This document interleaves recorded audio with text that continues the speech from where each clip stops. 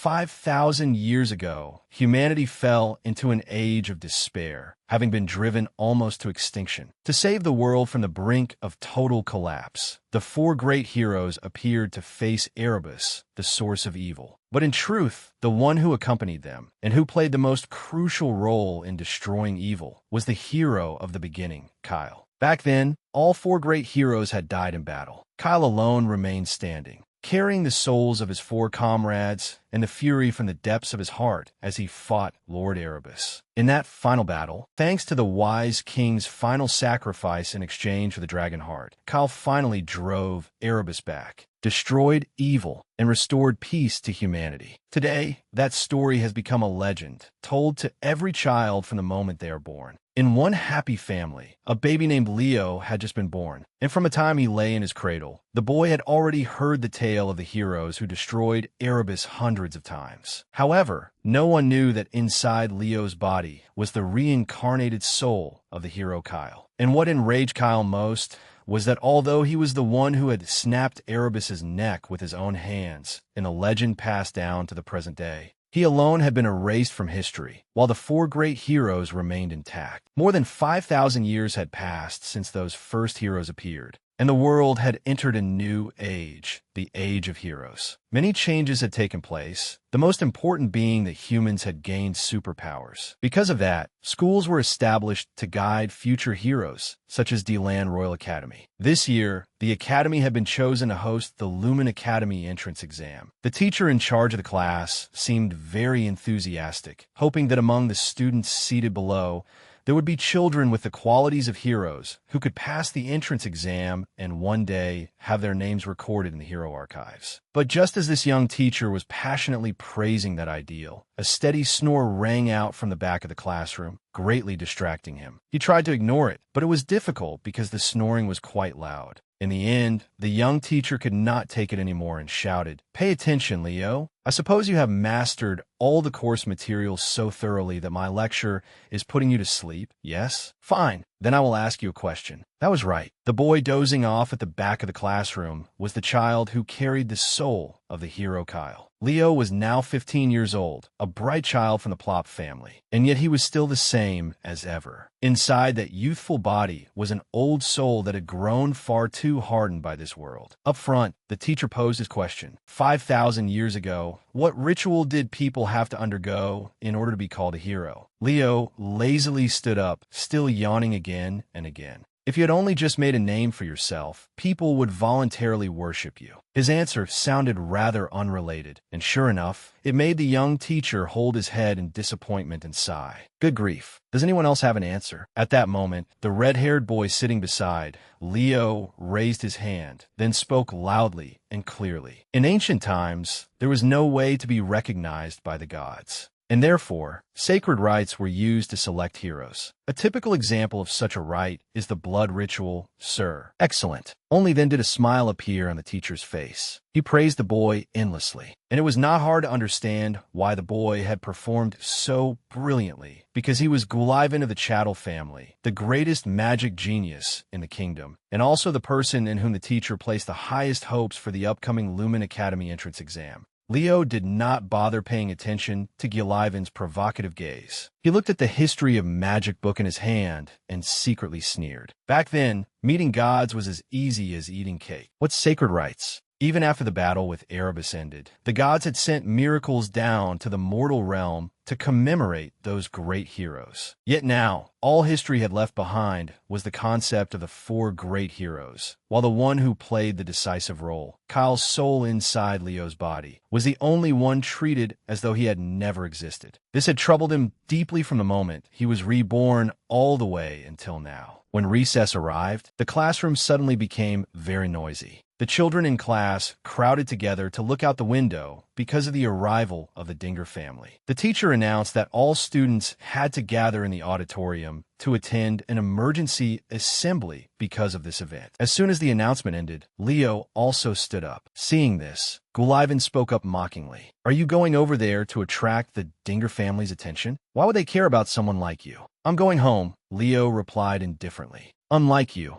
I'm not interested in this kind of thing. After saying that, Leo walked right past Gullivan, ignoring the fact that his face had turned red with anger. I'm not interested either. I'm only going to look at Celia Dinger as a rival. Sure, whatever. Leo returned to his family's mansion. Although he always acted indifferent at school, in truth, he was not lazy in this life either. As soon as he got home, Leo threw himself into training. To be honest, this body was better than the one he had in his previous life, so he absolutely could not waste its potential. Just as Leo carried a wooden sword out of the training room, he suddenly heard the sound of wind being cleaved apart right beside his ear, along with an extremely familiar voice. "What is you thinking so much?" Leo turned his head and saw his mother swinging a sword at him. Quick as lightning, he used his own sword to block it, then retreated just far enough to ensure his safety. "Why did you suddenly ambush me, Mother? It's been a long time since we sparred." Lady Plop replied, as if it were perfectly natural, even though she had just swung a real sword at her own son. "Mediocre talent will not be enough to pass Lumen Academy. This is your final test, Leo." The moment she finished speaking, Leo's mother charged at him again with the sharp sword in her hand. Although she was a woman, Leo was still only a teenager, and there was a considerable difference in their strength. Yet Lady Plop still had not gone all out, and she even intended to increase her power further. Leo struggled to defend against her, wondering whether his mother had picked him up from a garbage heap long ago. "Mother, aren't you showing me a little too much tough love?" Although he complained like that, he had in fact just blocked a difficult move from his mother. That made her even more excited, and she attacked even more fiercely. Her speed soared, and the force of her strikes was twice what it had been before. But at that very moment, Lady Plop was also alarmed because she had struck far too hard. If Leo could not dodge, she would be guilty of accidentally killing her own son.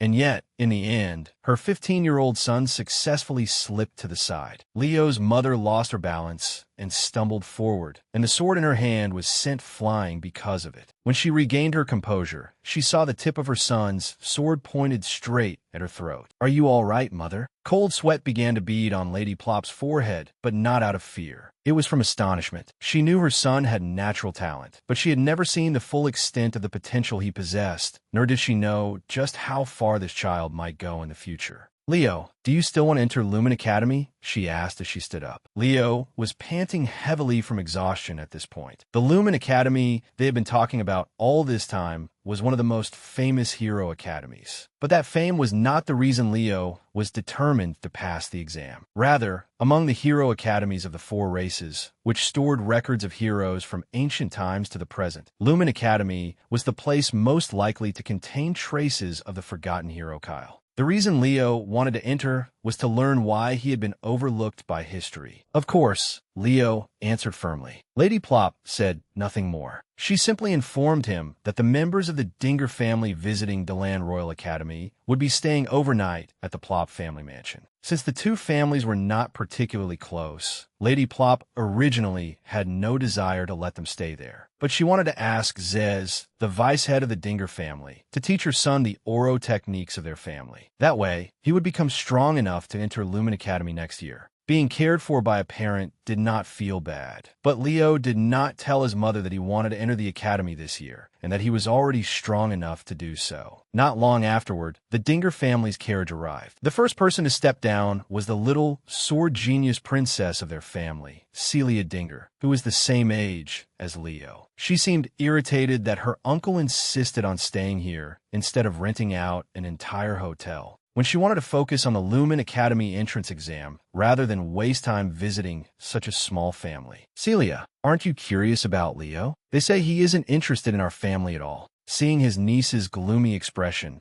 Zez tried to strike up a conversation with her. "Well, if he's a potential knight who can't even use Oro, then he isn't very impressive," Celia replied haughtily. "I don't think so." Even when they entered the Great Hall and met the Lord and Lady of the castle, Zez Plop and Xena Plop, Celia was still sulking. But when she clearly saw Lady Plop's face, the girl's mouth fell open in astonishment, and she understood why Zez had insisted so strongly on staying here. The woman had red eyes and black hair, and her features somewhat resembled Celia's father and uncle. "It is a pleasure to meet you, Celia." Xena reached out first, her manner extremely confident. "Greet her, Celia," Zez reminded the girl. "This is Xena Plop, your aunt." After the greetings, Zez and Xena went into a private room to talk. He kept complaining about how the students at Delan Academy had all rushed out to look at them, creating a very chaotic scene. Leo was the only one who had left for home on his own, which felt like a heavy blow to the great pride of the Dinger family. I apologize if my son's behavior seemed disrespectful.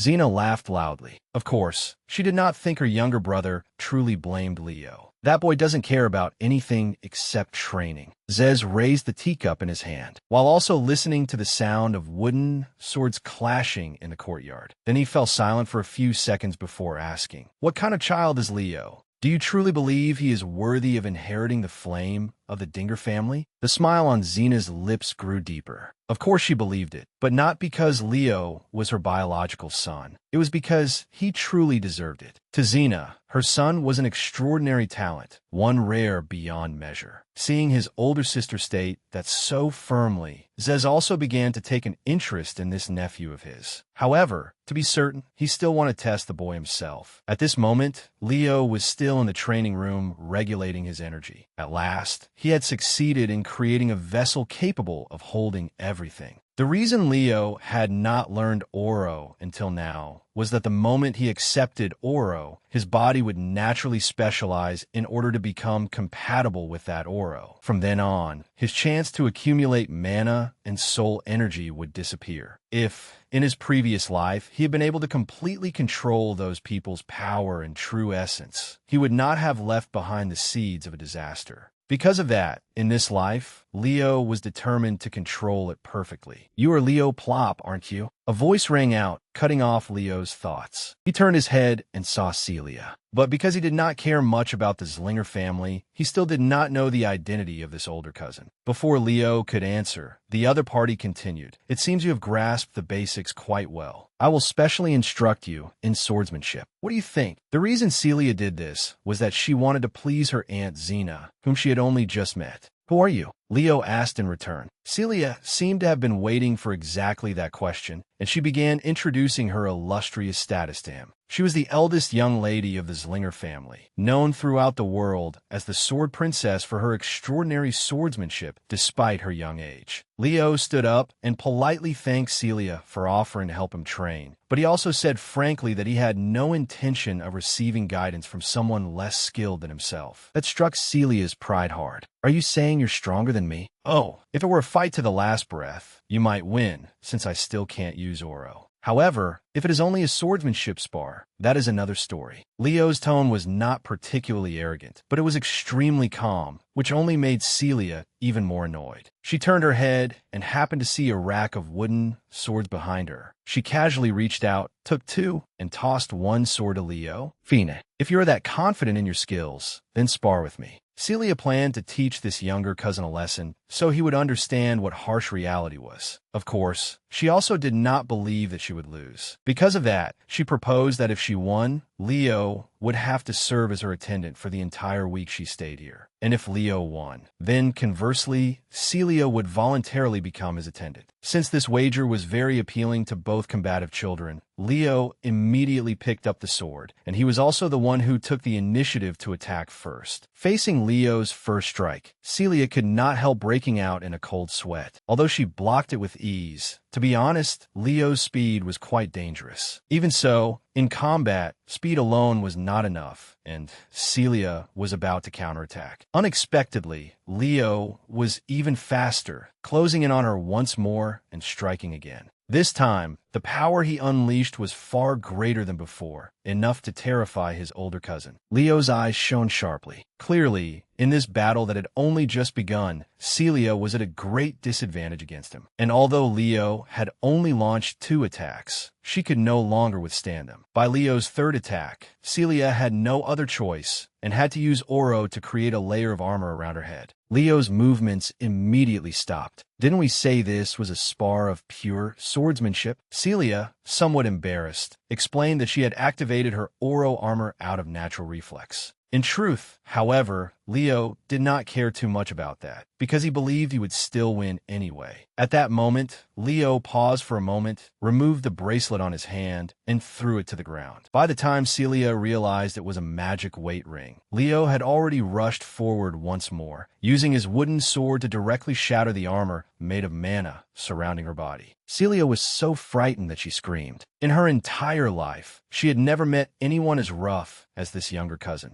When Leo left the training room, he immediately ran into his mother walking together with Jace. Xena called him over and told him to greet the man. Leo obediently and politely did as he was told. Jace's eyes seemed to light up as he looked at the child. "I am Jace Slinger. Perhaps you already know this, but I am your maternal uncle. It is a pleasure to meet you." Leo reached out and carefully shook Jace's hand to end this social greeting. At that moment, Xena seemed to remember something and asked whether he had met Celia yet. At that, Leo looked somewhat awkward, and his eyes shyly glanced behind him. Xena and Jace also looked in that direction, and coincidentally saw Celia being carried out on a stretcher by two servants. One person quickly came over to Jace and reported to him what had just happened. At that moment, Jace's gaze toward Leo changed somewhat. A child who could defeat Celia with only a body that had not yet mastered Oro was definitely not ordinary. To defeat Celia, you must possess an astonishing ability. Jace praised him sincerely, then asked, "But what did the two of you wager with each other?" "The loser becomes the winner's attendant. It seems Celia Slinger will have to be my maid for the next week." Leo answered very confidently. At that moment, Jace's gaze darkened. He told Leo that keeping one's word was indeed very important, but Celia's status was that of the eldest young lady of the Slinger family, one of the most powerful families in the kingdom, and she could not become anyone's maid, even her cousin's.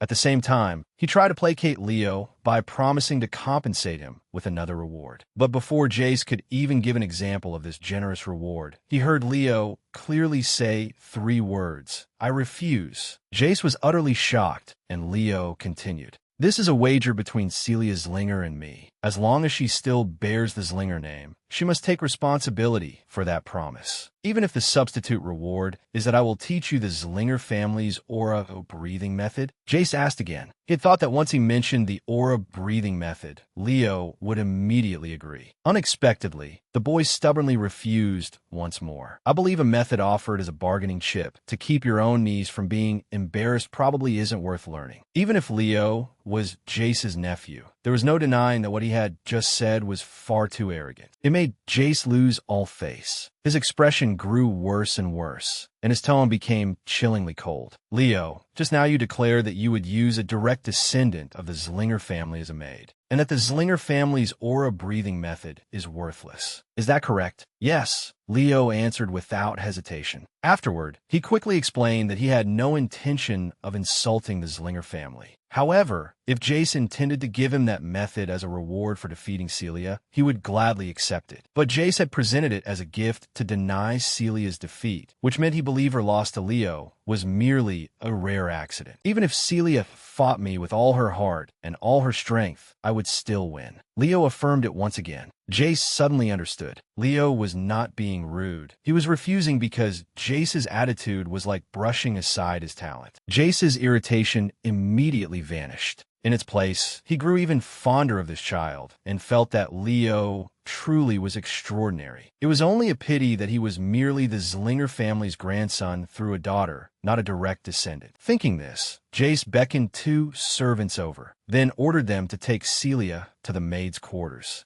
The 2 soldiers under him were extremely surprised by the order, but neither dared disobey. "Leo," Jace affectionately patted Leo on the shoulder, then reminded him, "In less formal settings from now on, you may freely call me Uncle." "Yes, Uncle," Leo answered just as naturally, instead of using the formal address of Lord Jace as he had before. He also knew that this uncle had officially acknowledged him. After Leo left, Jace returned to speak with Xena. Originally, she had persuaded him to come here only to teach Leo the Slinger family's aura-breathing method. But after witnessing the talent and firm stance of this 15-year-old child, Jace felt that he should return home and persuade the family head, who was also their elder brother, so that he could teach Leo the breath of the phoenix. The next morning, when the first rays of sunlight shone into Leo's room, Celia, dressed in a maid outfit, angrily pushed the door open and walked in. "I am Celia. The maid will take care of you for the next week, young Master Leo." That outfit truly did not suit the great young lady at all, but a bet was a bet. What did she do? "That outfit suits you." Who would have thought that someone with your usual noble style would look so good in a simple maid uniform? Leo's honest praise made Celia both embarrassed and offended.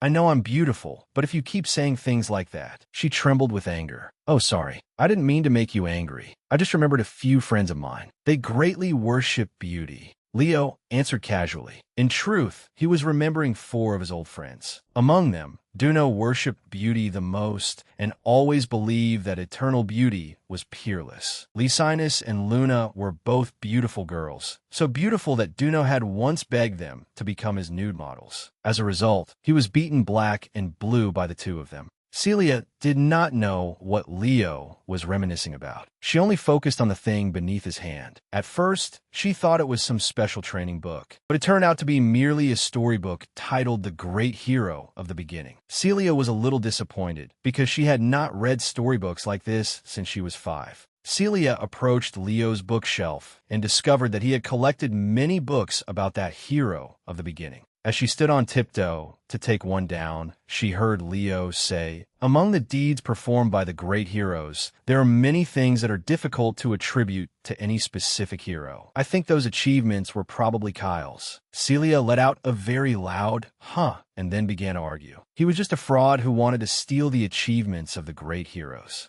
Those words were like a slap to Leo's face. But the truth was that most people nowadays thought that way, so it was not strange for a 15-year-old child like Celia to think so as well. Leo decided not to talk to her about this issue anymore. He wanted Celia to serve him breakfast because it was almost time for training. Upon hearing the word training, Celia's eyes immediately lit up, and she took the initiative to beg Leo to let her train with him. Her purpose was to uncover the secret behind his strength. After hearing this, Leo looked at her with eyes full of suspicion. "It will be hard to keep up. Will you be all right?" His voice was perfectly normal, but Celia felt that the content of his words was filled with contempt. After all, she was the sword princess. Why did this younger cousin keep looking down on her? And so, after breakfast, the stubborn Celia still decided to follow Leo to the training room. And as it turned out, he had not been joking. The intensity of his training nearly made Celia stop breathing. She was beaten until she sat collapsed on the ground, gasping for air.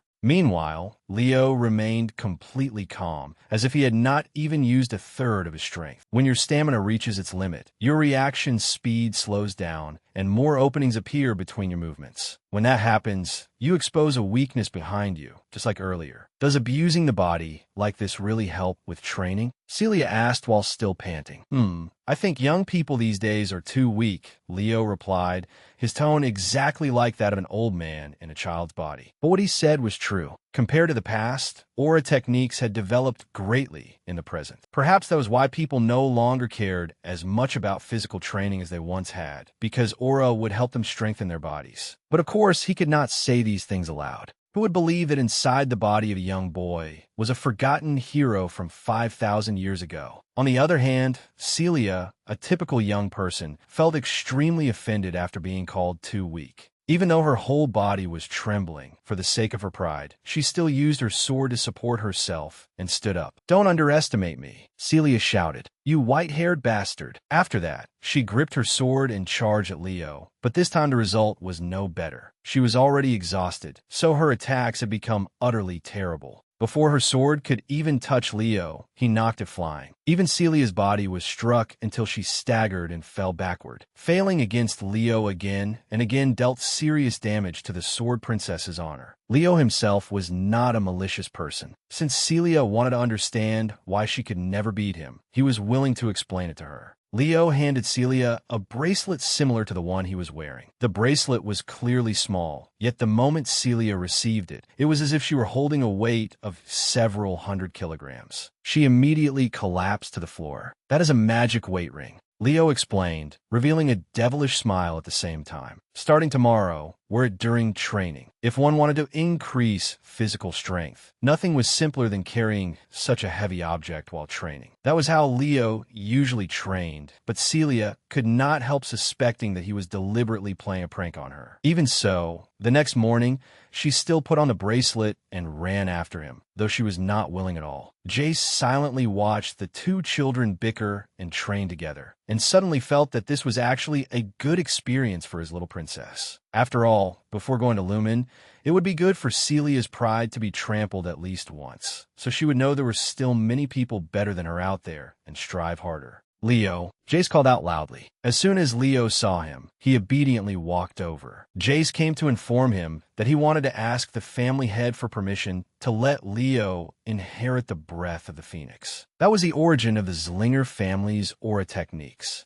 Leo had heard that only those recognized by the family could inherit that technique. If he could learn it, then it would certainly bring only benefits and no harm. Celia was currently so tired she could barely breathe, but she still did not forget to eavesdrop. As soon as she heard Jay say this, she sprang to her feet. Father will not agree so easily. Of course, Jace knew that too, so he gave Leo a condition. That condition was that Leo had to pass Lumen's entrance exam this year. Hearing this, Celia let out another very loud huh, because Lumen's entrance exam was truly a battle, while Leo still could not use aura. If he was made to rush into it, it would be too dangerous. However, in his previous life, there was no danger he had not experienced. Therefore, he agreed without thinking too much. Jace smiled in satisfaction. As expected, he had guessed beforehand that Leo intended to take the entrance exam this year, not next year as Xena had once said. After they finished discussing that matter, Leo immediately returned to his endurance running while wearing the magic ring, and Celia hurriedly ran after him because she did not want to be left behind by this younger cousin. Her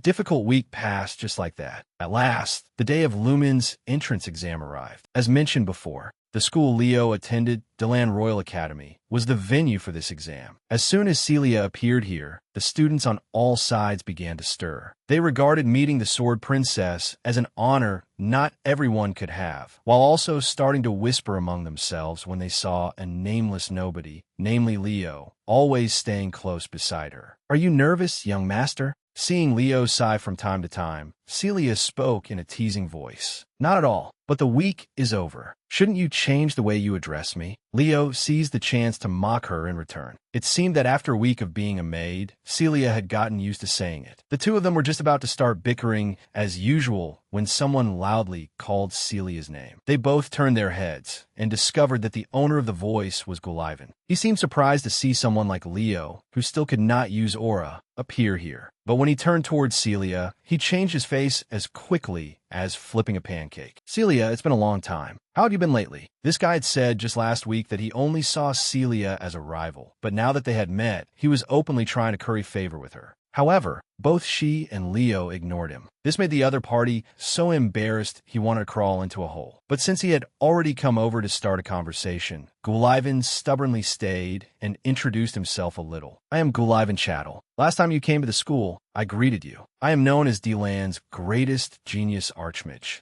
Listening to the other party boast about himself without the slightest shame, Celia immediately grew impatient. Before Gullivan could even finish speaking, she cut him off. "Sorry, but I don't remember who you are at all." After saying that, she grabbed Leo's hand and pulled him away first, leaving the embarrassed Gullivan behind. But before the two of them had taken more than a few steps, Celia heard someone else call her name. This time, it really was someone she knew. They were two siblings from the Llewellyn family, 16-year-old Abad and 14-year-old Chelsea. "It's been a long time, Celia." Although Abad's tone sounded friendly, Celia looked at them with eyes like daggers. As for Leo, he had absolutely no idea who these two were, until Celia explained that they were the Llewellyn siblings, who came from the same heroic lineage of the Lorden Empire. "Those two will be coming with us. In that case, we absolutely cannot lose to them, Leo. We cannot let the Zlinger family lose to the Llewellyn family." Celia spoke in a fiercely competitive tone, her hand already clenched into a fist, revealing her towering determination. "Actually, I'm from the Plop family," Leo corrected her. At this moment, the Llewellyn siblings had already walked up to them. For the sake of minimum courtesy toward the descendants of a heroic lineage, Celia had no choice but to respond. "It has been a long time, Abad Llewellyn." As expected, Abad immediately asked who the person standing beside Celia was. She reluctantly introduced him as the son of the Plop family, a noble family of the Deland Kingdom. Celia had deliberately emphasized the word noble. Yet in Abad's eyes, Leo was still nothing more than an insignificant small fry. His arrogant attitude was practically a declaration of war against the two children. "The top position will definitely be mine, Celia. Now let's go, Chelsea." After throwing down a provocative sentence, Abad led his younger sister away. Celia looked at their backs, visibly furious. Abad was famously arrogant, and she swore that she would definitely crush them underfoot in this exam. Not long afterward, the students began to gather because of the appearance of Anbai Zarin Lumen, a professor at Lumen Academy. Seeing that Anbai was so young, yet had already reached the rank of professor, his strength was certainly not ordinary. And that was the truth, because Anbai's appearance even made a spoiled young lady like Celia look up at him. Only Leo still had absolutely no idea who the person before him was. "You really don't know?" Celia seemed shocked by her younger cousin's ignorance. "He is a hero whose name is recorded on the list of heroes." Leo let out a no. So that Professor Anbai was one of the people called heroes in this era? He carefully observed the other party once more and sensed him. Then he discovered that a dense stream of mana was continuously pouring out from the man's left eye. Anbai had appeared to explain the rules of this exam to the students. The types of challenges in the entrance exam would include duels and monster extermination, with each person taking turns to fight. That had always been the traditional method through many exam seasons. But this year, the whimsical professor suddenly found it extremely boring. Without saying a word, Anbai directly burned the paper in his hand that recorded the exam rules. After that, he took a magic book out of his pocket, titled The Heroic Register, Anbai's World. Chapter 1. The Wild Forest. The moment he opened the book, a gigantic magic formation suddenly appeared in the great hall and swallowed all the students inside. I hate inefficiency, so I'll combine everything and finish it all in one go. Leo had once heard his classroom teacher lecture about that heroic register. It was not merely a simple historical record. Its true value lay in its ability to materialize a hero's world, which would contain the experiences of heroes from ancient times. Moreover, upon reaching the hero's world inside the book, one could also inherit the power of the heroes who came before. In other words, that book was like a hero training system. When Leo opened his eyes, he had already been thrown into a wild forest inside the hero's world. At this moment, Anbai's voice echoed above the students again. This place is called the Wild Forest. The objective is very simple: survive. Whether you cooperate or eliminate each other, I don't care. Do whatever you must to survive. Those who want to give up can break the sphere in their hands and return. That is all. While the children were still confused, not knowing where that voice was coming from, Leo calmly observed the forest. This place had truly been constructed in great detail, making him feel as if it were exactly like the elven forest before it was polluted by the witch Queen Shalana. What is this? This is too scary. I want to go back. Suddenly, rustling sounds came from the bushes beside the path, and several students were immediately frightened. This is only an illusion. How pathetic, another student said disdainfully. Leo did not say a word, but inwardly, he was rejecting what that female student had just said. This was not an illusion. Though this world might have been built from the examiner's memories, everything that happened here was real. It contained traps that could cost someone their life at any moment. He had only just thought that when the first danger arrived, but it did not come from anything born within this forest. It came from another student. If Leo had not reacted quickly, that blue arrow would have pierced straight through him. He looked in the direction from which the arrow had been fired, and what entered his sight was the hem of a dazzling, luxurious skirt. We've met before, haven't we? I'm glad I can eliminate someone from the Zlinger family. It took Leo a few seconds to recognize that face. This girl was Chelsea, the younger sister from the Llewellyn family. Though she was younger, her aggressiveness and arrogance were no less than her brother's.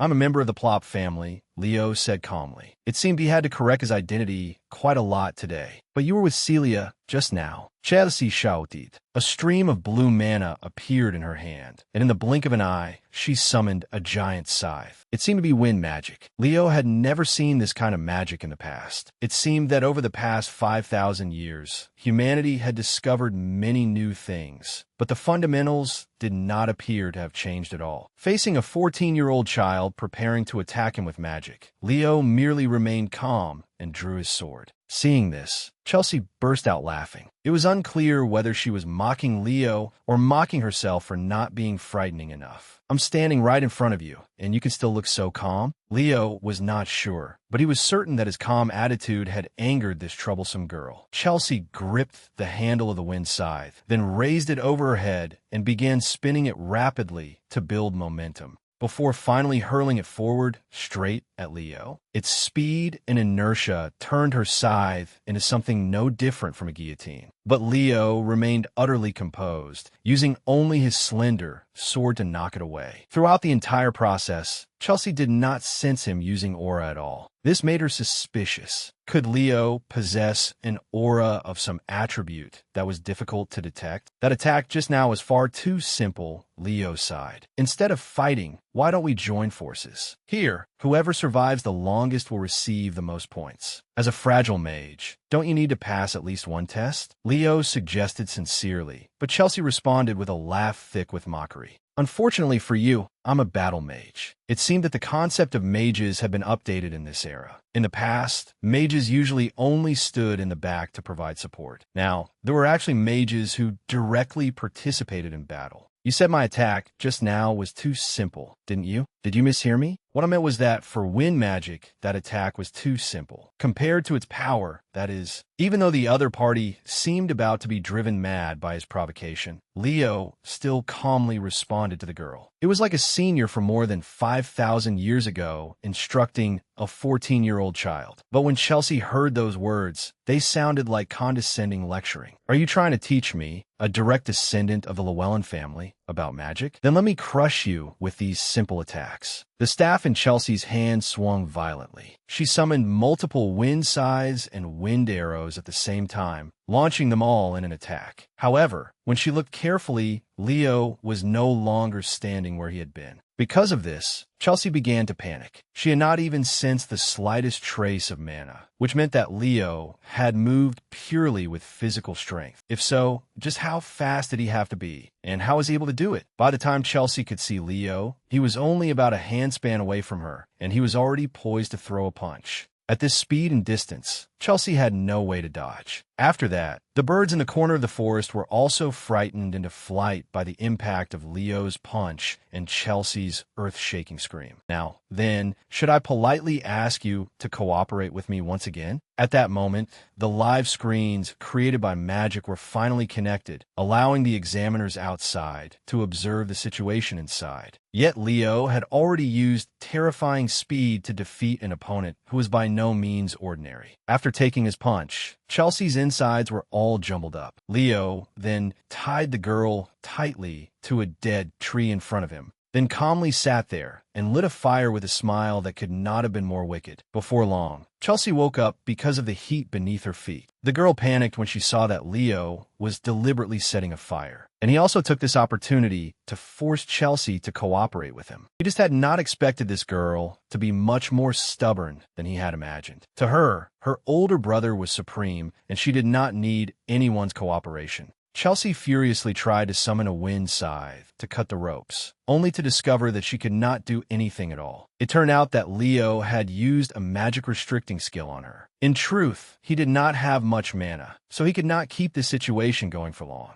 Before his mana ran out, Leo had to subdue this girl. The fire he had lit burned stronger and stronger, while Chelsea, unable to escape from the ropes, was becoming extremely panicked. In the end, the girl agreed to Leo's demand for cooperation, but he was so ruthless that he even forced her to swear on the name of her family. Chelsea was forced to the point of tears, but protecting her life was the most important thing. So in the end, she was still subdued by Leo. I swear on the name of the Llewellyn family that I will cooperate with you. Leo smiled in satisfaction. Children were easy to trick in any era. He loosened the ropes, and Chelsea immediately fell down, but he caught her. Otherwise, she definitely would have landed hard on her backside. Welcome to our cooperation, Mage of the Llewellyn family. Aside from Leo and Chelsea, many other fights between students also broke out afterward in the wild forest. The examiners were still closely watching them through the live screens, and it seemed that no one had yet reached the standard needed to catch the judging panel's eye. Because in their view, choosing to compete and fight one another in this very first stage was an extremely foolish act. As expected, Celia was one of the most closely watched candidates. That was because she was one of the two people who got straight to the point, along with Abat Llewellyn. Although they disliked each other, instead of fighting, they had begun hunting monsters. The live screen changed again, turning toward Leo Plop. Unlike Celia, he had never been highly evaluated. The examiners even felt that his moves were childish. However, because Chelsea was cooperating with him, it still ensured that he would obtain the required score. In the eyes of the examiners, he did not possess overwhelming strength or rank like Celia or Abat. But up to this point, he was becoming a surprisingly dark horse. That girl, Chelsea, might still be young, but she was also in the category of a fierce beast. Although she was very unhappy about having to cooperate with Leo, she had sworn on her family's honor, so she still had to fight with all her strength. Chelsea kept muttering that she should have cooperated with a knight instead.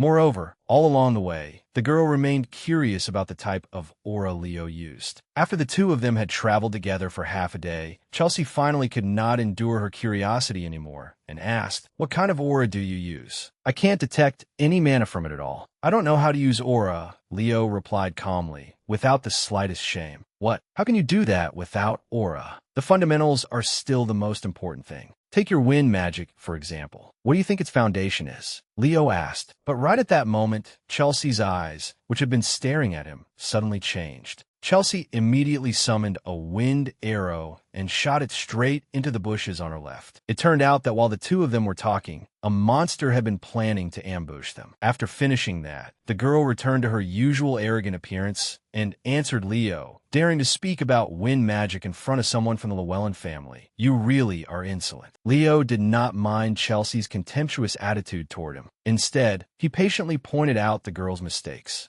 At the same time, he also approached the corpse of the monster that Chelsea had just taken down, only to discover a powdery substance with a strange scent surrounding it. It seemed Leo had figured out the condition for passing this exam. But right then, his sharp intuition told him that danger was approaching. By instinct, Leo immediately hugged Chelsea and threw himself to the side. This action allowed them to avoid a life-threatening explosion. "Hey, we almost got them. We need to take down Chelsea Llewellyn first. The other one isn't worth anything." A familiar voice rang out nearby, accompanied by footsteps drawing closer and closer. It turned out to be someone they knew, Gulivan and his teammates. Leo had never expected this stupid brat to become any smarter. But since he had come looking for him on his own today, Leo did not mind giving them a proper beating. And so, Gulivan's first teammate took a punch from him and collapsed on the spot. It was only a purely physical punch, yet the other party was still unable to dodge it. This left Gulivan and the remaining boys stunned. "Watch my back, Chelsea," Leo instructed. For some reason, after seeing this series of ridiculously cool actions from him, the girls suddenly felt that he did not seem quite so hateful. Chelsea immediately composed herself and brought out a wind scythe to support her teammate. Meanwhile, Leo's hand had already moved to the hilt of his sword, ready to act against any fool. With his far from ordinary combat ability from 5,000 years ago, anyone could figure out who would win this battle, Leo or Gulivan. And so, after a while, that red-haired brat fled with his tail between his legs, using every ounce of strength he had, hoping he could find another team to join. At that time, Gulivan happened to run past Celia and Abat. Because she recognized the brat, Celia pulled Abat and tried heading in the opposite direction. The scene before them left both of them deeply shocked. They found Leo and Chelsea both safe and sound, but the area around them was unmistakably a battlefield, with monster corpses and students lying scattered everywhere. As soon as Chelsea saw her older brother, she hurriedly threw herself into his arms to let him know she was safe. Celia, however, looked at Leo and asked suspiciously, "Why are you with that girl?" "I propose that we cooperate," Leo replied. "There's no way that stubborn little girl would agree. But I managed to persuade her. Leo's usual dangerous smile appeared on his face again. Celia did not know exactly what he had done, but based on what she had seen of Leo over the past week, she knew that his so-called persuasion definitely had not been mere words. All right, don't waste time standing here chatting. As Leo spoke, he walked over to the students he had just knocked down, then helped them up. His actions greatly surprised Chelsea, who did not understand why Leo would help them. But he was not the kind of person idle enough to do volunteer work during an exam. It was simply that Leo had already seen through the fact that they should not be fighting one another. Instead, they should join forces to defeat this world created by Anbai. That was because there was a mutation in the wild forest, and the proof was the scattered monster corpses around them. Every single one of them was shriveled, as if they had been malnourished for many days. Moreover, ever since they entered this place, they had encountered very few monsters. This proved that another high-level monster had appeared and was hunting the other monsters in the forest. The other three listened and found his reasoning more and more convincing. Moreover, they had also heard that the first achievement of the hero Anbai was defeating a high-level monster. Therefore, the hypothesis Leo proposed was very likely true. Just as they reached this point in their discussion, a horrifying roar suddenly echoed from deep within the forest. That sound was so frightening that it made the children freeze stiff in place. If what Leo said was correct, then the high-level monster had finally appeared. Meanwhile, the foolish Gullivan was completely unaware of the danger before him. He was still wandering alone through the forest looking for teammates, with the goal of making Leo fail no matter what. In the hazy darkness, Gullivan suddenly tripped over something, and he was so frightened that he fell backward when he discovered it was a human corpse. Gullivan was extremely tense, sitting on the ground for a long time, unable to stand, while his hand clutched his staff tightly. Then both his staff and his hair were suddenly covered in some kind of sticky, filthy liquid. Gullivan felt that something was very wrong, and when he was clear-headed enough to see his surroundings, he discovered something horrifying. Behind him was a gigantic monster, and the liquid on Gullivan's head was its saliva. As more time passed, more and more students who had failed the challenge escaped, and by now there were already over 500 of them. They were all boasting about how many people they had defeated inside the wild forest. But in Professor Anbai's eyes, all of them were failures. Seeing that the situation was not very promising, another proctor walked over to Anbai and whispered, "Even if the overall level isn't very good, you should still choose the best 100 like the other areas." Right now, only 50 students remain in the test. Even so, Anbai remained extremely firm. Even if no student met the standard he had set, he was prepared to fail them all. Although Principal Alien already knew his personality, he had still assigned Anbai to be responsible for this task. Because of that, Anbai became even more determined to be strict, as he felt that a true hero could only be found in a moment of hardship and absolutely could not be selected carelessly. All this time, Anbai's gaze had remained fixed on Leo. He guessed that Leo had discovered the matter of the mutated monster in the forest, but discovering it was one thing, while defeating it was another. Therefore, Anbai was extremely looking forward to Leo's next performance. At this moment, in the wild forest, Leo was leading the force he had just gathered and actively searching for that monster. Gullivan's teammates were actually not very willing, but in any case, following him was better than being left behind to be torn apart by monsters, so they had no choice but to reluctantly follow. The group had not run for long when Celia, who was at the front line, stopped and drew her sword. "There's something ahead. Get ready." A dazzling red light appeared at the tip of her sword, temporarily illuminating a corner of the forest. And thanks to this light, they were able to see Gullivan barely clinging to life in the mouth of that monster. Abat anxiously raised his staff, wanting to summon wind magic, but Leo stopped him, because if he launched an attack now, Gullivan might lose his life. "Wake up, Gullivan," he shouted. "Hurry and break the crystal sphere in your hand." Leo's shout truly snapped Gullivan back to his senses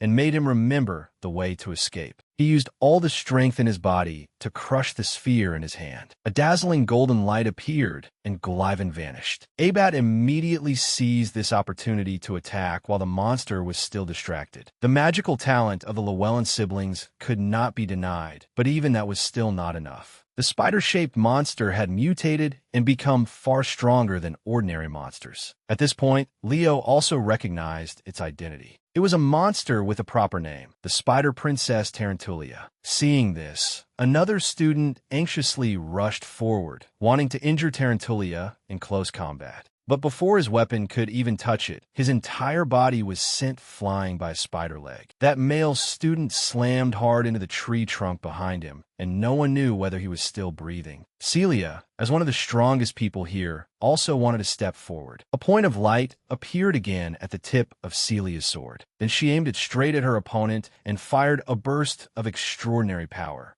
She thought she could finish it off with this single blow. But unexpectedly, after that attack, the spider was still completely fine, with only a few light scratches on its skin. Impossible, Celia murmured in shock. The difference in offensive power between a knight and a mage was like night and day. Even in such a tense situation, seeing Celia like that, Abat still did not forget to make a sarcastic remark. He took the lead again, using his staff to create a tornado. Abat's power was so great that it almost swept away several students in the team. Fierce winds, sharp as blades, surrounded the spider. If it had been an ordinary monster, it would probably have been sliced into 100 pieces. But astonishingly, Tarantulia was still unharmed, and even had the strength to leap forward and counterattack Abat. Chelsea was horrified at the sight, and immediately struck to save her brother. But Abat still had a deep gash torn into his right arm by the spider's leg. Though he was in great pain, he had to act as if he was fine in front of his sister. After all, he was already lucky to have kept his life. What kind of monster is this? Its regenerative ability is far too terrifying. The remaining students began to panic. If even Celia and the Llewellyn siblings could do nothing to it, what could they possibly do? It is the daughter of Saladna, queen of Tatatros, a monster in the army of Air Boss that once leveled the fairy forest. Leo explained, answering the student's question from earlier. But as soon as he finished speaking, everyone's expressions changed, including Celia's and the two Wind Mage siblings. At that moment, he was certain that the magical power in Anbai's left eye, which he had sensed earlier, was the power of the Fairy Spirit King. Tarantulia ruled the cursed wild forest. It had destroyed the forest of the fairy race and devoured the right hand of the Fairy Spirit King, who had bravely fought against it. Leo had originally thought Luna had destroyed Tarantulia 5,000 years ago. But it seemed the Fairy Spirit King's right hand inside its stomach had saved its life. Or more accurately, the ring worn on the Fairy Spirit King's right hand had saved it. That was because it was the source of infinite life energy, the Ring of Life. If that monster is the key to clearing this test, then I will defeat it. Though Abat was badly injured, he was still full of fighting spirit. Who gave you that right? Celia also refused to back down. And so, without arranging it beforehand, the two of them attacked the spider demon at the same time. The strength of these two children was monstrous among their peers, if not the strongest outright. But even when the two attacked together, the spider continued to regenerate without suffering any real damage. It's useless, Leo said. It will keep regenerating until both of you have your mana drain dry. You're saying that because you have an idea, right? Celia asked in return. The two of you need to work together. As soon as Leo finished speaking, Abat immediately refused, saying he wanted to be the one with the highest score. And of course, Celia was not enthusiastic either, since she did not like him. Stop being so childish. If we cannot defeat the heroic Register's world, all of us will fail. After Leo called them childish, both Abat and Celia froze stiff. But they could not deny that what he said was correct. At this rate, if they did not cooperate, the whole group would fail the exam together. But the problem was that even if the two worked together now, they still needed time to create an attack powerful enough to finish it off. And besides Celia and Abat, there was no one capable of holding back that monster long enough for them to prepare that attack. However, that was only what Abat thought. In truth, there was someone here capable of doing it, Leo. And he took the initiative to accept the task of holding the monster back. What? Are you crazy? You cannot even use aura, Celia said anxiously. I know. That is why I can only buy you 5 minutes. If Leo could use aura, he would have been able to deal with Tarantulia by himself. Abat was still very worried, afraid that their one and only attack would fail. But Leo was brimming with confidence and did not believe that worst-case scenario would happen. After all, from ancient times to the present, wind and fire had always been good friends. They had always harmonized and complemented each other well. Therefore, an attack formed by Abat's wind and Celia's fire would certainly produce an extraordinary effect. After finishing his encouragement of the two, Leo picked up a random weapon from the ground and advanced. When he stood before Tarantulia, memories of the past returned to him of the fiercest battles. Feeling his blood boiling throughout his body, Leo charged forward and attacked first. Long time no see, monster of Tatatros. 5,000 years ago sounded distant, but those old memories remained intact in Leo's mind. Back then, when Tarantulia ravaged the fairy forest and was slaughtered by Luna, he had also been there and had even saved a young spirit boy.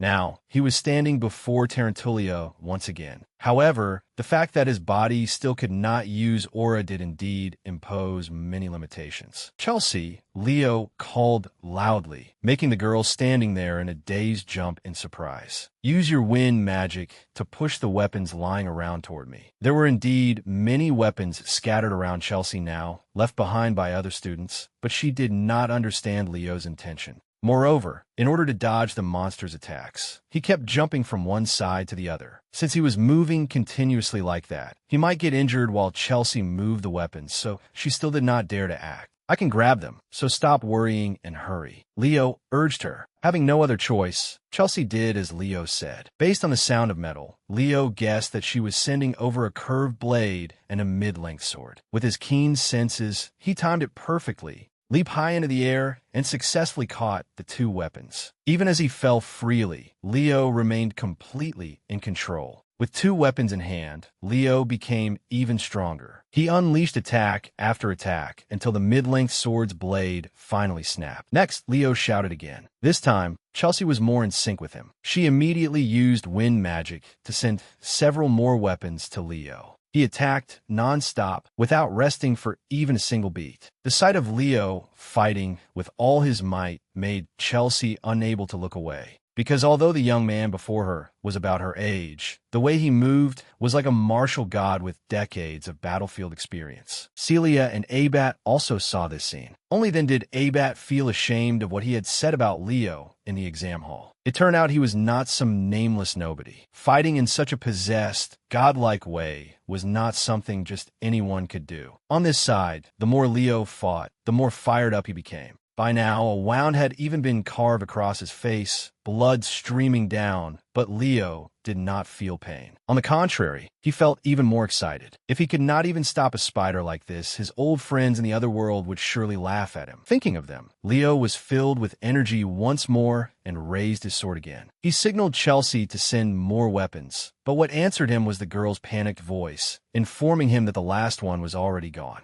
At that moment, Leo's heart seemed to skip a beat. Without weapons, how could he fight barehanded, especially when the opponent was Tarantulia? Fortunately, at the most critical moment, Celia and Abat had finished their preparations. Celia's entire body was covered in blazing energy, though her arm kept trembling from a strain. "Leo, I'm ready. Get out of the way." Immediately afterward, Celia used all her strength to unleash this do-or-die technique. The power of the attack exceeded even her own imagination. To be precise, Celia released a sea of fire that instantly swallowed Tarantulia whole. No matter how powerful the monster's regenerative ability was, once surrounded by such a massive blaze, it could not recover in time. In the end, it was burned to ash. The ring of life inside its stomach also fell out, marking the clearing of the opening chapter in Ambai's world. Celia let out a breath of relief and collapsed onto the ground. Fortunately, they had succeeded. But what occupied her mind now was not the lethal technique she had just unleashed, but the fact that Leo had truly held back that terrifying monster for more than 5 minutes, even though he could not use aura like the others. Celia had been about to open her mouth to praise him for doing well, but Chelsea cut her off in a voice twice as loud. "Amazing, Truly amazing. You look just like a hero from the stories." The girl's eyes and tone were filled with worship, completely different from when they first met. Chelsea even took the initiative to beg Leo to teach her close combat because she wanted to become an excellent battle mage. Hearing this, Celia's terrifying memories from the Plop family mansion resurfaced, and she could not help laughing. "I truly hope you get to experience Leo's training methods for at least 1 week." Chelsea stared blankly, not understanding what Celia meant, and Celia had no intention of explaining it to her. Meanwhile, Leo had walked over and picked up the Ring of Life from the ground. The moment he touched the ring, a spirit appeared.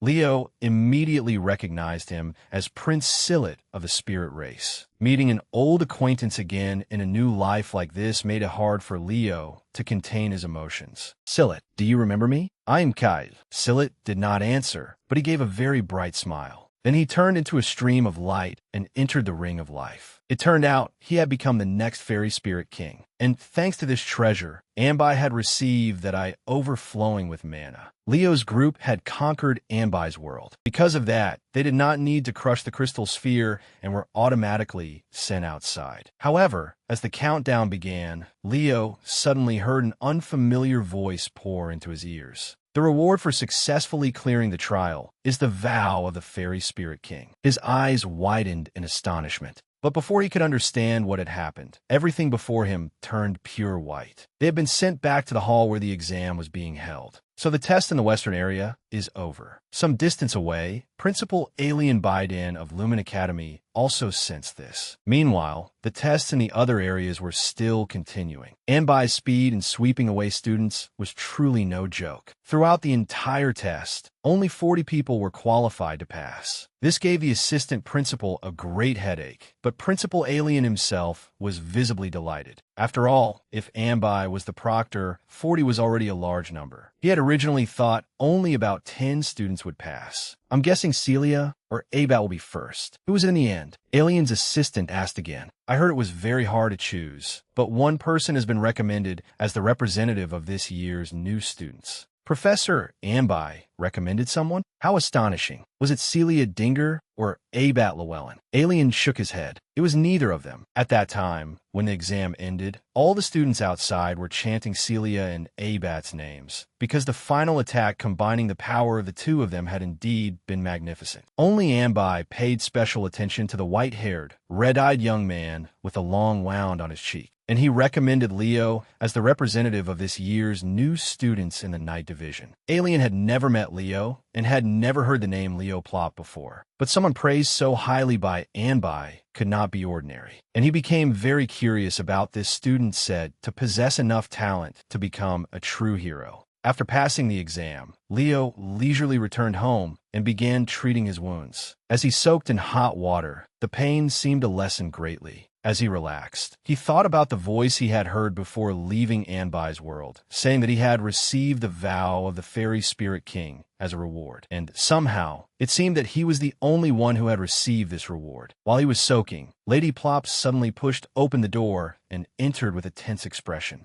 Leo guessed that something must have happened. Sure enough, as soon as she opened her mouth, she immediately asked, "Leo, do you know why I was expelled from the Zlinger family?" Rena's question stunned Leo, but this was not a question he needed to answer because she gave him the answer herself. Back then, when saving her comrades, Rena lost the flame of the Zlinger family. That was what led to her name being removed from the family register. But from then until now, she had never regretted that decision. And today, Rena suddenly told her son about this because she hoped Leo would use his strength and talent for justice. "Leo, congratulations on being accepted into Lumen Hero Academy." Seeing his mother's radiant smile, Leo was finally able to relax a little. After circling around so seriously for so long, it turned out she had been in such a hurry just to announce the news of his admission. Not long afterward, Leo arrived at the center of the world, the city of Lemuria, and Lumen Academy was right before him. It cannot be denied that this place was far more prosperous and bustling than his home. As soon as Leo stepped through the teleportation gate, he saw someone familiar. Zez had come all the way there to greet his nephew and congratulate him on being accepted into the academy. According to him, over the past month, the Zlinger family had been caught up in an almost endless debate. The reason was whether Leo was qualified to inherit the breath of the phoenix. After all, Rena no longer bore the Zlinger name, and he was her son. However, the elders were very impressed by the way Leo had passed the recent entrance exam, so the final result was fairly positive. As Zez spoke, he tossed an ornate key into Leo's hand and said it was the key to a subspace. Leo tried to open it. When the key completed one full turn,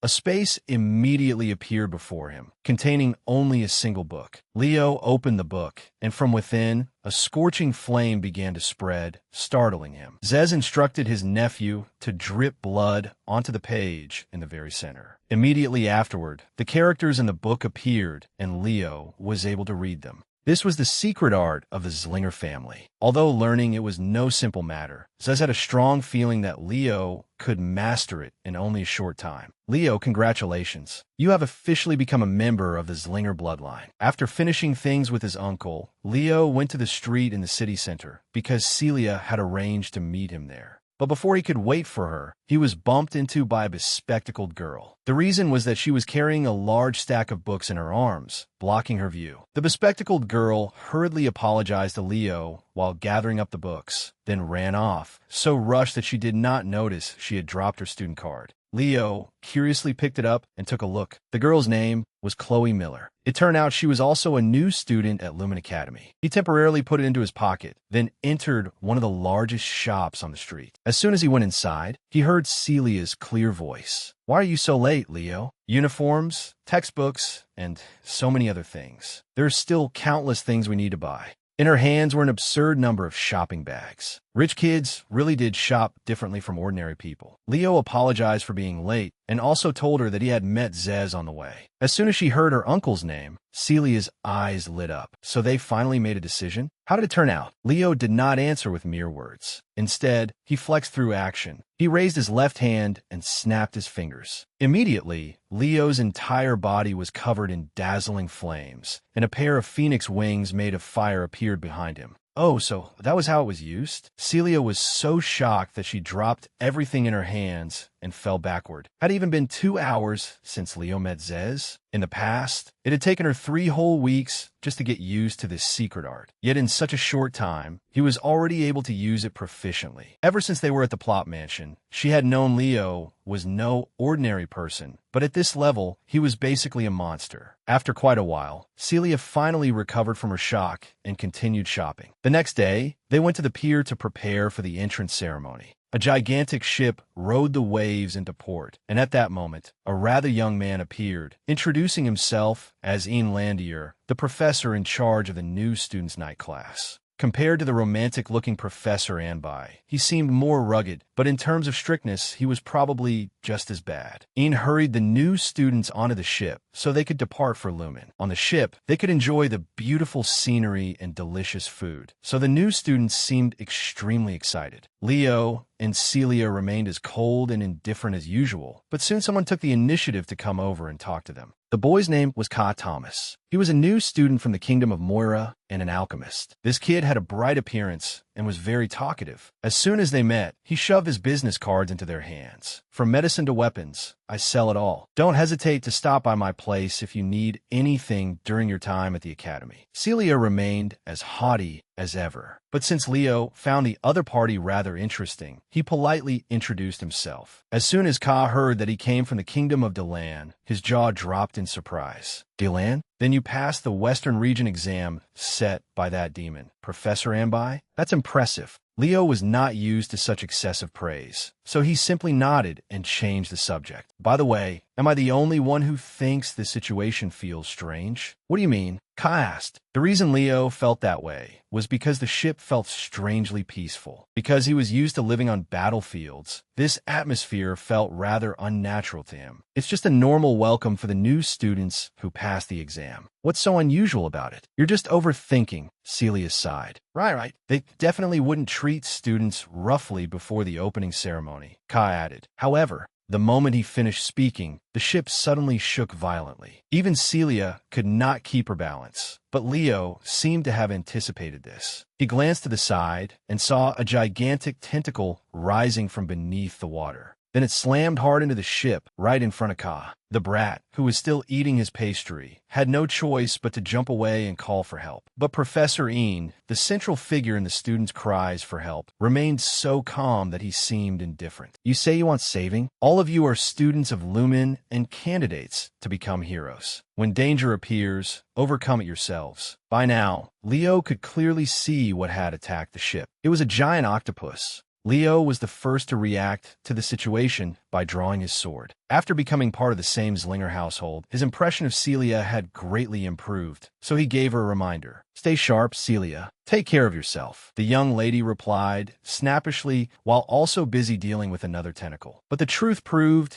that Leo's warning had not been unnecessary. After Celia released her fire element power, the monster sprayed her with water, soaking her from head to toe. This was the natural behavior of Kraken. It reacts to heat by spraying water. "That's basic knowledge, my lady," Leo muttered. Celia was about to snap back, but her words were cut off by the shrill scream of another student. That student had been tightly wrapped around the leg by one of the octopus's tentacles and lifted into the air. Celia completely forgot about arguing with Leo, and the two of them rushed over together to rescue their classmate. Although she was soaked from head to toe, the young lady still fought with great intensity. Ian observed every second of both their actions. He was extremely surprised. Celia had already been famous for a long time, and she had also scored near the top in the entrance exam, so the decisive way she attacked was not surprising. What surprised him was Leo's actions, because he looked even fiercer than Celia. Ka was still watching with his mouth hanging open when a frozen tentacle suddenly fell on him, nearly flattening him. He was so angry that he sprang to his feet and shouted, "Hey, be a little more careful." Leo looked toward the person attacking the monster. He then discovered that it was the bespectacled girl he had run into on the street yesterday. Unlike her foolish, clumsy appearance back then, Chloe now looked extremely cool as she used ice magic with great skill, facing the octopus alone. "If you can't protect yourself, then have the sense to step back," Chloe said. That line was directed at Ka. It turned out this girl had quite a sharp tongue, too. Ka sighed and began muttering again. "Sigh, strong people never care about us getting caught in the middle of their battles." The moment he finished speaking, several more tentacles fell. The culprits this time were the Llewellyn siblings. This was also the first time Leo had seen them again since the end of the exam. As soon as Abad appeared, he quickly challenged Celia as usual. But because she was already too used to this, she did not even bother to respond. Only his younger sister, Chelsea, looked at Leo with a gaze full of hidden meaning this time, completely different from their first encounter. Unfortunately, he did not care because Leo was busy looking at Professor Een. Even in this situation, the man was leisurely pouring himself another glass of red wine. Een announced that the Great Lake leading to Lumen contained many monsters, not just this kraken, and that it was the perfect greeting for the welcome party. While the students fought the monsters, Een observed them very carefully. As expected, the captains clearly stood out. Among them were Chelsea in the east, the quarrelsome pair Celia Zlinger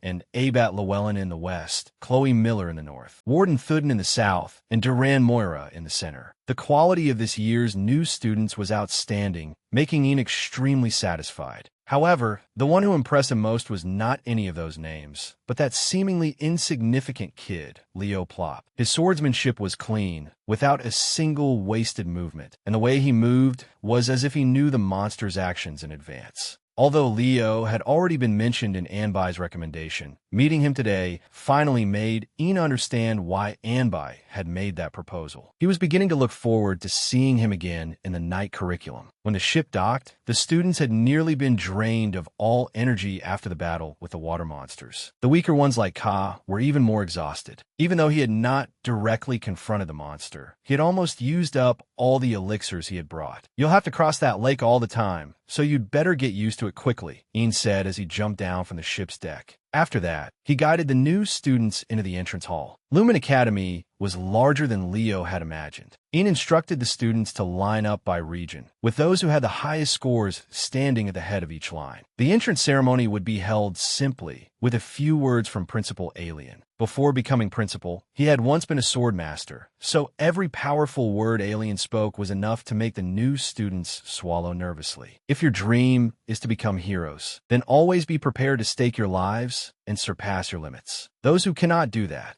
At this point, Alien suddenly slammed his hand down on the podium, splitting it in two at once. Do not belong here. After doing that, even he himself felt that he had gone a bit overboard. The professors at the academy had long since gotten used to it, so no one had any objections. Sure enough, the longer they taught at Lumen, the more they felt the dignified image of Sword Master Alien crumble year by year. After the principal's speech came the speech by the representative of the new students. This was the part the new students looked forward to the most. Those at the top competed against each other, while those at the bottom were eagerly curious to know which name would be chosen from among the most outstanding students of the 5 regions. Not only Celia and Abad, but all the other top students held their breath and waited. But in the end, the new student representative whose name was called was Leo Plop. Even Leo himself had not expected this to happen, so the others were even more shocked. Leo unconsciously looked toward Anbai and discovered that he was wearing an encouraging smile. He immediately understood that this strict professor had recommended him. Under the doubtful gazes of many students, Leo took the speech and slowly walked up to the podium. Leaving Celia and Abad aside, he could clearly see the murderous looks and attitudes of the top students from the other regions. Was the academy trying to make him provoke the people who had nearly met the requirements to stand in this position instead of him?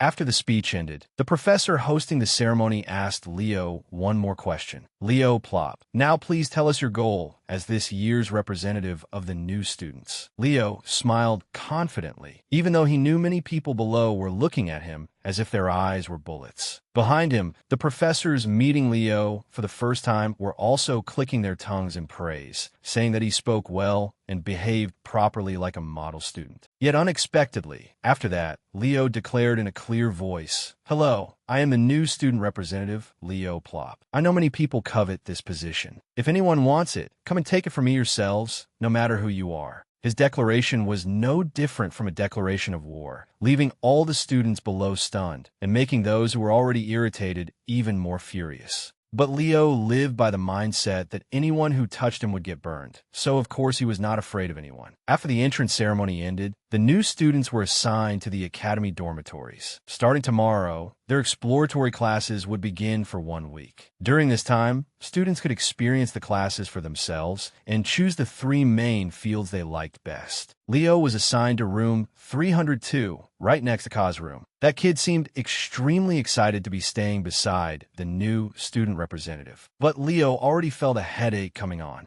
He entered his room, threw himself onto the bed, and let out a sigh. At last, he could relax after a long and exhausting day. Leo thought back to the speech he had given earlier. In truth, he had already clearly determined his goal before coming here, but of course he could not say it in that speech, because his goal was to find his own heroic register, Kira. In the academy dining hall, the students were preparing their meals amid noisy surroundings. Ka appeared with a cheerful expression and suggested, "Leo, let's eat together." Leo picked up his fork while agreeing. "Sure." Then a voice announced, "New student representative." Suddenly, something flew over and made Ka's bowl of soup splash up. Seeing this, Leo wondered, who is that? It was Duran, the captain of the Central Region. He walked over with an irritated face. "Did you mean what you said in yesterday's speech?" Leo remained seated and ate calmly as he answered, "Perhaps my words yesterday were a little provocative. Perhaps. If a stranger came and provoked people like that, then yes." Duran's eyes darkened with extreme anger. "Do you not know who I am? I'm the captain of the Central Region." Ka and Leo ignored him without paying any attention, sitting there and eating calmly and happily. He was so annoyed that he ground his teeth, and it was as if sparks were flashing around him. He did something that made the cheerful Ka freeze in place. Duran raised his leg high and kicked the 2 of their table into the air. A fork suddenly stabbed down with lightning speed. Someone used the fork to skewer the pieces of food at the speed of light before they could fall to the ground. It was Leo, holding his food tray in his hand. When Ka saw the pieces of roasted meat return to his tray, he felt extremely relieved.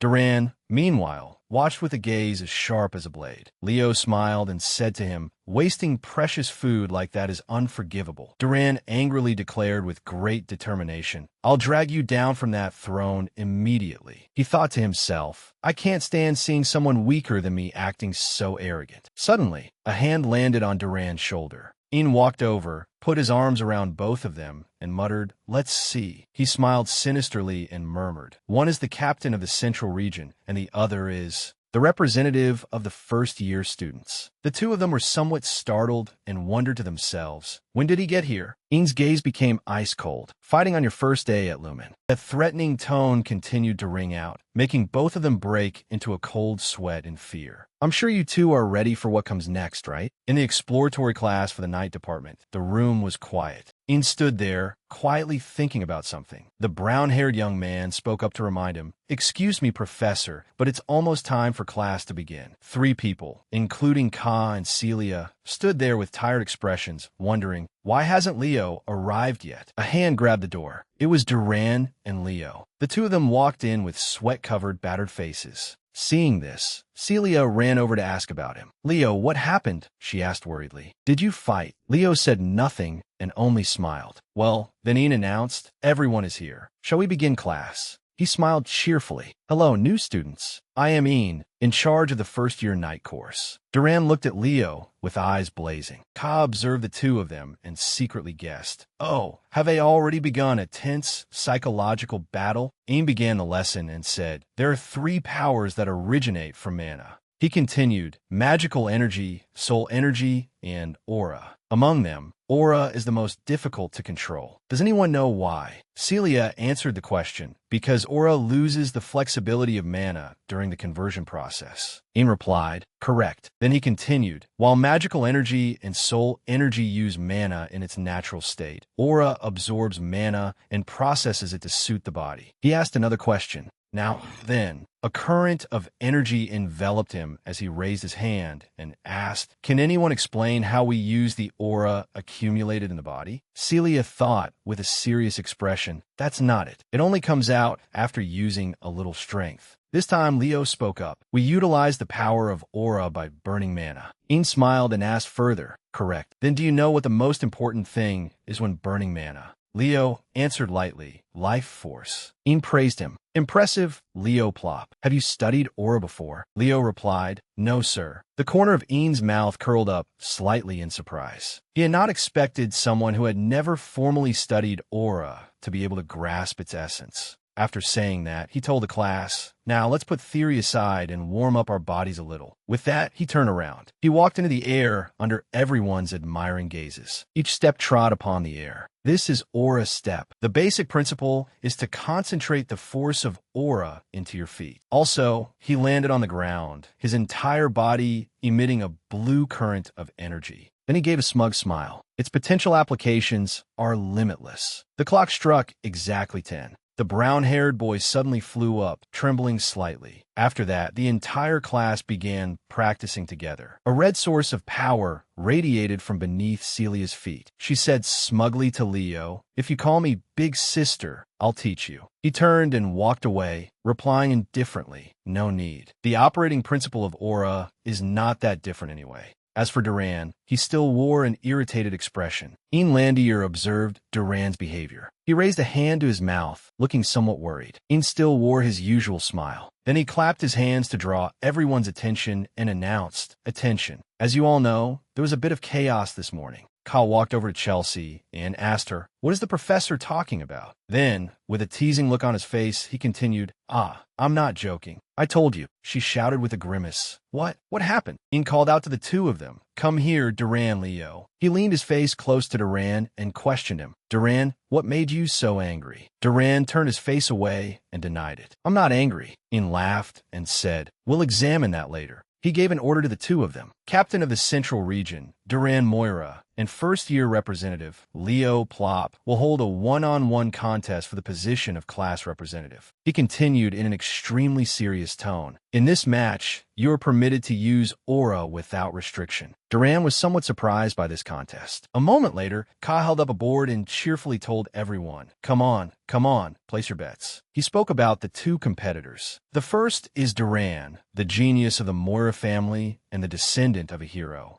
A master of lightning aura. The second is Leo, the nobody from the outskirts, and the mysterious person who suppressed the captains of every region and became the first-year representative. The people around them whispered to one another. I mean, he's the first-year representative, so he should show us something, right? For what I saw earlier when he was talking with Celia, it looked like he couldn't even use Aura's step, didn't it? Did you hear what he did yesterday? I can't stand him. Not just anyone can become captain of a central region. On the other hand, that first-year representative still hasn't proven anything. Ian appeared and announced the rules. All right, the first person to reach the finish line wins. No matter who wins, you must accept the result. That is called the spirit of chivalry. Take your positions. Ready. Celia watched with a worried expression and thought to herself, honestly, Leo can't win. Her gaze turned toward Duran, who wore an irritable expression. But that guy always exceeds everyone's expectations. The shout rang out, "Start." The two of them charged forward at the same time. Duran glanced down with contempt and said, "I'll take first place, rookie." He accelerated until golden lightning appeared around him. Behind him, Leo still followed closely, concentrating hard as he tried to overtake him. Outside the field, astonished cheers kept ringing out. "That's Duran for you. So cool." On the other hand, the first-year representative. After images of flames appeared beneath Leo's feet, two male students watching the match sighed and criticized him. "Unbelievable. He's kind of pathetic." The person next to him replied, "Of course. That bastard becoming representative was a scam. I can't believe it."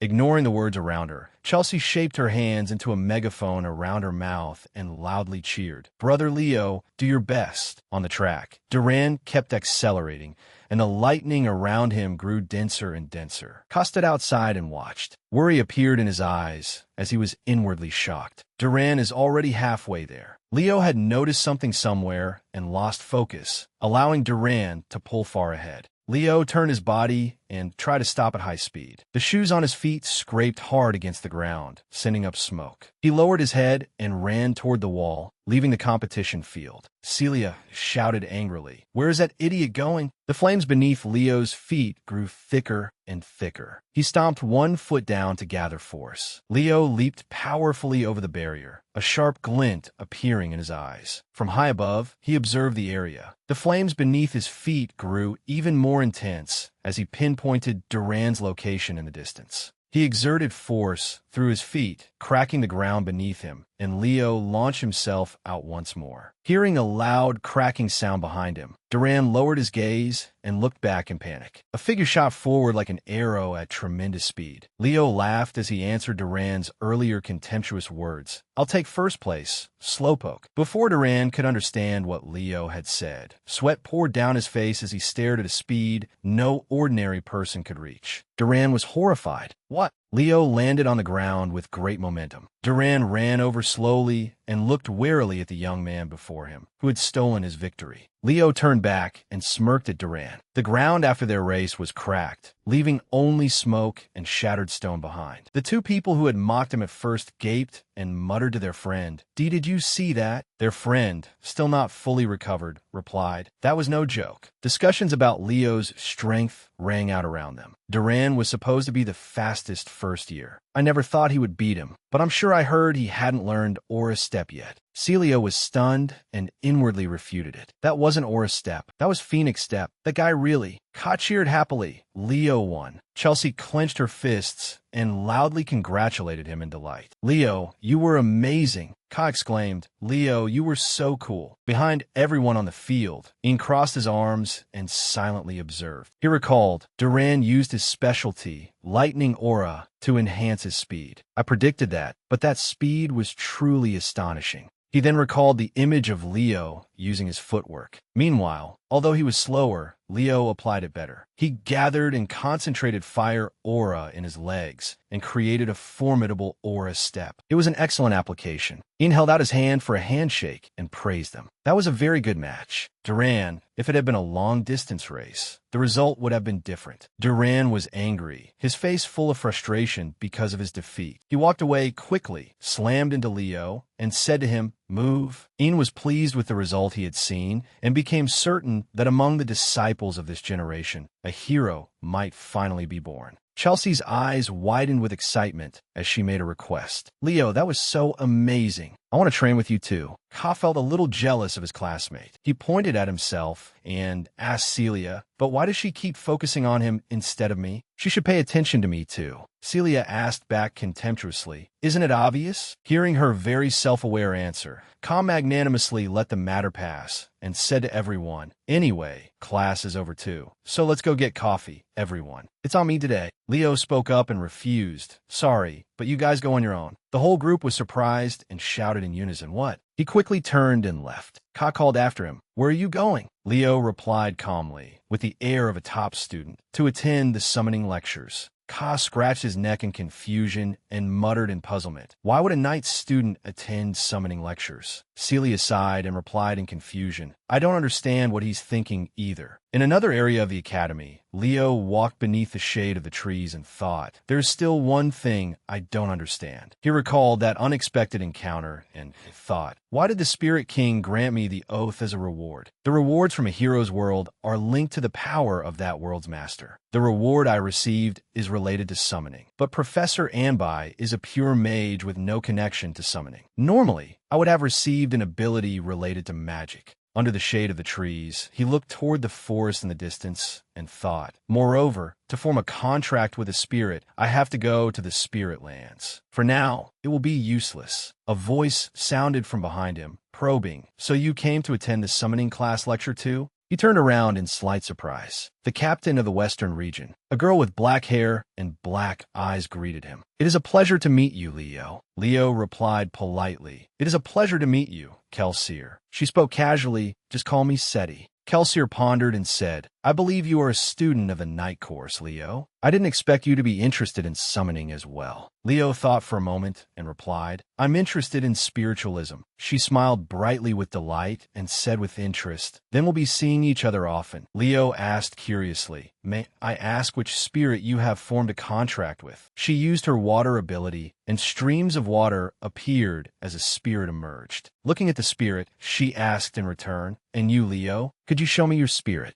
He answered frankly, I haven't formed a contract yet. She looked at Leo in surprise. Really? Then if you need help later, feel free to call me. I'll give you advice on spirit summoning. He agreed. Then I'll be counting on you. But how old are you? Kelsier placed a hand on her chest and said, I'm 17. You are 15, right, Leo? I saw you talking with Miss Celia. Hearing her speak, Leo remembered Chelsea and compared the two of them. 17. She looks really young. She looks even younger than Chelsea. Seeing him keep looking at her, she looked back in confusion. Kelsier looked at him suspiciously and teased. You were just thinking something indecent, weren't you? He turned his face elsewhere and denied it. No. Sunlight shone on her, leaving half her body in shadow. Kelsier smiled and said, but Leo, I was deeply impressed by your match with Duran. He asked in surprise, oh, you saw it? Recalling the moment she saw him surpass Duran, she was also very astonished. Kelsier replied, yes. She drew one foot back. Kelsier looked at him seriously and issued a challenge. One day, please accept my challenge as well. Leo accepted the provocation with interest. Of course. Hearing the answer she wanted, she smiled happily at him.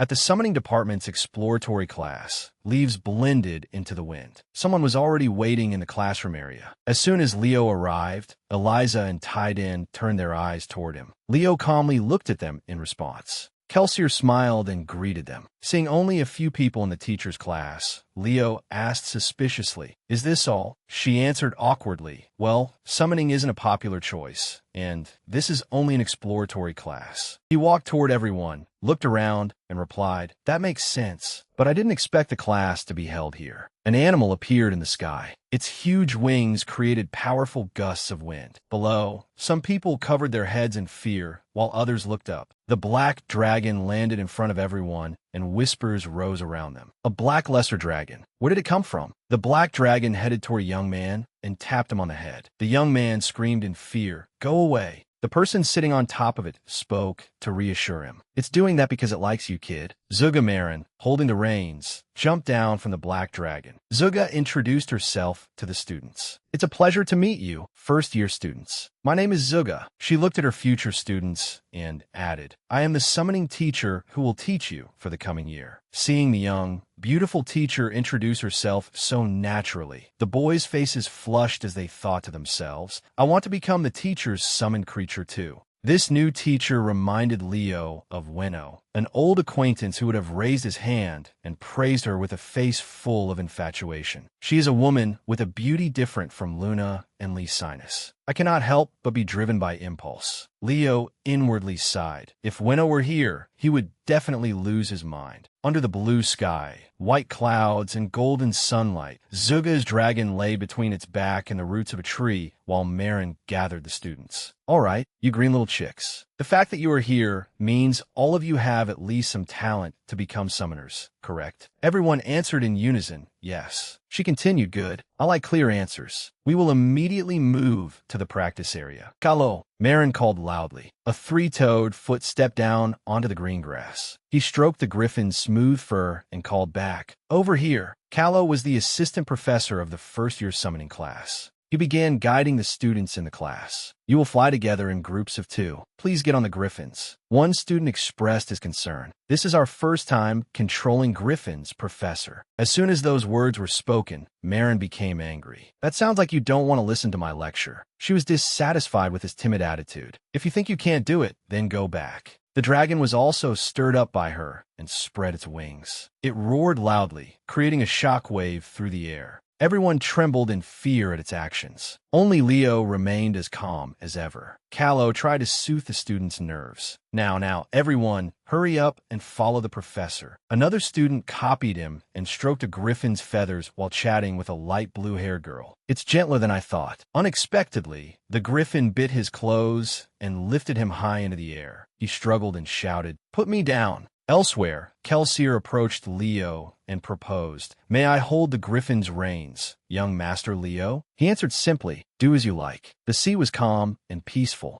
The beautiful sky was blue beneath the morning light. The students rode griffins together, soaring over the surface of the sea. Everyone was truly delighted and chatted excitedly. "I can't believe they let us ride griffins. That's Lumen for you. Hey, switch places with me. I want to ride too." "Ah, wait a little longer." Kelsier was very excited to hold the reins. "I was a little worried, but you're much gentler than I thought." Leo reminded her, "It's still better to be careful. Griffins are difficult summon creatures for first-time riders to control. Even though it's this friendly?" Kelsier wondered. She touched the reins around the griffin's neck. "That's because..." Leo stopped speaking when he heard the whistle blown by Zugamarin. The griffins that were flying all stopped. Their eyes opened wide, and their talons extended, becoming sharp. The griffins roared uncontrollably, causing the students to become confused and terrified. "They won't listen anymore. Why do they suddenly become like this? Professor, save us." This was also the answer to Kelsier's question. Until now, they had still been obeying the professor. The professor immediately gave an order. "Do you really think you can call yourselves students of Lumen Academy when you cannot even manage a single griffin? Try controlling them yourselves." Marin reprimanded them all. She needed capable people, said he shouted loudly while still struggling with the out-of-control griffin. From behind, Leo gently pulled her back against his chest. One hand supported her waist, while the other held the reins and guided her. Griffins have a strong sense of pride, so trying to overpower them with strength will only make them struggle even more violently. Kelsier became flustered and blushed. "Young Master Leo, what are you doing?" Their hands touched, slipped under the reins, and held them tightly. Leo leaned close to Kelsier's ear. His breath brushed against the nape of her neck, making it tickle a little. "Let's go," said he. Shut her eyes tightly, not daring to look ahead, while Leo calmly controlled the griffin as he pleased. They flew past Marin and Assistant Professor Callow. Marin watched this performance with interest. "Look at that. Not bad." She turned to her colleague to investigate further. "Callow, the first-year representative, is a candidate for the night course, isn't he?" Callow answered while checking his records. "Yes, that is what I know."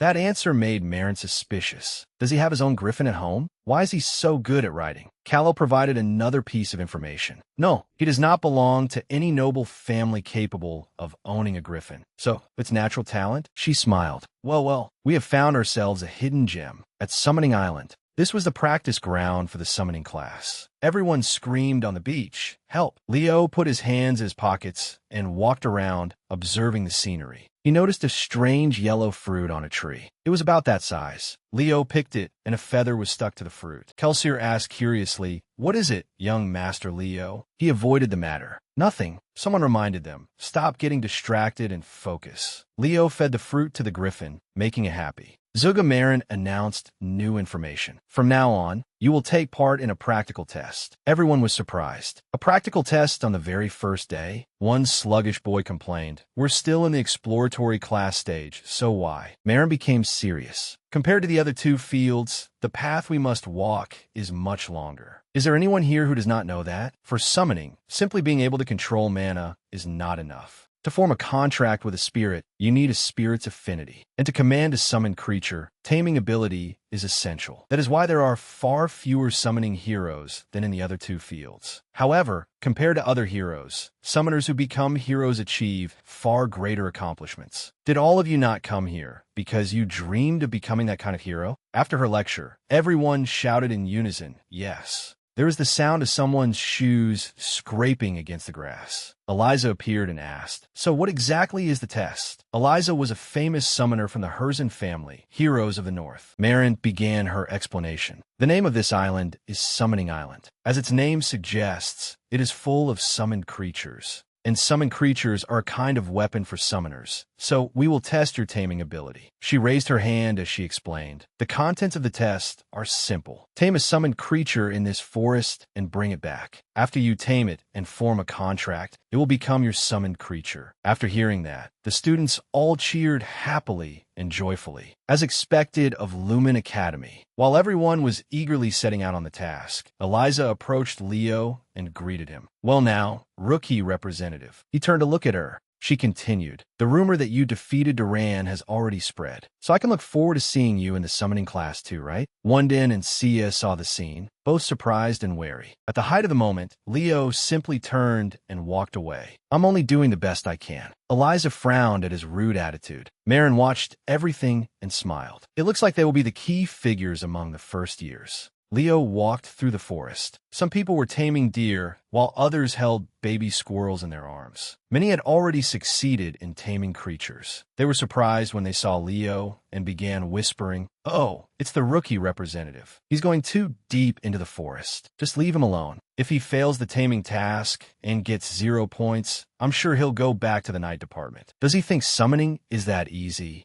Leo paid no attention to those words. When he reached a place where there was no one else, he stopped. Leo took out the feather from earlier and placed it on his hand. A circle of fire appeared and surrounded him. The powerful energy made goosebumps rise on his skin. The feather turned black, and a faint thrill welled up in his heart. "Just as I thought. This is..." Leo was stunned by the sight before him. Meanwhile, on another island, the weather was truly perfect for camping. Eggs were being fried, and meat was being grilled in a pan. A tent had been set up, with tables and chairs fully prepared. Along with it came a worried mother's voice. "Leo is still doing all right, isn't he?" His father placed the food on the table, speaking as if teasing her. "It is only the first day of school, Rena." Rena approached Rena with a glass of water. "You are already worried?" "Well," she replied, while Leo was still facing the surging flames. The flames erupted more and more fiercely, forcing him to shield himself with his hand. The blazing flames of the past and of legend. Rena said, "What could possibly happen?" And Leo also said, "This tremendous heat. It is one of the 3 great summons of Phoenix." A voice rang out from within the flames. "Child of the Singer family, I smell Rena's flame on you." Hearing that, Leo asked in shock, "You know my mother?" A laugh rang out, followed by the words, "Your mother? That is not wrong either."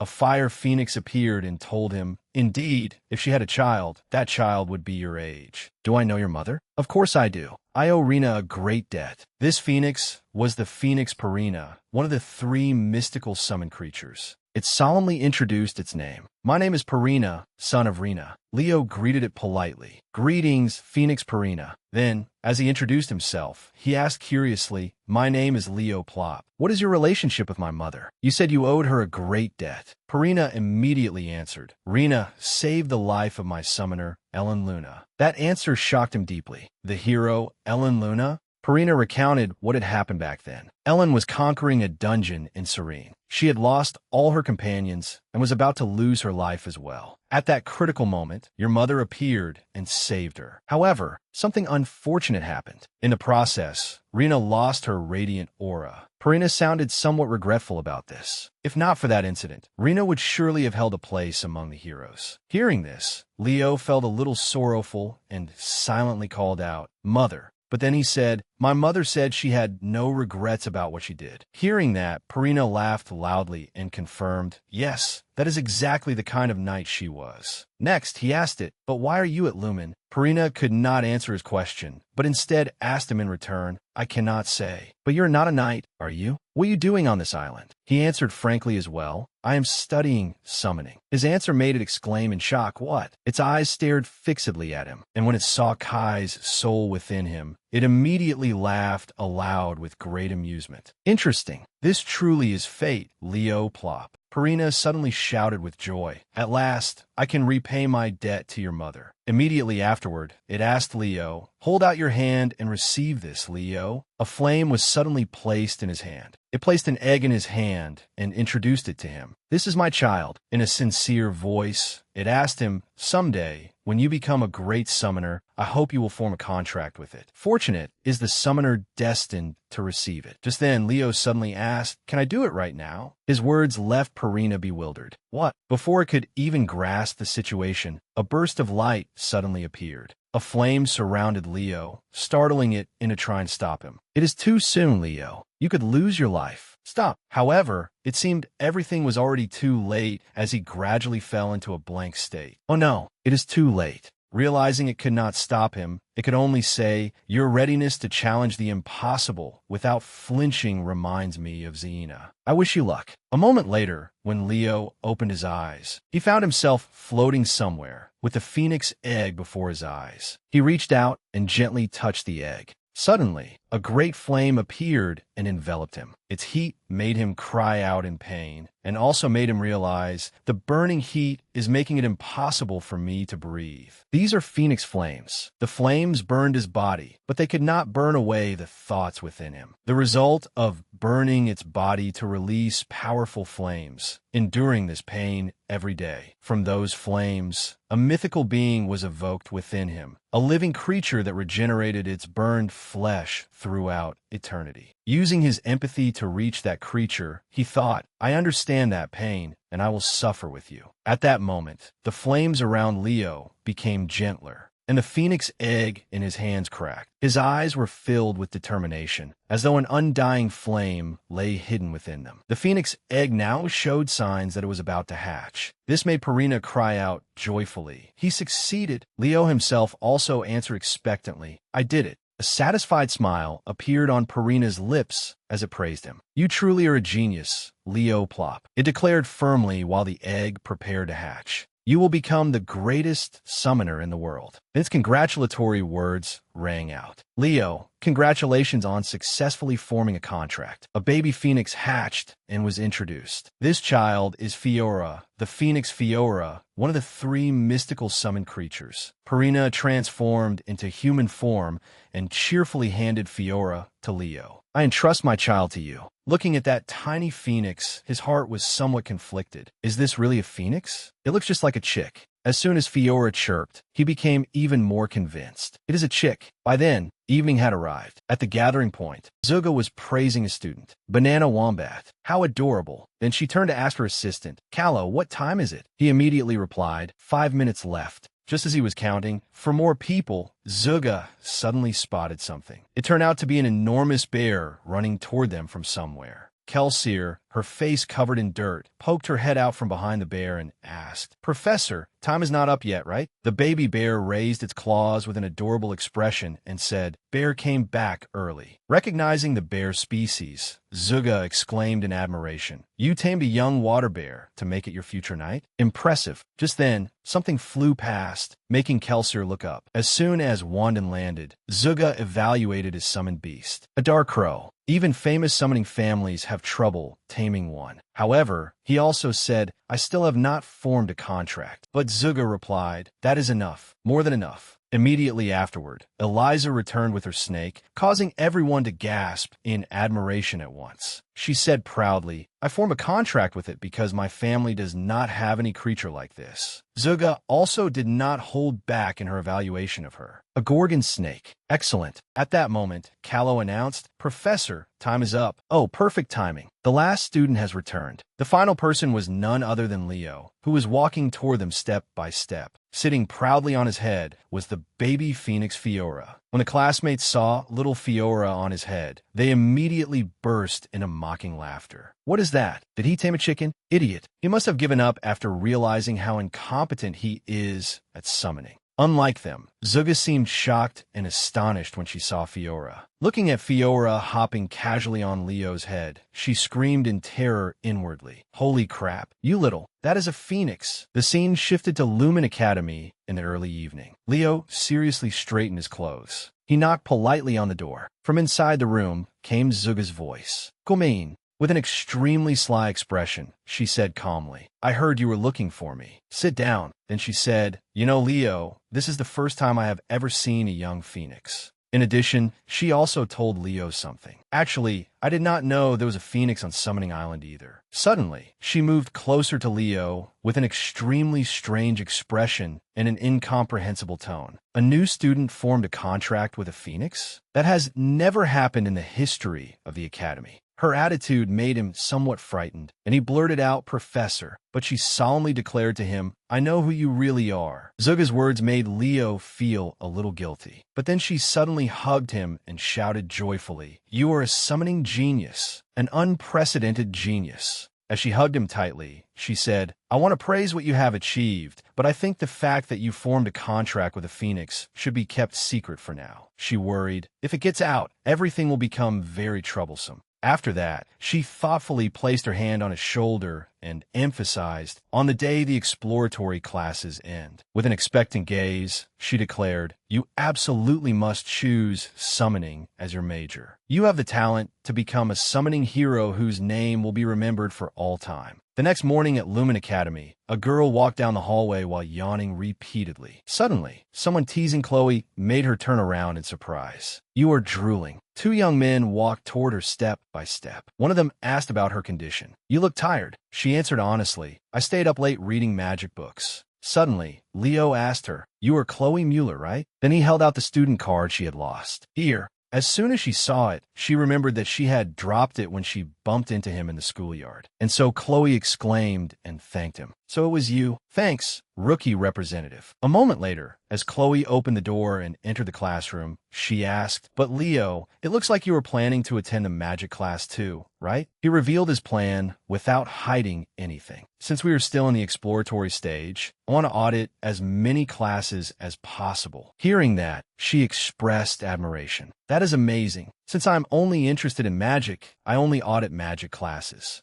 At that moment, Ka whispered something to Leo. That icy girl is aiming for the top position in the magic department. Moreover, he even gossiped and revealed Chloe's name to him without realizing that she had heard everything. Her name is Chloe Mueller. But it seemed the murderous aura radiating from her made him understand the situation, and he prepared to run away. Whoa, it feels kind of cold here, huh? While he tried to change the subject, I think I should head to the back, and an entire mountain of ice suddenly appeared in front of him from nowhere, scaring him out of his wits. Chloe stood up and seriously demanded, Ka, come to the front row with me. As she dragged him away, she said irritably, It seems you're interested in this class, so I will help you. At this point, he could only look toward Leo and cry for help. Leo! Suddenly, some girl called his name. Leo! The voice was quite familiar, so it startled him a little. When he turned around, he saw the Parabash and Kelsier waving in greeting. Just then, he saw something else. The classroom door suddenly opened, along with someone's voice. It is a pleasure to meet you, participants of the magic class. This person walked step by step into the classroom. As he headed toward the lectern, he declared, I will be teaching you magic in the coming school year. When the female students saw his looks, they blushed with delight. He is so handsome.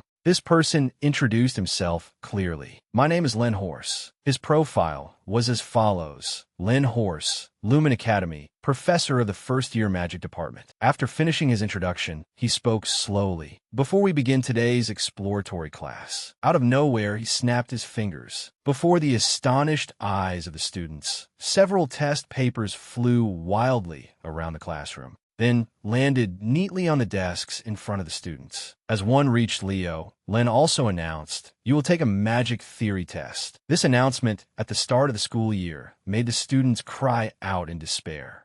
A test right at the beginning of the exploratory class. Without the slightest mercy, he declared bluntly, "Yes, students who do not meet certain standards cannot attend my class." His words left the students confused, and they exclaimed, "What?" Ignoring the children while they were still bewildered, he calmly said, "If you are students of Lumen, this is a basic standard. When you are finished, submit your papers to my assistant, Anna." In one corner of the classroom, a girl raised her hand and said loudly, "Please submit your completed test to me, everyone." She was Anna of the first-year magic department, the professor's assistant. Returning to Leo, as he looked at the test that had been handed out, he was utterly bewildered because he did not understand a thing. Is this really the current trend in magic? Why are the formulas so complicated? At that moment, the students began working on the questions. Word after word was written on the papers, while the hourglass continued to flow. Time passed until the test period ended. The students immediately began talking among themselves. It was easier than I expected. But what was the answer to the last question? I solved everything except that one. Leo looked at his test, then heard those words, and felt complicated inside. I only solved one question. As he submitted his test to Anna, he muttered to himself in disappointment, "I should have studied more about modern magic before coming here." Anna, however, still accepted the test with a cheerful expression and even encouraged him with praise. "Good work." After submitting it, he left the classroom and told himself, "I should study magic on my own." Time passed again until Lin Horse finished grading the tests. As he handed the papers back, he said, "After 600 years, it seems magic has evolved greatly. Magic, which once required a person's complete understanding, can now be used simply by memorizing the activation conditions." He raised his voice and emphasized, "However, this progress has degraded the overall level of mages." Suddenly, he raised his hand high, and a source of power appeared in his hand. It gave off a glittering light, along with incomprehensible magical formulas. Before the astonished eyes of the students, Len explained, "This is the source of the magic I created. I made it myself from beginning to end." Then he told them, "I want you to become people who can research and create your own magic." Furthermore, he made it clear, "That is why I made you take this test." At this point, his voice grew more serious. 49 questions, 1 point each, based on basic memorization. And the final question, worth 51 points, asks you to analyze the true source of magic. I hope all of you can become mages capable of solving it. Hearing him say that, Kelsier finally realized in shock. No wonder that was the only question I couldn't solve. Then she looked down at Leo's seat and thought regretfully, did Leo give up? I wanted to attend magic class with him. What a shame.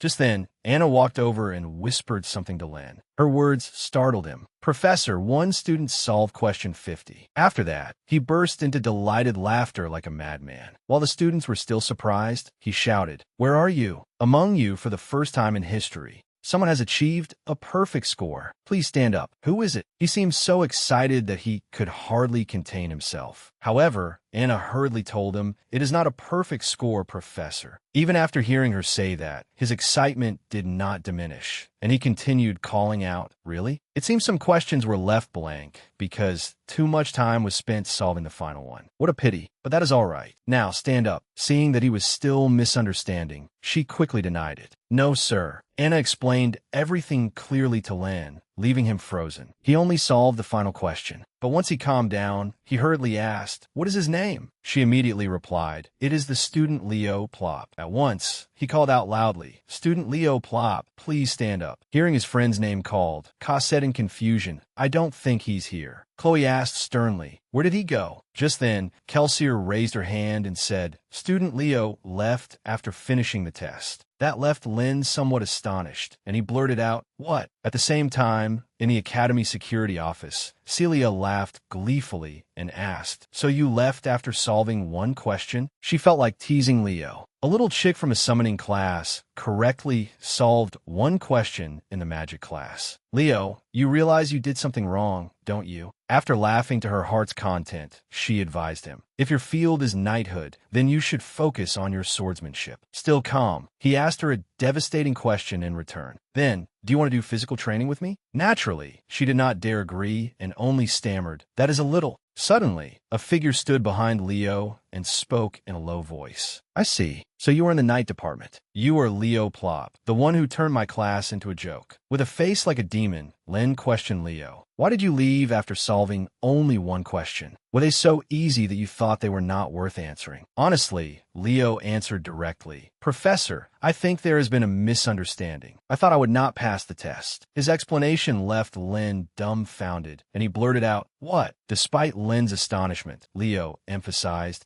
"All the questions except the final one were too difficult, so I could not solve them." Lin hesitantly asked, "You mean?" Leo stated clearly, "I taught myself magic by reading ancient magic texts, so I do not know any modern magic." Meanwhile, Lin was still thinking, could he be? Suddenly, Lin lifted Leo up as if he were holding a cat, astonishing both Leo and Celia. Then he put him down again, leaving Leo baffled and unable to understand what was happening. At that moment, Lin's eyes shone brightly like car headlights, and he demanded, "Come with me for a bit." Lin excitedly dragged Leo off somewhere, leaving Celia behind with a face full of confusion. Is that really the professor of magical theory at Lumen Academy? What a strange person. Just then, Anna finally caught up to this place. Panting heavily, she asked, "Lady Celia, have you seen Professor Lin? Or has anything strange happened?" Celia answered honestly, "He was here just a few minutes ago." Then she recounted what had just happened. But then he suddenly grabbed Leo and dragged him away. Hearing that, Anna immediately rushed off to search for Len in confusion. Good grief, that madman. What is he scheming this time? Elsewhere, the board eraser was being controlled to wipe away the previous lesson. Chalk was also being controlled to write out a new problem. Len excitedly slammed his hand on the desk and demanded, "Solve these problems, student Leo." As he watched Leo intently solve each magic problem one by one, Len's mind was in turmoil. If he solved the final question through pure luck, then he must already have a complete system of magic inside his head. Just as Len was looking forward to it and thinking, "Now show me. I have seen through the true nature of it," Leo said solemnly, "I have finished solving them all." Looking at each answer Leo had written on the board, Len asked in astonishment, "You solved all these questions in your head?" Naturally, Leo confirmed honestly, "Yes, more or less." With an extremely covetous expression, Len hesitantly said, "At last," at the same time in the academy hallway. Anbai was strolling leisurely step by step down the sunlit corridor. Suddenly, Lin came running frantically toward him from out of nowhere. Even more surprising was that Len's face was filled with undisguised joy. That expression made Anbai wonder what on earth was wrong with this man. So he quickly turned around to leave, but it was already too late. Len desperately grabbed his leg and said, "Professor Anbai, thank you so much." Helpless in the face of his behavior, Anbai used magic to separate him from himself and said, "This is not the first time I have seen you act like this, but today you have gone too far." Not at all upset that he had been planted head first into the ground, Lin said excitedly, "He is a magical genius. Leo Plop, the student you recommended to serve as the representative of Class 5, is a genius." His words left Anbai puzzled. Magic? Isn't he a swordsman? Hearing him say that, Lin suddenly shouted angrily, "No, Leo absolutely must become a mage, no matter what. I cannot let his talent go to waste just because he is holding a few iron rods." Just then, Anna finally caught up. She was startled and caught Len as he fell freely toward the ground, while he was still yelling. Putting him in the knight ranks is an insult to the field of magic. Seeing that someone had come to take this burden away, Anbai said calmly, "Take him away." After Anna caught him, Len happily exclaimed, "Thank you, Anna." As for Anna, she suppressed her anger and pleaded earnestly, "We really must return to the classroom." On the outside, she was trying to keep herself calm, but inside, she was going mad. "One day, I will definitely kill this lunatic." As soon as the two of them left, Anbai saw Leo approaching him. He looked at Leo and gave him a mysterious smile. Leo, meanwhile, was bewildered and had no idea what was going on.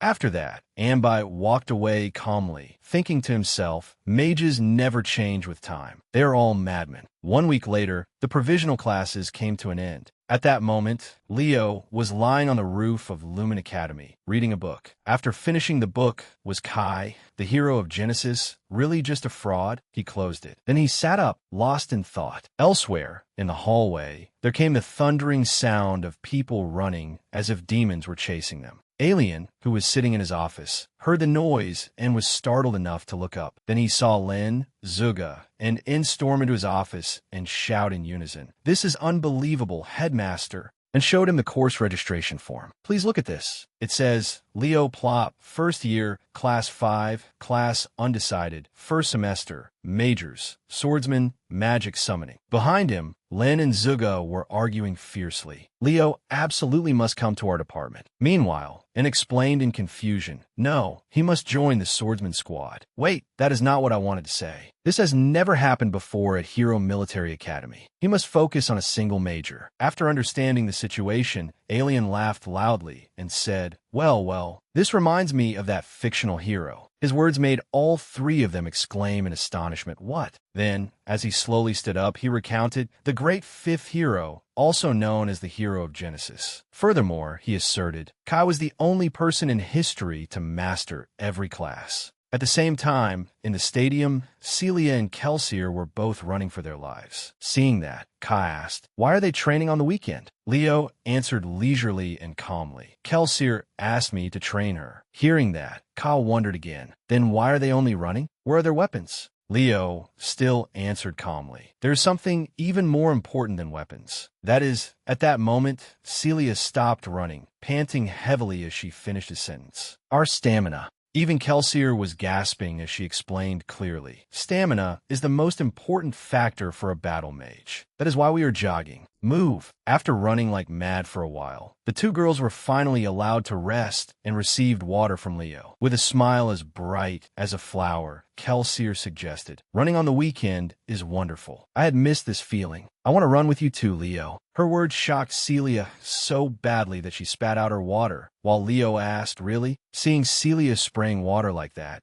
Kelsier looked puzzled and asked, "Gross. What is wrong with you?" Only Leo understood why Celia had reacted that way, so he teased her, "I was planning to run with you anyway. We have to do it properly." Naturally, he provoked her into bristling, and she answered firmly, "And I already told you, I am not running with you." Just then, Ka spoke up and said, "What is going on between you two? Why are you so close? At first, I thought you two were dating." Hearing that, Celia helplessly explained, "Good grief. He is my cousin. He is the son of my real aunt." Her explanation startled both Kelsier and Ka. Kelsier quickly asked, "You were a zinger?" Celia did not explain that family relationship clearly and only said vaguely, "Not exactly. There are some family matters, but let us leave it at that." Suddenly Leo stood up and suggested, "Then let us do this for real." Seeing him join in, Kelsier cheered happily. "All right, let's go." Seeing that the situation was not good, Ka tried to slip away first. "Then I will go explore the city of Lemuria." Naturally, Celia wanted to run away too, but unfortunately, Leo had already caught her, so she could only call out helplessly, "Take me with you." Watching her being dragged away like a chicken, Ka sighed helplessly. "Why is there not a single proper noble in my life?" On the day of class assignments, the students noisily went to their classrooms together. Leo headed to first year class 1-5. As soon as he stepped inside, Ka called out to him, "Leo, over here." Leo went over to him and asked, "Did you know I would be in class 5? With a smug expression, Ka answered confidently, "There is nothing I do not know." Just then, Leo saw Kelsier collapsed on her desk, looking exhausted.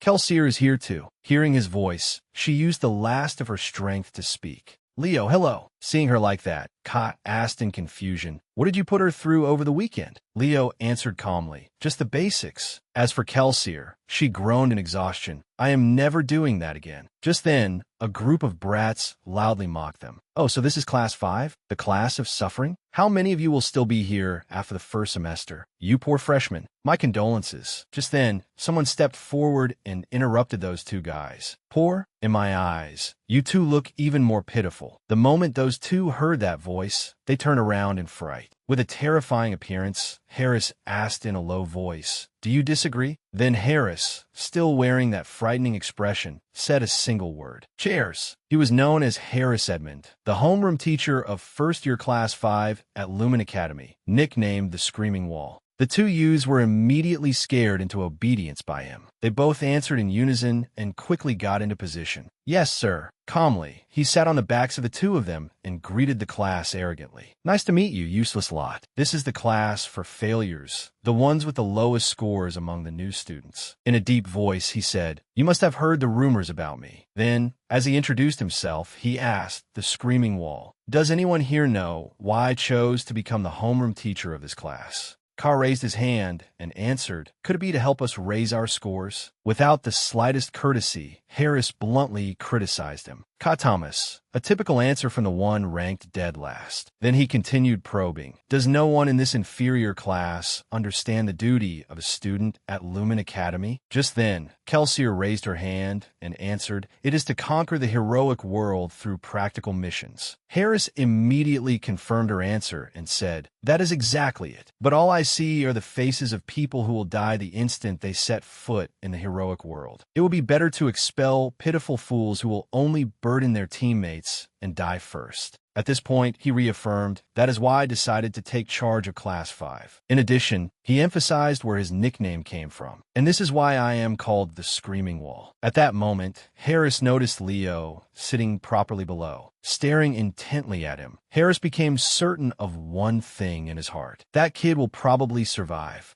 Suddenly, he ordered, All of you, change into your gym clothes and go to the training ground. At the training ground, he announced, It is time for combat research class. A short while later, the Class 5 students had changed and arrived at the training ground. An umbrella suddenly opened, followed by a folding chair being set up. Harris sat leisurely on the chair, drank some water, and explained, We will begin this class, which is designed to correct the damaged ideas you have developed since entering Lumen Academy. Then he asked, What do you think will save your lives in real life, where life comes and goes so easily? A female student answered, Wouldn't it be my teammates who will protect me by my side? Her name was Nayla Caver, Night Department, Special Note, Healing Light Aura. Hearing her answer, Harris spoke sternly and asked, No, it is your own ability. Only by training your own skills and making them shine through every danger can you help your teammates. Or are you confident in your ability to protect your teammates? As soon as he finished asking that question, a hand was suddenly raised, and its owner declared clearly, I am confident, Professor Harris. Seeing that, Harris immediately gave this student a challenge to test herself. Oh, then let us examine your ability as a magic knight. Create a fireball. He knew the student's name and called it out. Eliana. The confident girl creating the fireball was Eliana. Eliana Layden, combat class, magic knight. Looking at the fireball in her hand, Harris asked disdainfully, Is that all? Then he wondered contemptuously, With just a fireball, I doubt you could even kill an ant. Still confident, Eliana suggested, If I add more mana. At that moment, the fireball in her hand flared up, and she asked Harris proudly, What do you think? Naturally, he praised her as well. Not only did you increase the number to 2 fireballs, you also doubled their size. Impressive. Suddenly, he created something and instructed her, Why not try hitting this little fellow with those wonderful fireballs of yours? And so a tiny, mischievous spirit was created by him. It quickly zipped toward Eliana. Its tiny hand touched her nose, and it laughed teasingly. Embarrassed by its laughter, she immediately flew into a rage. Then she threw a fireball at it, but it calmly slipped aside and dodged with ease. Seeing that, Harris immediately pointed out their mistake and criticized them. What's the point of increasing the number to 2 if you still can't hit it? Do you see it clearly now? What you lack is the ability to use your skills effectively. Then, before the students' weary eyes, he added, You need to polish your abilities and surpass your own limits. Have you forgotten that? At that moment, he gave a sly smile and declared, "Class will not end until you catch the sylph. Throw everything you have at it, descendants of Lumen." After hearing Harris's words, Leo agreed with him too. His words were harsh, but he was right, and so he quickly tried his hand at catching the spirit. "I'll give a try too." Watching him eagerly go after the spirit, Harris casually murmured, "Let's see, Leo, plop." He wondered, "Are you as much of a fraud as the fictional hero Kai?" A moment later, the students all tried their hardest to catch Harris's spirit, but none of them succeeded. Suddenly, a figure brimming with energy appeared. That figure shot forward at lightning speed. Leo chased after the spirit at full speed, while Harris wondered, could he be the first person truly born with all-around ability? Seeing him run like mad, Kelsier exclaimed in shock, "Damn, how is he so fast?" Meanwhile, Thomas panted heavily and asked, "How are we supposed to catch it?" But regardless of what anyone else was doing, Leo continued pursuing the spirit. He ran with all his speed, then suddenly jumped high above the spirit and dove down toward it, startling it into turning around. With quick reflexes, it hurriedly dodged to the side. Seeing that it had dodged beside him, Leo gave a triumphant smile. He raised one hand, ready to catch it. Just as his hand was about to grab the spirit, Duran appeared out of nowhere and beat him to it. He quickly stopped after catching the spirit. While the spirit was still shrieking for him to let go, he was busy exchanging looks with Leo. Suddenly, the sound of applause rang out. Set Zen stepped forward and said, "It seems our Class 1 will have to teach you a thing or two." He was Set Zen, the homeroom teacher of Lumen Academy's first-year Class 1. Special note, ranked second in the graduation class poll. As soon as Harris saw him arrive, he did not look flustered in the slightest. He calmly drank some water and asked, "Oh, is that so? Then will you teach the class in my place?" A glance at the resumes of the two made it clear they were worlds apart. Harris Edmond, homeroom teacher of Lumen Academy's first-year Class 5, known as the Screaming Wall. Furthermore, Harris also had a special note, ranked first in the graduation class poll. His indifferent attitude left Set Zen speechless. Suddenly, Thomas spoke up, a clash between the two pillars of Lumen Academy. Hearing him say that, Leo wondered, "Pillars?" Thomas quickly explained, "Both of them have worked at Lumen Academy for more than 20 years. From what I've heard, Professors In, Zuga, and Lin were students of those two." Hearing that, Nayla asked with interest, "Really? How do you know so much?" Seeing a girl approach, Thomas immediately slipped into his boastful habit and replied, "I'm pretty sensitive when it comes to information." That made Kelsier look like she was about to throw up her meal. Back to Set. He was busy teasing his old friend. "Harris, I don't know what you're plotting by deciding to take charge of this failure of class." He pulled out a ball from somewhere and said, "But I'll find out soon enough." With a smug expression, he proposed, "I request a match between Class 1 and Class 5. The contest he suggested surprised Harris somewhat. Why not try Lumen's historic ball sport, Batera? When Harris heard him say that, he suddenly stood up and said, "You really are a genius, Set Zen." Harris rejoiced and thought, learning from real combat experience is best. Meanwhile, Set asked in bewilderment, "Class 1 will probably win, right?" Suddenly, Harris lazily sat back down in his chair and suggested, "It's fine. You can continue teaching the class." His attitude drove Set insane. Why do I keep losing the graduation class poll to this guy? Even the students felt sorry for Set. For some reason, Professor Set Zen looked rather pitiful. Just as Set was about to leave, he heard Harris call out loudly, "Class 5. He announced to the students of his class, "I'm giving you a chance to practice using your skills. There will be a Batera match against Class 1. Hearing him say that, everyone immediately stirred. Batera! And he did not stop there. One more thing. With a grave expression, he declared loudly, "If you lose, you will be expelled." Hearing that threat, the students fell into chaos. "Are you serious, Professor? Today is only our first class, and Class 1 has 3 squad leaders." Harris did not care. Leaning against his chair, he calmly replied, "Then you'll just have to try harder and surpass your limits." He looked at the worried students and slowly said, "Besides, what is there to worry about?" He looked at Leo, who seemed to radiate a brilliant aura, and confidently declared, "Not when the freshman representative is in your class." After saying that, he lowered his eyes slightly and made a request of him. Choose 6 representatives who will go with you to Batera, Leo. Leo seemed to sense something in that gaze and muttered, "This is clearly a test." At the same time, sensing the gazes around him, he told himself inwardly, "But Professor Harris isn't looking at me because he dislikes me." There are children who have lost their spirit after only a week at Lumen Academy, and it isn't hard to understand why. From the reasons he had only just realized, he became even more certain of his current thought. Perhaps Professor Harris wants me to lead the kids in Class 5, the ones acting as though they have already lost. After that, he looked towards Set Zen, who was using a sacred tool to start the match, and slowly called out. Then, filled with determination, Leo turned toward the newly created ball field. There has to be some kind of breakthrough in this Batera match, a way to raise Class 5's morale. And the representatives of both sides were as follows. First, Lumen Academy's Class 1 had Duran and Celia. On Lumen Academy's Class 5 side were Leo, Kelsier, and Ka Thomas. Suddenly, he noticed their unusual expressions and asked, "Why is everyone trembling?" Kelsier answered, a little flustered, "You probably haven't heard of Batera before, right, Leo? Since you're from the outskirts." Batera is a combat sport and a long-standing tradition at Lumen. Hearing her hesitant words, he became even more confused. "Isn't it just a game with a ball?" Ka Thomas immediately cut in to explain, "It isn't just a game with a ball. The problem is that it's an extremely dangerous ball game." Suddenly, someone called out to their girl with a mocking tone, "Hey, Kelsier, why do you look so scared?"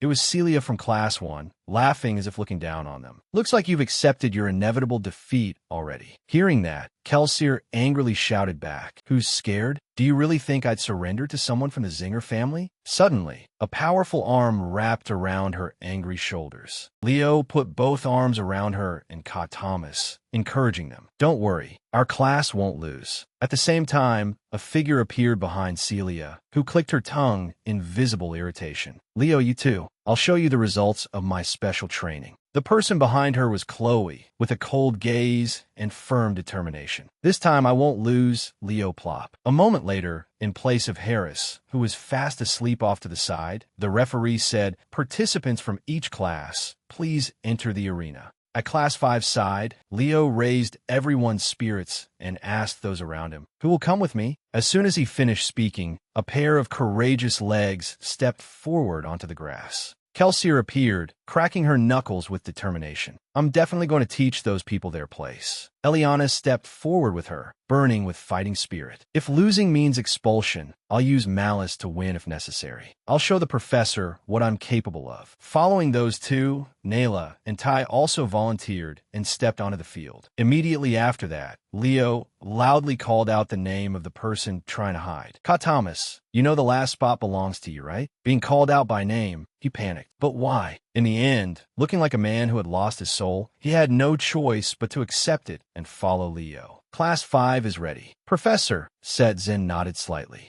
"Good. Now then." He reached out and caught the ball as it fell into his hand. Then, with his powerful arm, he threw the ball into the sky with all his strength. At that very moment, the entire space seemed to fall into silence. Kelsier furrowed her brows tightly and pressed her lips together, serious and ready for the match. Ka Thomas looked somewhat dazed, his mouth hanging open as he stared at the thing thrown into the sky. Leo remained calm, not a trace of worry on his face. Unlike him, Ty looked somewhat anxious and guilty, secretly breaking out in a cold sweat. But this pressure seemed to be nothing to Eliana, who had already taken her stance. Nayla was no exception. The other students watching were just as tense. However, unlike Class 5, Duran from Class 1 looked as calm as Leo. Celia watched the ball, ready to seize the perfect timing. Howell looked at them with an amused, expectant smile. And Chloe, with a frosty, cold expression, was determined to defeat him. As soon as Set Zen's voice rang out again, breaking the tense atmosphere, the two leading players both rushed toward the ball. The match began.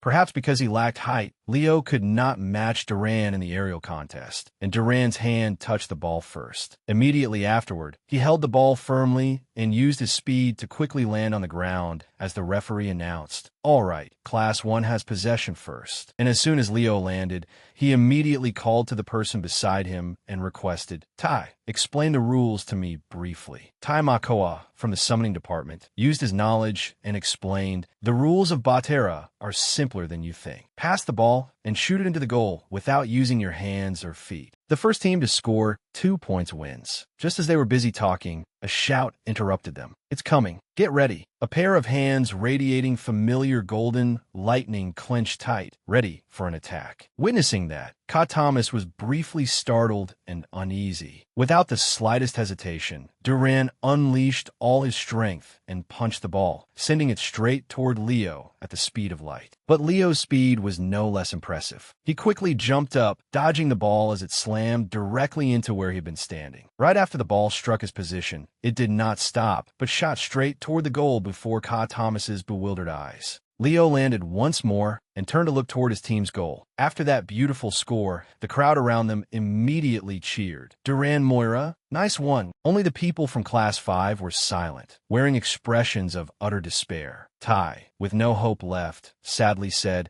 "Looks like Professor Harris intends to expel all of us." But Leo did not seem to mind and asked, "How do we take control of the ball?" Hearing Leo ask him, Tai suddenly calmed down and answered, "There are 3 ways." He immediately explained all the methods to Leo. When the ball goes outside the opponent's force line, when we catch the ball, and just as he was about to say the final method, Nayla's panicked voice rang out in warning. Dot! But that warning did not seem to be for the two of them. They quickly turned their heads toward the direction of the warning. The ball mercilessly slammed into someone and sent that person flying. They urgently called out the name, Eliana. The one who had thrown the ball so ruthlessly was none other than Celia. She laughed in amusement, looking down on them. "What are you standing around whispering about?" She looked at the devastated scene around those worrying over Eliana and reminded them, "Why don't you focus on the match?" Tai supported the badly injured Eliana and continued explaining. "You can't directly block or attack an opposing player." Just now, that was the 3rd way. When a team member is incapacitated after being hit by the ball, he looked at the ball slowly rolling over and said, "The only way you can attack them is with the ball itself." As soon as he finished speaking, a hand reached out and lightly touched the ball. "Thanks for the explanation." Leo picked up the ball, shining brilliantly beneath the sunlight. "Now then, it's our turn.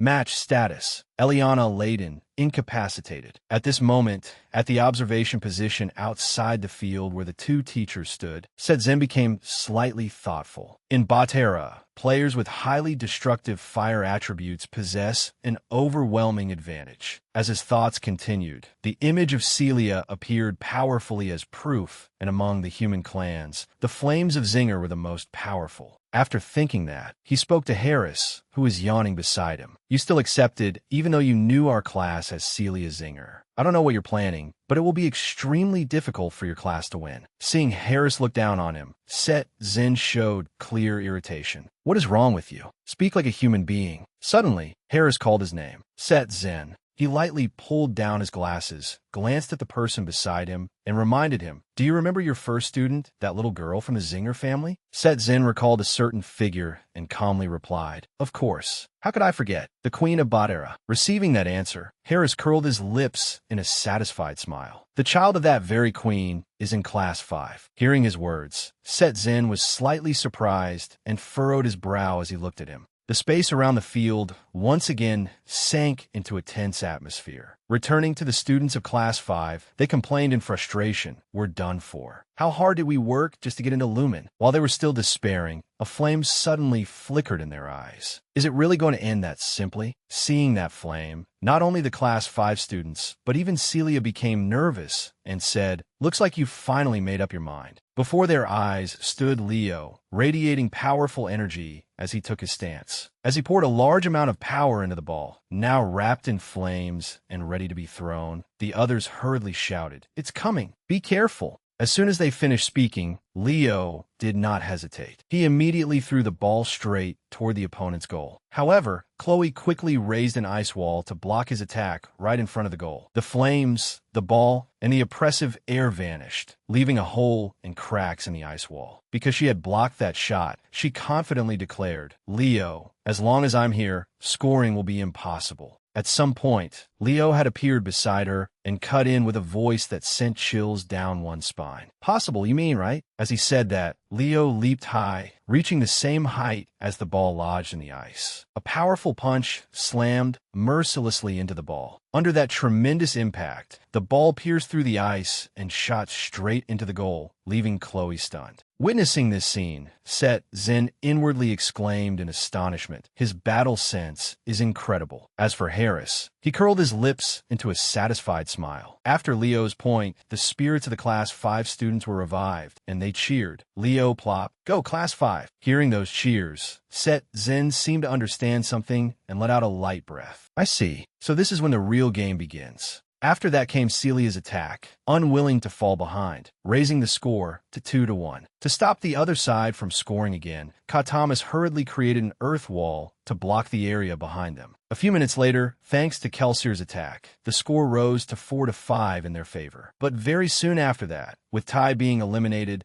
the score became 7-6, giving Class 1 the lead. Not long afterward, it was Class 1's Howl's turn to be eliminated by Leo's attack. And although Chloe tried her hardest to block them, the score still rose to 9-10 in Class 5's favor. The next attack came from none other than Duran. He gripped the ball tightly and poured lightning power into it. Once he had accumulated enough force, he launched it straight toward Ka Thomas, who was standing guard in front of the goal. Across the wide-open field, the electric ball flew in a zigzag path as it shot straight ahead, and a hand, showing no sign of fear, reached straight up, trying to seize the ball in its palm. Seeing him bravely and fearlessly try to hold on to the ball, everyone around him cried out in panic, "Ah!" Immediately after that, his weakened legs touched the ground. He was utterly battered, but still forced a clear-headed smile and said, "My mana has dropped sharply. I'll leave the rest of you, Leo." With that, he threw the ball forward. Leo then praised the person being helped off the field. "Well done." The other students looked up at the scoreboard and anxiously murmured, "The score is 10-10. It's the deciding point, but our opponents are the top 3 students." A hand gently reached out and touched the ball lying still on the ground. Amid the lamenting voices of those students, only he remained calm and confident as he fought. And all we have is Leo. We're at such a disadvantage. Meanwhile, on Class 1's side, Chloe readied herself to release her power. "I may have lost in a magical theory exam, but this time I won't lose." The moment she finished speaking, more ice clones of her appeared on the field. Facing this numerical disadvantage, Leo got into position, ready to charge forward, just as Celia and Duran also took their stances to release their power and shouted, "Here he comes, Leo!" His legs seemed to be empowered by the wind at his heels. With one light step, he leapt into the air and vanished from the ground. Witnessing that speed, Celia's mouth fell open. Chloe could not believe her eyes, and Duran gritted his teeth, his brow tightly furrowed. Yet all 3 shared the same thought and exclaimed, "He's too fast." As if mirroring Chloe's power, Leo also created countless afterimages that charged forward together. Several of those afterimages slipped lightly past Celia, advancing toward the goal as she stared in shock. He isn't thinking about attacking. He's focusing on scoring. Chloe, unlike her, Chloe focused intensely with a dismissive look in her eyes. What a shallow illusion spell. Where's the real one? The real one, the real. But when she saw something different from what she had expected, she was filled with astonishment. This magic. Chloe saw an entire hazy dimension filled with countless afterimages, and behind each afterimage, stars glittered. And just like that, Leo easily passed her and moved forward. Of course, after witnessing that, she completely collapsed, no longer able to fight. Because at that moment, Chloe was deeply confused, unable to believe what she had seen. Magic of the stars. How can a human use the magic of the elves? After that play, with the score at 11-10, the referee's voice rang out. The winner is Class 5. The moment the referee finished speaking, the Class 5 students cheered joyfully all across the field. "Leo! Leo!" Other students emotionally hugged one another and cried, "I'm so glad we weren't expelled. I was scared I'd have to go home right away." Hearing their words, Set Zen immediately turned to question the person beside him. "Expelled? What are they talking about?" Harris answered him calmly, "Perhaps I should call it motivation." No longer paying him any mind, Set Zen looked toward the best students on the other side, who had fallen into despair. He scratched his head with a gloomy expression and let out a sigh.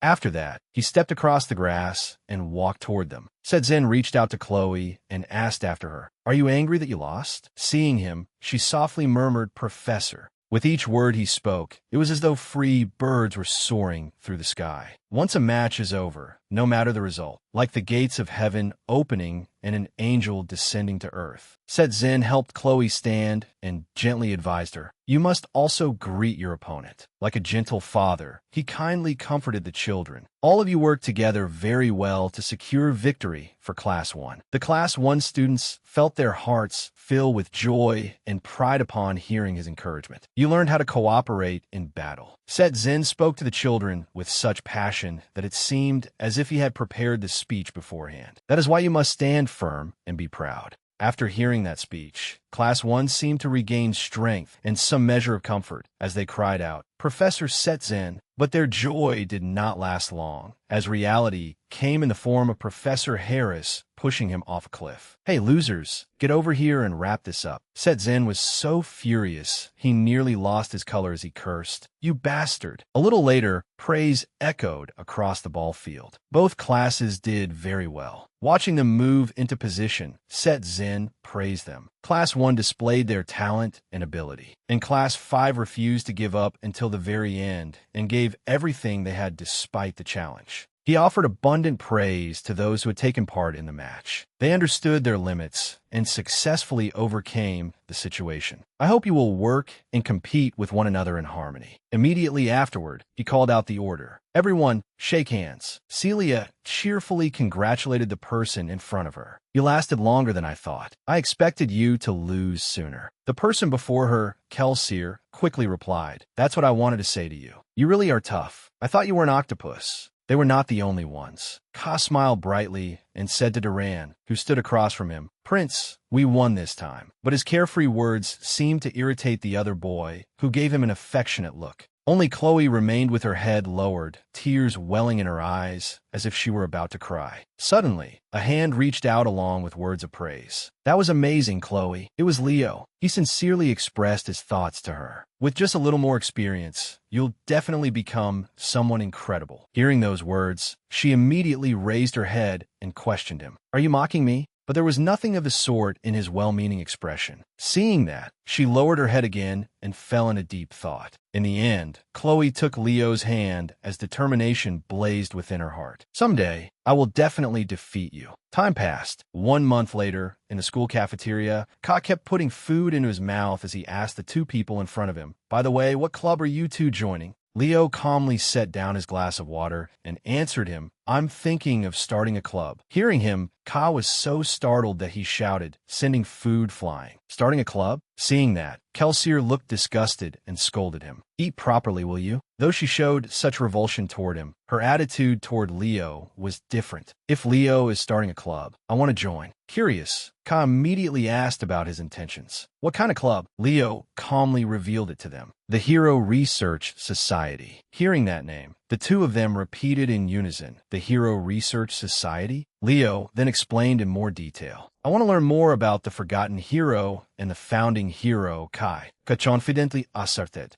That person isn't a forgotten hero. He's a fictional character. Looks like nobody's going to join your club." Hearing that, Kelsier suddenly thought of something. "Does this mean I'll be alone with Leo?" With that thought, she immediately raised her hand and volunteered. "Me? I want to join." Suddenly, the students around the dining hall grew noisy. "They're back." Following the commotion, Ka looked toward the door and cried out, "Oh, right, that's today." Seeing him like that, she asked in confusion, "What is?" The three of them immediately stood up and followed the students who were rushing outside in a wave. Looking at the figures approaching from that direction, Ka revealed with excitement, "The day the 5th-year students return after clearing a hero dungeon. Fragments of hero records are scattered throughout the world. Over time, they run out of control and form dungeons. These are known as hero dungeons." Leo observed them through the glass from inside and thought to himself, Lumen's upperclassmen leave for at least 2 weeks, sometimes even a month, to deal with these hero dungeons and collect fragments of the hero records. Thinking about this, he suddenly remembered Rena and murmured inwardly, maybe Mother went through this too.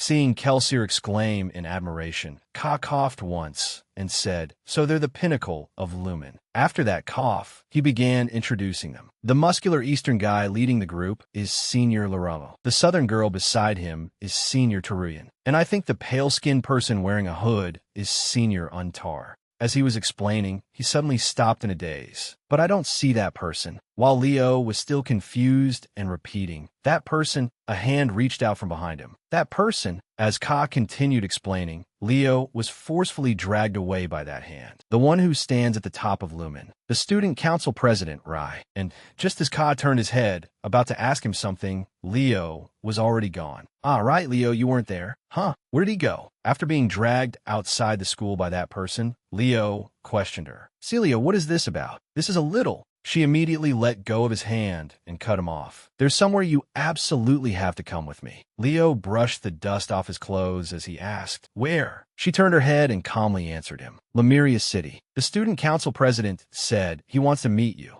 Hearing this only made him even more puzzled. The student council president? Why is he looking for me? Hearing that foolish question, she sighed with some exhaustion. "You really aren't interested in anything related to school, are you? You'll know once we get there." A little later, the scene changed, and the two of them were now inside a restaurant, waiting for someone. I wonder why he asked to meet at a place like this. What's wrong? The smell is fine. Suddenly, Celia's face lit up with joy when she saw something. Immediately, she ran over and hugged that person, calling out, "Brother." The person who had arrived was Rai Zinger of the night class, Lumen's student council president, and a fifth-year student. As he stroked Celia's head, he welcomed Leo. "It's a pleasure to meet you, Leo Plop. I've heard a lot about you. You're aiming for every department, aren't you?" A little later, a knife and fork moved skillfully, cutting into a delicious steamed bun. He watched the two of them eat and asked for their opinion. "Does it suit your tastes?" Leo quickly answered, "Yes." Hearing only Leo's voice and not hers, he wondered, "What's wrong, Celia?" Seeing him ask her, she hurriedly lifted a piece of the bun and replied, "Ah, this is my first time eating something like this." She carefully brought the piece of pastry to her mouth and tasted it. Immediately, her face flushed red, and her eyes sparkled as she praised the food. "It's so good." Seeing her like that, Rai smiled with amusement. "This is the restaurant I wanted to bring you to once you enrolled at Lumen." After saying that, he shifted the conversation and asked Leo, "Still, I never expected you to be her son." Leo asked in surprise, "You've met my mother?" Rai quickly continued, "I met her a few times when I was little. Besides, she was very famous back when she was a student." Leo was utterly surprised and found it hard to believe. "My mother was—" Rai smiled happily, remembering the look in Rena's eyes back then, and said, "Yes." She did many things that became legends. For example, she said the desserts in the dormitory restaurant were terrible. A few hours later, they finished eating. The siblings, Celia and Rai, turned to talk with each other, since it seemed they had not met in a long time. Only Leo remained silent, carefully observing them in thought. As expected, he deserves to be called Lumen's strongest. Looking at the handsome man before him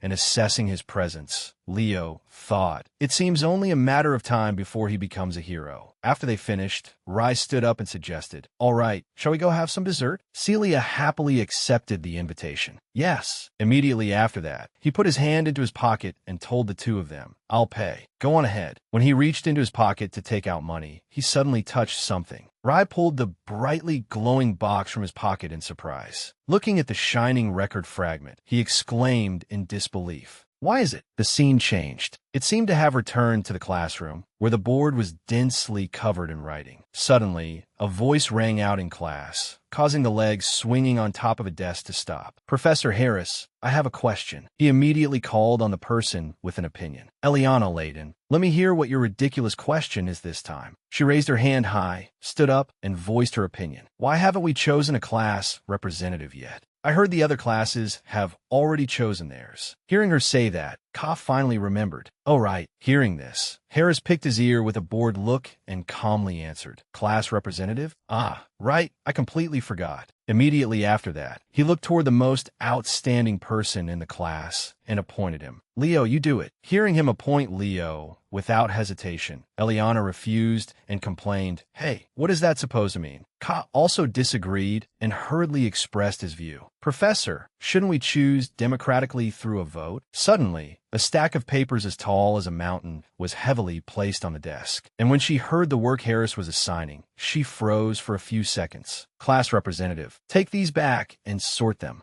Immediately after that, she obediently said nothing more and quietly sat back down in her seat. Just then, the speaker on the wall emitted several announcement tones. "In a short while, we will hold the combined Hero Studies class." The steady sound of noise echoed through the classroom. "All first-year students, please prepare to go to the auditorium." I repeat, in a short while. Hearing the announcement, Leo spoke with a cold expression and suggested, "Professor, we should get ready to go." Harris immediately snapped his fingers and praised him, as expected of the class representative. A little later, in the hallway, students were bustling everywhere. Ka, walking with Leo, suddenly noticed someone passing by. He immediately greeted the person, who looked like a zombie. "Hey, Chloe, you look exhausted," she asked him, utterly drained like a ghost. "Do you have any more fatigue recovery potions? Could you sell them to me?" He immediately took out 2 bottles and handed them to her. Ka tried to rummage through his bag, but could not find any more. "These are the only 2 I have left right now." After observing Chloe for a while, Leo finally asked with concern, "The new school year has only just begun. Why are you pushing yourself so hard?" She did not answer and immediately drank all of the potion she had just received. After drinking it, she lightly wiped her mouth with her hand. Then Chloe coldly turned away and said decisively, "I'm fine." Seeing this, Ka was somewhat impressed. "Wow, that's amazing. She's the top student in magical theory." At this point, Kelsier cut in. "I think Chloe has no choice but to be worried." She recalled what had happened before and said, "The moment Leo learns the latest trends in magic, he may even catch up in the magical theory exam." But Ka asked foolishly in return, "What's wrong with being ranked second?" Seeing how dense he was, she grew a little irritated. "Do you really not have a brain? You idiot. She's a mage of the tower." Kelsier then explained more clearly to him, "I'm a battle mage, so it doesn't matter much if I fall a little behind in theory. But magical investigation and research are the core of the mage tower. Her pride is at stake." After saying that, she was filled with suspicion. "Are you really a mage?" Ka shrugged and calmly answered, "Of course. I use magic to make a living." She openly judged that boastful fool. "I suppose self-sustaining magic is your pride." Immediately after that, a loud shout drew Chloe's slight attention. At the same time, in another room, a hand gently tended to each plant leaf with care. Suddenly, that person sensed something unusual and stopped. Eliana's eyes trembled slightly in astonishment. "The damage page of the hero has reacted." An aged voice looked at the page inside the box and asked, "Is it true that this heroic record page reacted?" Rai, facing Eliana, answered politely, "Yes. It is an item damaged to the point that it should have been impossible for it to react. But it definitely reacted. There were no achievements nearby either." The old man furrowed his brow slightly and continued questioning him. "Did it react again after that?" Rai suddenly broke out in a cold sweat as he answered, "No, it did not react." Receiving that answer, the old man took the box, seemingly lost in thought. Eliana covered her mouth with her hand, pondering as she murmured to herself, "I'll have to investigate this." After that, Rai bowed respectfully and left with his permission. "You only just returned, so you must be tired." "Well done." After he left, the man closed the lid of the box and called someone else in. "Eliana." She walked brightly to his side and waited for orders. "Yes, headmaster." Alien handed the box to her and instructed, "Take this to the auditorium, the Hall of Origins. The first-year joint class will begin soon." Eliana quickly nodded and answered, "Yes, I understand." After she left, he walked to the office window and thought with a sigh, "Sometimes when small fragments like this react, it is like a signal from the universe." Leo's image appearing along with the page felt like an omen. If the person recorded in the hero records comes into contact with it, it will react. The scene changed. A short while later, in the lecture hall of Lumen Academy, the first-year joint class for Hero Studies was being held. The person standing at the podium was Aishin, the professor in charge of Class 1 through Class 8, and the professor for first-year Hero Studies. Looking rather flustered, she gently urged the students below, "Everyone Everyone, please keep quiet. But the students did not seem to hear her. They simply kept chatting noisily among themselves without stopping. This seemed to make her angry. Everyone, sensing the oppressive, murderous aura radiating from her, the students immediately fell silent unless they wanted to be beaten. Aishin summoned the black demon inside her and furiously threatened the students. "Shut up, you bastards. Do you want to die?" Because of that anger, the student in front hurriedly shook his head when he heard her question aimed at him. "Should I kill you first?" Like a crazed rock star, she shouted. "These bastards just won't listen." The very next moment, she immediately fell silent and returned to normal. The atmosphere around her seemed to soften again as she changed her tone. At last, it's quiet. The students who witnessed this were speechless when they saw Aishin shining brightly once more. "Thank you." Among them, one trembling student sniffled and cried, "She's so scary. No matter how many times I see it, our professor is truly terrifying." Only Leo calmly assessed her. "So, she's a spirit arts user?" Even in my previous life, they were hard to find. After things settled down, Aishin took out a weapon and said with a bright smile, "We will now begin the first-year joint hero studies class." She raised the dagger in her hand and began the lecture. After the hero records appeared, the reason the heroic clans came into being is this. She ran her hand lightly along the sharp blade and explained knowledgeably. To open the world of a hero, one needs an item deeply connected to or associated with that hero. Therefore, the descendants of heroes can more easily open a hero's world. That is why Lumen Academy, which preserves the hero records, has such deep ties with those families. Although this is a political matter, should I say it is like the relationship between a key and a treasure vault. Listening to her teach, Leo found it extremely interesting, in contrast to Ka, who was sleeping soundly beside him. Interesting. Just as teacher and students were in the middle of the lesson, Eliana's figure appeared from outside the door. "Does everyone now understand why hero studies is important?" "Yes, Professor." But Aishin still had not noticed Eliana, so she continued her lecture. "Hero studies is important because it helps us find clues to explore a hero's world or learn more about them. As you approach your final year, you will choose a hero whose power you wish to inherit and try to complete that hero's pages." Only after she finished speaking did she notice Eliana beside her, holding the box. She stepped forward, received the box, and prepared to introduce it. "Everyone, this is a fragment of the hero records collected by Lumen's fifth-year students." As soon as she finished speaking, the students in the auditorium exclaimed in admiration. Immediately afterward, she gently opened the lid of the box. The students seemed to hold their breath as they watched her slow movement. But suddenly, Aishin changed her mind and closed the lid again. "All right, then, before you experience the fragment of the hero records." Her action left the students somewhat disappointed. Right after that, she posed an unexpected question to the students. "Can each of you tell me what you want to do when you become a hero?" Celia immediately volunteered and stood up to answer. "I want to become a knight who surpasses the previous generations of my family." Hearing that determination, Aishin praised her. "Oh, that is a wonderful goal." After Celia came Chloe. "I want to write a magic book containing only spells I created myself." After her, another boy hesitantly stood up. Next came Ka's turn. Somehow, he had awakened from his sleep and declared his goal in a powerful voice. "I want to become someone useful to heroes." Just as he sat down and was enjoying the professor's praise, the person beside him stood up. "It seems student Ka wants to become someone who can support heroes." "That is wonderful." Leo stood up with an oppressive aura, his voice filled with determination as he emphasized each word. "My goal is to completely destroy Erebos." Hearing this, Aishin froze in surprise. Not only her, but Ka was also stunned by his answer, and even the two homeroom teachers of classes 1 and 5 were filled with astonishment. Sensing the tense atmosphere, as soon as Leo sat down, Aishin hurriedly spoke up to smooth things over. "That is a wonderful goal. All right, next." However, behind him, two people were looking down on him and mocking him. "Isn't he dreaming too big?" It seems the dream of the first-year representative is on a different scale. Setzen also spoke up and asked the opinion of the person beside him. What do you think? Harris calmly replied in a gentle voice. It's frightening because he isn't the type to say things lightly. Though he said that on the outside, inwardly he was deep in thought. It has been thousands of years since Erebos was scattered into fragments and sealed, but he has revived many times over the years. Disaster has struck from just one of his fragments being resurrected. His gaze fixed intently on the student below, filled with doubt as he wondered. But his dream is to completely destroy Erebos.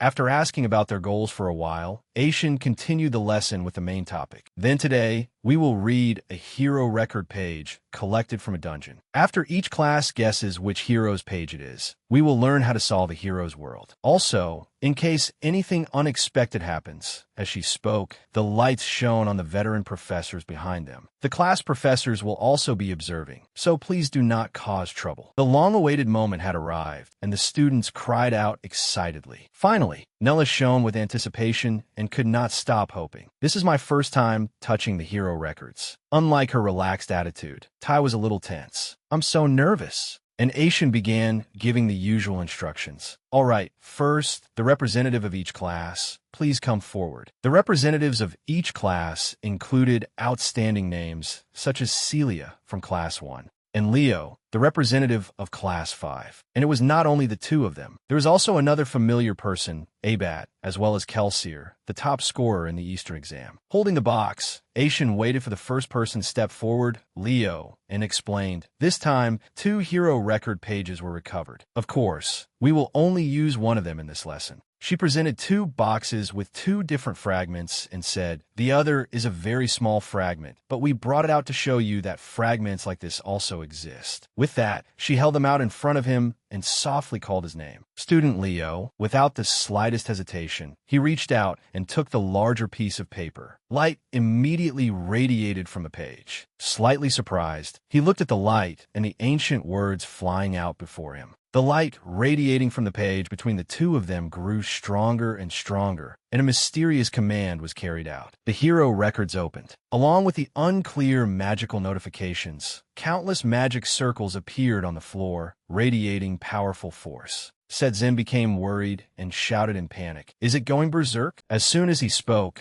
the letters and mysterious light guided them through space and time, through a mysterious black veil. In the end, the 3 professors, Leo, and the other class representatives were transported to a mysterious place. Unknown world, unknown chapter. Before the students' eyes were corpses scattered all over the ground, a terrifying scene. One student who witnessed it immediately screamed in panic, "Corpses!" Harris immediately appeared and reassured them. Calm down, all of you. This is a hero dungeon. Teacher Setzin also seemed to notice something and pointed as he called out, Harris, look at that wall over there. Before their eyes stood a city wall, solid but already partly damaged. The age of calamity. The final line of defense was the last city. Remembering something, Leo quietly murmured, "Back then, my wish truly was foolish." Suddenly, the figure of a woman approaching from afar drew everyone's attention. It was Lee Sinus, one of the 4 great ancient heroes, declaring powerfully, "But we will save this world." Leo also followed her with his gaze, his eyes hollow as he said nothing. As the two stood facing each other amid the chaotic battlefield, he unconsciously called her name. Lee Sinus. A brilliant golden light surrounded her body, and Lee Sinus smiled warmly. Then she transformed into energy and flew throughout the room, leaving the students panicked and confused. What the hell is this? Kelsier asked worriedly. Teacher, what is happening? Harris raised his hand as a signal and then announced, class is canceled. Everyone, stay calm and leave the lecture hall. After that, the students immediately obeyed and left the room.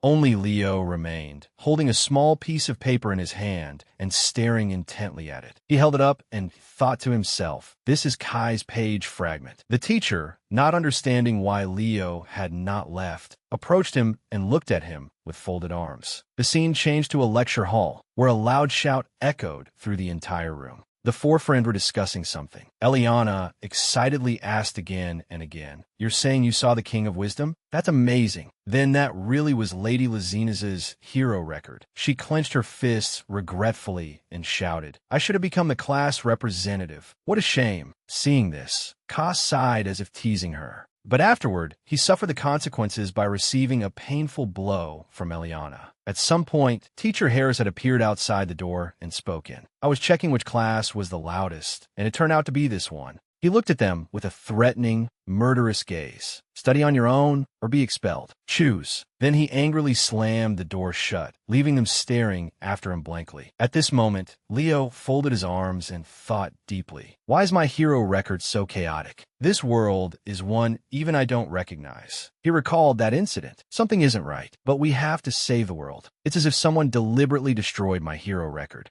Leo's eyes narrowed in concentrated thought. Hero records are items for inheriting a hero's power. If there is someone who does not want the birth of a new hero, Erebos, I need to investigate why the hero record is in chaos. Time continued to pass at the academy. 1 month later, in magic class, Lin was still earnestly doing his job and teaching the students. Original magic, in other words, distinctive personal magic. This will be the practical assignment for your midterm exam. The students below listened attentively, but because it was so complex, they all broke into a sweat as they listened. He continued talking about its attributes. Original magic is a type of magic that clearly expresses the individuality of the mage. In the present era, as incantations have become widespread, mages no longer pursue original magic. Original magic can become a trump card that protects you in a critical situation. The professor continued explaining the origins of what they used. Stellar magic is magic known by all spirits. In truth, it is also merely a copy of original magic. The only person in history to use true stellar magic was Luna, the creator of stellar magic and the ancestor of Nebula. Suddenly, Chloe turned to look at Leo as he listened to the lecture. The battle she had fought with Leo before appeared in her mind, and she looked at him with an unwilling gaze. He was also drawn by the book lying beside her and turned to look. Leo seemed to realize something, sensing black energy radiating from the book. That is, at that moment, Chloe noticed and became worried, then hurriedly put the book away in a panic. Leo seemed to know what it was and thought. A forbidden book. The teacher spoke up and announced, I know you will all be looking forward to your own original magic. Class ends here. When class was dismissed, Chloe immediately stood up and left, blending into the crowd. But Leo quickly grabbed her hand and said, Wait, Chloe, knowing she had been caught in the act. Her face turned pale and she was speechless. Leo smiled in a friendly, cheerful way and said, Want to go eat together? But his real goal was the book Chloe had hidden in her bag. She hid a forbidden book. She bluntly pulled her hand back and said coldly, I don't have time for things like that. I will definitely beat you in this practical exam. What's wrong with you? Suddenly, Ka appeared out of nowhere and cheerfully put an arm around Leo's shoulders. Leo, are you threatening the position of the Ice Queen, the top student in magic? Remembering that match, Chloe said, Although I lost to Leo in battle, when it comes to magical studies, I must be the best. She clenched her fist with determination and looked toward her rival. So this time, I will definitely. A cold declaration of war was spoken. Defeat you. Leo accepted it excitedly. It would be shameful to avoid it. Chloe nodded after her challenge was accepted. Leo had no intention of being hostile toward her and instead cheerfully held out his hand. Then I wish you good preparation. Chloe also did not hesitate to accept that courtesy. Watching this, Ka looked at them with sparkling eyes full of admiration. Their shaking hands. Outside the academy, the sun peeked over the mountains, creating a beautiful, brilliant sunset. At this moment, Leo appeared inside the hero tower. He climbed the stairs, searching for something as he thought. Somewhere in this place is Lumen's forbidden library. If it's there, perhaps there will be a clue about my lost hero record. 2 upperclassmen passed by and whispered admiringly, Isn't that a first year? What is he doing here? He's so cute. Suddenly, someone called out, Leo, plop. When he looked up, he saw a curly-haired girl, Toru. She blew a bubble with her gum and looked at Leo as she said, Professor Y talks about you a lot. Hello. He politely bowed his head. Hello, senior. But she did not let him leave easily and blocked his path with her leg as she interrogated him. What is a first year doing in the hero tower? Leo did not hide anything and answered, I came to meet the student council president. Toru looked at him with interested eyes. Then she continued, If you belong to the magic department, I'll let you pass. I heard you registered for a magical studies class. After that, she simply smiled in satisfaction. After hearing that, Leo replied politely, Thank you, senior. As they passed each other, Toru spoke up with a reminder. Leo, I hope you choose magical studies as your major.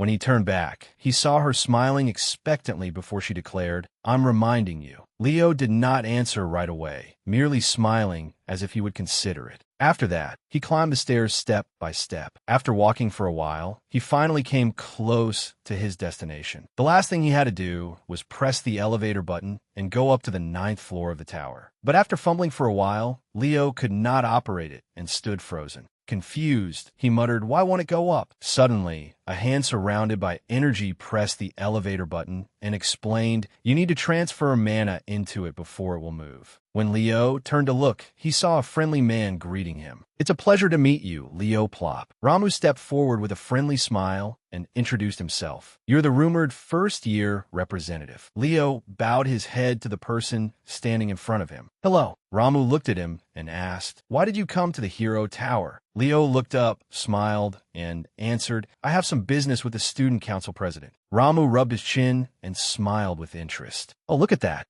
A new student who isn't afraid of me at all, bold enough to charge straight into the student council president's office alone." Leo explained to him, "I wouldn't call it charging in." But Ramu kept smiling as he said to him, "You should seriously consider joining the night department. What do you think?" Leo did not know how to answer, so he could only give him a couple of awkward laughs. After arriving in front of the student council president's office, he sighed inwardly. "Am I already tired before the main topic has even begun?" Leo raised his hand and knocked on the door in front of him. "President Reese, I'm Leo Plop. May I come in?" A voice answered from inside the room. "Come in." He pushed the door open and stepped inside. As soon as he entered, he saw that someone was already waiting. Reese sat behind the desk, smiling as he looked at him and asked, "Is something the matter, Leo?" Leo remained silent for a long while, not answering him immediately. Then his gaze began to change. Looking straight into the other person's eyes, he said, "I want permission to enter the Forbidden Library." Reese's face also turned serious, the smile on his face disappearing completely as he looked at him. "Leo, I know you're not the type to joke around," he began to explain, "but there are only two ways for an ordinary student to enter the Forbidden Library. The first is to conquer the Hero Dungeon. By custom, the one who conquers the dungeon personally returns the pages they obtained to the Hero Records." Leo stared at him with determined eyes, and Reese lowered his head, speaking haltingly. As for the second way, he propped his chin on his hand and smiled brightly at him as he stated a condition. "I'll tell you once you join the student council." High in the sky, the blue heavens were clear and dazzling sunlight hid behind the clouds. On the day of the night department's practical exam, the excited voices of the students rang out across the arena. "It's finally here, the first practical exam day for the night department." A lot of people came to watch. Ka pointed and chatted with the other students. "You can't watch a match like this without popcorn." Shinsia looked at him and began to sigh in admiration. "It seems Ka is very passionate about business." Elena, walking beside her, patted her shoulder and merely gave a dry laugh. "That's just Ka's style. He'll still make lots of money even if he isn't in Lumen." At that moment, Leo stood in the crowd and turned his head to search around, thinking to himself, "Looks like Chloe didn't come." A shout rang out by his ear. "It's starting." Lin stood with his arms crossed in front of a group of students lined up neatly. His face was full of sternness as he announced to them, "The first sparring match." The first name was called, Hornup of Class 1. Then came the second name, Leo Plop of Class 5. Step forward. Ka, standing outside the arena, glanced over and noticed someone who had just appeared. He then turned and ran over excitedly, calling out, "Professor Setzin." Setzin paid him no attention and kept looking forward as he asked, "What is it, Ka?" Ka was holding goods in both hands, his face full of expectation as he asked, "Would you like to buy some popcorn and soda?" Setzin snorted with laughter and asked him back, "Do you think I'd buy something like that?" Ask Halini. Ka did not leave. Instead, he turned his head, glanced at someone, and nodded. Celia, over on the other side, seemed to receive the signal and nodded back at him. She ran over to Set Zen and looked at him with sparkling eyes. "Professor, will you buy us popcorn? It looks tasty. It looks really, really tasty." Ka also called on the other students to start chanting a name together. Set Zen, Set Zen. A crowd of students looked toward the two of them and kept calling out, "Set Zen, Set Zen." But he still crossed his arms, closed his eyes, and said nothing for a long while. At last, Set Zin parted his lips and said to him, "Hand one out to each person." Ka immediately answered with delight, "Yes, sir." Down in the arena, Leo was now standing opposite Howland. He smiled at him. "Good luck, first opponent. Hornip, Knight Department, from a hero family of House Hornip." Hornip licked his lips and stared at him. "It looks like you don't care about me. You'll regret that." Basic Lumen information. The Knight Department midterm practical exam. Passed the exam by winning 5 sparring matches. A female student sitting in the stands wondered aloud, "I wonder how skilled the class representative is." The classmate sitting beside her looked at her and explained, "Since Leo is majoring in 3 fields, there's definitely going to be a gap between him and those who focus on just one.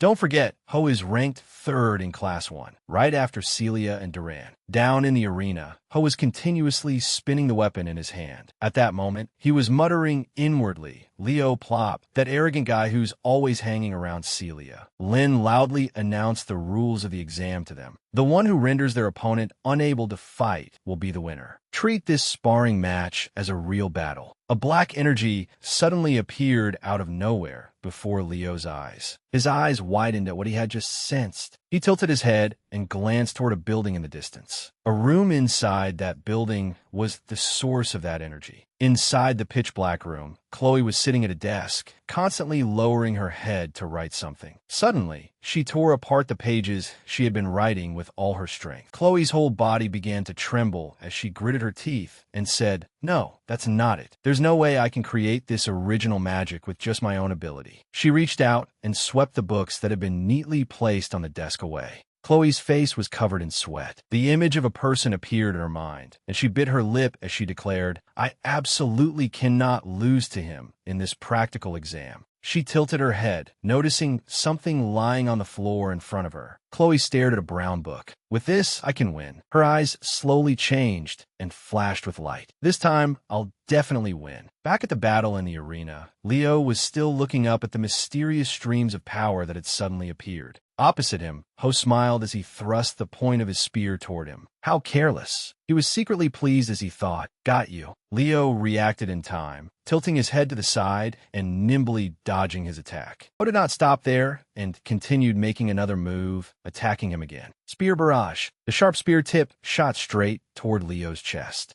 But in the blink of an eye, Leo reached out and lightly caught the spear tip right before his eyes. Ho's eyes widened in disbelief as he wondered inwardly, "What kind of strength is this?" Leo used his strength to pull the spear in his hand hard toward himself. Ho's entire body, on the opposite side, was yanked forward with great force by Leo's power. A fist appeared unexpectedly, striking him accurately on one cheek. This time, Ho's entire body was sent flying far backward. Leo waved his hand and curled his lips as he asked, "Who said I was careless?" A green mist was released from Ho's body. He stood up, frowned at Leo, and said, "Don't get cocky. The match has only just begun." Poison mist. Inwardly, he thought, a guy who can't even use aura. Having great strength doesn't mean your basic weaknesses have been solved. Leo raised his hand and released a burst of red flame. Looking at the mist above him, he assessed poison aura. How unique. The flame in his hand spilled into the air, gradually pushing back the aura surrounding his body. Ho looked toward him and sneered, "Unless it's something on the level of Celia's fire aura, it's very hard to push me back." Leo's entire body radiated red flames, and at some unknown point, he had already appeared right in front of him. "You're the one who's always careless."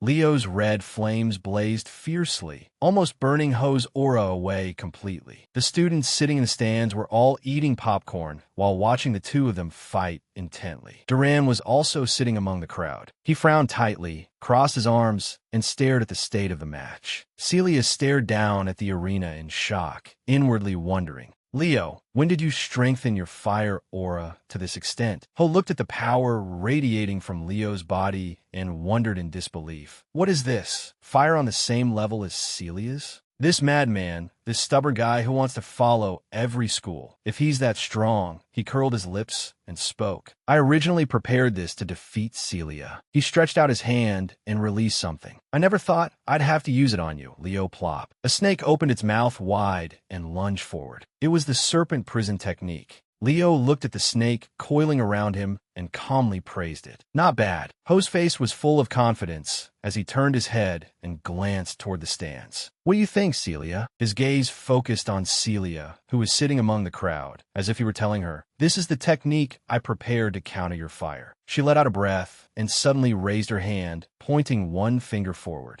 The snake coiling around Leo was now slowly being burned by his flames. In the end, it was completely consumed by the fire and vanished without leaving a trace. Ho's eyes widened as he thought inwardly, impossible. He gritted his teeth, gripped the spear in his hand tightly, and charged forward again to attack. Leo, on the opposite side, also drew his sword. He swung his blade once and knocked Ho's spear aside. Leo smiled at the person in front of him. You shouldn't let your guard down while the fire is still burning. The tip of his sword was now pointed straight at Ho's throat. An announcement rang out. The winner is Leo Plop. Kelsier, sitting in the stands, looked at him below with shining eyes. Amazing, as expected of brother Leo. Ka also smiled brightly and said, "All right, I knew I could count on you, Leo." After the match ended, Ho turned and walked away while thinking inwardly, I didn't expect his real combat ability to be at this level. No wonder he's always around Celia. Suddenly, a voice rang out beside his ear. Not bad, Ho. Celia stood in front of him, smiling as she gave him a compliment. You were great. His face turned slightly pink, and he turned away with an embarrassed laugh before asking, "Oh, really? You said I was great?" The announcement continued to ring out across the arena. Next, Elena Layden of Class 5 against. Hearing her name called, Elena excitedly stepped into position. Who's my opponent? The announcement sounded again. Kelsier Class 5. Both contestants, please step forward. Elena's entire body stiffened after hearing her opponent's name. She looked at the person slowly stepping into the arena and began to sigh. Of all people, it has to be one of the top 3 in the department. The two girls stood in the arena and silently looked at each other for a moment. Kelsier clasped her hands and made a bowing gesture. Please guide me. Opposite her, Elena also returned the greeting. You two. The command rang out. Begin the match. A hand stretched out, controlling its owner's power. Kelsier moved both her hands, and many streams of water slowly appeared in midair. On Elena's side, she activated her power. A magic circle appeared beneath her feet, and flames blazed around her. She pointed her sword forward and shot forward swiftly, beginning her attack. Leo stood behind the crowd with his arms crossed, looking at the state of the match as he silently assessed it. It looks like she's pretty badly injured. Elena's blade seemed to strike a barrier, and her entire body felt as if an electric current had run through it. Immediately afterward, she was blown far backward. Elena fell to the ground, her whole body still smoking. The result announcement rang out. The winner is Kelsier. She clasped her hands, bowed, and repeated her greeting. Elena raised herself into a sitting position, smiled, and waved her hand. At least I didn't back down in front of Kelsier.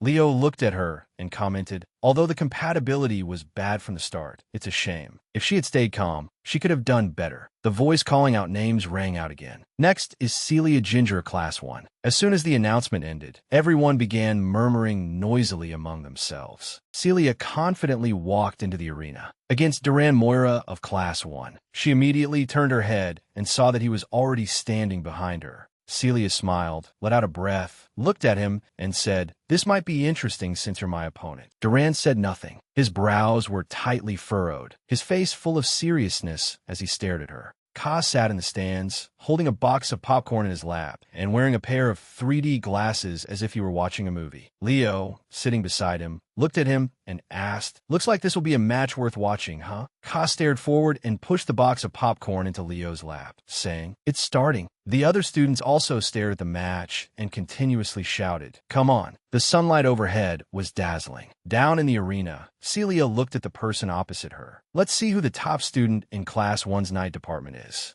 Duran still remained silent and said nothing, only staring at her. A slash swung out, drawing a line of golden light through the air. Celia and Duran had both swung their swords and made their moves, and the two sides began a direct confrontation. A student narrowed his eyes at the tremendous power the two of them released. So this is the combat ability of the top students? Ka watched the match in a daze and asked, "That's amazing. Who do you think will win, Leo?" Leo put popcorn into his mouth and answered him, "On the surface, Celia will lose." Ka's mouth fell open as he turned to look at him. "No way." But Leo added in his mind without saying it aloud, "But Celia's eyes." He smiled and thought to himself, "It seems she has a trump card to turn the situation around." Duran was rushing forward at the speed of a bolt of lightning. He swung his sword, and the slash grazed past Celia's face. A bleeding cut appeared on her cheek. She reacted quickly, swinging her sword up and knocking his blade away. Celia raised the sword in her hand straight toward the sky, flames blazing around the blade. Above them, a barrier had now appeared, enclosing both of them. The students outside the match all cried out at the scene before their eyes, voicing their assessments. "They're serious now." Leo was still looking straight ahead as he praised her. "You're using your head well, Celia." Ka, sitting beside him, now looked bewildered as he asked, "Huh? What's going on?" Leo began analyzing the current situation so Ka could understand. "Look, the first-year training field is fairly small." Celia realized she couldn't keep up with Duran's speed, so she turned the training field into her own stage. He looked at the flames surrounding Duran and said, "From now on, Duran's movements will be restricted within that ring of fire. The heat will also obstruct his vision." Leo looked at Celia's condition during the match and praised her. "She's always been amazing, but Celia has grown even stronger." Trapped in a sea of fire, Duran wiped the sweat from his face with his hand. It's hot, yet he did not realize that Celia had appeared behind him. Only when she leaped high, preparing to attack, did he raise his head and suddenly notice her. Duran poured all his strength into his arm and swung his sword, preparing to counterattack. But Celia did not give him that chance. She lightly caught the blade pointed at her. She smiled and used her strength to raise her head. "It's over." Celia slammed her own head hard into Duran's. His eyes rolled back, and a huge scrape appeared on his forehead. Duran lay motionless on the ground. The announcement rang out. "The winner is Celia Ginger." Everyone around them began cheering loudly. Celia rotated her wrist and looked at him as she asked, "Why don't you try developing your physical strength a bit more?" She reached out her hand to him. Duran rubbed his reddened forehead, looked at her, and did not answer. In the end, he stood up as well, reached out, shook her hand, and ended the match.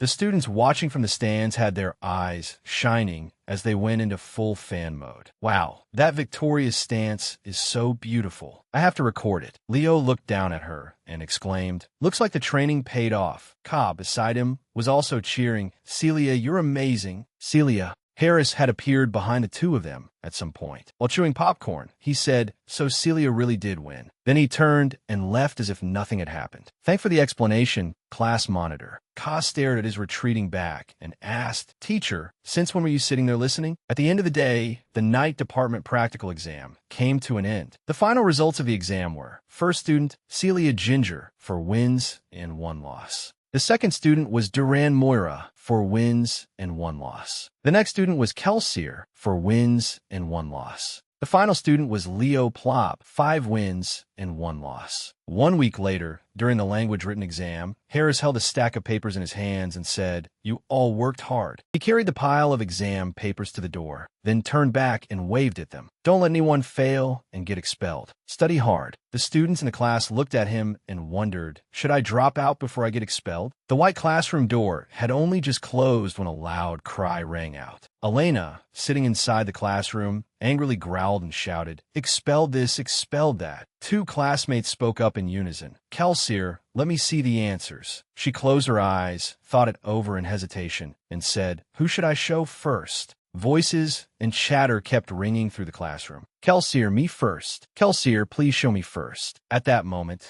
someone walked over, looked at Leo lying sprawled across his desk, and asked, "How was the exam, class monitor?" He lifted his head, rolled his neck, and answered, "I don't think it was that bad." Nimla laughed twice as she looked at him. So even the class monitor, who always seems to have everything under control, can make that kind of face. Leo froze and asked, "Do I really?" She smiled and said to him, "If anything hurts, tell me, okay? I'll heal you with my magic." Ka, sitting on the other side, began whining, "Ninla, my shoulders and back are all stiff." Help me too. Before he could finish speaking, Kelsier had rushed over and jabbed him hard in the back. It doesn't hurt anymore now, right? She then looked cheerfully at the person in front of her and asked, Brother Leo, how is your practical summoning training going? Tai said you rarely come to the summoning training room. He propped a hand down, turned around, and answered her, I've been training hard somewhere no one can see. Kelsier's face filled with admiration. As expected of you, Leo. Then what rank do you think you'll get in the summoning exam?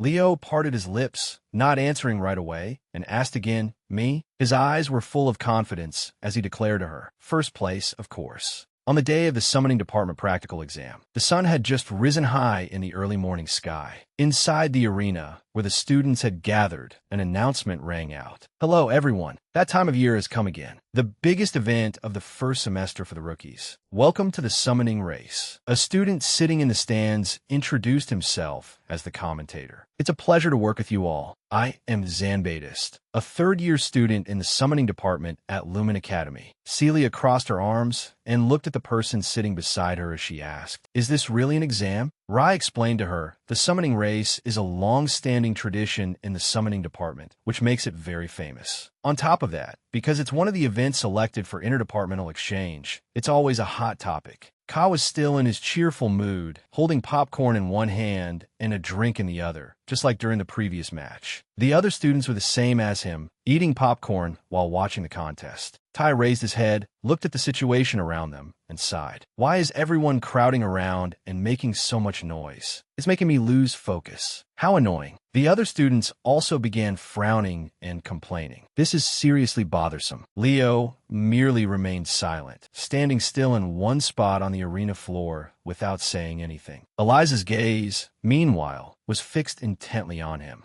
Wandan and Kelsier were the same as him, keeping calm and waiting silently for the race to begin. Eliza suddenly said, You showed extraordinary skills after the night department practical exam. She turned her gaze toward Leo and asked, Have you properly prepared for the summoning department practical exam? While warming up his body, he looked at her and answered, Of course. But Eliza remained doubtful. For someone who says he prepared properly, I have never once seen you at training. Another student heard that and began speaking suspiciously as well. Yeah, that's right. Suddenly, the others grew agitated and said to him, If you're taking this lightly, then give up. We've never even seen you form a real connection with a summoned creature. Tai sensed the situation was starting to turn bad, so he walked up in front of those two and tried to persuade them. What's wrong, everyone? The blonde student said angrily, Don't side with him just because you're in the same class, Tai. That guy is completely looking down on us. Kelsier glanced at the situation around them. The atmosphere is so tense. If it's like this before the exam, Lu, a summoning student from the Eastern continent, looked toward her. Kelsier, since you also got high scores in the night department, you don't need to care about summoning, do you? She looked toward him. That's Wandan, who had been silent until now, suddenly spoke up and cut her off. Too noisy. He put one hand in his pocket and slowly stepped forward, looking at the people standing before him.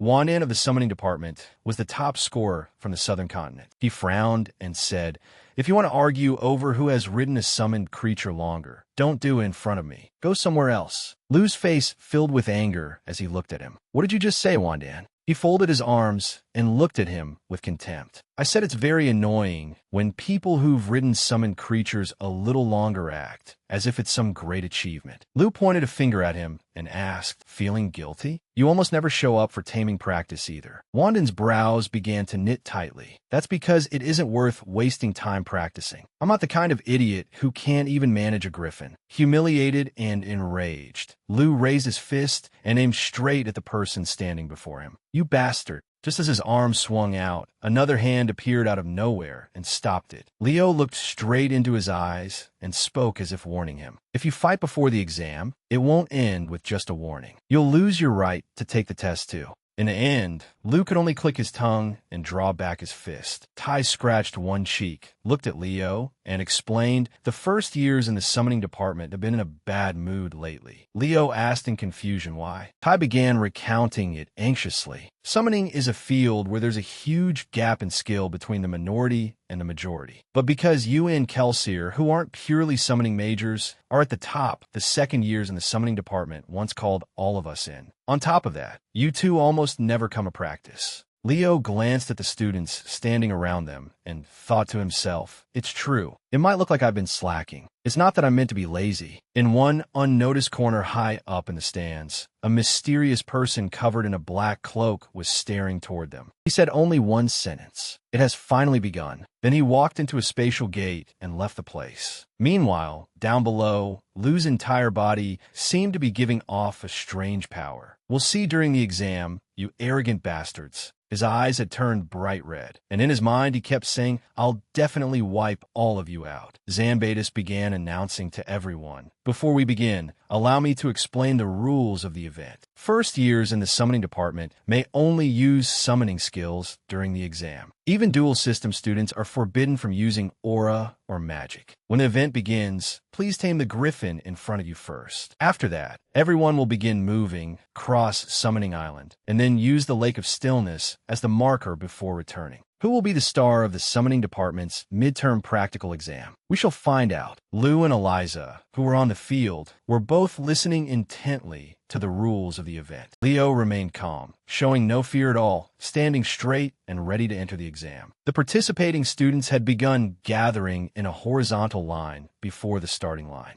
Zuga gave them one last reminder. Rookies, don't be nervous. Do as you practiced. Anyone who loses heart under pressure will be left behind after the exam. Immediately, Lu and two other students grew anxious and silently told themselves, don't tremble. Professor Zuga smiled and shouted, now get ready. The red-haired, freckle-faced student glanced toward Lu, and Lu nodded to him as well. The command rang out. Start. Immediately, the students participating in the exam ran forward at high speed. The two students who had been standing with Lu earlier did not run forward, but instead activated their own power. They aimed at the positions where Leo and Wandan were standing and began attacking. The spectators outside also could not understand what was happening. What's going on? The students of the summoning department. It looks like they planned this in advance. All of them are aiming for the rookie representative, Leo Plop, and the southern top student, Wandan. Leo calmly raised his hand and blocked their fire attack. Tai had now climbed onto the back of his griffin mount. He turned back and called to Leo in concern, Class monitor. Leo shouted loudly toward him, don't worry about me. Just go. This is an exam. Tai looked toward him one last time and said anxiously, sorry. Then he pulled the reins and rode the griffin into the air. The students watching from the audience seats also felt indignant and spoke up. That's so dirty. Those summoning department guys. Fight fair. Just drop out already. Leo looked at the flames surrounding him and thought to himself, I knew we were disliked, but I didn't expect them to team up and interfere like this.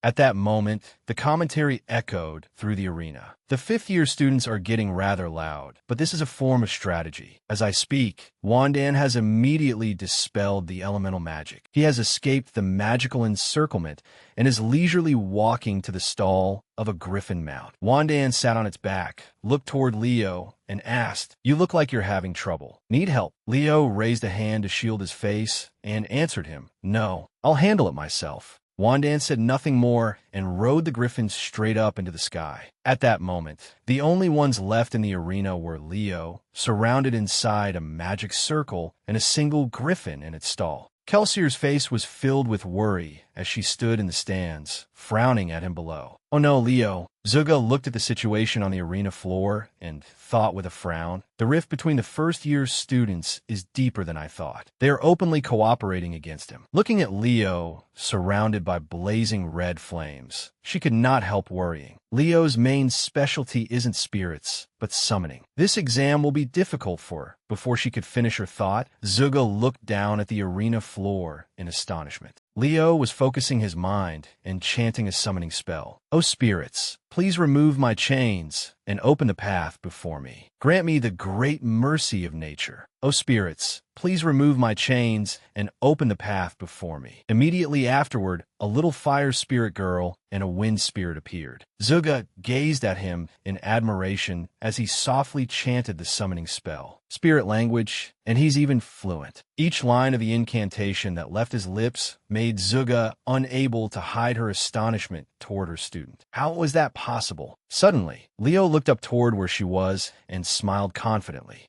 Zuga opened her eyes wide, startled as she realized something. Immediately after, she let out a sigh, calmed down, and said, "He must have learned how to summon." The scene shifted to a windy hill, where a flock of magical beasts was flying through the sky. The race was underway. One student laughed loudly and said smugly, "Serve him right. And he's supposed to be the system representative and the best student in the South? He can't even get started. He'll definitely rank last." Lou chuckled and called out to Eliza. "How does it feel, Eliza?" "Satisfying, isn't it?" Contrary to his expectations, Eliza replied unhappily, "I don't like this. I can defeat Leo or anyone else perfectly well without resorting to this." He frowned in anger and asked her what. She looked down in displeasure, her sharp gaze questioning him. "What do you think the others will think of the summoning class after this?" Lou maintained his arrogant attitude and laughed loudly. "Who cares? Those people will have to face humiliation." Eliza left him with only a warning. "Think carefully before you act next time." After saying that, she quickly controlled her beast to speed up and overtake him, leaving him behind. Lou was so angry he ground his teeth, but he only dared curse her in his heart. "Arrogant brat. She keeps acting high and mighty just because her family backs her."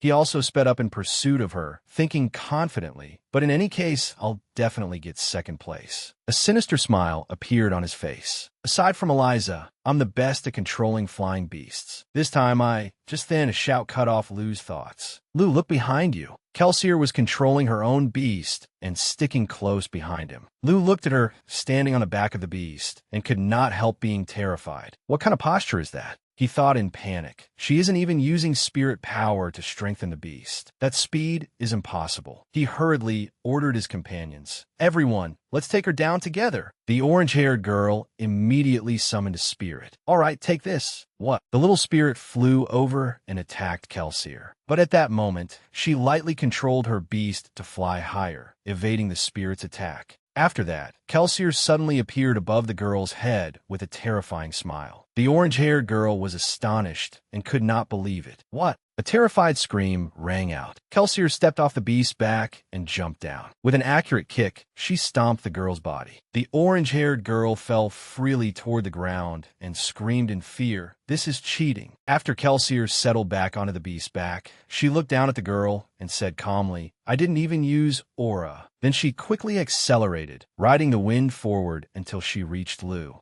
Kelsier put on a friendly, enthusiastic expression and greeted him. "Hello, Lou." He glared at her angrily and threatened. "You made a mistake by turning us into your enemies." Kelsier thought for a moment, then reminded him, "I have to admit I'm not good at aerial combat, but I'm not your only opponent." Lou asked in confusion, "What?" She smiled brightly at him, but the words that came from her mouth carried an indescribable terror. "Someone is very angry about your petty tricks." At that exact moment, an explosion occurred right behind him. Lou was caught off guard and immediately became alert. Kelsier looked at the sight of explosions continuously targeting the summoning class group following him and said, "Looks like Wandan is the type to repay a grudge." Wandan sat on the back of his beast, looked toward Lou, and conjured a fireball in his hand as he cursed him. "You piece of trash." Then the giant fireball from the spirit he had summoned flew straight toward Lou. "Take this return gift." Lou panicked and summoned his own spirit, Skater. It quickly blocked in front of him to protect him. Even so, the explosion still happened. Fireballs were fired one after another and exploded, frightening the beasts and Lou's companions. The scene shifted back to the starting point, the arena where the host was speaking. The first-year representative, Leo Plop, is famous throughout Lumen for his ambition to join the Academy's best students. But today, he seems to be trying very hard to seize all the spotlight in this competition. Could it be that summoning is Leo's fatal weakness? A gloomy tension hung between Leo and the beast, two pairs of eyes clashing without either side yielding. Then he suddenly noticed the wound on its wing.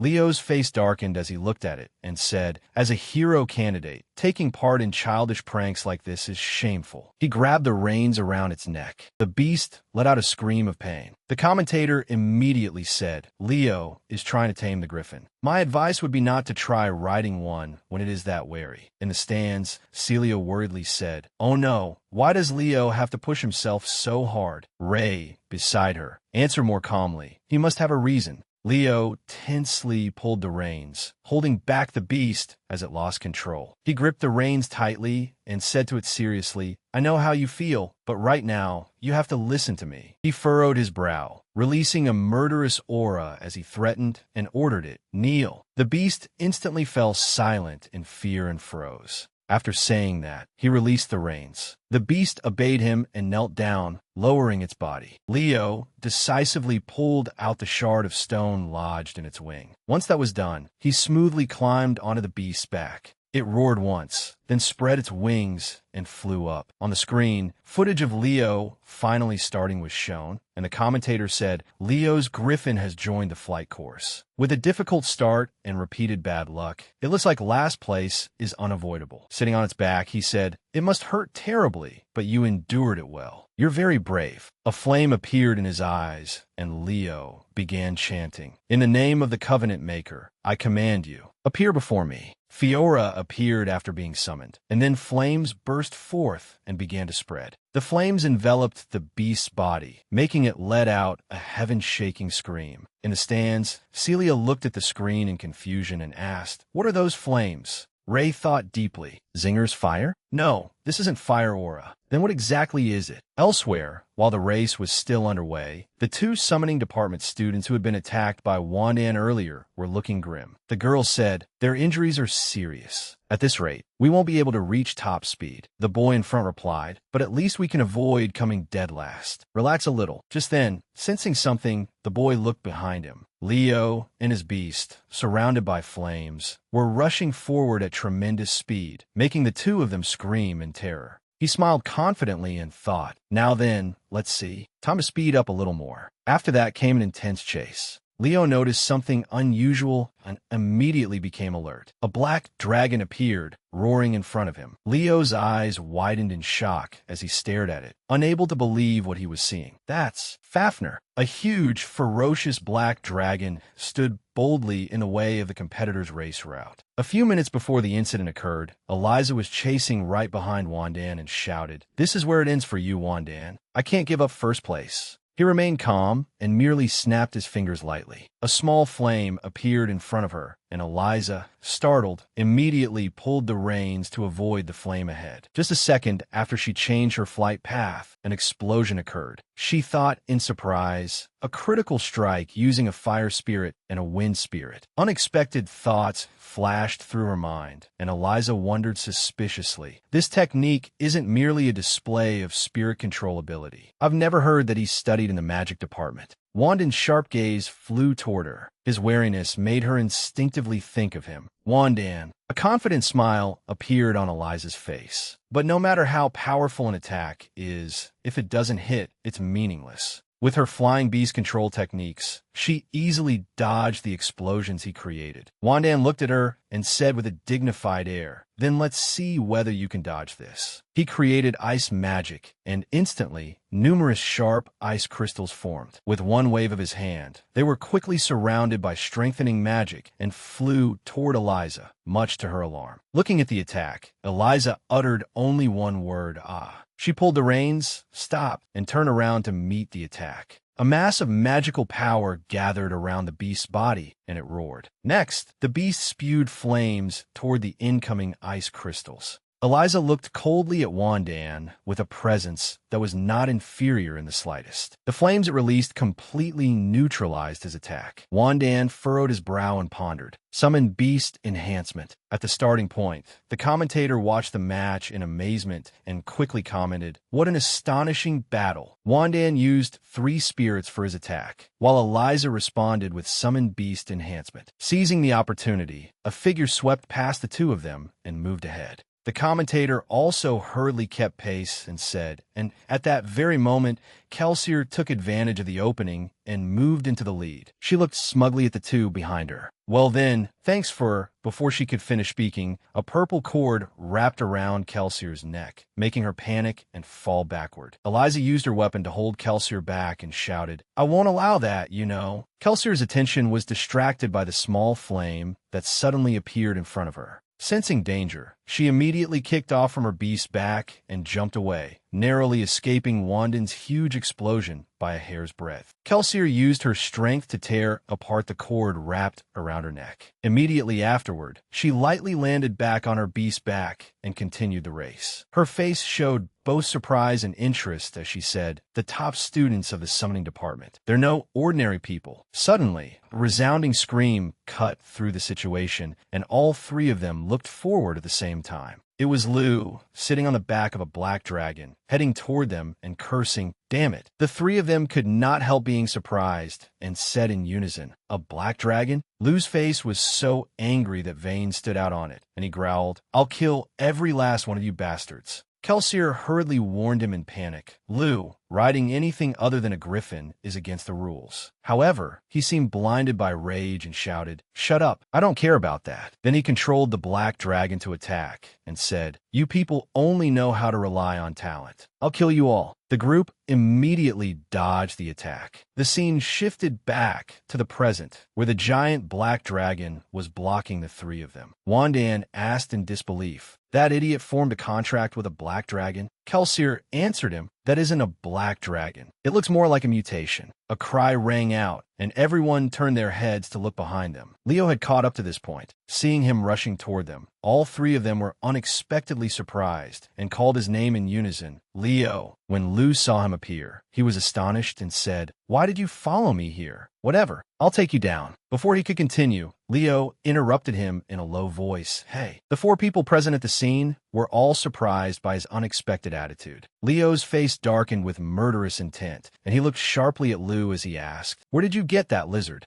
Still foolishly unaware of fear, Lu laughed loudly and smugly answered him, "Jealous? This is my power. I signed a contract with it using my summoning magic. You seem jealous of my summoned beast, don't you?" Leo looked at him gloomily and assessed. Mistaking that thing for a summoned beast? How ridiculous. That is a mutated monster, a monster controlled by the mages of Tartaros. He could not help remembering images from past, when he had fought them before. It was one of the mighty monsters in the Tartaros army that we destroyed during the Age of Calamity. Where did he get that monster? Lu ordered, "Attack, Black Dragon." Immediately, a huge mass of dark energy shot toward him. Leo and the other two quickly dodged its attack. After it passed the three of them, only Kelsier remained where she was, watching the attack rush toward her. He shouted to warn her, "Dodge." Kelsier immediately condensed a shield in front of herself, thinking in fear, "It's too late." The dark energy struck directly against her fragile shield. The shield began to crack, and Kelsier closed her eyes in fear and screamed. In the next second, both she and her beast went into free fall. Leo timed it perfectly and rushed over. He accurately caught her unconscious body in his arms. He thought, "She lost consciousness from the fall. First, we need to ensure Kelsier's safety." He shouted to the other two, "Everyone, descend to the ground immediately." Eliza nodded in agreement. The three of them landed one after another on a nearby hill. Lu controlled the black dragon as it flew back and forth above the place where Leo's group had landed. He looked down at Leo's position, a gloomy energy radiating from him. Lu, controlled by his desires, laughed in satisfaction and said, "So this is what it feels like to look down from above? Not bad." After saying that, he directly charged downward with the black dragon. The race commentator was still enthusiastically commentating. "The competitors have deviated from the route and gone outside the broadcast range. Too many things are happening at once." He continued, "Sun Lu has summoned a black inferno dragon and attacked the other leading competitors." But before he could finish, Zuga kicked him away and scolded him. "Hey, you idiot, how can you still be commentating right now?" Zuga quickly picked up the microphone on the table and issued an order, summoning department assistants, "Deploy flying summoned beasts immediately." The match is temporarily suspended. Setsan and Lan, upon learning of the current situation, quickly appeared at her side. He asked urgently, "What is going on?" Zuga turned off the microphone and answered him, "It appears Sun Lu signed a contract with a high-level magical beast instead of an ordinary summoned beast." Both of them were shocked, and Setsan exclaimed in surprise, "What? Looking at Lu's state of overexcitement and his bloodshot eyes, he said, he won't be able to withstand its influence much longer. Is son Lu truly controlling that high-level magical beast by himself? Harriet suddenly stood behind the two of them and asked, "Are you saying someone else may be controlling it?" Setsun turned his head and answered him, "I'm not certain, but it's possible." Immediately afterward, Harriet gave instructions to everyone in the room. "All right, Zuga, take the summoning assistants with you and stop San Lu. If necessary, subdue and eliminate the magical beast. The remaining instructors spread out and protect the students." Everyone answered in unison, "Yes." Harriet continued, "And Setsun, you will come with me." Setsun nodded firmly in agreement. The two of them left the room with dignified postures and serious attitudes. The scene shifted back to the hill where Leo had just landed. He gently laid the injured and unconscious Kelsier down on the grass. The other two had also landed right after him. Wandan looked up at the sky, which was covered by a black shadow, and said, "It's coming here." Lu also controlled the black dragon down toward the hill. Looking at Leo standing before him, he said contemptuously, "If you were going to run away, you should have hidden better. Is that so? You all gathered in this open space." Contrary to his expectations, Leo calmly answered, "I'm not hiding." Lu looked at him in surprise and asked, "What?" Leo calmly stepped closer to him and continued, "And the creature you are riding is neither a summoned beast nor a black dragon." Lu sneered and mocked him. "As someone from the summoning department, if I say it's a black dragon, why are you acting like you know better than me?" Cutting him off, Leo said coldly, "It's a magical beast." After hearing that, Lu stiffened and fell silent, unable to say anything. The two people behind Leo also frowned tensely. Scenes from his current life and his previous life appeared interwoven, showing the time in his past life when he fought and died. The wills of both lives merged together, and Leo said resolutely, "I was waiting here to destroy that disgusting magical beast." Those words seemed to express the voice of his heart from the past, when he faced this black dragon. Sitting on the black dragon's back and looking at the three people before him, Lu suddenly lost control and laughed loudly. Eliza sighed, "Oh my, he's gone mad."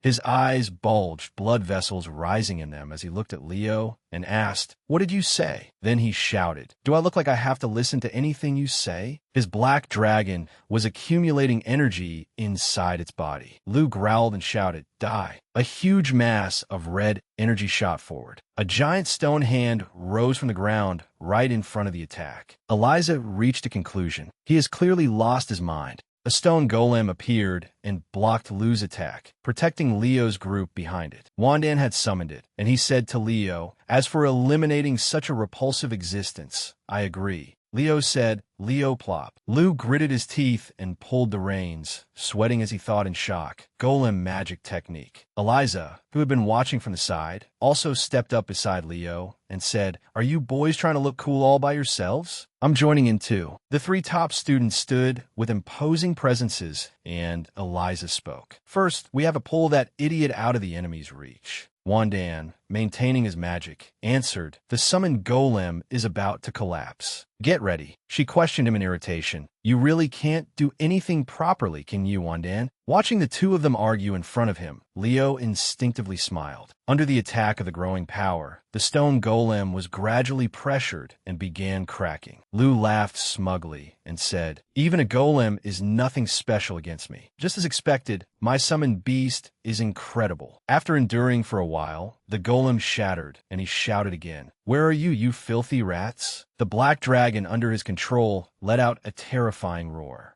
Eliza angrily swung her vine whip toward Lu. He hurriedly dodged and scowled furiously. "How dare you attack me, you bitch?" Then came Wandan's familiar finger snap. A small flame appeared above the black dragon's head, just as it was about to fire another beam of energy. Immediately afterward, the flame exploded right at the black dragon's head. Wandan stood there observing, flames in his hand. Then he said softly, "Now." Leo seized the opening and received the signal. Lu looked at them in horror, unable to speak. Those bastards. Before he could finish, Leo rushed in front of him as fast as the wind. Next came Leo's cold face as he kicked Lu straight in the face, making him cry out in pain. He lightly set his foot down on the back of the black dragon. Lu's body suddenly trembled as if something were controlling it. An unfamiliar voice rang out. An admirable effort, trying to drag this brat away from the enemy. But this is as far as you go, you little pests. His face, distorted from the kick just now, stared at Leo with bulging eyes. Leo said in surprise, "You?" Down below, Eliza and Wandan said worriedly, "Wait, why did you go alone?" Leo plop. On the black dragon's back, Lu had stood up after the attack from earlier. He stood before Leo and mocked him. "Are you scared, young hero candidate?" Leo looked at him with sharp eyes and said, "You're a monster mage from Tartaros. Where's your main body? It can't be far."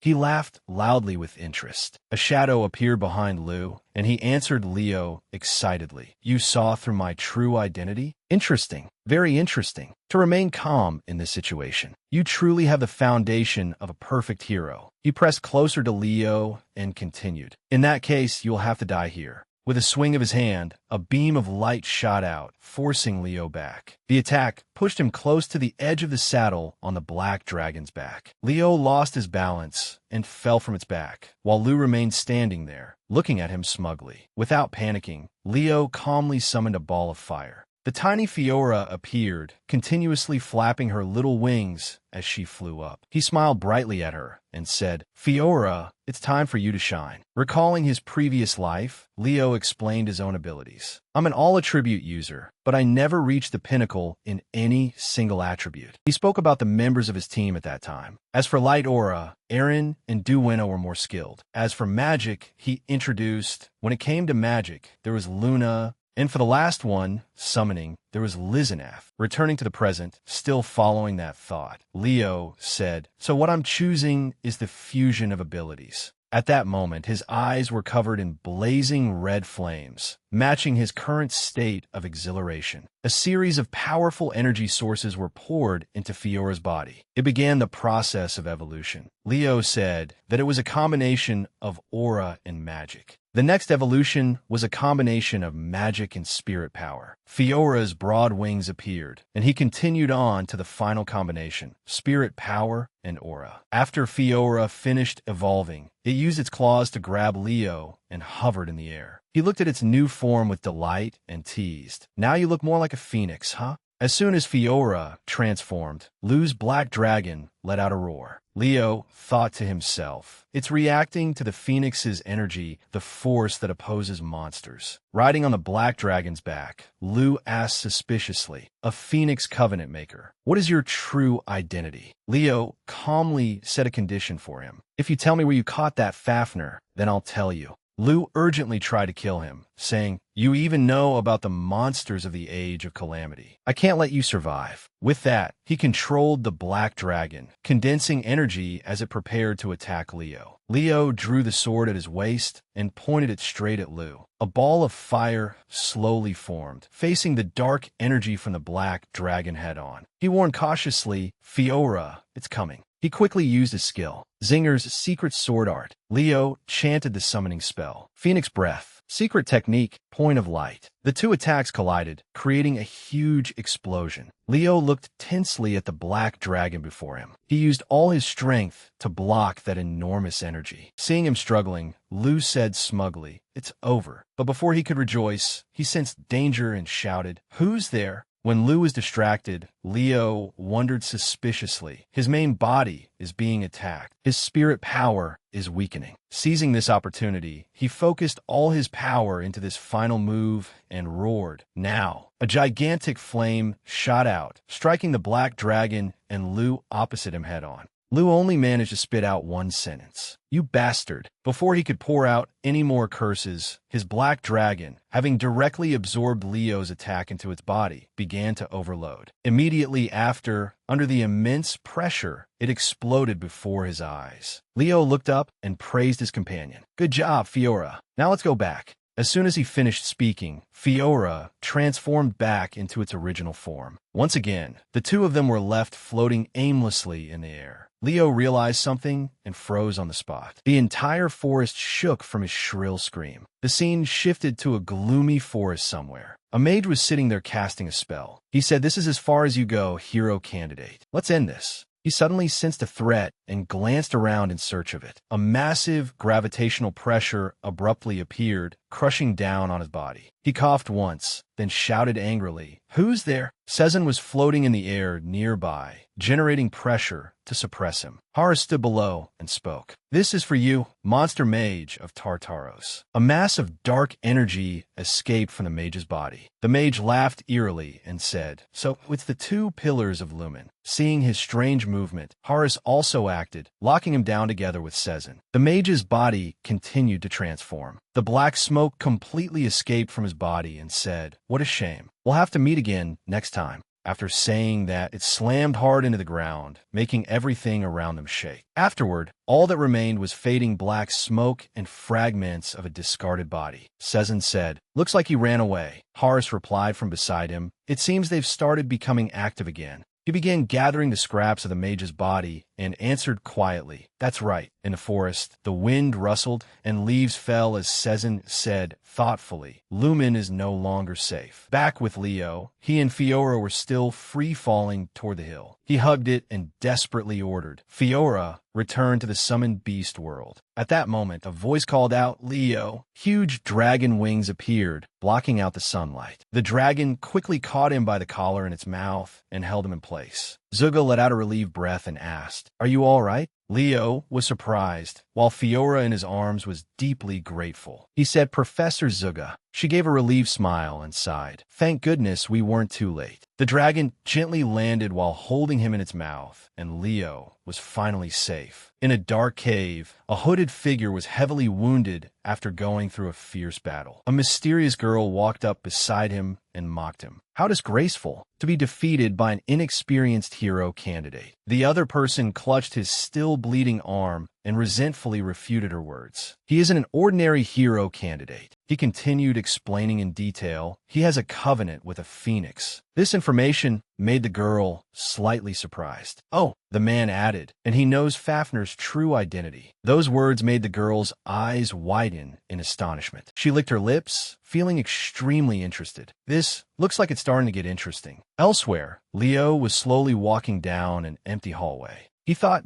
deeply about the new information he had received. The midterm summoning exam had been canceled. Not long after, on the day of the magic class practical exam, Lin stood sternly at the podium. Suddenly, every student stared toward the classroom door in amazement. Chloe walked in with an unusually bright golden hair color. They cried out in shock and asked after her. "Huh, Chloe, your hair." Chloe did not react to their questions and silently walked straight into the classroom. She slowly made her way to her desk under her classmates' surprised gazes. Leo also noticed and looked at her thoughtfully. Len looked around the classroom to check the attendance again. Seeing the dark circles under Chloe's eyes, Leo asked worriedly, "Did you stay up all night studying? You don't look well." Len suddenly spoke from the podium. "Looks like everyone is here. Now focus. I hope you've prepared original magic that contains your own individuality." The students listened attentively as he continued. "It would be a waste for only me to witness your wonderful magic, so..." Len paused for a moment before speaking again. "I will be inviting 3 people to participate as well. These 3 are your seniors." Someone was already waiting outside the classroom door for Len's invitation. Len looked toward the door and introduced them. They graduated from the magic department 3 years ago. The first to enter was a proud-looking girl named Rilda Fetney. The second was a chubby-looking boy named Aiden Slack. The last to enter the classroom was a petite girl with a confident smile named Sinhot. Once they had all appeared, Len formally announced in a stern voice, "They will be the judges for your exam today." The newcomers followed up his words and greeted the students kindly. "Hello, juniors." "Hello," Ka whispered to Leo. "Looks like they'll give us high scores this time." Leo was doubtful and did not think he was right. Will it really be that easy?" Len quickly began the exam. He looked toward one student. Eliana Layden stepped forward. Eliana cheerfully answered him, "Yes, sir." The small girl quickly walked up to the podium under the judge's gazes.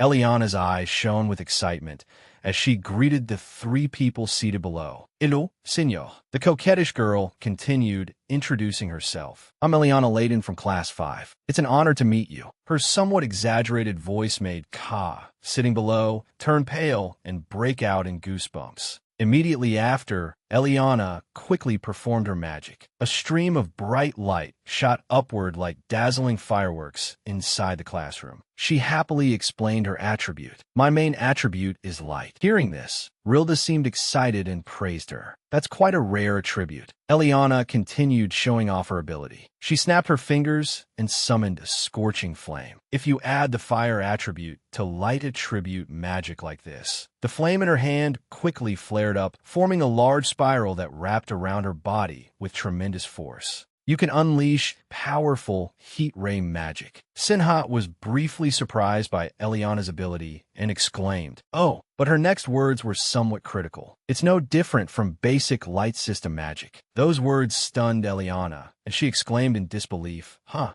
After the first student finished demonstrating her skill, the judges quickly recorded their scores. Aiden bent over and wrote down his score without making any comment on the performance just now. After a while, all three of them passed their scoring results to Len. Len looked at the result sheets he had just received. Sinhat gives C-. Aiden gives C. Rilda gives C-.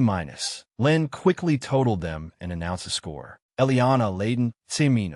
He spoke coldly and sternly. Next, the students buzzed over the unexpected score. A C. What? Why so strict? I want to drop out of the exam. Immediately after, the other students demonstrated their abilities one after another, but the strict judges gave unfavorable scores. Smith Radbikia, C. Result sheets with extremely low scores were passed along one by one. Nick Aben, C-. It was also Ka's turn, so he stepped forward and began the exam. He demonstrated his ability to control water currents, which the judges rated higher than the other students. Katoma, B+. Chelsea also stepped forward to perform her ice magic. A cold, shining sphere was summoned. Chelsea Livelin. Both of them achieved high results, making them happily jump up and down in celebration. At this point, the judges were already somewhat bored with what they had witnessed. Sinhat narrowed her eyes, dissatisfied, and thought to herself, "Not bad, but something is missing." Rilda thought the same. She coldly thought, "Professor Lin said this year's students were truly skilled, but so far, Aiden was different." He still had some expectations for the remaining students. Let's see the rest of them. He looked at the names on the score sheet and smiled to himself. These three are the real deal. Lin continued calling the next student to practice. Next, Abat calmly stepped forward, his expression strangely composed. Abat Llewellyn. The female students below all cheered at his outstanding appearance. "He's so cool. He gets an A for looks alone." The judges and Abat paid no attention to their chatter and focused on the exam. Abat turned around and wrote something on a large board. After a long while, he stopped and began his presentation. "I will demonstrate Storm." The judge's eyes widened in surprise at hearing this skill. Len smiled proudly at his student. Abat continued confidently. Once completed, it is estimated to rank. He lightly tapped the chalk against the large board and said sternly, "First in the class." Not long before, at the magnificent castle of the Llewellyn family, in a spacious courtyard, a large magical box had been summoned to protect Abat as he cast his magic. The mages at the four corners nervously maintained the protective barrier.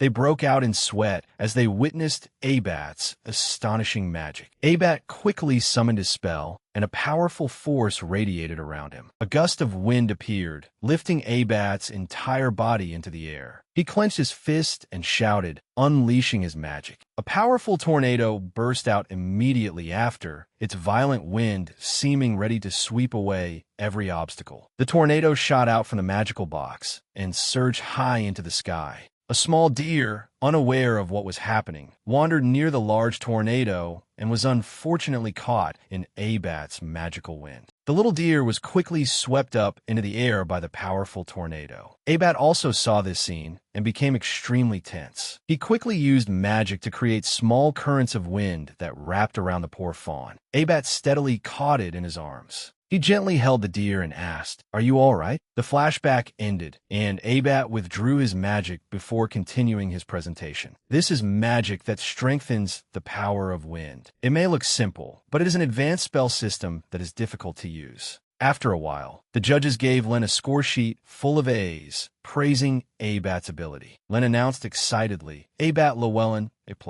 Chelsea was extremely proud of her brother and exclaimed, "That's my brother." Lin was also extremely pleased with his student. The indifferent expression he had earlier vanished, replaced by a bright look of satisfaction. Next student, following his words, Leo stepped up to the podium. Leo Plop, standing across from the judges, he calmly introduced his work. The advanced spell I will demonstrate. He recalled how Kai had previously summoned powerful streams of colorful magic and continued, is a non-attribute spell system. The students burst into confused chatter. What is that? I've never heard of anything like it. Leo began explaining his skill. All existing magic has attribute manifestation techniques, correct? Sinhat acknowledged it. Of course, that is the basic requirement for activating any magic, isn't it? Hearing that, Leo suddenly gave a faint, meaningful smile. Then he declared sternly, my special magic formula system can be compatible with all of those techniques. His words made Rilda stop short in shock. What? Aiden frowned in confusion and questioned him. What nonsense are you talking about? Sinhat could not help feeling suspicious either and asked, so what you mean is that you want to create a new magic system? Leo frankly confirmed, that's right. Standing beside him, Lin glanced at him with eyes shining with pride and thought, this kid has to become a mage. Aiden tapped his pen against the desk, displeased. How disappointing, Leo. We didn't come here to listen to nonsense like this.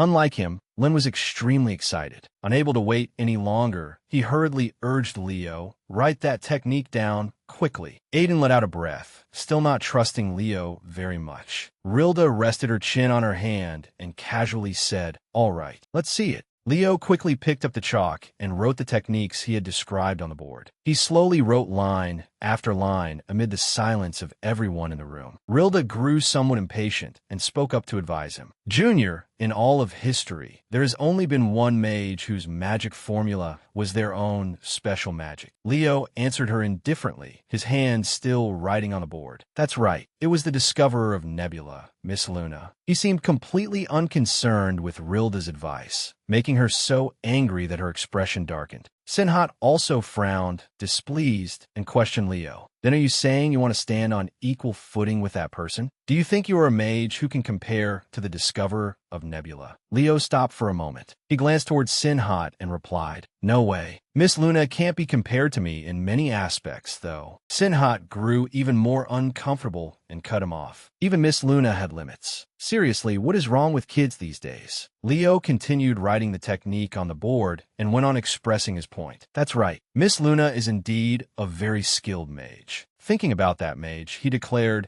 but to create a magic formula, one does not necessarily need to be as talented as she was. There are other ways. He continued explaining what he had written. As you can see here, Sinhat was shocked when she looked at his results on the board. The empty board had been filled by Leo with astonishing techniques. Rilda also could not help exclaiming in surprise. So you weren't just talking nonsense. Aiden also approved and sighed in admiration at what he had just witnessed. Look at those structures. It seems all magic can be used without any penalty. Ka laughed and chatted with his classmates about the complicated things on the board. Oh man, even I can't touch that formula. It looks way too complicated. I give up. Chloe fell silent and did not join in with her classmates. Instead, she thought deeply about what Leo had presented. Aiden broke out in a cold sweat and asked in bewilderment, Leo Plop, why did you create this magic system? Leo answered him calmly, so I can freely use every kind of magic in the world. His words left Aiden astonished, and he inwardly exclaimed, this kid really is an insane junior. Now I understand why the higher-ups think so highly of him. Aiden asked excitedly, then what is the name of this original magic? Leo gave a faint, mysterious smile. He waved his hand to demonstrate, and a dazzling light appeared in his palm. That radiance spread around him, and Leo smiled as he said, it is called Scripture. Sinhat froze as she stared at the special light before her. She suddenly remembered what had been recorded in the ancient fragments. Only one person had ever used it. Thinking of that special magic, she concluded, a magic system devised by the hero Kai. At that thought, Sinhat suddenly smiled in satisfaction. Perhaps Leo could prove that Kai truly existed. The three judges quickly gave their scores after Leo's astonishing presentation. Lin took the score sheet and smiled smugly. Leo Plop a plu.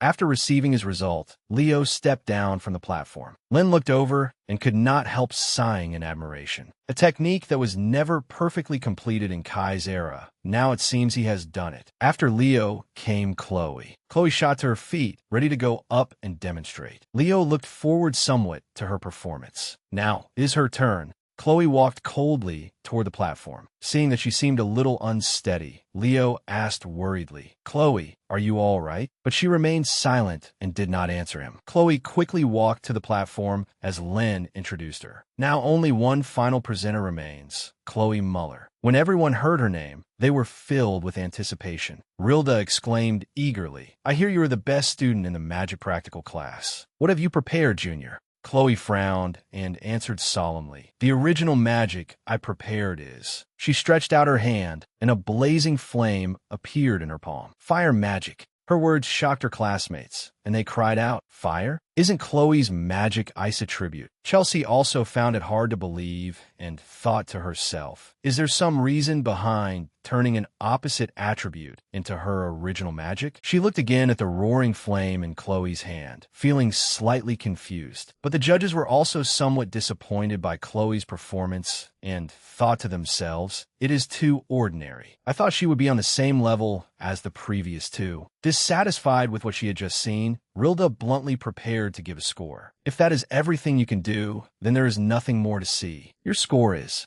Chloe calmly continued demonstrating her ability. She extended her hand, and a freezing current of ice swirled into a small sphere. Now let me show everyone the true value of this magic. From that sphere, a powerful stream of water poured directly down onto the flame in her hand. Yet the flame still burned fiercely within the water, completely unaffected. This left her classmates astonished. It isn't going out. The judges also could not help crying out in shock. Did you actually apply an eternity spell to magic? The flame in Chloe's hand burned even more fiercely. That is right. Unless I dispel it, this flame will never be extinguished. She quickly withdrew her hand, and the great flame gradually vanished completely. Chloe turned around and wrote the technique she had just performed on the board, leaving everyone in the room dumbfounded. Magic is a law created by formulas. All magic will disappear at some point if it is not supplied with energy. Her classmates broke out in a cold sweat as they watched Chloe's presentation intently. As she wrote on the board, she proudly introduced her prize technique. But Chloe has created invariability within the formula. At this point, Aiden could no longer stay calm and thought in horror how. After writing for a while, Chloe finally stopped and spoke. The name of this original magic is... She turned around, looked across the room, and declared confidently, "Eternal fire." What Chloe had just shown left even Leo utterly shocked. Impossible. Sometime later, Lin took the judges' score sheets and announced clearly, "Chloe Muller, A+." Chloe smiled, extremely satisfied with the result. Leo pondered, unable to believe what he had just witnessed. Eternal fire. Even Luna failed with it. He thought of his sworn enemy. Only one being can create fire that never goes out. Erebus. Time flew by, and the evening glow had dyed the sky red. Leo suddenly entered the classroom, deep in thought. He walked slowly, constantly thinking about what had happened. When Leo had gone to find Chloe, Celia had said to him, "Do you want me to call Chloe? She might be sleeping." She said she was going to bed early because she hadn't been able to get any sleep while studying for the exam. Hearing that, Leo could only turn and leave. If that is the case, there is probably nothing I can do. I will go then. Suddenly, Celia asked curiously, making him stop. Has something happened to Chloe recently? Her question puzzled Leo. Celia hesitantly recalled what she had felt recently. She has become more sensitive over the past few days. She remembered what she had heard about Chloe. She has also had a few arguments with classmates. There are some rumors that she has been associating with some bad people at the Magic Tower. But she is not that kind of person. At that moment, Celia's words made Leo fall into thought. A brilliant flame suddenly appeared beside him. Fiora appeared and chirped, breaking the quiet atmosphere. Chirp! The little bird flew over and rubbed against Leo, making him snap out of it and happily stroke it. Suddenly, another voice rang out, drawing his attention. "Did you call me?" Farina appeared amid the scorching flames. Leo plop. Farina appeared and asked doubtfully, "All right, Leo, why did you call my main body through Fiora?" Leo set Fiora down on the desk and answered her, I am curious why Farina is staying in Lumen. Fiora toddled around on the desk adorably. Leo looked at it and thought to himself, summoned spirit beasts like phoenixes and monsters are natural enemies. He frowned and stared toward Farina, probing her. There must be a reason you are staying here. Farina silently considered his question. After a while, she finally explained in detail, 5 years ago, there was an attack in Lumen. She remembered the brutality of the attack at the time. 2 students and 3 academy teachers died then, and the culprit was never found. Thinking of the headmaster's request, Farina continued. In the end, Headmaster Kaliabidian asked me to investigate Lumen, and ever since then, I have been searching for traces of them. Hearing this, Leo suddenly asked doubtfully, do you know that someone who summoned a monster appeared during the summoning exam? Farina nodded in confirmation. Yes, I heard 1 student died. Leo suggested a possibility with suspicion. Do you think Tartaros is behind this? Farina held Fiora and replied, at present, I only suspect it. I cannot confirm anything yet. Leo suddenly probed her. Then tell Headmaster Kalia this. Lu may not be the only student Tartaros has approached.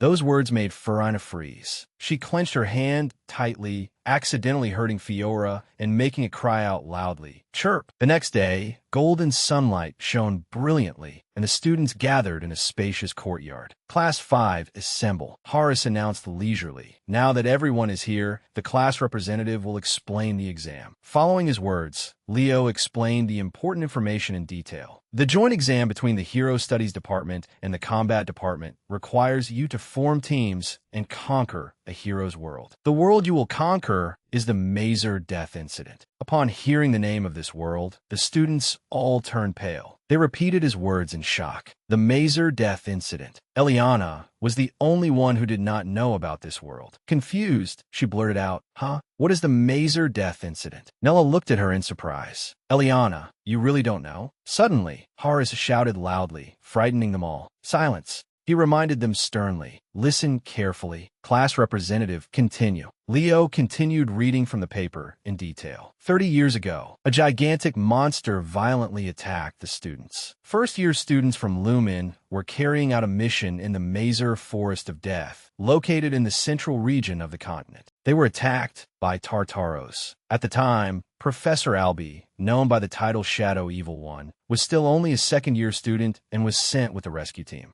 A young man fought persistently to protect the other students. They were nearly wiped out completely. Horace spoke, explaining the information recorded on that sheet of paper. The objective of this mission is to rescue the wounded who eliminated the monster. You will also support Professor Albi, who was only a second-year student at the time. He reminded them sternly. This exam is not merely an ordinary midterm. It is meant to raise your sense of vigilance. Therefore, focus. Anyone judged to have no potential in this exam will be expelled immediately. His words made all the students lower their heads in worry. Suddenly, Horace gave a faint smile and comforted them. Trusting his students, he continued encouraging them. Believe in yourselves. All of you are already strong enough. His words of encouragement moved the students at once, and they turned affectionate gazes toward their teacher. Eliana's eyes lit up. Professor. Horace found her voice extremely annoying and waved his hand. Shut up. Not long after, Aishin stood on the platform and announced to the students, we will now begin dividing the teams. Step forward in order, starting with Class 1. Chelsea felt unhappy and complained. We did not get to choose our own teams. Ka was also extremely worried. Oh no, we might have to work with people we have never met before. The students then lined up and stepped forward to draw balls that would determine their teams. Each person received their team number, and it was also Leo's turn to step forward and draw. He drew ball number 11. Team 11. He thought to himself, the final team. After everyone had finished dividing into teams, a magic circle appeared near them. Teams have been established. Team 1, stand before the summoning gate. Chelsea happily looked over at Celia,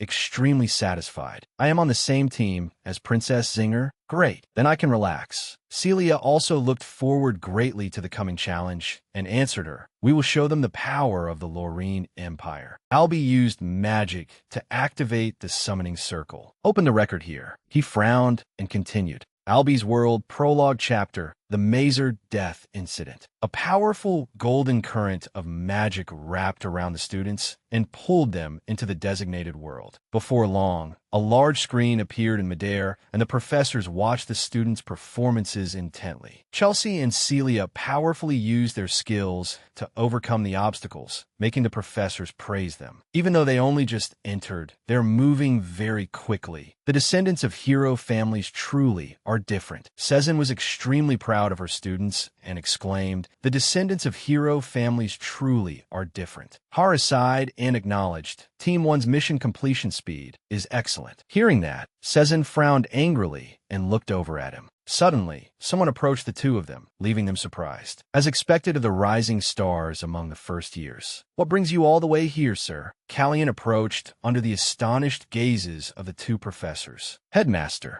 Callian pulled over the chair beside them and answered calmly, "I only wanted to see how much the first year's students have grown." He suddenly looked toward Albie and apologized sincerely. "Professor Albie, I am sorry for using your unpleasant memories for the exam every year." Albie did not particularly mind this and answered him, "I swore I would never forget that incident, so I should be thanking you for reminding me every year." Before long, Team 1 successfully dealt with the monster in the world's trial. Team 1 has completed the assault. Witnessing Chelsea and Celia's abilities, Callian could not help inwardly praising them. The girls from the Zinger and Liley families are impressive indeed. Though they often clash, this time they cooperated very well. Perhaps it is because they both come from the same country. Time passed, and the teams entered the world one after another. Team 3 has completed the assault. Team 3's performance also satisfied Callian greatly. They let the two strongest members charge forward while the others took support roles. He stroked his chin happily at the students' excellent performance. That is what led to their victory. After that, Team 4 completed the assault. Callian continued thinking about the students of Team 4. Nella Cavern's healing aura truly is special. He suddenly paused when he remembered Chelsea's performance and Chelsea's combat movements. Callian praised inwardly. "Unusual, but powerful, just as I thought." Team 7 has completed the assault. The student teams continued entering the trial in succession, and they all showed astonishing performances. The professors and the headmaster carefully assessed each student's abilities, feeling extremely proud. Suddenly, Callian thought to himself, "There are many outstanding students, but the one with the greatest prospects is..." The final team stepped forward at the summons. Team 11 stepped forward. Chloe, on the same team as Leo, calmly entered the magic circle. Callian looked forward greatly to Leo's performance and thought to himself, "Leo plop." Somehow, when I look at him, I feel a sense of nostalgia. When the final two students stepped forward, the professor asked, "Are you two ready?"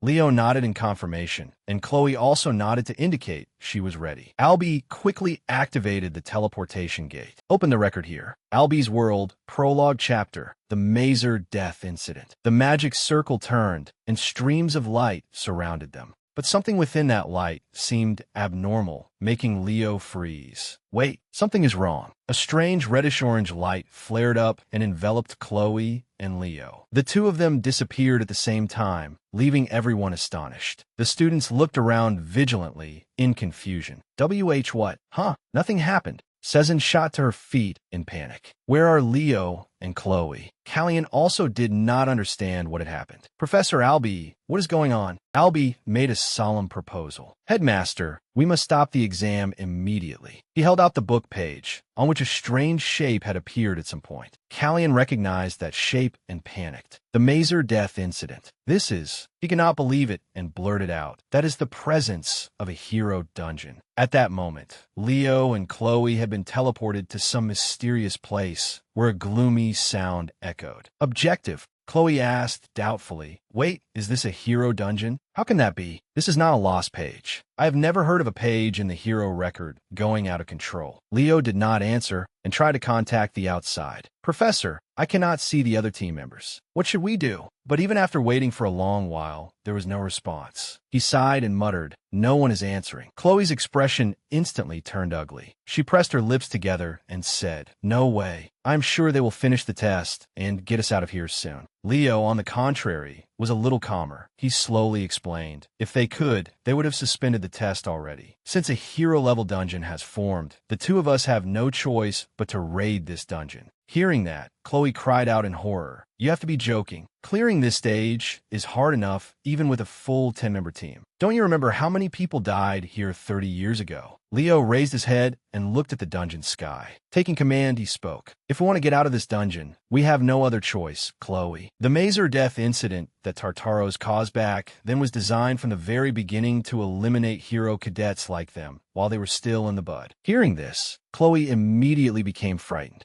She sank to her knees on the ground and muttered in a trembling voice, "This entire forest is a trap." In that instant, the face of the ever-proud Chloe turned deathly pale without a trace of blood. Seeing that, Leo sat down across from her. He slowly opened his mouth and said, "Chloe, you're the strongest first-year student, right? We can clear this trial easily if we work together." As he spoke, Leo reached his hand out in front of Chloe. It was clearly an offer of cooperation. Chloe bit her lip fiercely. She did not understand how Leo could be so calm. She had thought she could finally catch up to him here. After hesitating for a moment, Chloe stood up and asked, "Do you have a plan?" Leo answered calmly. "To clear the Mazer death incident, we need to satisfy two conditions. First, rescue the first-year students. Second, ensure the safety of the first-year students." He said that to satisfy those two conditions, they first needed to find reinforcements. As he spoke, Leo drew the strategy on the ground so Chloe could understand it more easily. After listening, Chloe asked doubtfully, "How are we supposed to do that? It's not like we can enter this dungeon." Leo pointed to a spot he had just drawn on the ground. Then he smiled and replied, "Don't forget, we're not the only Lumen Academy students in this forest." Hearing that, Chloe suddenly realized the people who had been killed earlier. That was right. They must still be alive. At that moment, Leo suddenly turned his back to Chloe, making her ask in surprise, "What are you planning to do?" He replied slowly, "Climb onto my back." Chloe was even more confused when she heard that and asked in bewilderment, "Why?" Leo said indifferently, "We can't let those students enter Tartaros before us. You're a mage, so you're slow. Get on." Chloe snorted in dissatisfaction when she heard that, but it was clearly the truth. She could only do as he said.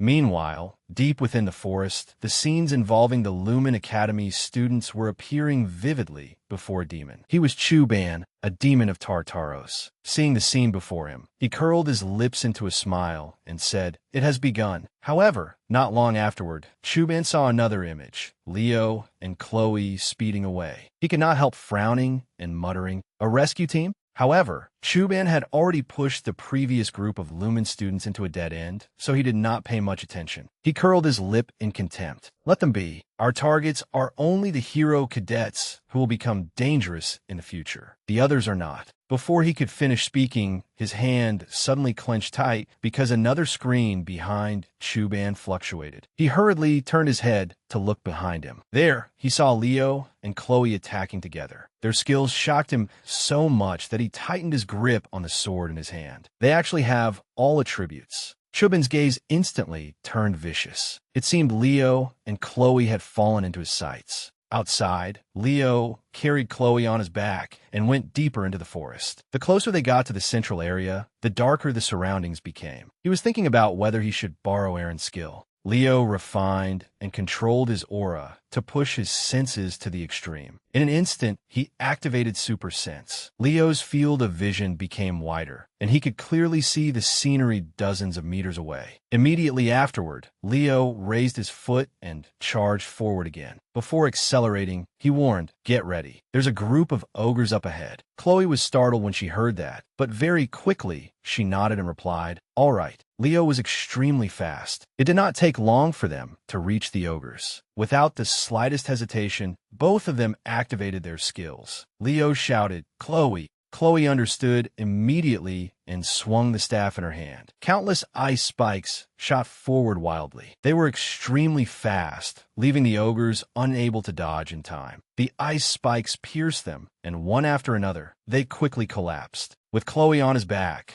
Leo approached the ogres step by step. As if sensing danger, the ogres retreated little by little. But before long, Chloe's pupils suddenly contracted. One of the ogres was trying to use a signal horn to call for reinforcements. In an instant, she panicked. "Oh no, If it blows that horn, all the other ogres will come. At that critical moment, a ray of sword light slashed over. The horn in the ogre's hand instantly fell to the ground and shattered. The one who acted was none other than Leo. He had also noticed it, so he had struck first. Chloe was stunned by this scene. How could the gap in strength between the two of them be so great? Would she never be able to defeat Leo? Leo did not know what she was thinking. After taking down the remaining ogres, he looked into the distance and very quickly saw the group of students they needed to find. There was also a group of demons surrounding them. Leo hurriedly carried Chloe forward. When she saw those demons, Chloe cried out in panic, "Are those demons?" Leo did not answer and instead put her down on the ground. Like a bolt of lightning, he charged forward and shouted, "Cover me, Chloe." Chloe obediently activated a magic circle at once. In just a moment, a magic circle appeared. On the other side, the first-year students were still struggling to hold on. The girl leading them hurriedly said, "Everyone, get ready. They're coming."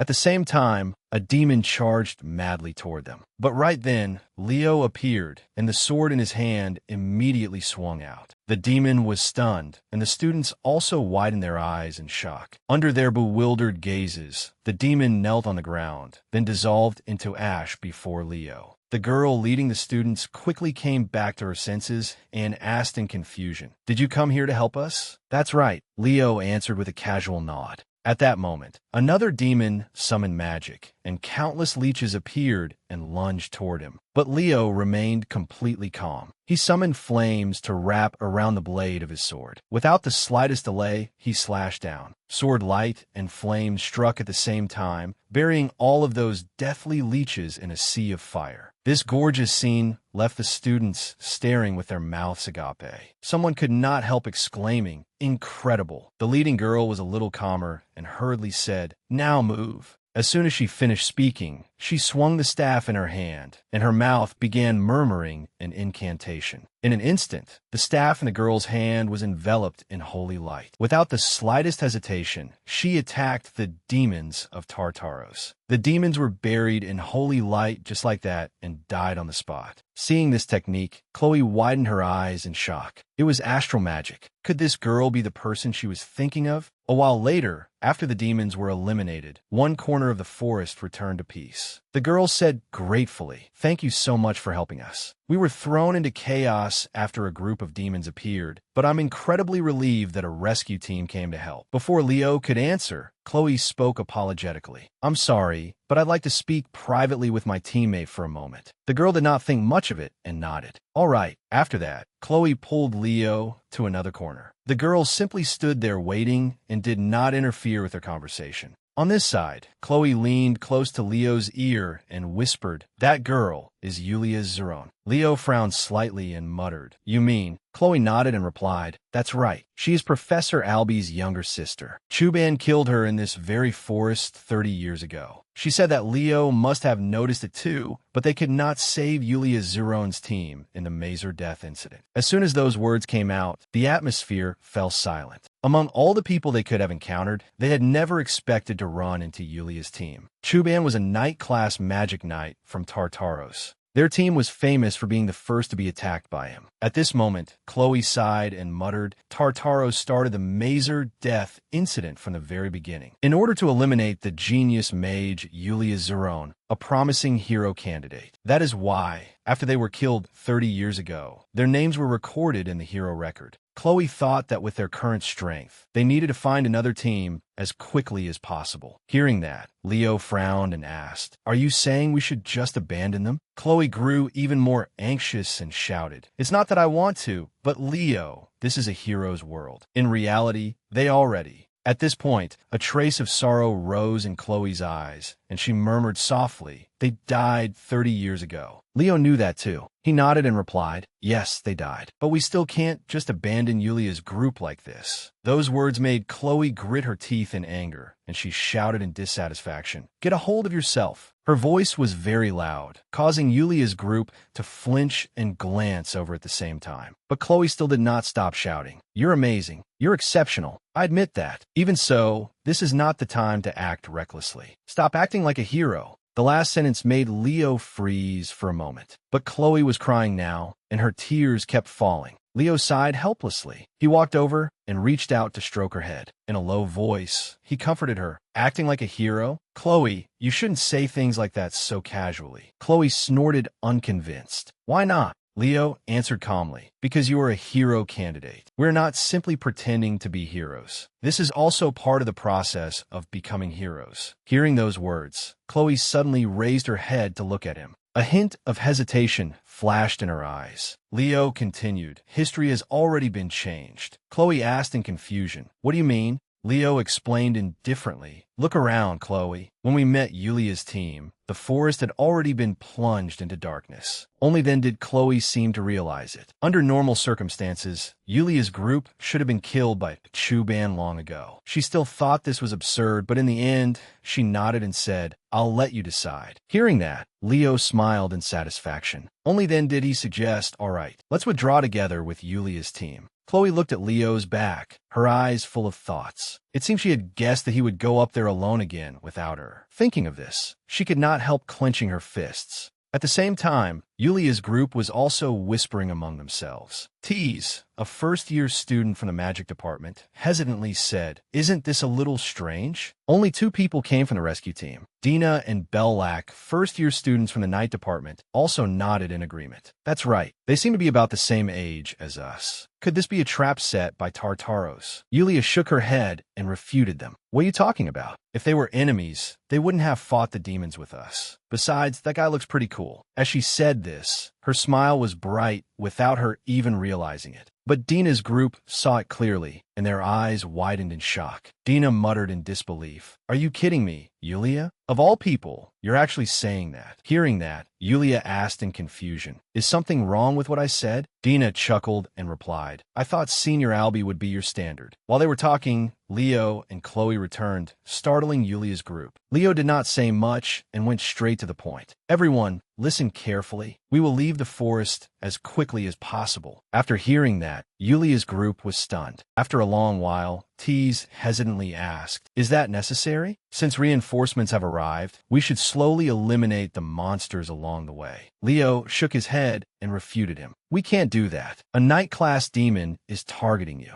Dina broke out in a cold sweat when she heard this, and Bellac muttered in disbelief. A night-class demon is as strong as a complete military unit. Even Tease, who had just suggested staying behind, widened his eyes in panic. Leo knew they understood, so he slowly continued. That is why we will avoid a direct confrontation. Our goal is to return safely. Yulia silently listened to Leo's words and could not help feeling in her heart that, somehow, he strangely resembled her brother. At that moment, Leo asked seriously, are you ready? Although Yulia's group was somewhat confused, they still nodded. Immediately afterward, their group set off and ran. However, while they were running, Yulia noticed that something seemed off about Chloe. Throughout the entire run, Chloe kept her lips pressed together, and her face clearly showed that something was weighing on her mind. Yulia could not help frowning and thinking, what is with that expression? At the same time, outside, all the instructors of Lumen Academy had descended into chaos. Horace and Cezanne were doing their best to search for every case of a dungeon turning into a hero dungeon. Time was of the essence. Inside the room, Callian said anxiously, the fact that we still can't enter should be considered a positive sign, right? Albie nodded and replied, yes. A hero dungeon cannot be entered while the previous people are still inside. That means the 2 of them are still alive. 3 hours had passed since Leo and Chloe entered. Night must have fallen inside that hero dungeon by now. Callian frowned slightly and fell silent. After a long while, he asked in a deep voice, Albie, when did you defeat Chuban 30 years ago? Albie recalled the past from 30 years ago, pressed his lips together, and replied, around midnight. Does that mean all we can do is rely on my past self? Right then, someone ran in from outside, her footsteps sounding extremely hurried. It was Anna. She hastily entered to report. Headmaster, we found the person who sold the beast-summoning catalyst to students in Liu. As for their connection to Tartaros. But just as she finished speaking, her expression suddenly turned panicked. Even Callian looked over in alarm. It was Albie. At this moment, he was releasing his aura, his face filled with fury. Seeing this, Callian walked over, patted his shoulder, and comforted him. Calm down, Albie. Albie bit his lip fiercely and his aura immediately withdrew. He sighed and said, "All right, I'll go outside to clear my head for a moment." With that, he lifted his foot and walked out. Only then did Anna let out a sigh of relief. As expected of someone who had risen to become a hero, driven by hatred for the demon race, Callian sighed and said, "It's understandable. During the incident 30 years ago, even his younger sister's body was never found, right? Then who was the one who sold the beast-summoning catalyst to Sunlu?" Anna handed him a notebook and explained, "A black market merchant who has been settled in the alleys of Lumia City for the past few years. He is actually rather well known among first-year students." Callian took the notebook and looked through it for a while before saying, "Are you implying that a spy from Tartaros has infiltrated Lumia City?" Anna hesitated for a moment before speaking. "They don't work for Tartaros, but Tartaros has clearly been passing certain items to them." Hearing that, Callian frowned and fell into silence. What was their objective?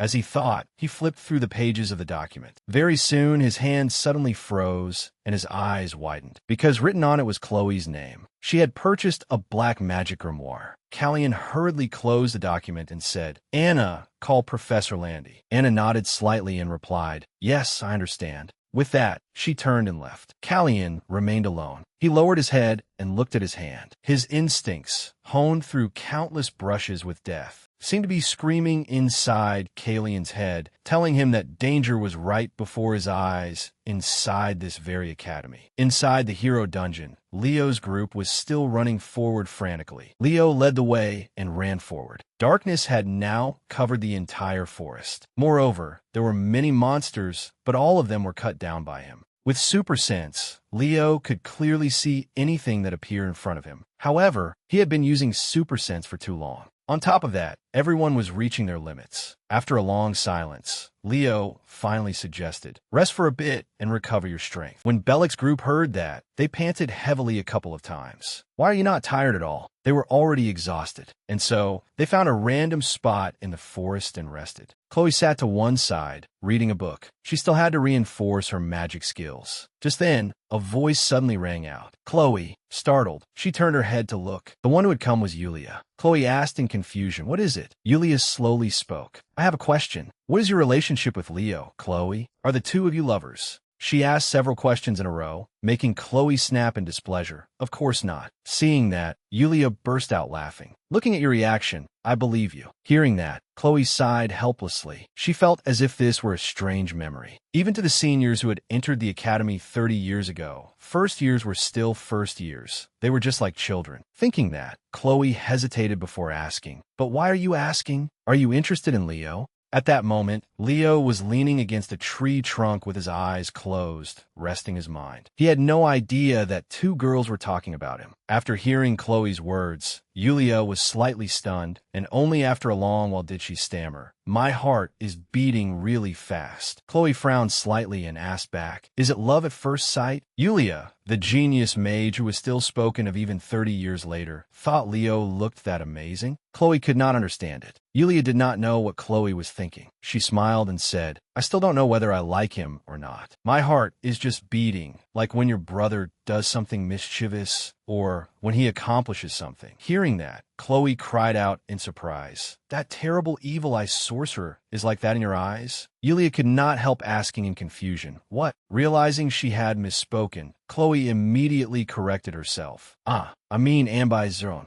Yulia smiled and said, "He is someone who always challenges the impossible." Those words made Chloe frown and fall silent. After a long while, she slowly spoke. "Challenging the impossible, huh? Leo likes doing that too. Leo and I are friends. But right now, I feel jealous of you." Yulia did not find anything wrong with those words. She smiled softly and said, "Then we're the same, Miss Chloe." For a moment, Chloe froze, her eyes filled with incomprehension. In the dark night of the deep forest, a heartfelt conversation took place. Yulia sat down beside Chloe and said with an easy smile, Actually, I am also extremely jealous of my brother. It sounds a little foolish, but I still think that no matter how hard he tries, he seems to have no talent. At this point, she laughed again and whispered, "This is a secret, but the basic essence of my magic was actually created by my brother. I am good at using existing magic, but I am extremely bad at creating new magic." Yulia said that she had failed Lumen's exam twice. There was a time when she had hated her brother deeply. She felt a certain sense of power, but that jealousy turned into admiration. After hearing those words, Chloe suddenly saw herself in Yulia.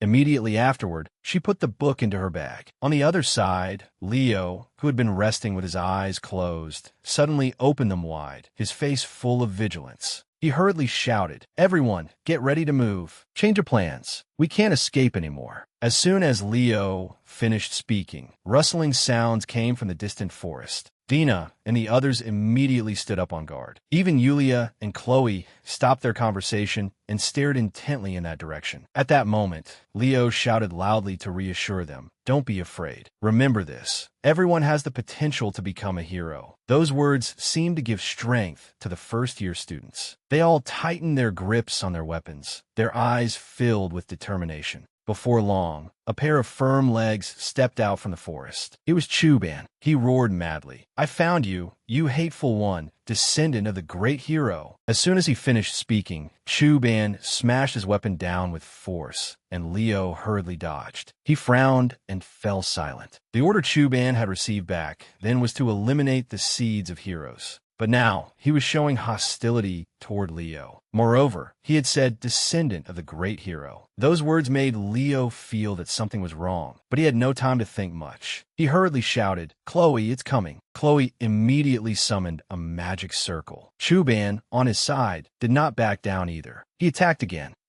At that very moment, a wall of ice appeared, blocking the path in front of Leo's group. At the same time, Leo also summoned mana into his sword. Without the slightest hesitation, he charged forward. Leo swung his sword down, and a powerful sword light shot out. Chuban's neck was immediately slashed, and fresh blood sprayed out like rain. Leo frowned slightly and quickly retreated. Seeing this scene from behind, Chloe's group could not help shouting excitedly, "He cut it!" But their joy did not last long, because Chloe's pupils suddenly contracted. Chuban's neck had already begun to heal, and before long, it had returned to normal. Seeing that everyone was distracted, Leo shouted, "Focus! Keep your distance from Chuban." That's nullification, a spell that makes an attack seem as if it never happened. It's one of Chuban's abilities. Hearing that, Teet cried out in panic. "Then what are we supposed to do?" Yulia also murmured anxiously, "Is there no way to defeat that monster?" Leo slowly explained, "Nullification is not omnipotent. Besides, it is not something he can use endlessly. That magic has limits." Although Leo had seen through him, Chuban was not flustered at all. He snorted coldly and said, "Do you think you have a chance, descendants of the great hero?" Leo did not back down either and replied coldly, "You are afraid of the birth of new great heroes, aren't you?" As soon as he finished speaking, he tightened his grip on the sword in his hand, then charged straight toward Chuban without hesitation. The others also rushed forward at the same time. Yulia used magic from the rear to support everyone. A powerful ray of holy light rushed madly toward Chuban. This was the light magic he hated most in the world. Just as Lord Silatina had said, Chuban should kill them right here. And so, he began to attack Leo's group ferociously. Chuban's huge axe swung down with force, making Leo frown in alarm. Then he hurriedly dodged. With a boom, the axe slammed hard into the ground, sending dust flying into the sky. But Chuban did not back down and continued attacking. This time, Belak and Dina could not dodge in time, and they were struck. Leo hurriedly ran over to support the heavily injured Belak, while Dina also hastily retreated. Seeing that the situation was bad, Yulia ran over to check on them and asked worriedly, "Is everyone all right?" Dina hurriedly replied, "I can recover, but Belak. Leo slowly said, "Don't worry. His vital organs haven't been affected, so stop the bleeding and heal him quickly." After saying that, he looked toward Chloe and proposed, "Chloe, we need a big explosion with a powerful impact." Chloe nodded slightly and replied, "All right, give me a moment." As soon as she finished speaking, she immediately began forming a magic circle, while Leo rushed out as well. While Leo bought her some time, she had to cast the spell quickly. She needed a huge explosion capable of breaking Chubin's defensive spell. Thinking that, she immediately took the black magic grimoire out of her bag. At once, a pitch-black eye appeared from within it, along with a low voice that seemed to echo up from hell. "If that is the magic you need to cast, I will help you." While Chloe was thinking, Leo charged forward fiercely. He slashed out with his sword, and the ground split open in a long line. Teet and Dina watched this scene, their eyes widening in shock. Even Yulia, who was supporting Belak, looked at it in disbelief. Leo fought with extraordinary skill. His figure darted about nimbly, moving so fast that Chuban could not keep up. Naturally, it was inevitable that he would be cut by Leo. Teet could not help murmuring, "Do you think we'll be able to fight like that someday?" Dina shook her head slightly, pressed her lips together, and replied, "I don't know. Maybe someday." At the same time, Yulia's expression turned somewhat grave. That was definitely astral magic, but who was the one casting it? Just as she thought that, she seemed to sense something, and her pupils contracted. Yulia glanced behind her and saw Chloe casting magic. However, Chloe's eyes were now filled with killing intent. She said in an icy voice, "I will kill you, you filthy bastard. Leo, you're being pulled in." Dot. Those words made Leo, who was in the middle of fighting, freeze in shock. He hurriedly looked toward Chloe. She was clearly not in a normal state. As if she had lost all reason, Chloe roared fiercely, "If you get caught and die, that's not my fault." As soon as she finished speaking, she swung her staff down, and a powerful surge of magic struck out. Leo's pupils could not help contracting. That was not ice magic, but a fire attribute attack. In an instant, Chuban was violently engulfed by fire attribute magic, and his agonized screams rang out. Hearing that sound, Chloe became even more pleased and cried out excitedly, "That is an inextinguishable flame. Die in the pain of eternal fire." At the same time, the flames seemed to turn into blades and began slicing into Chubin's flesh. Even so, Leo was extremely worried. He hurriedly shouted a warning, "Chloe, cancel the spell quickly." But Chloe did not seem to hear him. She tightened her grip on the magic staff in her hand, gritted her teeth, and murmured, "You need to suffer this pain even more." Seeing that the situation was bad, Leo hurriedly turned and ran toward Chloe, but she had already summoned mana into her magic staff. Before Leo could reach her, another surge of fire attribute magic was released. At the same moment, Leo appeared and knocked the book from Chloe's hand with a single swing of his sword. The instant the book fell away, Chloe returned to normal. Leo caught her and landed on the ground. Chloe raised a hand to rub her head and looked at Leo in confusion.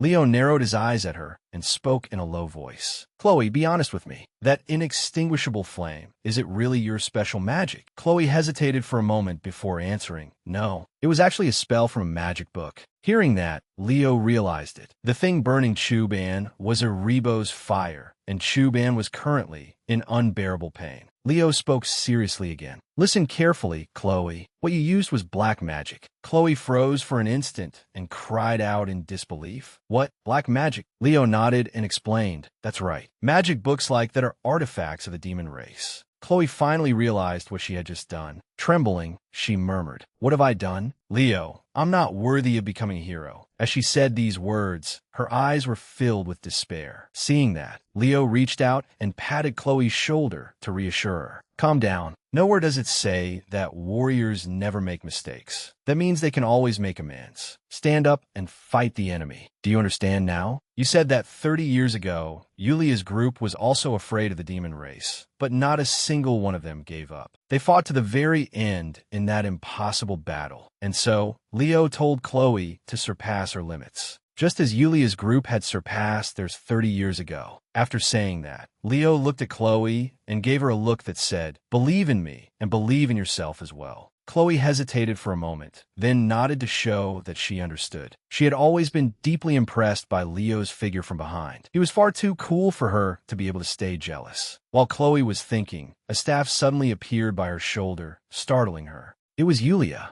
She handed her magic staff to Chloe and spoke firmly. "Here, Miss Chloe, please." On the other side, Leo once again walked toward Chuban. After all, thanks to Chloe's magic, the harmful curse had disappeared. Now it was time for him to settle this. But before he could do anything, he heard Chloe chanting an incantation. She had regained her spirit, then began casting magic with Yulia's staff in her hand. She, too, would surpass her limits, and she would not disappoint the people who believed in her. Realizing that Chloe had regained her confidence, Leo smiled in satisfaction. Although it felt rather strange, he still stepped forward with Chloe covering him from behind. It was just like something from his previous life. The pure magical traces Chloe was using reminded Leo of his former comrades. When he looked at them, he gained even more courage, and it was the same now. Leo charged forward without the slightest hesitation. At the same time, Chuban had also escaped from those flames and was charging wildly. The skull sword in his hand slashed down ferociously. Leo did not dare be careless and hurriedly raised his sword to block. However, Chuban continued pressing down step by step. Gritting his teeth, he muttered, "Die." As soon as he finished speaking, Chuban put even more strength into his downward slash. The powerful mana made both of Leo's arms go numb from blocking it. Before he could recover, Chuban's fist came smashing toward him.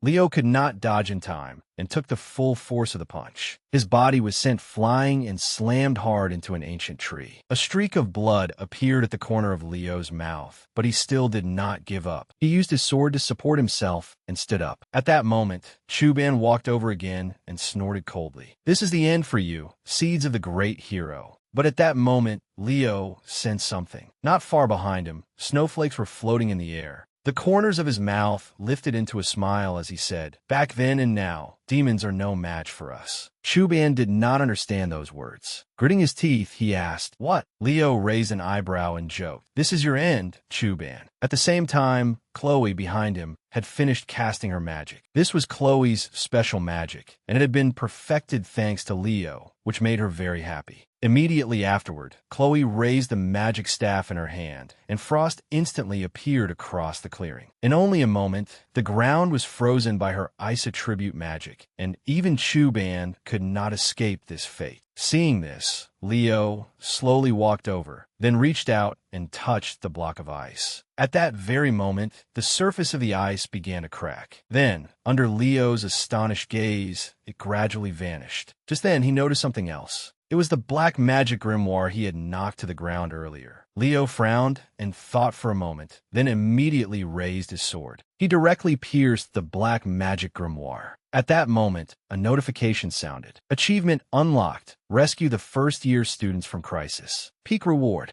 In addition, there was also the achievement for defeating Chuban. Everything had finally come to an end, and Chloe quickly landed on the ground. Seeing her, Leo could not help praising her. "Your unique magic is truly impressive. I've never been able to cast field magic, not even after dying and coming back to life." But Chloe now looked somewhat awkward. She murmured cautiously, "Leo, I'm planning to confess everything I did to the academy. I might be expelled." Leo shook his head and reassured her. "There's no way a hero candidate like you will be expelled. I'm certain you will become a hero." At the same time, Yulia's group also ran over to them and cried out excitedly, "The two of you were really amazing. Just now, you looked exactly like true heroes." Leo put away his sword and nodded slightly in response. Everyone worked hard. Chloe also returned the magic staff to Yulia. "We used it well. Thanks to it, we were able to defeat them." However, Yulia did not accept it. She pushed Chloe's hand back and said with a cheerful smile, "Miss Chloe, you should keep it." Dina also nodded in agreement. "That's right. You saved us after all. Leo, you should take this too."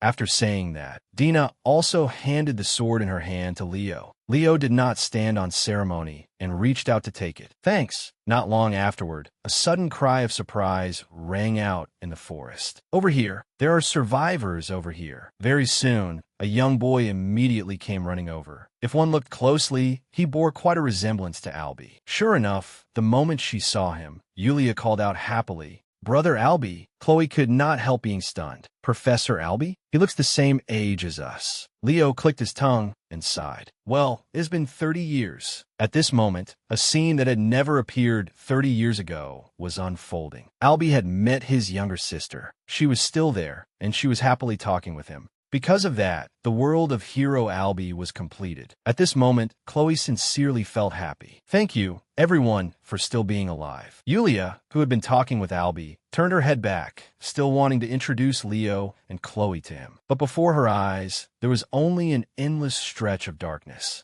Leo and Chloe also sensed something. Chloe frowned and murmured, "It seems the hero's world is collapsing." Leo, on the other hand, was very calm. It seemed he had already guessed it. The reward in this hero dungeon was a keepsake. A few hours later, in the medical building of Lumen Academy, after a long sleep, Leo woke up in a daze. He glanced around and murmured in confusion, "Where is this?" Just then, a low voice suddenly rang out, "You're awake." It startled him, and he looked over. He saw Albie standing not far away. After hesitating for a moment, Albie spoke. "Leo, thank you for saving them." Albie also asked Leo to pass the message on to Chloe, who was still resting. After that, he coldly turned and left. Just as he walked out the door, Albie ran into Headmaster Alien, who was coming in. When Leo saw him, he hurriedly greeted him. "Headmaster Alien." Seeing that Leo was about to sit up, Alien reminded him, "Don't get up, just rest. How does your body feel?" Leo shook his head and replied, "I'm fine. There's nothing wrong." Alien sat down in a chair and slowly said, "What happened inside? Is this incident connected to Chloe's black grimoire?" Leo asked in surprise, "How did you know?" Alien slowly explained, "Before you arrived, we discovered that the place where Sunlu bought the summoning catalyst was also the place where Chloe bought her black grimoire. You know, that black grimoire is also a demonic artifact. A demonic artifact with a fragment of Erebos. In other words, it was a tangible fragment of Erebos. Leo knew very well that when used by a demon, it became a powerful weapon, but anyone else who used it would gradually lose their sanity. After hesitating for a moment, he spoke. To start with, it was like this. After that, he began recounting everything that had happened inside the dungeon with Yulia's group to the headmaster, including the fact that Chloe had used the magic in the black magic grimoire to fight Chuban. After listening, Alien nodded in understanding. "So that is what happened. If what you said is true, then that demonic artifact affected the hero's world?" Leo thought for a while before answering. "After we removed the demonic artifact, the hero dungeon immediately returned to normal. So I think that is highly likely." Just then, Chloe suddenly sat bolt upright in bed and shouted, "Headmaster Alien!" Seeing her reaction, Alien waved his hand and smiled kindly. "Calm down." At that moment, the door to the room opened once again. Anna pushed the door open and came in, asking, "Since both of you have just woken up, there is something I want to ask you. Please explain this." As she spoke, she opened the thing in her hand, revealing a staff. When Chloe saw it, she cried out in surprise, "That's Yulia's staff." The headmaster frowned slightly, his tone somewhat grave. "A reward that should not exist. How did it end up in your hands?" Leo remained sitting there silently, without saying anything. Judging by that reaction, it seemed Chloe had not received any reward. Just like during the entrance exam and the Mazer death incident, there should have been no clear reward in the hero's world of someone who is still alive. And the rule that rewards were tied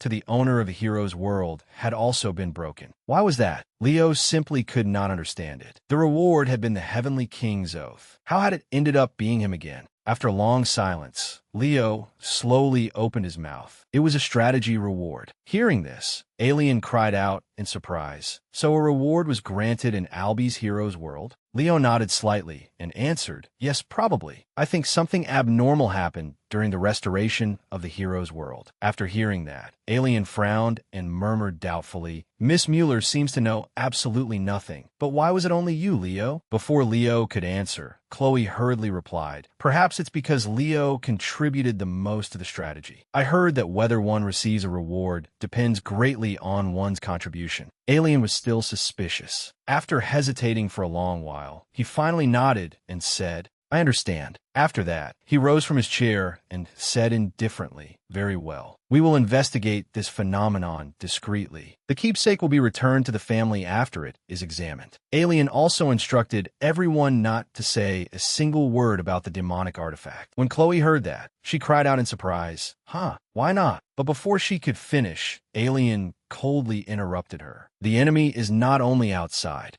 After that, he smiled and said, "The two of you really worked hard. Rest well." Once he finished speaking, he quickly left, leaving only Leo and Chloe behind. At this moment, Chloe cautiously spoke. "Leo, there is something I want to say." After saying that, she clasped her hands tightly together. It was clear that she felt very awkward. Leo did not mind, and simply nodded faintly with a sound of acknowledgement. Chloe sat there for a long while, unable to say a single word. Just as she was about to speak, the door was pushed open. Chelsea and the others hurried in, and even Alien suddenly returned. He smiled and said, "That's right, hero candidates. There will be a party tomorrow night. So if you do not have formal attire yet, go to Lemuria City first." Hearing this, both Leo and Chloe were very surprised. The party Alien spoke of was a party for the first-year students who had survived Lumen's midterm exam. It was being held in a rather luxurious place. At that moment, someone stepped onto the stage. Today, this young man was the master of ceremonies for the party. He shouted in a clear voice, "First, the heroes who fought in our war are beginning to enter. Which lady or gentleman will shine the brightest tonight?" CA and Tai immediately entered excitedly, putting on their most arrogant expressions as they said, "Is this our reward for enduring the harshness of the midterm exam? Lumen Academy, perhaps it was a little too easy for us." Before long, the party began and the students started eating. As C ate, he said excitedly, "Why does it feel like our class is the only one missing people?" Just then, the host's voice rang out again. And at this moment, another group of heroes is entering. Hearing this, CA turned his head to look and saw Nella and Eliana entering. Their appearance today was different from usual. They looked very beautiful, causing CA and Tai, who were eating, to spray everything out of their mouths. But before long, Eliana walked over and mocked them. "Did you two steal your father's suits?" Hearing this, CA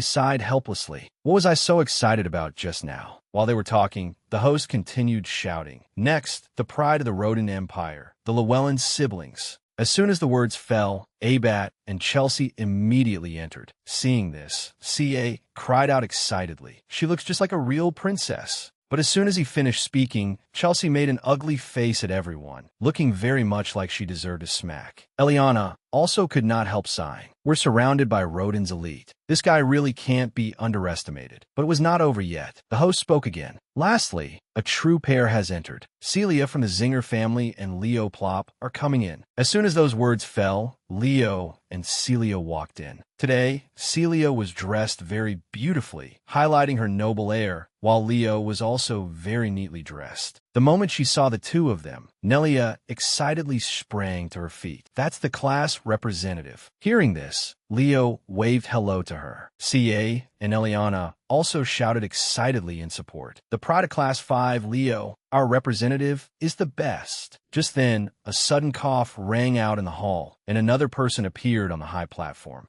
It was Instructor Aishin. She said cheerfully, "Is everyone enjoying the party?" As soon as those words fell, everyone below instantly froze stiff. They realized that Aishin was in a different personality. They could only pretend to raise their hands and cheer. Seeing this, Aishin nodded in satisfaction. "I'm glad everyone is still enjoying it." As she spoke, she waved her hand, and fiery fireworks filled the sky. She then shouted excitedly, "In that case, please enjoy yourselves while listening to the results of this midterm exam." As soon as these words came out, the students became gloomy. CA pouted and complained, "How are we supposed to enjoy ourselves now?" Only Leo remained very calm. Seeing everyone's reaction, Aishin laughed and said, "I already predicted all of your reactions. So here, we will only announce the top 3 students of each department." She said the remaining scores would be announced by the homeroom teachers the next day, so there was no need to worry too much. Hearing this, the students below finally breathed a sigh of relief, and immediately afterward they began cheering again. The first to make an announcement was In. When Eliana saw him come out, she immediately shouted in support, "So cool." The Frost Knight and Elandia, under everyone's expectant gaze, and began speaking. "All of you completed your midterm exams very well. Now I will announce the students with the best results in the night department, in order." Immediately, the top 3 appeared. In first place was Celia, in second place was Duran, and in third place was Sia. Looking at the rankings, Celia immediately frowned and fell silent. Leo did not make the top. Leo, on the other hand, remained very calm. He did not seem to care much. After N finished his announcement, Len appeared next. He stepped onto the platform and said cheerfully, "Now I will announce the rankings of the Magic Department. Avat Ligüeyin, Chelsea Ligüeyin, Emio Lucha." As soon as the rankings came out, Chelsea said in confusion, "Why is brother Leo not?" Before she could finish speaking, Leo calmly interrupted her. "That can happen." CA also spoke awkwardly. "I can understand Leo, but why even Chloe?" Celia also thought the same. She glanced at Chloe sitting beside her. But Chloe was very calm. She seemed to know very well why she was not there. Of course, Len also knew. Because of the appearance of the black magic grimoire, Chloe's exam score had to be reduced to 0. But even so, what she had shown them, and her academic passion to become a mage, had been truly remarkable. Even said Jin had fiercely declared, "In my heart, the top student in magic has always been Chloe." Therefore, Lin did not care too much about whether Chloe appeared in the rankings or not. Was it not often said that being the champion in the hearts of the fans was the greatest thing? Chloe was not particularly sad at this moment either. After the magic department finished its announcement, it was the summoning department's turn. Juga said excitedly, "All right now, you brats, do well next semester too." As soon as she finished speaking, the rankings appeared again. In first place was Wandin, in second place was Eliza, and in third place was Juden. After looking at the rankings, Celia frowned. Leo was nowhere to be seen. Even Abat was very doubtful about the fact that Leo was not on the list. At that moment, Aishin spoke again. "Did everyone have fun? Finally, we will announce the highest scorer and the department representative." As soon as these words came out, Celia immediately looked forward to it. Abat also turned his gaze upward, wanting to see who was first. Wanda was the same. He was waiting to see who exactly the representative was. Without keeping everyone waiting long, Aishin announced, "As expected, the student with the highest score, who will become next year's new department representative, is Leo." Immediately, the hall erupted completely. The name they had been anticipating most had finally appeared. However, there was still one peculiar individual. A hand rose boldly into the air, accompanied by an extremely clear voice. "I object." The one who spoke was Emio Tuchan, the third-place student of the magic department. He said fiercely, "How can Leo, someone who is not even in the top 3 of any department, be the highest scorer and next year's new department representative?" Leo was also a little surprised. He did not understand why it was him either. When questioned, Aishin stammered in response, "Well, you see, there's a reason for this." But very quickly, her expression changed. Another of Aishin's personalities appeared, and her eyes were filled with anger. Aishin shouted in dissatisfaction, "You greenhorn brat, I'll explain this once, so carve it deep into your head. Do you understand?" Seeing this, Haris sighed helplessly. Has she been possessed by her sharp-tongued grandmother again? She really is fun to watch, because she had been possessed by her sharp-tongued grandmother. Aishin's words at this moment were extremely biting. First, dual discipline students are not evaluated by departmental scores, because dual discipline students cannot compete fairly using ordinary numbers. For example, a magic swordsman has weaker Oronite abilities than a pure knight, and their magic abilities are also weaker than those of pure mages. Second, Leo achieved the highest score among all first-year students in hero studies and combat ability. After hearing that, Emio was still unconvinced and muttered quietly, "But as for the combat assignment score, didn't other students also get high scores?" Aishin shouted at him again in irritation, "You ignorant brat." Leo exceeded the objective of his hero's world mission. He defeated Chuban. As soon as those words came out, all the students widened their eyes in shock. Eliana and CA looked toward Leo in disbelief. The two of them cried out in shock, "You defeated Chuban? Just you and Chloe?" Leo sat there calmly and nodded to show that it was true. At the same time, Aishin also came back to her senses. She was dazed and did not remember anything. Afterward, she began awkwardly explaining, "Everyone, the reason Leo Plop placed first in the midterm exam is because..." But before she could finish speaking, said Jin interrupted her. "That is enough, Professor Aishin. It seems all the students have accepted the result." Just like that, the score announcement ended, and everyone was given time to celebrate freely. Elsewhere, at Juga's table, she cut a piece of beef while saying, "If dual discipline students were included in each department's rankings, what would the results be?" Hearing this, Len calmly replied, "There would be a major shakeup in the magic department." He said that everyone's ranking would drop. Hearing this, Juga asked in surprise, "Don't tell me the top student in magic is..." Before she could finish speaking, Len nodded in confirmation. "That's right. Leo is first in the magic department." Juga looked at him in disbelief. After a long moment,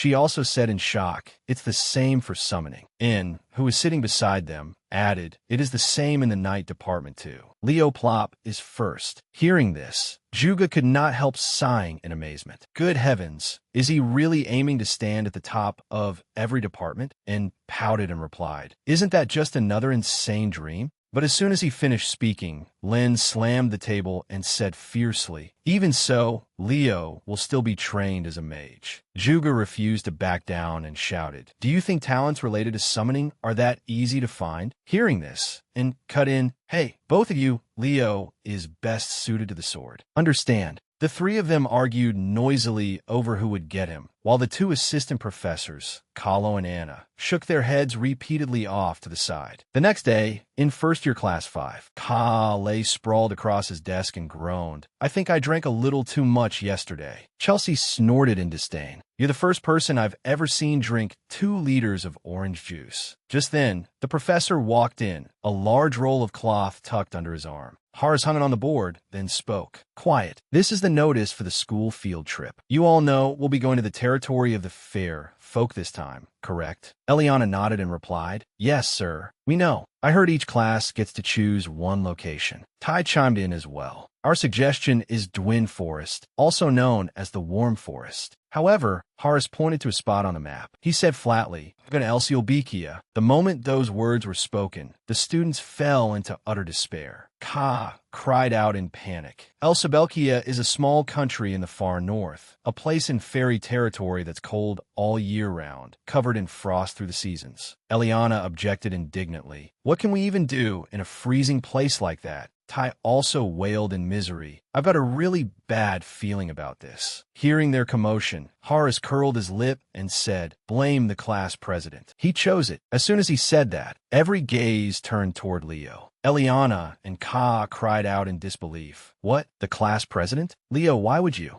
Leo smiled calmly and replied, "Wouldn't it be best if we buy what we need in Lumen beforehand?" Although they were unwilling, they had no way to change it. Ariana muttered, "Angepe, I am bringing gloves." Chelsea, on the other hand, giggled excitedly and said, "Time to wear every coat I own." Leo, by contrast, remained very calm. To humans, Elsibelkia was merely a small, insignificant country, but to the fair folk, it was a sacred land, the place where the fairy soil was hidden. "I wonder if Sinrad is doing all right there." After class, Leo and Ninla met up on campus as planned. Leo slowly suggested, "I'll handle the food and supplies. Ninla, you take care of the medicines." Ninla nodded lightly and replied, "All right." Once the tasks were assigned, Leo headed downtown to shop. With his bargaining ability, he quickly bought many of the things he wanted at good prices. After a busy afternoon, Leo could finally breathe a sigh of relief. But on the way back, his eyes were drawn to a certain place. He stopped and looked ahead. Before Leo was the 13th alley of the Kuraja district. After hesitating for a moment, he lifted his foot and walked in. A short while later, he saw a sign that read Lutek. Leo stood silently in front of the door for a long time. This was likely the place where Selu and Chloe had bought the demonic artifact. After thinking for a while, he decided to take off his school bag and leave it outside. Leo's gaze also sharpened. He quickly pushed the door open and stepped inside. Lumen's investigation team had already swept through this place, so there probably was not much left. All that remained was a stuffed bear. However, Leo very quickly realized there was something wrong with that stuffed bear. Everything here should have been taken away by Lumen for investigation, and the door had definitely been locked when he entered. Don't tell me it's a curse that lowers perception. Thinking this, Leo drew his sword without hesitation and slashed down. Sure enough, the stuffed bear suddenly changed. Its eyes turned blood red, and it began firing streams of black energy at Leo nonstop. He hurriedly dodged, but he could still feel malicious eyes watching him from all around. Leo was certain this was no ordinary demon. It did not only lower his perception, it cursed its opponent with every imaginable curse. While he was thinking, that demon suddenly burst into loud laughter. Leo's eyes wavered for an instant. He seemed to recognize that voice. At that moment, the demon snorted coldly and spoke. "You really are a sharp little brat. You noticed my curse." Leo recognized her. She was Silatana, the monster queen, one of the demon commanders they had failed to eliminate 500 years ago. But this was not her true body, only a copy created through curse magic. Seeing that he said nothing, Silituna sneered again. Aura and magic. A magic swordsman? That is certainly a rare talent. I'll acknowledge that much. At this point, she suddenly paused, causing Leo's vigilance to spike. Immediately afterward, Silituna charged at him fiercely and shouted, "But you can blame those uselessly sharp senses of yours." Leo did not dare be careless and hurriedly raised his sword to block, but he was still struck by her black energy. He bit his lip hard and thought to himself, I can't win right now. I have to get out of here first. But how could Silituna give Leo that chance? She charged again, laughing loudly in triumph. Thank you for the meal, seed of a hero. Immediately after that, Silituna opened her huge mouth, ready to devour Leo. And yet, at that very moment, Leo suddenly curled his lips into a smile, because someone had already appeared in this place. As soon as Albie arrived, he began attacking. A powerful spear of light struck down in an instant. Silituna's body was instantly pinned to the ground, unable to move. Looking at the person before her, she could not help trembling as she muttered, "The mage with the wicked eyes." Albie stood there proudly, controlling the spear of light as it attacked Silituna. But at that moment, Silituna suddenly sneered. Now that I think about it, this is even better. It's more fun with an audience. As soon as she finished speaking, part of her body beneath the ground began to ripple. While Leo was off guard, Silituna attacked, but Albie saw through her trick. He snorted coldly with contempt, leaving Silituna slightly bewildered. At that very moment, strange magic circles suddenly appeared all around them. Albie spoke coldly. "You filthy demon." Realizing something, Silituna shouted in disgust. "Those repulsive fairies. Honestly, one day I'll dig them out and swallow them alive." As soon as she finished speaking, she controlled her tentacles and sent them rushing toward Albie. Albie stood there calmly and said disdainfully, "I have no interest in a trashy copy." Immediately afterward, another powerful spear of light struck down, and Silituna was blown to pieces in an instant. Albie Zarin was an oculomagic mage. He also bore another title, the Destroyer of Tartaros. According to rumor, Albie had become a professor at Lumen solely to gain the freedom to cross borders during his hunts. And Leo was now indebted to this hero of the present age. Thinking of that, he could not help sighing. Just then, Albie asked in a deep voice, "Leo Plop, what is going on here?" Leo bent down, picked up the fragments of the stuffed bear from the ground, and slowly replied, "It appeared while I was investigating this place." He meant the stuffed bear, which carried a curse of cognitive disruption. Hearing this, Albie nodded in understanding. He reached out and took the stuffed bear's head, then said casually, "Lumen's entire investigation team will have to take responsibility for this. I'll overlook the matter of you investigating Lutek alone without permission." With that, Albie turned and left. But after only 2 steps, he suddenly stopped and said, "From now on, when you need help, come to me. Thank you for what happened." Those words made Leo's eyes widen in shock. He quickly went outside and picked up his school bag. Albie was one of the 3 members of the great families that managed Lumen Academy. Perhaps Leo could gain access to the Forbidden Archive with his help. Soon after, Leo met Ninla. When she saw him, she called out excitedly, "So this is where you were class president. I finished buying everything." But as she drew closer, Ninla saw the wound on Leo's hand and asked worriedly, "Class president, how did you get hurt like this?" Leo shook his head lightly and replied, "It's nothing serious." Then he sank back in his own thoughts. So he had confirmed it. Silituna was behind the person controlling the magical beasts and the black magic grimoire. But he still did not know what their true purpose was. Time passed like that, and another week soon arrived. In front of the teleportation gate, the Academy's first-year students had all gathered. Leo looked at Ninla and asked, "Did you get all the supplies?" Ninla nodded lightly and replied, "Everything is ready." A short while later, Celia came over and asked hesitantly, "Why is your class heading to Elsiolbikia?" Leo replied calmly, "It's been hot lately, so this trip is basically like a summer vacation." Hearing that, Celia smiled and waved her hand. "I hate the cold. Have a safe trip, Leo." Leo slowly said, "Yeah, you stay safe too." After that, the other first-year students began stepping through the teleportation gate to head to their respective class destinations. Leo turned to look at his class and suggested, "Class 5, we should get ready too." Hearing this, Chelsea came over excitedly. "I'm really looking forward to this trip." But Ka groaned in pain. "I hate the cold." Still, no one cared. They had to enter the teleportation gate anyway.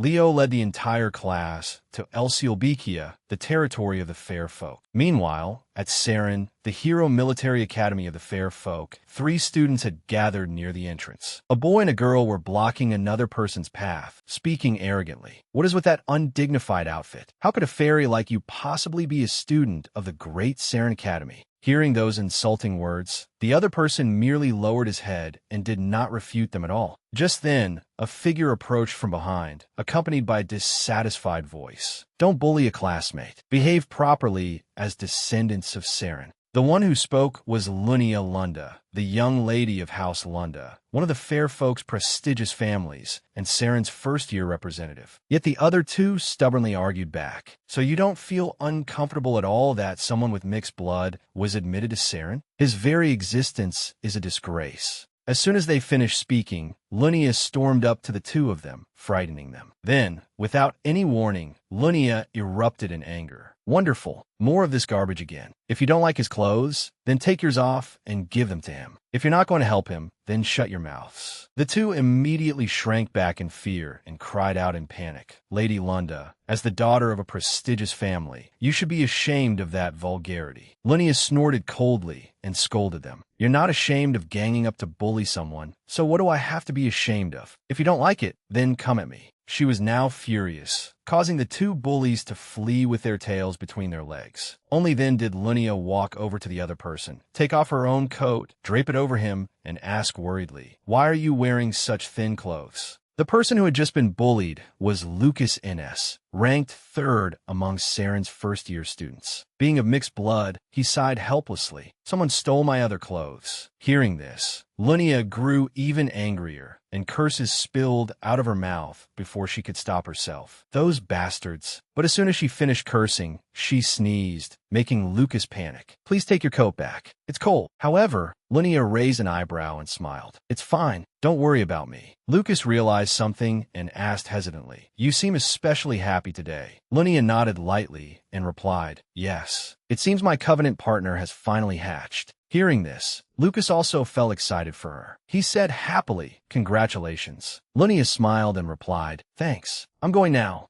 Immediately afterward, she ran to her father's office and called out excitedly, "Father, my covenant partner hatched, didn't it?" Her father was Elin Lunda, the head of House Lunda, and also a professor at Saren Academy. He was handling documents, and when he heard his daughter's voice, he raised his head and reminded her, "I told you to call me professor at school." Lunia did not pay much attention to that. She ran over and sat at the desk across from Elin. He sighed helplessly and answered her earlier question. "Farina's child seems to have hatched." Hearing this, Lunia murmured excitedly, "I knew it. Then when can I meet it?" However, Elin suddenly spoke with difficulty. "There is one problem, Lewin. Your covenant partner appears to have already formed a covenant. As for the details, I will continue investigating according to Farina's words." Those words made Lunia feel as if she had fallen into an ice cave. She angrily slammed the table and stood up, then roared fiercely, "Who is the thief? Who stole my covenant partner?" Elsewhere, in Velkia, the capital of Elsabelkia, Leo's group had been teleported there. However, the air here was so cold that they could not help shivering. Ka could not stop himself from groaning, "Oh heavens above, you might as well just kill us." Horace had wrapped himself in a cute pink blanket, but the words he spoke were as icy as a frozen pit. "Stop making a scene. Line up." The students immediately obeyed. After that, he slowly spoke again. "This is Velkia, the capital of Elsabelkia. Do any of you know its history?" Chelsea immediately raised her hand and answered. Velkia was founded and named after the knight Velkia Ursa, one of the disciples of Luna, the celestial of stars. More precisely, he was the disciple of both Luna and Aaron.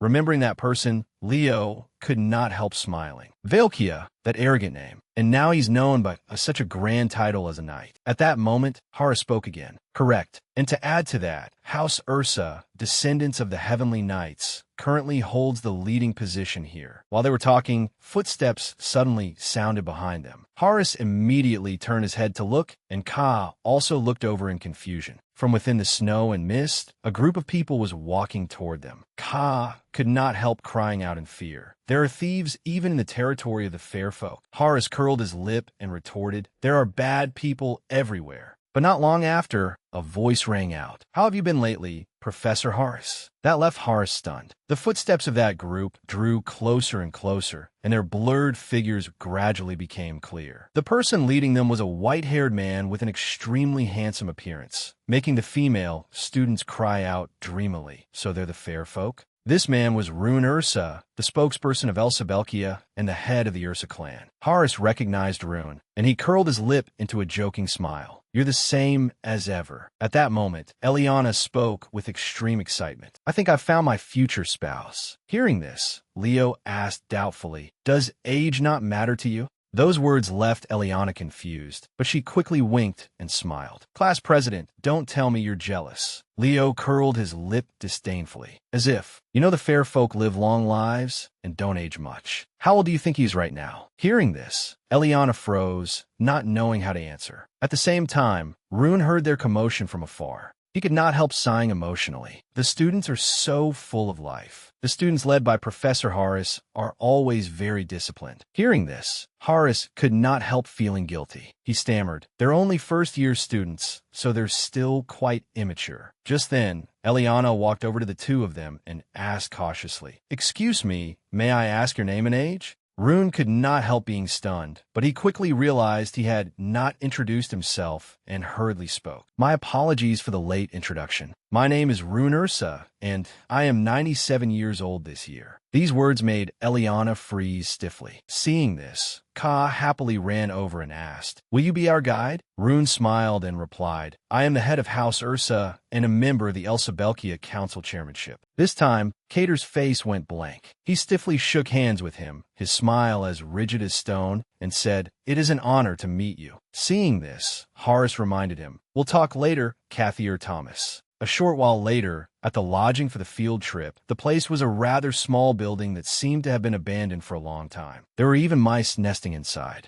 Looking at the scene around them, Ka could not help muttering in confusion, "Are we really staying here?" Chelsea also shook her head and sighed, "I can't do this." Hearing this, Leo curled his lip and said, "Really? Then I guess you'll have to sleep somewhere else." Eliana cried out excitedly, "I knew it, class president. You had a plan from the start, didn't you?" He shrugged indifferently, and Leo pointed outside into the snowy weather as he suggested, "I figured as much, so I prepared a place outside too. Want to sleep there?" Only a madman would agree to sleep outside while it was snowing. Kaale immediately urged everyone on. "What are you all doing? Hurry up, get into our lodging, and unpack already." Very soon, the house had become noisy and lively. Everyone quickly cleaned up, chose bedrooms, and put away their luggage neatly. At the same time, a figure was sneaking up the stairs. It turned out to be Ka-Lei and Tai. They were plotting something. Ka-Lei whispered excitedly, "Do you know what the real charm of a trip is? It's sneaking into the girls' rooms." But just as they crawled up the stairs, they saw a pair of legs. Chelsea had changed into her pajamas and was glaring at the two of them. And so, immediately afterward, a raging storm appeared, blasting the two of them back downstairs and shaking the entire first floor, leaving everyone utterly bewildered. Seeing this scene, Leo could not help joking. "Looks like everyone is really enjoying the trip. Maybe I should go for a little walk too." With that, he opened the door and was about to go outside. But after he had only taken 2 steps, someone called from behind him, Lord Leo, making him stop. The one who had come was a blonde fairfolk girl. She spoke respectfully. "The head of the family wishes to see you, Lord Leo." A short while later, at the castle of House Ursa, Leo entered the place under the girl's guidance. Seeing him, Rune hurriedly spoke up, "Come in, Leo." Hearing that, Leo slowly stepped inside. Rune then said apologetically, "I'm sorry for calling you here and then making you wait. I'm a little busy. Could you wait for a moment?" Leo shook his head lightly and replied, "No problem. There seem to be many interesting things here. May I take a look?" Rune casually agreed, "Feel free." With permission granted, Leo immediately walked around and observed the room. There were quite a few very old items here, but among them, one thing caught his attention. It was a dagger placed in a corner of the wall. He recognized it and cried out in surprise, "It's O'Quinn." Rune could not help being startled. "How do you know about O'Quinn?" "Its history has only been passed down to the heads of House Ursa." Hearing this, Leo could not help feeling guilty. He had forgotten and let it slip. He hurriedly came up with an excuse. "I read about O'Quinn in an ancient text in the Great Library of Lumen." Rune did not suspect him either and nodded, saying, I see. Leo said no more. He reached out and touched the dagger. It was conducting astral mana, but it was not the original. In the past, when he was still Kale, while he was resting after a battle, a voice had sounded beside his ear. Luna, a self-defense dagger made just for you. What do you think? Leo was awakened by the noise. As soon as he raised his head, he saw a member of the fair folk running over with a dagger. Leo sat up and sighed. You look like a goblin coming to rob someone. And the thing that fairfolk person was holding was O'Quinn. Originally, it had belonged to Luna, but she had given it to her disciple, Vikia. Later, just before the final expedition, during the battle against Tartaros, Vikia dropped it. Returning to the present, Rune had finished his work. He walked over beside Leo and said, O'Quinn is a reward our ancestors obtained long ago after conquering Lady Vikia's hero's world. But he said regretfully that weapons obtained from a hero's world could only be used by the conqueror. Leo understood well. This thing was just an empty shell. After that, the two sat down in chairs. Rune slowly spoke up. I heard from Horace that you can use every system, and that you're also Lumen's first-year representative, correct? Leo nodded lightly and replied calmly, That's right. Rune hesitated for a moment, then spoke awkwardly. I know it is truly rude to make such a request when we have only just met, but could you meet my granddaughter? From Rune, Leo learned that his granddaughter was a first-year student at Saren Academy and a talented girl who had passed the entrance exam with excellent marks. But the outside world was vast. Soon after entering school, Rune's granddaughter ran up against her limits and lost all motivation. Rune hoped that someone her age, and a foreigner like Leo at that, could inspire her. And Leo accepted. He was now standing before a spacious hallway. However, he also looked at the key in his hand with some hesitation and muttered awkwardly, But is it really all right to hand a stranger the key to your granddaughter's room like this? After hesitating for a while, Leo decided to go knock on the door of the room at the end of the hallway. But no one answered, so he used the key to open the door and went inside. The first thing that entered Leo's eyes was a complete mess, and the air around him was full of dust, making him unable to hold back a cough. Leo glanced around and saw that the walls were covered with many paintings of the great heroes.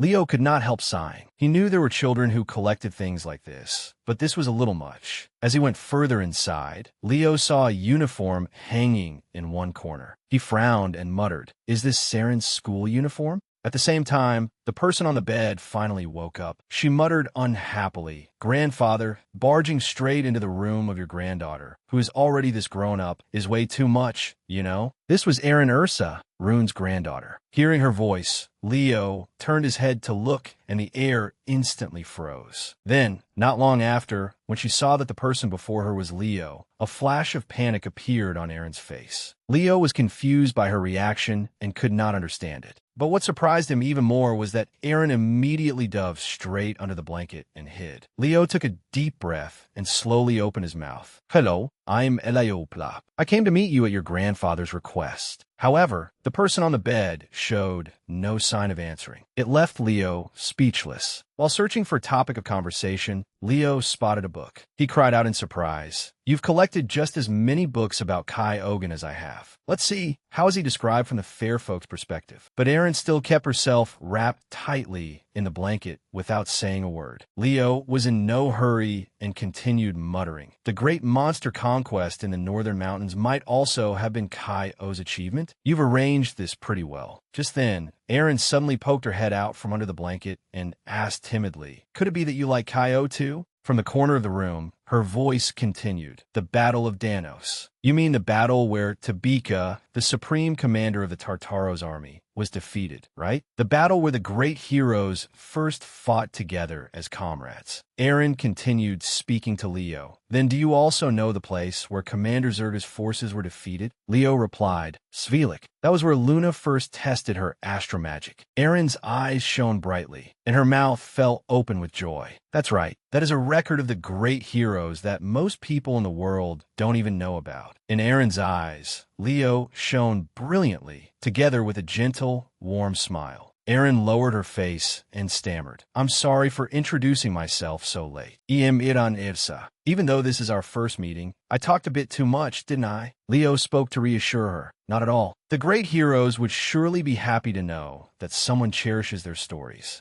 Aaron looked straight into his eyes and said, "This is only my personal opinion, but even though history only records 4 great heroes, there may have been a 5th. Leo continued, making her look interested. "Gee, I believe that person really existed, so when I return, I plan to join a club that specializes in researching traces of Kai-O." Aaron opened her eyes wide with interest. Wow, that sounds wonderful. Her voice lowered timidly. School, huh? Her behavior made Leo think, she's shy and reserved, but at this level, it isn't too bad. He continued, "Aaron, why don't you go to school?" Aaron tried to avoid the question, causing her words to trail off. "Because I don't think Saren is a place that suits me. Everyone there works so hard, and all of them are seriously pursuing the path of becoming heroes." She hugged herself with her arms, her eyes looking to one side, giving off a sense of inferiority. Someone like me, who only dreams of being a hero with such a half-hearted spirit. Leo smiled smugly as he remembered the uniform without a single wrinkle, one that looked like a treasure. But the fact that she kept her uniform so carefully, did that not mean she still had not given up? Thinking that, he stood up and said, "Aaron, I'm not the only one from Velkia here right now. Our whole class is here on a field trip." His words made Aaron raise her head. "I think if my classmates heard your story, they would definitely want to meet you." She suddenly asked back, her eyes carrying a little hope and anticipation. Leo closed his eyes and continued, "You know, in the human world, there are also schools that train heroes, just like Saren Academy, right?" Leo turned slightly, preparing to leave, but his gaze was full of invitation toward Aaron. "If you're curious about the students of Lumen, come take a look." After persuading her with all his strength, he stepped out of Aaron's room. Unexpectedly, Rune appeared out of nowhere, clasping his hands together as if in prayer with a look of admiration and empathy, making Leo cry out in shock. "You startled me." Rune leaned close to Leo's ear and said, "Don't tell me you were talking with Aaron this entire time." Leo replied, "Yes, I was." Rune was so moved that he shed tears, wiping them away with a handkerchief as he said, "It has been months since that child had such a long conversation with anyone." Rune smiled kindly, placed a hand on Leo's shoulder, and said, "It seems that child has opened her heart to you. As her grandfather, I want to repay you. What do you think? I want to give you a magic item that may be useful to you." Leo replied, "It would be rude to refuse a gift." In a room filled with gold, silver, and jewels that shone so brightly it dazzled the eyes, Rune said casually, "Feel free to choose."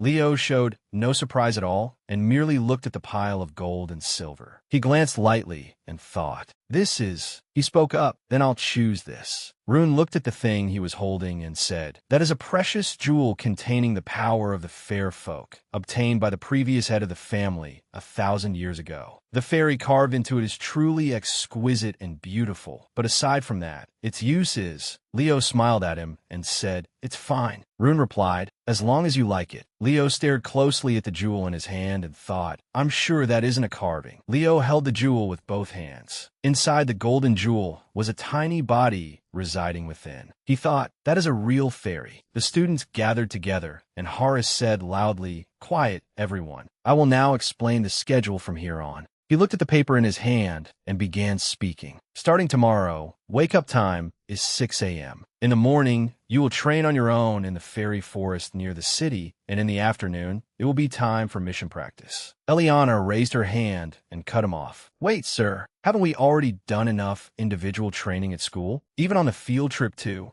Horace's answer left her somewhat dejected. "For this field trip, we plan to focus on the areas where each of you is still weak. Surely none of you thought we came here just to have fun, did you?" Horace waved the schedule paper and said, "Let me be clear. This schedule was drafted by your class president." Chelsea turned around in surprise and said, "Leo did." Lei made a tearful face and said, "Why would you do that, you idiot?" Facing those two pairs of accusing eyes, Leo only smiled and said, "There are monsters in the fairy forest, so it is very suitable for real combat training. Let's train until we die, and the first person to get tired is the dog." Eliana looked gloomy and reluctant as she said, "I'm sure the class president meant well." Horace gave his final words and then let everyone return to their rooms, as it had already grown dark. "That is all. Enjoy yourselves. This will be the last bit of free time you have. Leo sat on his bed, his eyes following the hand that held the jewel. He thought, a seal made with the magic of the Fairy King. Leo cast a spell on the jewel while thinking, no wonder Luna Ursa thought it was only a statue.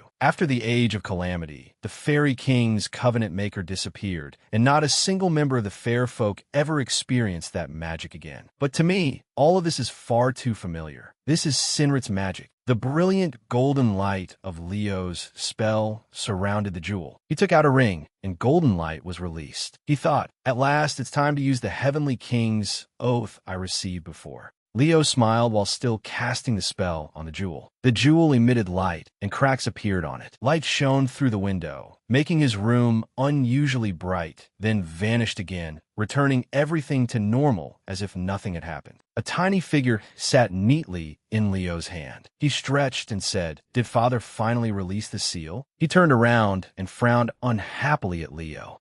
Why is some unfamiliar human standing in front of me? How insolent. Leo leaned closer and asked, who are you? The little fairy snapped angrily. You dare call me you? Then he introduced himself in a proud and sonorous voice. I'm the eldest son of the great golden fairy king Sinrat, the successor to the fairy king's throne. Kieran continued speaking, unaware of what Leo was about to do. The one you see before you is the silver fairy, Kieran. Leo flicked Kieran on the forehead, sending him tumbling. Kieran teared up from the pain, but still scowled and said, how dare you? What was that? Leo's voice was as cold as ice, and his glowing red eyes stood out even more. Listen up, even your father is polite to me. Who do you think you are, brat? Hearing that, Kieran refused to back down and jumped up to argue. You scoundrel, how dare you insult the great fairy king Sinrat? Another painfully sharp forehead flick rang out, making Kieran scream. He said resentfully, you brat, before he could speak. Leo gave him another forehead flick, making Kieran cry out loudly, you. Leo attacked Kieran continuously. A short while later, Kieran sat properly with a bump on his head and said, no way. Are you really the covenant maker my father mentioned? Leo replied, looks that way. Your seal is broken too. So is there a problem? Kieran continued, now that I think about it, making a covenant with a lowly human isn't so bad. Leo's finger pressed lightly against Kieran's head as he continued. For someone with Sinrit's gentle personality to strip away all 6 of your wings and seal you, you must be quite the troublemaker, Prince Kieran. Kieran pretended to cough and said, you even know that? As expected, you really are the covenant maker. Leo cut in, whatever. Just go to the fairy realm and call Sinrat for me. Kieran spoke firmly. I can't. You can only return to the fairy realm after collecting all 6 wings. Kieran sat there with his chin raised and his arms folded smugly. So, if you want to meet my father, help me retrieve those 6 wings. I believe the first wing is in the fairy forest, the place that was once our home. Leo smirked and thought, Sinrat, it must be fate that your son came to me. Once again, a forehead flick rang out, painful enough to pierce the heavens. The next day, in a frozen place where heavy snow was falling, Leo's class arrived, led by Horace. The scenery was frigid, with the sound of wind and snow rustling through dry, snow-covered branches. The entire class was equipped with cold-weather gear, and all of them gaped at the sight before them. Horace simply wore a warm cloak and stood with his arms crossed, watching. Chelsea plopped down onto the snow-covered ground and said, no way. They won using only wind magic. Suddenly, a hand was extended in front of her. It was Leo. In this icy landscape, he smiled and spoke gently, looking very handsome. Looks like you need to train, doesn't it? A few minutes earlier, Eliana had shouted toward Leo. Class president, are you saying my swordsmanship and magic don't work well together? Me? She shut her eyes tightly and continued. Is that why you want individual training today? Leo turned his head slightly, glancing somewhere. Both Tai and Ka Lei looked angry with Leo. Tai said in frustration, lacking skill in summoning creatures? Me? Ka Lei put his hands on his hips and continued, hey, alchemy is the only thing I'm confident in. The two continued speaking as someone's footsteps sounded. I said it very clearly during the test too, didn't I, Leo? Leo focused his attention on Chelsea as she said, I don't understand wine magic well yet. She confidently shouldered her magic staff and challenged him. Then show me what you've got. Leo put his hands in his pockets and replied, Fine. Chelsea did not take her eyes off Leo.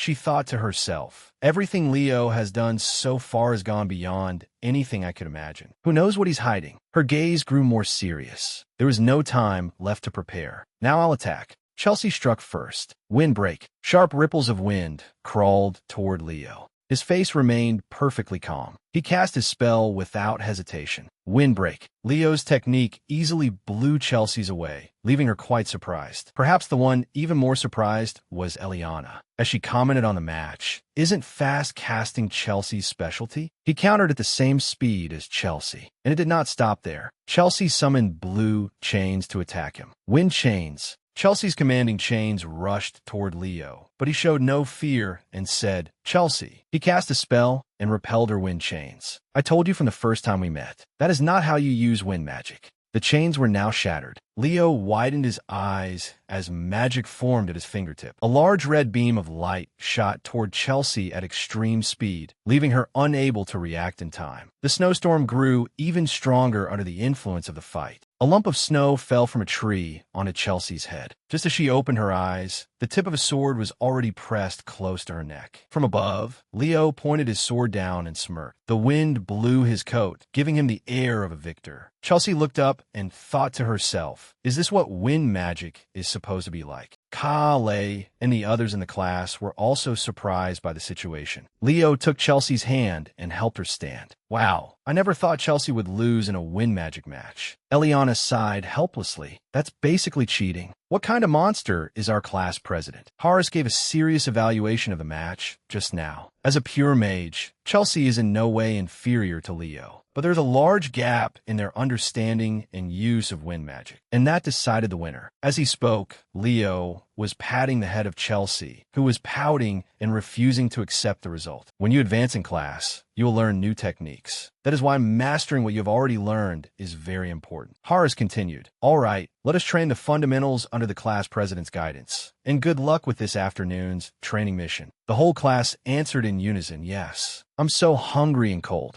A snowy landscape towered before them, and Leo alone stood there. He was picking herbs one by one and putting them into a pouch. Leo's training mission was to gather herbs. Looking back, in a certain room, almost everyone was exhausted, while only Leo was still standing straight as he listened to Ka-lei plead. I'll train later. Leo smiled helplessly and said, they finally made their move. Kieran was holding a large number of herbs and excitedly showed them off to him. Leo, look, I gathered this much. See? Leo praised him without holding back. Impressive, as expected of a fairy. Kieran said arrogantly, I'm no ordinary fairy. Leo put his pouch of herbs away into his storage space and said, this should be enough herbs. Leo looked at the forest, with Kieran flying beside him. Leo said, now we should begin a full investigation of the fairy forest. Kieran continued, at last, the journey to find my wings has begun. Leo walked step by step into the forest, while Kieran sat neatly on his shoulder. Suddenly, he stopped. Kieran immediately asked, why did you stop? Leo asked with a serious face. Kieran, when did you disappear from the fairy realm? Kieran thought for a moment, then answered, about 100 years ago. As Leo spoke, he reached out and touched the magical wall in front of him. Looking closely, this was illusion magic. Kieran said in astonishment, this is the magic of the Fairy King, isn't it? But it isn't like my father's magic. Leo began reasoning seriously. This is the magic of Sinrod's father, Royan, the Fairy King of the Era of Calamity. But at most, the magic was activated around 100 years ago. Kieran, beside him, also began pondering something. Leo continued thinking. Based on the timing, the magic is being supported by Kieran's wings. A barrier made from ancient incantations and his son's wings. That means something important is sealed here. Suddenly, someone's foot appeared, giving off a terrifying aura. It made both Leo and Kieran frown and go on guard. The unknown figure slowly approached and said, why is a human in the land of the elves? Leo immediately replied, that's still better than an undead like you being here. A walking skeleton named Kago. His eye sockets glowed red as he said, this place has long been ruled by us, Tartaros. Kieran shouted back, this is the sacred land of us fairies. What nonsense are you spouting? Kago put his hands on his hips and said with contempt, fairies? A weak thing like you is called a fairy. Kieran flew into a rage and shouted at him, what did you just say? A streak of blue light shot from Leo's shoulder.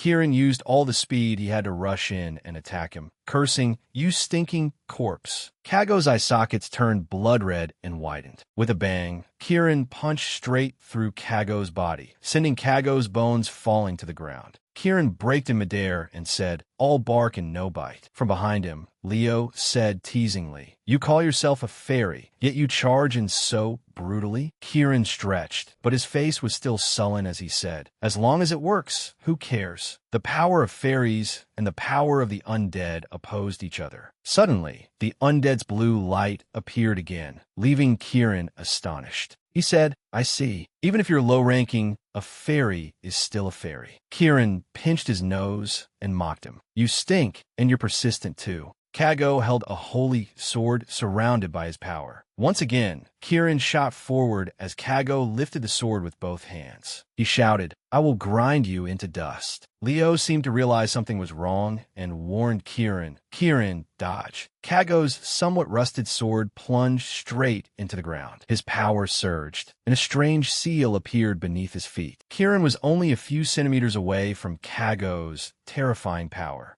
He hurriedly swerved and flew away, then crashed straight into Leo. Leo looked at Kago with a serious face and caught Kieran with one hand. Kieran exclaimed, "What the hell was that?" Leo placed Kieran back on his shoulder and said, "It is a monster of Tartaros that has existed for a long time." With his cloak no longer covering him, Kago's skull revealed a pair of mighty horns. He shouted with force, "My name is Kago, a knight under the Lich King." He swung his sword and charged. Leo hurriedly drew his sword and slashed, but he did not hit Kago. Suddenly, Kago appeared behind Leo and shouted, "And I am the one who will end you." Leo thought about Kago's technique, Link's soul physique. He frowned in surprise as Kieran struggled to cling to the shoulder of his coat. Kago slashed down from above, creating a powerful blade wave that rushed toward Leo. In time, Leo created a magical shield and blocked Kago's spell. His crimson foot stepped forward. He glared and said, "He deployed heavenly aura in such a short time." Once again, Kago charged with his sword as he spoke. Not bad. In an instant, Kago closed in on Leo. Leo swiftly used his sword to block Kago's blade. Kago had the advantage and said, "All resistance is futile, human." Kieran jumped up from Leo's shoulder and said, "Leo, I'll help you." But he was quickly bounced back and slammed head first into the ground by Kago's sturdy armor. Both Kago and Leo stared wide-eyed. Kieran sat up, rubbing his forehead and complaining, "Am I out of strength already? If only I had my wings. Where do the blazing flames come from?" Leo's voice rang out, "In the name of the one who bears the covenant, answer my summons." The wind around Leo rose like a storm, leaving Kago astonished. A pair of blazing wings appeared behind Leo, along with a strange seal beneath his feet. Kago could not believe his eyes and said, "This is..." Kieran said with interest, "What? There's another covenant maker besides me." He swung his sword, creating a slash that took the form of a fire dragon. Leo shouted, "Phoenix!" The slash struck Kago head-on. The wings vanished, and Fiora returned to her original form, obediently perching on Leo's shoulder. Kieran leapt onto Leo's shoulder, stood beside Fiora, and said, "A phoenix." Kieran laughed loudly and patted Fiora on the head, annoying her. Kago's voice rang out again. He held his sword once more and pointed its tip down at the ground. "A phoenix and a fairy? I absolutely cannot let them survive." This time, the sword sank even deeper than before. A red liquid appeared from somewhere, flowing from the sword toward the front. He said, "Army of the dead, devour the living." Many living skeletons holding swords appeared from the ground. Leo looked at the undead and thought, a curse that endlessly summons undead. Seeing him preparing to sheath his sword, Kieran exclaimed, "Huh? Have you given up?" Hearing that, Leo only smiled faintly. Leo braced one hand against the ground to gather momentum and said, "There's no way I would." A current of power surrounded Leo. He thought, "This is Kaio's mana. It's been a long time since I used it." The power was so strong that it cracked the ground. Earthquake. The undead charged in, and Kago, standing at the rear, was surprised by Leo's power. Leo's eyes blazed red, and he rushed forward. Whirlwind. Leo quickly dealt with the undead and shot ahead. Leo slipped past Kago as Kago's voice echoed behind him. Stop at once. If you call yourself a knight, face me with honor. Without turning around, Leo replied, You're the one who summoned a pile of lackeys. What are you even saying? He shifted his weight to the tips of his toes. Then he shot up into the sky. Kago shouted loudly, He is fleeing. When Leo reached a place where there was no sign of Kago, he folded his arms, let out a breath, and thought, this place should be safe enough. A death knight appeared in the fairy forest. Is there something here that Tartaros is searching for? An undead walking closer step by step caught Leo's attention.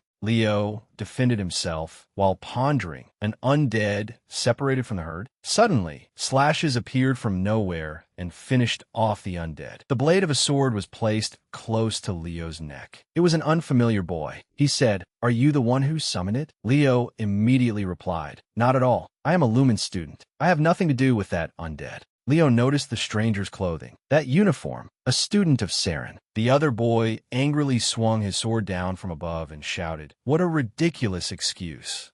You necromancer. Leo twisted aside and dodged the slash in time. He struck the boy in the ribs with the end of his scabbard. The boy collapsed to the ground, clutching his body. A young girl's voice rang out. That is enough. The figure of a girl appeared in the distance and said, I apologize for his rudeness. She stepped out and began introducing herself. My name is Lunia El Luna, a first-year student of Saren. Please do not think all Saren students are like him. Leo turned and replied to her, Apology accepted. So what brings you here from Saren? Lunia approached him and held out her hand as if asking to shake. I'm staying in Berkia for a while for field training. What about you? He replied, I am on a field trip. Leo turned as if preparing to leave, but still glanced back and said, So I have to go report to my professor. Lunia placed a hand on her chest and said, May the Berkia forest protect you. Leo softly called her name, Lunia Luna. Where have I heard that name before? Meanwhile, at that very moment, Lunia seemed to transform into a different person. She repeatedly hit the boy and shouted, The worst student in advanced class 1 ruined things while trying to show off? You idiot! How embarrassing!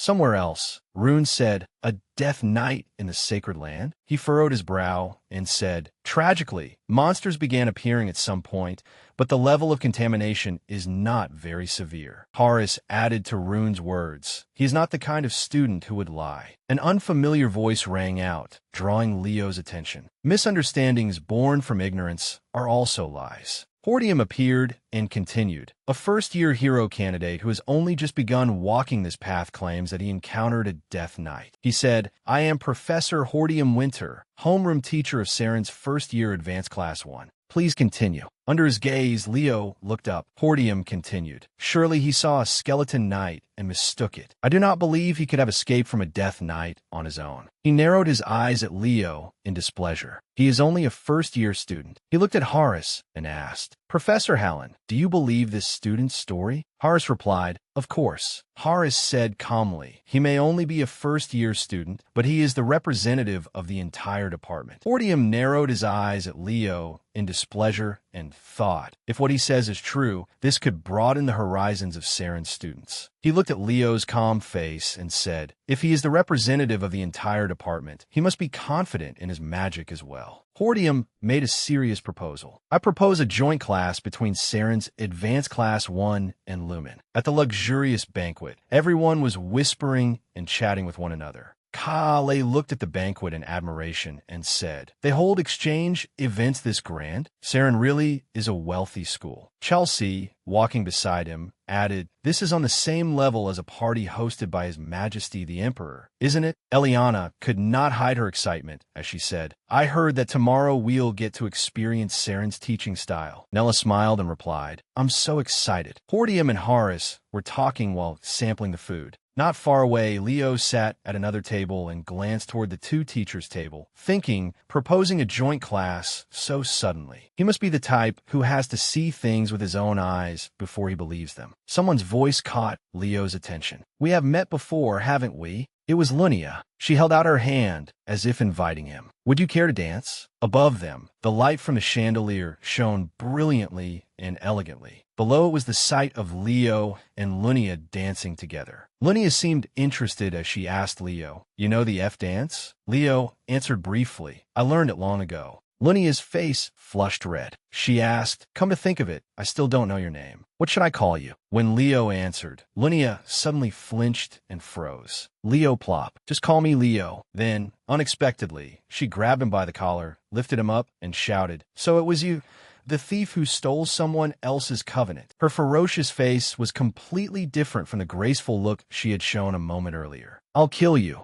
Leo suddenly remembered the woman's words. "Rena is my covenant maker and the savior of Ellen Lander's life. I am sorry to the child who was supposed to become Fiora's covenant maker." Leo realized it and thought, "Is this girl Fiora's original covenant maker?" Leo smiled faintly and let out a short breath, making Lunia even more irritated. "You shameless thief." Leo smiled brightly and said to her, "Fiora is doing fine." She clenched her teeth in anger. "You." Lunia lunged at him, forcing Leo to step back, and everyone around them was startled as well. She shouted, "Die." The scene changed. Hordium stood beside Lunia and said, "I apologize, Leo Plop." Though Lunia was unwilling, she still said, "Please forgive my rudeness." Leo smiled and said, "Fine." He thought to himself, "It must be painful to pretend." Horace walked up the stairs with Leo and said, "Since the misunderstanding has been cleared up, we will be going." Hordium turned to Lunia and said, "Student Lunia." He pushed up his glasses and warned her, "Do not repeat that mistake again as Saren's first-year representative." Her face darkened as she replied, "Yes, I understand." Hordium continued, "In tomorrow's joint class, we must prove it." He suddenly grabbed both her shoulders and shouted, "That we, Saren, are better than Lumen." Hordium burned with passion and shouted, "No, we're the best academy among all hero academies." He regained his composure and thought, "I pushed too hard." Hordium said, "Therefore, from now on." Lunia interrupted him. She was even more fired up than her teacher. She shouted, "The fire in me is burning. I will never forget that bastard. I will crush him completely. Don't worry, for Saren's honor." Hordium was slightly alarmed by her intensity. At the joint class between Lumen and Saren, held in the lecture hall, Horace called out, "It is a pleasure to meet you, first years of Saren Academy. I am Professor Horace, currently teaching at Lumen Academy." The Saren students were very excited as he continued, "Today, you will experience a class at Lumen Academy." He called up 3 Lumen students in turn, surprising all 3 of them. "Tai, Eliana, CA, step forward. You will lead the class." Horace continued, "You are Lumen's top surviving students. Show us what you have learned, Professor." Eliana, Tai, and CA were all stunned and blurted out, "Professor?" Chelsea said with interest, "So that's why he called one student from each department." Sitting beside her, Leo thought, "It feels like he just doesn't want to bother." First, Eliana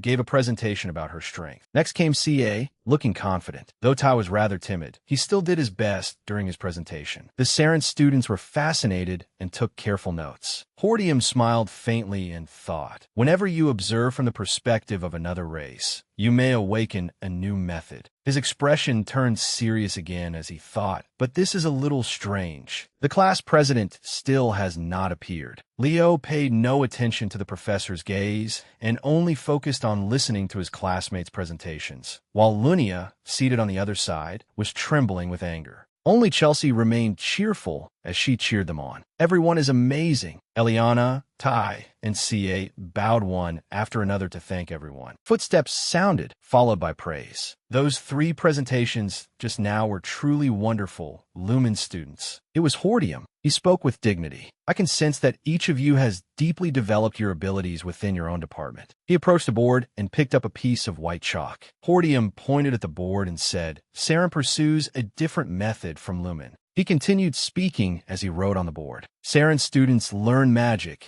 as their foundation. That is why we aim for a balanced teaching method, so we do not focus too heavily on magic." Leo seemed interested and listened attentively. He thought, "It's ironic that they pursue balance. They teach broadly, but all their theory is steeped in magic." His expression turned serious as he thought, "It's obvious. Elves and their boasting are the same as ever." While Hordium continued speaking at the podium, Leo began yawning repeatedly. And that is how we arrive at this final answer. Hordium frowned and thought to himself, rumors have spread that they faced a death knight, and even their class's attitude is terribly rude. He continued, very well. That is enough theory. Suddenly, Hordium cast a spell and produced a dazzling golden stone with many sharp edges. Leo watched both his words and his actions closely. Allow me to show you the essence of Saren. The stone grew larger and larger as he continued. We are a race born with magic. The stone suddenly shot high into the air, leaving behind a shimmering golden trail of light. Then the large stone exploded, scattering smaller stones and exciting the students. They could not help wanting to grab them. Chelsea, especially, had sparkling eyes as she exclaimed, "It's astral magic. That is a spell of the original fairy race."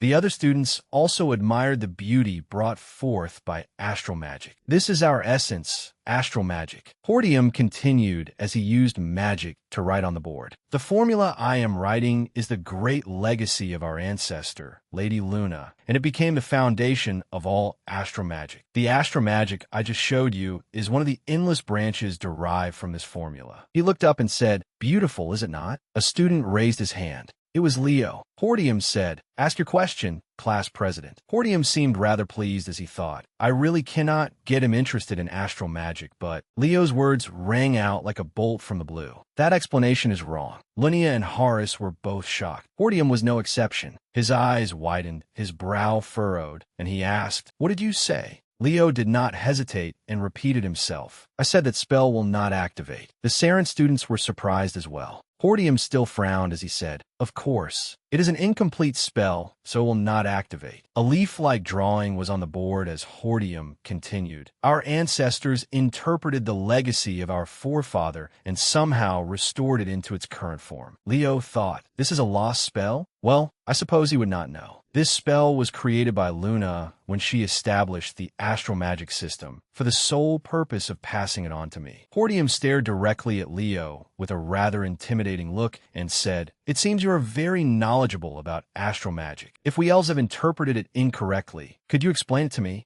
Horace sensed that the situation was becoming tense and tried to smooth things over. But then he showed a look of surprise mixed with a hint of fear. Before Horace could react, Leo had already walked up to the podium and thought, "The magic used in the present is only a copy." He stepped firmly closer to the podium. "I was the one who received the entirety of Luna's essence, and I died before I could pass it on to another elf." He faced the leaf symbol Hordium had drawn and thought, perhaps we were meant to meet like this. Horace held his forehead and bit his lip, worried about him. Leo thought to himself, astral magic is the pride of the elves and the legacy of their ancestors. If this continues, it could lead to conflict between the two academies. He began using magic to draw on the board. His finger moved swiftly across the blackboard. A Saren student could not help exclaiming, "What kind of interpretation is that? It looks like astral magic, but I have never seen a formula like this." Before long, Leo finished. Done. His symbol was somewhat different from Hordium's, and the light shining in from outside made it even more radiant. Suddenly, Hordium shed tears, seemingly moved. He blinked and said, "This magic, what kind of magic is this? Have you ever used it?" In a memory, on a cliff, Leo spoke. "This magic is," the unfamiliar person said. "Look, I have completed it." A golden speck of light then transformed into a beautiful, mysterious flower. It was a spell that made flowers bloom. All the students stared with wide eyes. Still dazed, Eliana said, "Our class president just did something amazing, didn't he?" Nella nodded in agreement. Linnea seemed unable to believe it and thought, "What is this? What is with the professor's reaction? Did that bastard really decipher the legacy of our ancestors?" Hordium was still shedding tears before the beautiful, mysterious flower in Leo's hand. "Wonderful," Leo said. "Many types of elemental magic are derived from it. Do not say that this magic is merely a spell to make flowers bloom." He smiled as he continued speaking about the flower. "It is not that simple. During the Age of Calamity, flowers were nearly extinct. In a memory, an unfamiliar voice rang out. To the founder of Nebula, were flowers not something special? Leo gazed at the flower and wondered, what kind of magic is this? It is useless in battle. That same unfamiliar voice spoke again. Do you know how beautiful flowers are? One day, I will see a world filled with flowers. Hortium clasped his hands together as if in prayer and exclaimed, indeed, the founder truly placed the truth within it. Leo withdrew the spell as Hortium asked, but who is this student? How does he know these things? Leo leaned close to his ear and said, my name is Leo Plop. I taught myself astral magic through ancient writings. I study multiple systems and am also a mage with natural talent. His words shocked Hortium so much that he stammered. Could your family line be related to the elves? Leo answered calmly, not at all. Horace stepped forward and said, my student has been rude. I apologize. Let us end the joint class here. He continued, for the time being, it would be best not to take an official stance on this matter. Hortium said, Professor Horace, perhaps I am being rather bold. Hortium took both of Horace's hands and spoke with complete sincerity. But could you transfer the student Leo Plop to our school? Horace, full of question marks, asked what? Every student in the lecture hall was utterly shocked. The scene changed. Chelsea brought out a bowl of soup that did not look very appetizing. Tajda, Lee Wallen's special soup is ready. Next came Eliana. Her dish looked no better than Chelsea's. She said, and this is death risotto, so delicious that only one person survives. CA looked at the two dishes and shuddered as he said to Tai, the greatest crisis since entering Lumen. Tai replied, do we have no other choice? Beside them, Nella forced a smile and said, I still have some elven bread I got from a mission. Eliana launched a frontal assault, stuffing a whole spoonful into CA's mouth. Try it, try it. He struggled to swallow it, drenched in sweat. Eliana shouted angrily when she heard CA vomiting. What are you doing? You idiot! Rune smiled brightly and said, it is good to see the students having fun, while Horace held his head and said, Class President. When Leo was about to leave, Rune called him back. Wait, he continued, you should know this. The Grand Council of Elsabelkia has announced its decision regarding the Death Knight. Nella caught sight of Rune and Leo talking. That is, Rune said, to put it simply, we have confirmed the appearance of many undead and a Death Knight in the fairy forest. Images of undead,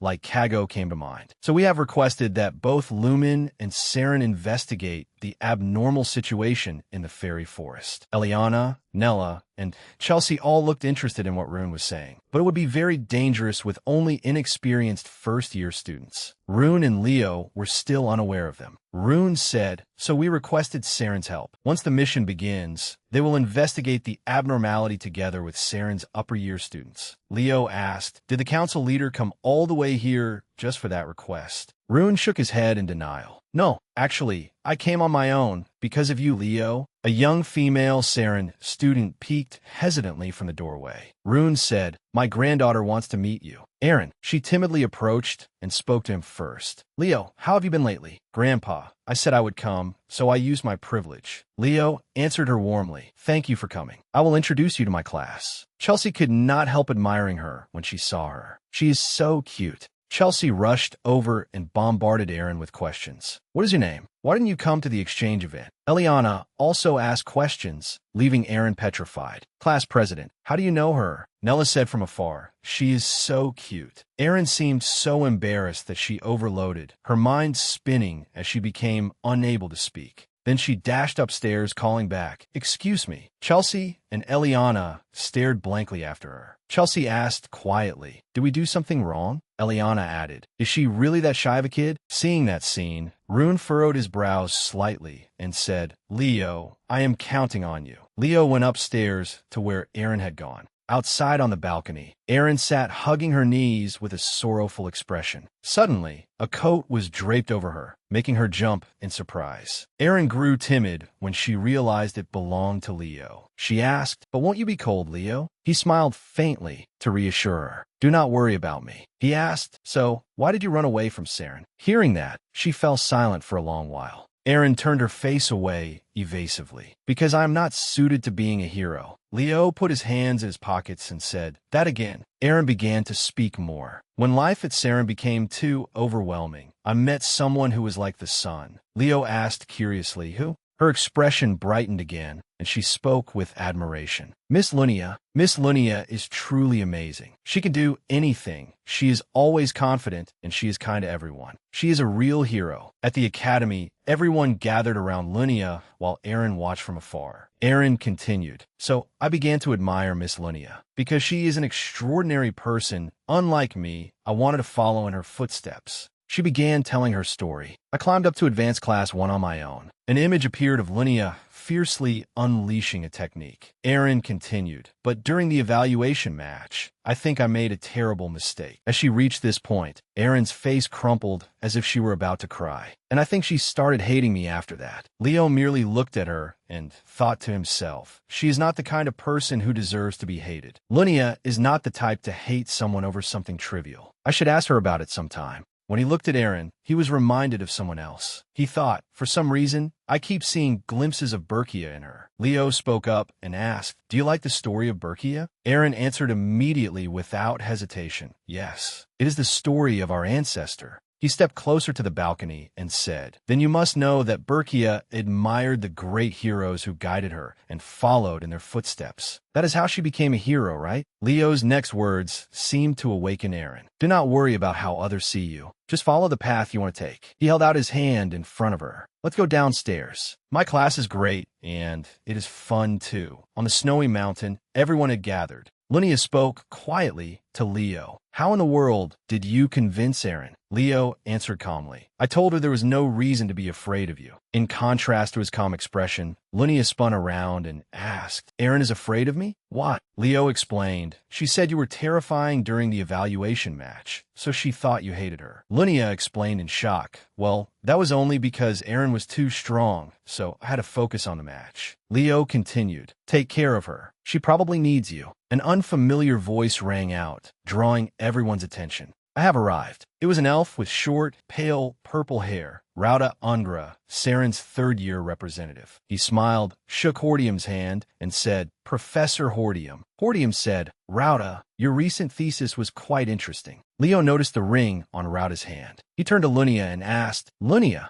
who is that?" She answered, "Senior Rauda. He is the third-year representative." Lunia continued, "He was not particularly remarkable until his second year, but then he suddenly improved and became the talk of the entire semester." Leo thought to himself, "He suddenly improved?" Horace stood beside Hordium and said, "If everyone has arrived, let us begin the group mission. Each group will have 2 to 3 first years and 1 third year." Hordium held a sheet of paper and announced loudly, "Group 1, Leo Plop, Lunia El Luna, and Rauda Ungra." Rauda looked very confident, standing perfectly straight. A thought flashed through Lunia's mind. "No way." Frustration burst out of her, and she growled, "What a pain." Her face could not hide her scowl of displeasure as she bluntly threw the words at Leo. "Why do I have to team up with a thief?" He was still talking about the theft issue. Answering her own question, Lunia raised her fist in shock and snapped, "Of course. I still have not acknowledged you as Fiora's covenant maker." Seeing that, Leo simply ignored it and shrugged indifferently. "Suit yourself." At present, the Fairy Forest investigation team was divided into 3 groups.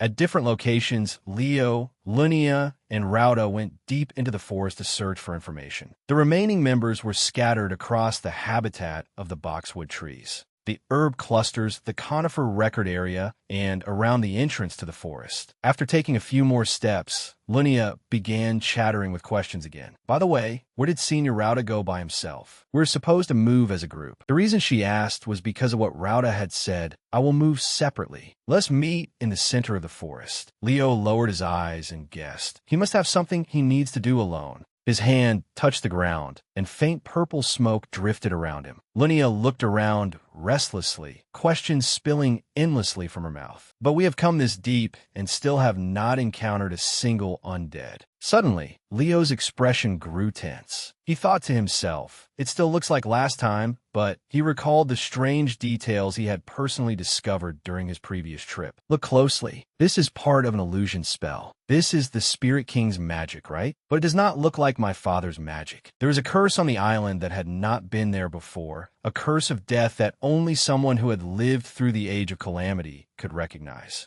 At that moment, Leo was more certain than ever. It is him, Erebos' most loyal subordinate. He recited the name he knew by heart. Commander Tattoos, the one who survived the age of calamity. Leo also called him by his title, Kaiser, the Hell Lich King. Searching through his knowledge of the opponent, Leo blinked slowly. The Lich King would not act on his own. Kago, that Death Knight, may be his representative. As he thought, he continued probing. After a while, he lightly lifted one knee to sense it. It was up here. His eyes looked up at the pure white sky, and his two fingers swayed faintly. There was something within the fairy spirit land that Sinrod wanted to protect. Seeing Leo's strange gestures, Lunia grew uneasy and wanted to ask at once, "What is it? Did you sense something?" The sound of footsteps from afar reached Leo's ears. Suddenly, a bad premonition flashed through his mind. He directed his gaze toward the path ahead, which was hidden by bushes, and muttered, "Something is coming." Lunia froze, not daring to look away, her whole body tensing up, while Leo had already drawn his sword and braced himself. The other party approached with a greeting. "How is the investigation going?"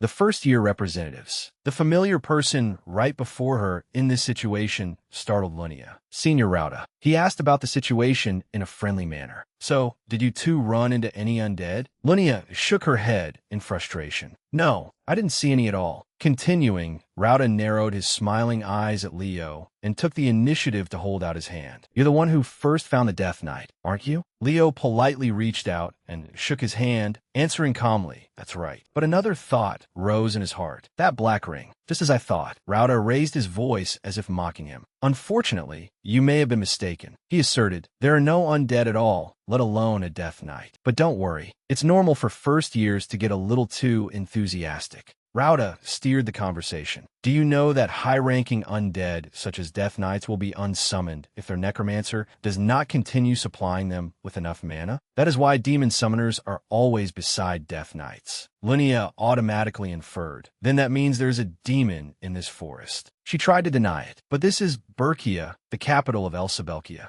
Rauda stepped in front of her, using his words to control Lunia's mind. "If you're a student of Saren, you should know, shouldn't you, about the grand constellation magic applied around Berkia?" She knew, so she automatically continued his words. "It is a spell created by the venerable founder. Lady Lunia, no demon can enter." That was true, but as she faltered, Leo cut in. "There is no rule saying that a necromancer must be a demon. Other beings besides demons can also use dark power. For example, even fairies." Those words seemed to strike a nerve in the other party. Rauda bared his teeth in delight. "That is quite an interesting opinion." His gaze remained fixed on Leo, a look that clearly revealed malicious intent. "It seems you do not know just how proud the fairy race is." He only hinted that much, then turned his back. "Finish the investigation and meet me at the forest entrance." Leo could not have been more certain. He's searching for something. Lunia stared at him, also certain of one thing. That guy knows something. That night, in the wooden house where the whole team had gathered, the discussion began. "CA, your team didn't find the Death Knight either?" CA sat with his legs crossed on the table, his hands clasped behind his head, advising Chelsea, "Forget about the Death Knight. We didn't even see a single undead." Unexpectedly, his words only made her more excited. "That makes it even more suspicious. The headmaster definitely said undead had been found here. So how could they disappear the moment we came to investigate?"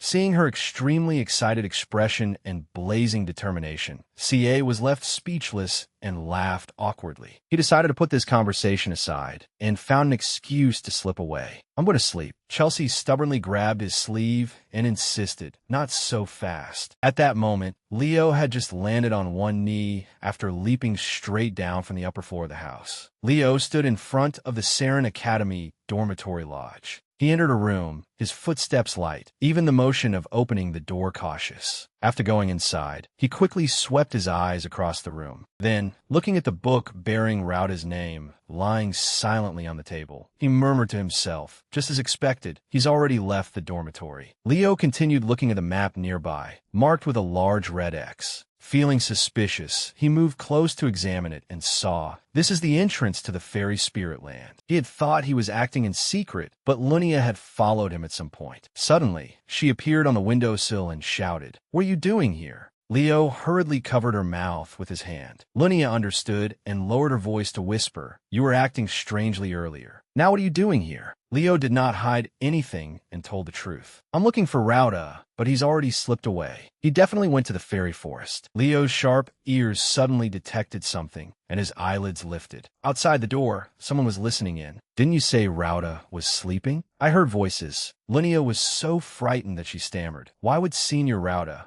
In that tense moment, Leo pulled hard on her shoulder. His movements were swift and precise, and he scooped Linnea up like a prince carrying a princess. The two of them escaped through the window, the same way they had entered. Leo made use of his long legs, and with a single leap, he shot outside. In another room, someone seemed to sense his hurried movement. It was Erin. She had not slept yet, and was sitting on her bed with an open book. The commotion just now urged her to hurry out of bed and go to the window. Erin listened intently and used her eyes to see what was happening. When she saw Leo carrying Linnea beneath the dormitory, Erin was so startled that she exclaimed, "Leo, you and Lady Linnea." The book in her hands fell in shock. Erin's lips trembled. This is clearly. She held her flushed cheeks, her mind painting a romantic atmosphere around Leo and Linnea. Following that imagination, she wondered, secret romantic date? The sky remained dark, and only the tree branches covered in snow gave off a little white light. Leo had no choice but to ask in annoyance, "How long are you two planning to follow me? Go back to the dormitory already." Linnea angrily laid out her reasoning. "You think Senior Rauda is connected to all this? He only arrived this morning, while you encountered the Death Knight several days ago." As she spoke, she suddenly reconsidered Leo's question just now and froze. "But, you two?" It turned out Erin had been running desperately after them for who knew how long. Panting, she cried out, "Stop right there, you two. This is far enough." Linnea turned back in surprise. "Erin, when did you get here?" Leo already knew and calmly replied, "She has been following us for a while." Erin suddenly cried out, "Oh heavens, no. Students must not have improper romantic relationships." Linnea's facial muscles stiffened when she heard that. "What?" Leo also looked confused. "What are you talking about?" Erin's emotions exploded. "I saw everything, including when the two of you snuck out of the dormitory together." She was convinced that all her deductions were correct, so her words spilled out in a rush. "Of course, Lady Linnea is very beautiful, and Leo, you are very handsome too." Leo threaded his fingers into his hair, his face weary. "Erin, you've misunderstood." He sought help. "Linnea, say something too."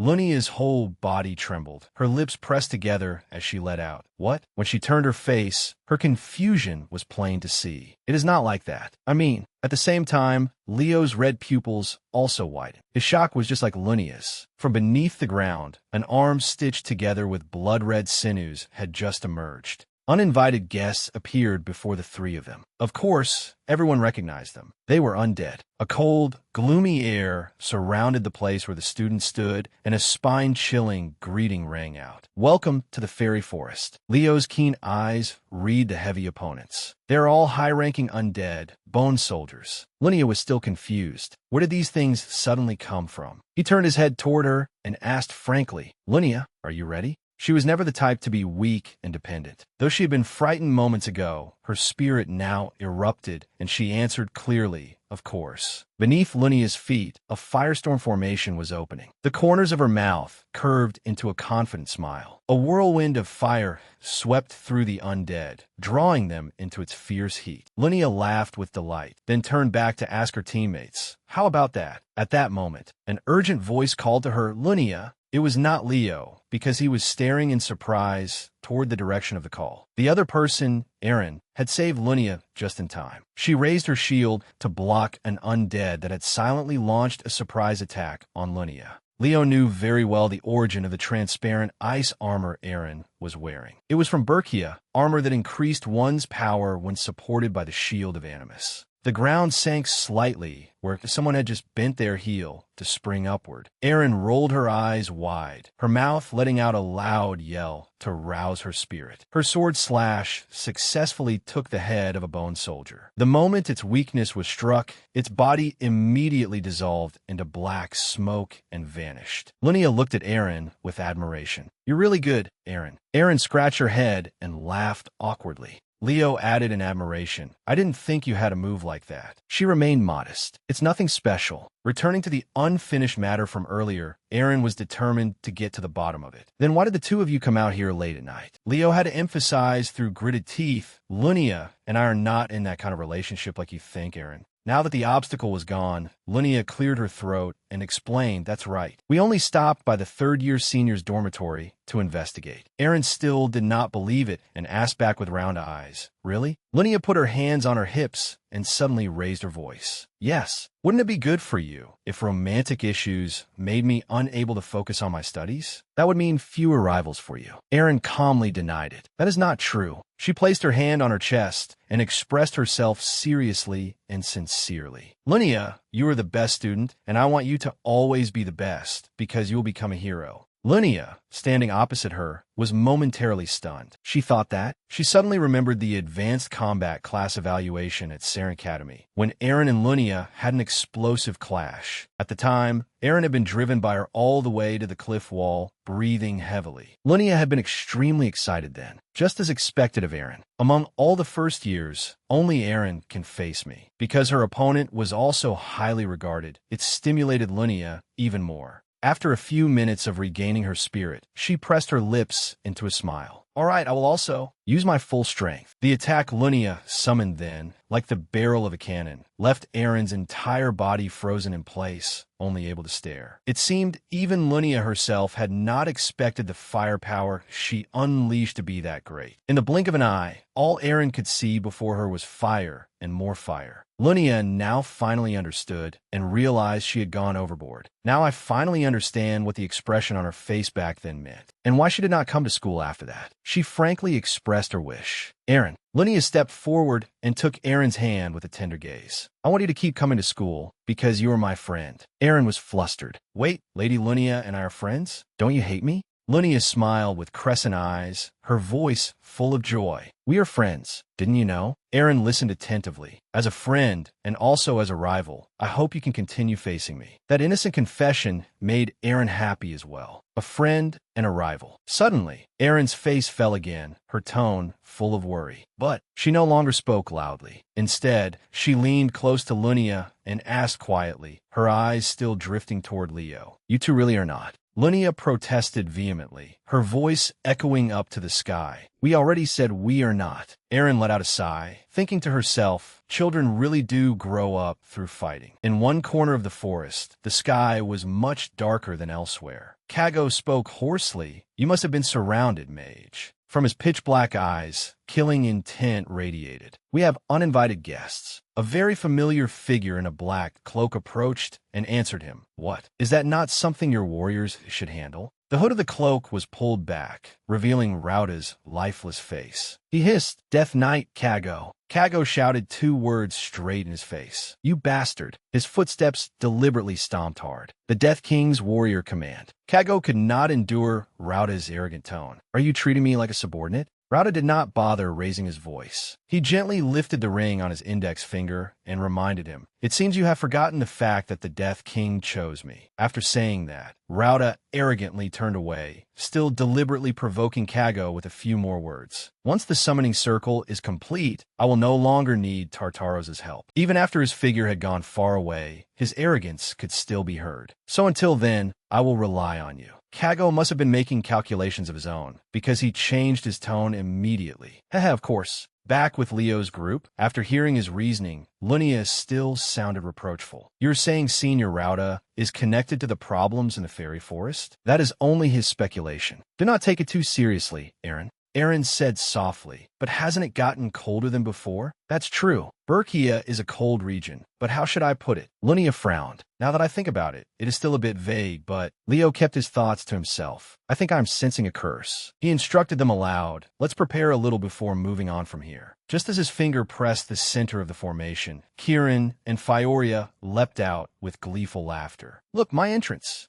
Lunia's eyes shone brightly, and she rushed over as if she wanted to devour them whole. She exclaimed, Fioria, how can something this beautiful even be born? It's me, big sister Linnea. You still remember me, right? Aaron was curious and wanted to know. Leo, what is this summoned creature? He took a moment to introduce them. This is the young phoenix, Fioria. Linnea was like a fanatical admirer. As she praised her, tears flowed. Fioria, she is so beautiful. Leo continued. And this is the fairy prince, Kieran, a covenant maker of both a phoenix and a fairy. That is impressive. Then he pulled them back to the important matter. No more chatting. Prepare yourselves. We are heading toward the center of the forest. They had not reached their destination yet, but Leo had to warn his friends in advance. From here on, things will become more brutal. Indeed, just as he said, after walking only a short distance, they faced revived bone soldiers again. Linnea fought alongside the others and dealt with them in coordination, tenaciously using all her nastiest moves. The same red arms from before appeared once more. The bone soldiers rose all at once, as if someone had awakened them. Erin stood in a daze, her mouth agape. Corpses. Linnea tried to stay calm and guessed there must be a necromancer nearby.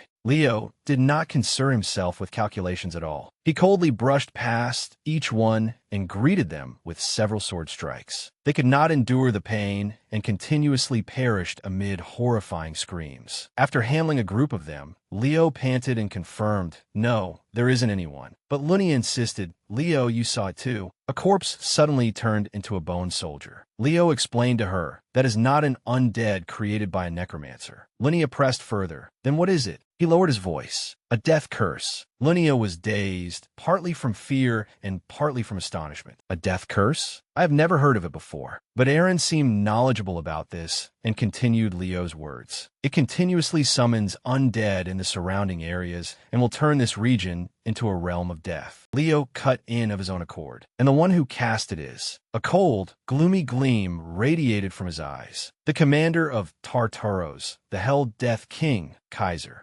Linnea immediately recognized the urgent situation they were in. "Oh no, then that means Tartaros is planning to launch a major attack on Elsabelkia. This is no time for this. We have to inform the professors immediately." The moment that intention left her mouth, an icy wind swept past. The strong wind carried snow dust, forcing the two girls to raise their hands to shield themselves. What was that all of a sudden? A hoarse voice rang out. "Hero candidates, greetings." Kago lunged out from within the cloud of dust. Before he could even finish his opening words, his sword was already raised. "Welcome to the land of death." His blade came down without hesitation, crashing straight into Leo's sword. He opened with intimidation. "You will not escape today." Kago radiated a formidable power, constantly throwing out words meant to make his opponent falter, despair, and tremble in fear. "I will make you regret ever setting foot in this forest." Leo faced him head-on and said to the two girls, "I'll handle this death knight." He assigned tasks to both of them. "Aaron, clear out the undead. Linnea, prepare the strongest magic you can cast." The two girls obeyed and answered in unison, "Yeah, got it." Kago closed in on Leo, laughing mockingly. "Oh, so this time you chose to fight." Leo answered firmly, "I'll face you." He still spoke in a contemptuous tone. "Foolish brat, do you think I'll let things go your way? Suffocate in darkness." The two swords clashed with an ear-piercing screech, sparks from the friction scattering continuously. To deal with this stubborn and arrogant opponent, Leo immediately brought out Ginger's secret sword technique. Sword struck sword, and the weapon in Kago's hand was knocked aside by ordinary human metal. Panic surged through him. "Is that the Fire Phoenix?" Leo lightly scraped the tip of his foot against the ground, turned in the opposite direction, and his body, only half Kago's size, shot forward with force. His voice overwhelmed Kago's. "That's not just the Fire Phoenix. Ginger's flame aura has been fused into it too." Kago was stunned for a moment. He lowered his gaze to what was in his hand. His sword was melting. With nothing hindering him, Leo thrust straight upward. Even someone as arrogant as Kago was forced to freeze now. "He's overpowering me with battle experience." His eyes could not believe it, and his mind wanted to deny it. How could a first-year brat do something like this? Or those eyes? A burst of light rushed in and blocked Kago's vision. When he could see again, a whirlwind of infernal fire was right before his eyes. The fighter had changed. The one making a move now was Lunia. That mischievous smile appeared whenever she summoned flames, and a cascade of fire poured straight down onto Kago and his minions. Within it echoed Lunia's hateful cry, "Die, you damn bag of bones!" The air was returned to silence and clarity. Lunia was extremely proud of herself. She adjusted the joints in her neck with a satisfied clicking sound and said, "This is what happens when you dare mess with me." That felt amazing. Behind her, Aaron could not be happy at all and shouted, "The forest!" Kieran, who had been hiding behind Leo's thick hair, finally dared to crawl out. "Is she really a fairy? Why is she so violent?" He blurted out. How persistent. Leo did not celebrate too soon. He warned them, "It's not over yet. Let's chase them." No sooner had he spoken than the air was once again shrouded in black smoke. A shrill cry echoed. "What the hell is this?" The two girls were anxious and troubled. "Is this the death curse? It's so strong." An unfamiliar voice reached their ears. "First years." Rauda glared at them. "Who gave you permission to investigate the forest at night on your own? Even Lumen's first-year representative is acting like this. What a disgrace to discipline." Lunia was shocked. "Senior Rauda, why are you here?" He answered very calmly. "Undead are currently appearing in this forest. I am investigating the cause." Lunia automatically gave him the clue. The cause is a curse, an ancient and extremely powerful curse. Rauda snapped his head around to look at her. "A curse? Are you saying there's a curse here right now?" A question suddenly flashed through Lunia's mind. She thought to herself, "It's this serious," and yet he didn't sense anything. Rauda's facial muscles tightened when he heard the accusation. Several of Lumen's first-year students accidentally touched objects leaking out from Tartaros. Leo said calmly, "Those students accidentally used the power of darkness." When the veil behind Rauda was lifted, Lunia and Aaron were immediately stunned. Bones were scattered everywhere in pools of red blood. The sight before her eyes made Lunia, who had trusted him, begin to question him. "But you look as if you willingly cooperated with Tartaros." Only black magic or necromancy uses monster flesh and blood as catalysts. Rauda's hand was stained with black blood. He began to reveal his true face. "Cooperated? You truly are both troublesome and astonishingly stupid." He ruffled his hair, his tone slightly playful but still sinister. "You first years over there, right here in this place." His next words left them indescribably shocked. "The heroic achievement of Lady Luna sleeps." Rauda spoke as if it were obvious, but the incompetent El Saberkia Council doesn't even know it exists. What is wrong with using Tartaros to reclaim our legacy? Aaron could not suppress her agitation and immediately snapped at him. "That is an insult to a great hero, and you only want that legacy for yourself." Lunia no longer had even the slightest respect for him. She bluntly said, "Leo, take him down. Smash that hateful face of his and drag him back to hand over to the instructors." Leo placed his hand on the hilt of his sword and said coldly, "Lunia, Aaron, from this point on, fight as though you were prepared to kill your own senior." The two girls had not even had time to collect themselves and were still asking, "What?" when Rauda had already spread out a lightning formation and pushed it toward them. Leo stood in front of them, so he took the first hit. His body staggered. After that, a blinding light covered the entire area, obscuring the situation. Fortunately, Leo was unharmed. He had been a step faster, expanding a barrier to keep his teammates safe. "Calm down. This is what it means to face Tartaros." Seeing how cleanly Leo had acted, Rauda felt a hint of delight. "A human can use primitive constellation magic? What are you?" On the surface, he smiled as he spoke, but deep down, he had a certain wariness. Did he really cast and cancel the spell in that brief instant? His ability to recognize me clearly as an enemy and his combat instincts are both top class. He calculated in his mind how to gain the greatest advantage for himself as he looked toward Lunia and Aaron. If those two join the fight too, this will truly become troublesome.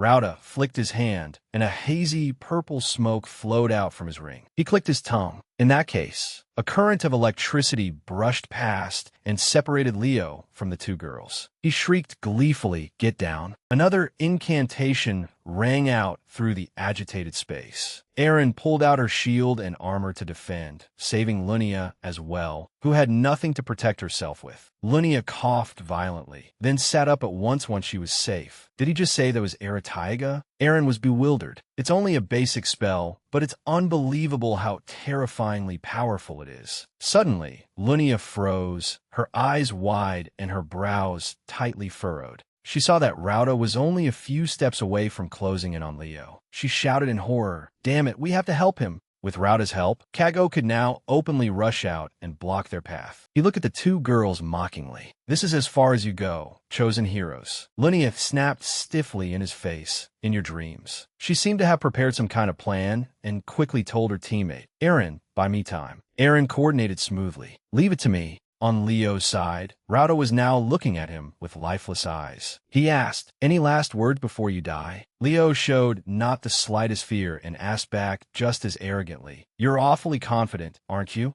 The small but capable savior was summoned. Kirin, since Rauda could not see how he had moved, he was caught by a sneak attack and fell flat to the ground. His legs were numb and rigid, making him no longer dare to run his mouth. Instead, he groaned, "Damn it, my legs." Now, it was Leo's turn to face Rauda with cold eyes filled with killing intent. Rauda still found it hard to believe each time he looked at Leo's face. "This bastard. Don't tell me he really is." Rauda lowered his voice in submission. "Wait." But nothing could stop Leo anymore. He struck decisively, severing his opponent's head from his neck. Kirin cheered excitedly. "Nice. That crazy fairy is down. Now it's time to smash that dried-up bone bastard." But the familiar incantation suddenly rang out again, and his joy instantly turned to shock. His small body was swallowed by a black hole in an instant. Leo cried out in fear. "Kirin!" Rauda no longer seemed human. He was attaching his own head back into place and speaking fluently. "A half-blood of the fairy race, and yet you can even summon magical beasts. Impressive talent. You're Leo Plav, aren't you?"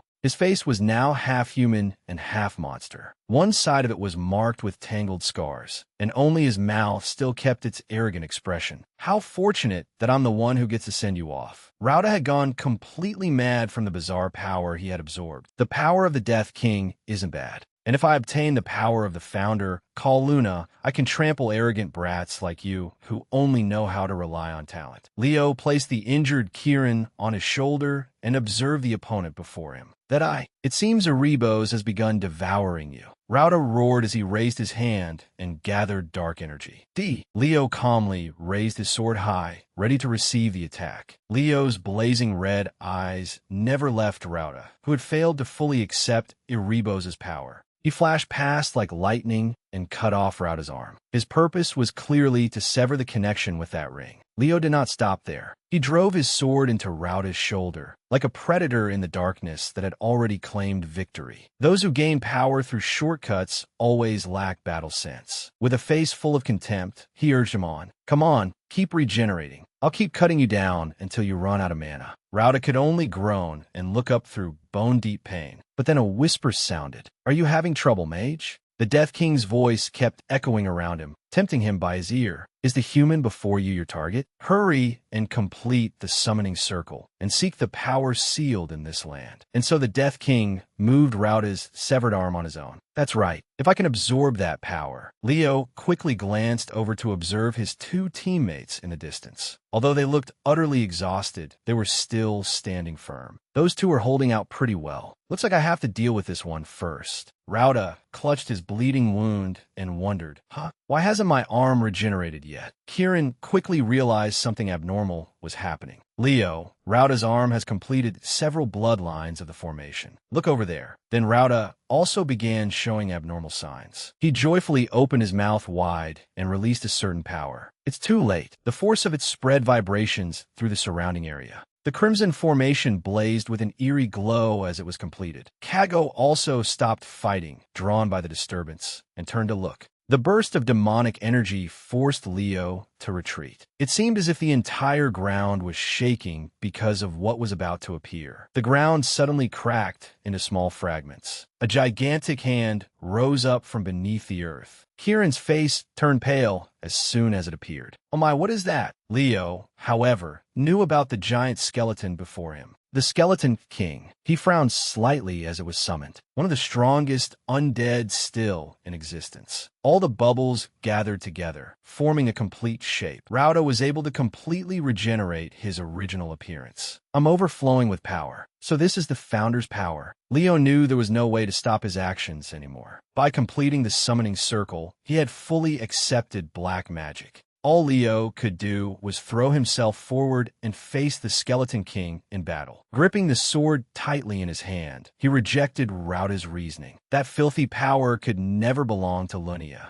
Rauda, now relying on that power, only laughed coldly. Is that so? The Skeleton King's enormous hand swung out under his control. Leo agilely stepped onto the hand to evade it. He landed, and the aftershock sent dust spreading around him. Rauda laughed loudly in triumph. I don't care if it's the Skeleton King's power. This power is mine now. Kieran looked at the power rushing toward them and reminded him, Leo, it would be better to retreat. That skeleton is too strong. Leo kamni diplaiv. No, look closely. That Skeleton King wasn't summoned in the usual way. As Leo dodged, he continued, it seems he hastily summoned the Skeleton King by making a contract with Hell Death King Kaiser. He only barely met the conditions for summoning it, so he can't maintain it for long. A thought appeared in his mind. The most basic condition for summoning is having enough mental strength to maintain the summoned creature's existence. Leo moved swiftly to evade the attacks and stated his intention. We just need to hold out until the mana he's using to maintain the skeleton runs dry. All right, let's do it. He turned and requested, Kieran, support me. Kieran immediately used his power on Leo. Leave it to me.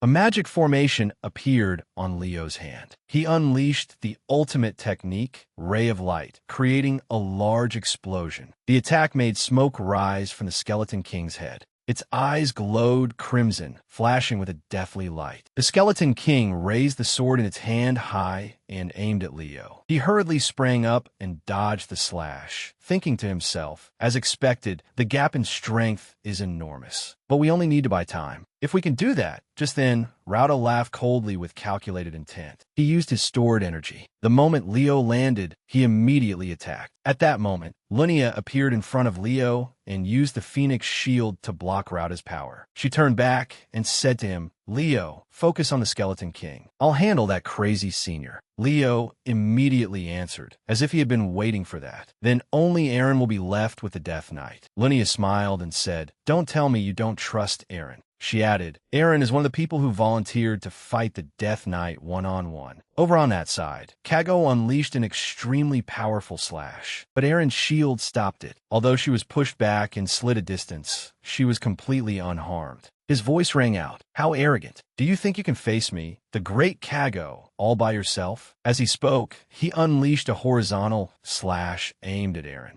She crouched down, firmly gripping the shield in her hand and asking herself, Can I really do this? Aaron shouted as she prepared to resist, telling herself, But if I can't hold him back, the others may be in danger. She slammed hard into Kago's body, but all she received in return was his mocking smile. Kago viciously threw a punch straight into Aaron's chest, causing her tremendous pain. Aaron was sent sliding across the ground, her shield falling from her hand. She thought to herself, I never wanted to become a hero, but at the very least, I can't be the one who holds them back. Kago stepped forward, used his sword to shatter her shield, and spoke with contempt. Compared to those two, you are nothing but an immature child. Aaron answered him directly. That's right. That's right. Those two will one day walk the same path as the great heroes. I'm sure of it. Kago cut her off. I should take your head and go help that necromancer. You have no chance of winning. As he tightly gripped his sword, Aaron spoke. But do you know this? Great heroes always have disciples who follow them. Her eyes showed confident certainty. My ancestor, Lord Bokia, once followed in the footsteps of the great heroes and swore that he would never doubt them, no matter what. Aaron slowly raised her sword and declared once more, they would never doubt them, no matter what. Then I will believe as well. Kago looked at the light radiating from her and asked, Is this the power of a fairy? a deathly red gleam flashed in his eye sockets. He charged forward and cursed, "You arrogant brat." Eren radiated an imposing aura and said confidently, "This is a technique passed down for generations among the fairy knights." Kago leaped high, preparing to slash down, and shouted a single word, "D." Meanwhile, Eren stood there, preparing to use the infinite power of life to drive away death. Eren used one finishing blow to swiftly settle her opponent, showing her growth. Her blade split Kago in two, leaving him in disbelief. "I'm a Death Knight, yet I lost to a little brat like this." Exhausted, she drove her sword into the ground. It seemed her strength had been drained after fighting Kago. "I have to hurry and help the others." Her vision blurred as she looked toward her two companions. "I have to help them." Rauda was arrogantly displaying the power of black magic. "He is still breathing?" First year representative. He stretched out his hand and summoned a powerful claw. "Let's end this." Lunia quickly raised a protective shield and stopped his attack. "Fire Tortoise." Rauda's face immediately went blank at what happened. It bounced back. His attack had actually rebounded and struck his own body. Lunia smirked at Rauda for underestimating her. "Did you think I was going to block it?" She took a step forward, calling forth magic beneath her feet. "Take this." A flame erupted right in front of him. Immediately afterward, the flame exploded, creating a massive destructive force. Lunia stood beside the red tortoise and watched Rauda writhe from his burns. She turned to leave when he stopped moving. TCH, nothing special. However, things did not end there. He smirked, raised his hand, and struck. Black magic flashed with purple light, firing out spikes. Leo, standing off to the side, could no longer stay still at the sight. "Lunia!" Before he could run up to save her, a gigantic hand covered him. He was instantly sent flying far away. In the next moment, Leo clutched his badly wounded body as he sat amid the shattered roots of a tree. Little Luca flew over in front of him in panic. "Leo, are you all right?" He was stunned when he saw the wounds on Leo's body. However, Leo's expression did not change at all. "I'm Fine. You won't die, so don't make a big deal out of it." The Skeleton King still radiated a deathly aura as he closed in. His roar made both of them clutch their heads. In this situation, that was the worst curse that could possibly appear. Even so, Leo's mind remained clear enough to give an order. "Fioria, it's time to use the Firebird's special move." Cry. A cry rang out, transmitting energy to those around her. "My body is recovering." Leo calmly spoke again and requested, "One more time, Fioria." By the time his body recovered, the Skeleton King had already raised his sword high. He nimbly leaped up and dodged the downward slash. At that moment, Leo's body was wrapped in blazing flames. Lunia could not take her eyes off him. "Leo, he isn't afraid of death at all, just like the heroes." She slowly stood up and brushed the dust off her skirt. "Fire Tortoise." She decided to recall the Fire Tortoise. "You did well. Rest now." Lunia created a shining flame in the palm of her hand. She controlled the flame and launched it to attack Rauda. He did not even bother looking at the flame burning on his hand. "Even that flame you're so proud of has weakened, Lunia. What do you intend to do with such a feeble flame?" "You call it feeble?" "The flame of our Lunda family." Lunia took slow steps toward Rauda. "As you know, my family has always formed covenants with the Phoenix. Our first ancestor vowed to burn herself to death if necessary, all to burn Tartaros completely." He laughed coldly, mocking her origins, spouting nonsense all of a sudden. "Have you given up?" Even so, he was becoming confused inside. But why hasn't this flame gone out yet? Suddenly, a hand reached out and grabbed his blazing hand. Her gentle, yet warning voice rang out. "As long as the will of our ancestors continues to burn, we will always be covenant makers of the Phoenix. This flame will not go out until every demon is burned to ash." Lunia's eyes flashed fiercely as she drew closer. "And by the way, your left eye belongs completely to a demon, doesn't it?" A flame erupted and engulfed both of them. This spell was called Sanctification, a taboo of the Lunda family. Even a caster could be burned away.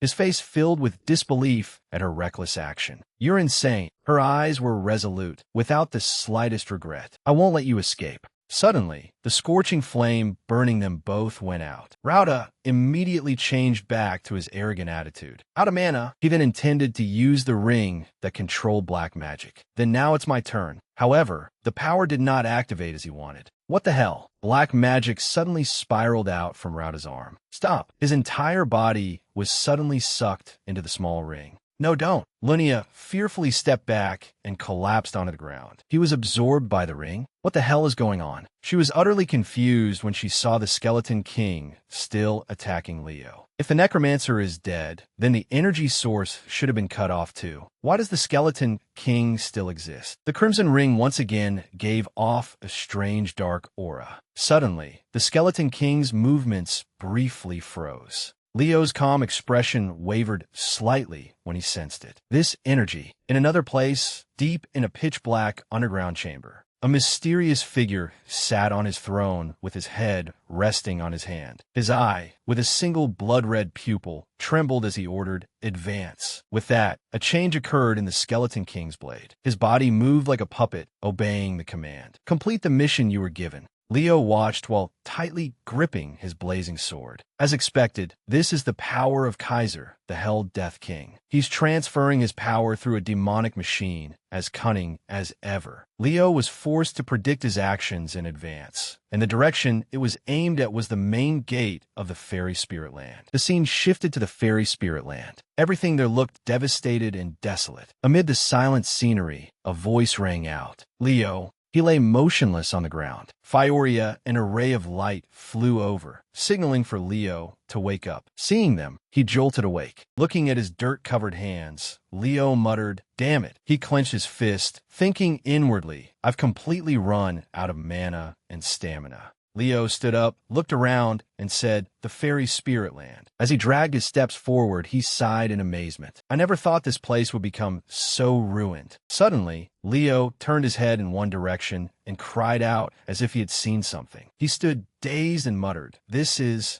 Memories surged back, along with a voice. "Are you going to throw it away?" Back then, Ko had answered softly, "Yeah." "Bokia, you take it." Bokia held it in her hand and asked curiously, "What's wrong?" "Not to your taste." She pouted and said, "No. It looks dumb, and it doesn't seem useful at all." Hearing that, he hurriedly waved his hands and explained, "What? Hey, do you have any idea how many life and death battles this item has gone through with me?" At that moment, Ko's companions arrived and called him. Seeing Bokia sadly looking at the sword, Ko said, "It's time to go." Then he gently placed his hand on her head. Bokia watched Ko's back as he gradually walked away with his farewell. "I'm off, little one." Just like that, she stood silently, watching his entire team disappear beneath the sunset. Back in the present, Leo picked up the dagger and muttered, "That arrogant brat." He looked at it, let out a soft breath, and continued. Back then, she said with her own mouth that she didn't need it. Suddenly, the dagger emitted a stream of magical power. The surging currents of energy startled Leo. After that, the streams of magical power were absorbed into his body one after another. It blazed up powerfully, as if shaking the entire space. Leo thought to himself, magic sealed inside this dagger for thousands of years. Beneath his feet, streams of spiritual power kept gushing out. Leo's entire body seemed to embrace all that magical power. He inwardly confirmed that it had answered its true master, him. Leo opened his sharp, cold eyes. He silently asked himself, with this much magic. Then he turned his gaze toward the skeletal monster and continued thinking, which spell should I use? Suddenly, a force slammed straight into the monster's head, nearly splitting its skull apart. Leo closed his eyes and thought calmly, those kids. If that's the case, then... Meanwhile, Lunia summoned a magic circle and said, "Stop right there, you dried-up skeleton." Aaron struggled to support her and cried out, "Lady Lunia, over there." Suddenly, Aaron's eyes widened, and she exclaimed, "That amount of magic is terrifying." From the distant castle, a stream of magical power radiated dazzling light and shot straight out. Seeing it, Lunia said with satisfaction, "If he is a Phoenix Covenant maker, then this is the bare minimum he should be capable of." At that moment, Leo walked forward with surging spiritual power and muttered, "Though it is not equal to the true original body." Countless stars and glittering planets appeared in the sky, leaving the two girls gaping in astonishment. Leo affirmed, "But for those kids, this will be a priceless gift." As Lunia and Aaron stood silently watching them, Leo's voice echoed, "I once read in an ancient book about a star spell that dyed the whole world with the light of the morning stars." Now, glittering stars filled Aaron's eyes. She cried out, "That is the most powerful spell." The countless stars flew toward the skeleton. he shouted, finale. A stream of power struck straight down onto the Skeleton King, causing it to vanish, and the entire space shook violently as a result. The scene shifted back to the fairy spirit land where Leo stood. He raised his hand and summoned a magic circle. From within it, a beam of light leaped out along with a voice. Kieran dashed off while shouting, "The one who finishes you off will be me, Skeleton King." Seeing him flail his arms and legs, Leo said in a low voice, "It's over." Kieran asked in surprise, "Huh? When? How?" Leo did not answer and simply said calmly, "Find your wings first." Hearing that, Kieran hurriedly shot away. Right? Suddenly, a voice rang out. "Leo." He turned and asked, "Is everyone all right?" At that moment, Linnea was being supported by Aaron as she came over. She answered, "Are you worried about us? You're the one in the worst state." Aaron gently added, "I believe the two of you would make it through." Linnea asked curiously, "But seriously, what kind of magic was that just now?" It was like something out of legend. Leo held the dagger in his hand and answered, "It felt like it came from the magic sealed inside this dagger. It must have something to do with the great hero." Hearing that, Aaron exclaimed, "An artifact of the great hero?" Linnea wondered, could Tartaros have been aiming for this place because of that item? Suddenly, a voice called out, "Hey, Leo, look at this." Kieran brought over a cocoon and said, "I found the wings my father hid for me." Then, as he struggled to open it, Kieran said, "Help me get this off." Leo agreed, "All right," but Linnea stopped him. "Wait," she continued, "isn't that a fragment of a hero record?" At that moment, a stream of spiritual power suddenly radiated from the cocoon. The light shone powerfully and covered the entire space. It brought everyone to a forest radiant with flowers. Linnea asked blankly, "What is this?" While everyone was confused, a voice rang out, "You intend to defeat Erebos?" Hearing that, Leo thought that voice. Footsteps slowly approached, and that person spoke. "Have you gone insane?" "Well, whatever. I like it. Hunting Erebos is the perfect goal for me. I like it." Seeing this, both Linnea and Aaron widened their eyes in astonishment. That person continued, "I already said that, didn't I?" Leo inwardly confirmed, "Now I understand what Tartaros was after. My name is Luna. I will become someone who shines like the stars in the night sky. So consider it an honor to have me in your group." The white-haired girl introduced herself in a solemn voice. "My name is Luna." Then she smiled brightly and continued, "I will become someone who shines like the stars in the night sky. So consider it an honor to have me in your group." Leo stood frozen, imagining the image of KO merging with himself, and thought, "That's right, it's me." This is a fragment of KO's hero record. At that moment, Harris and Hodium hurried over. Harris called, "Leo, student Linnea, student Aaron." Rune also rushed over in a hurry. Seeing this, Linnea spoke, "Professor Hodium." After that, she held out a fragment and said, "Please look at this. This is the Founder's Hero Chronicle." Hodium looked at it and stammered, "Teach, this is..." He turned to Leo, placed a hand on his shoulder, and praised him. "Well done." Then he asked, "So, are all the people who left the dormitory here now?" Leo answered in a low voice, "There's still one more." Aaron awkwardly said to Rune, "Grandfather, Senior Lao." Before she could finish, he spoke, "Let's go talk." After that, everyone walked away together, leaving only Leo standing there, looking back. He muttered, "Luna." The scene shifted to another place. It was the final day of the field trip. Hodium shook Harris's hand and said gently, "Thanks to you, the students learned a great deal. I am truly grateful." Linnea said confidently, "The next time we meet, I'll be stronger than you. Just you wait, Leo." Leo replied, "I'll be waiting." Suddenly, Aaron ran over and called loudly, "Leo." Panting, she said, "I will return to Saren Academy." He looked at Aaron and smiled gently. Leo lightly patted her head and answered, "All right, see you again." Shay and Kay also waved cheerfully before leaving. The scene shifted to a vast castle. An excited sound echoed out. "I finally got my wings back." Inside, Kieran flew around enthusiastically and shouted, "Take my fist, red monster." Fioria calmly dodged Kieran's punch. He grumbled, "Oh, you dodged?" Fioria paid him no attention and flapped her wings to fly away. Suddenly, Kieran blocked Fioria and said, "Then what if you can't fly?" making her let out a startled cry. He became even more excited, laughed, and declared, "I'll show you fairy magic." Suddenly, a hand grabbed Kieran's wings. Leo scolded him in a low voice. "Do you do this every time I leave? Do I need to confiscate your wings?" He struggled and shouted, "No, this is the only pair I have left. Don't you feel sorry for me?" Suddenly, someone called, "Leo, plop." Fioria had transformed into a little girl and politely introduced herself. Now that we can meet properly, I am the Phoenix Fioria, Leo asked curiously. Plymouth, Kieran, was that you? Kieran answered in a satisfied voice.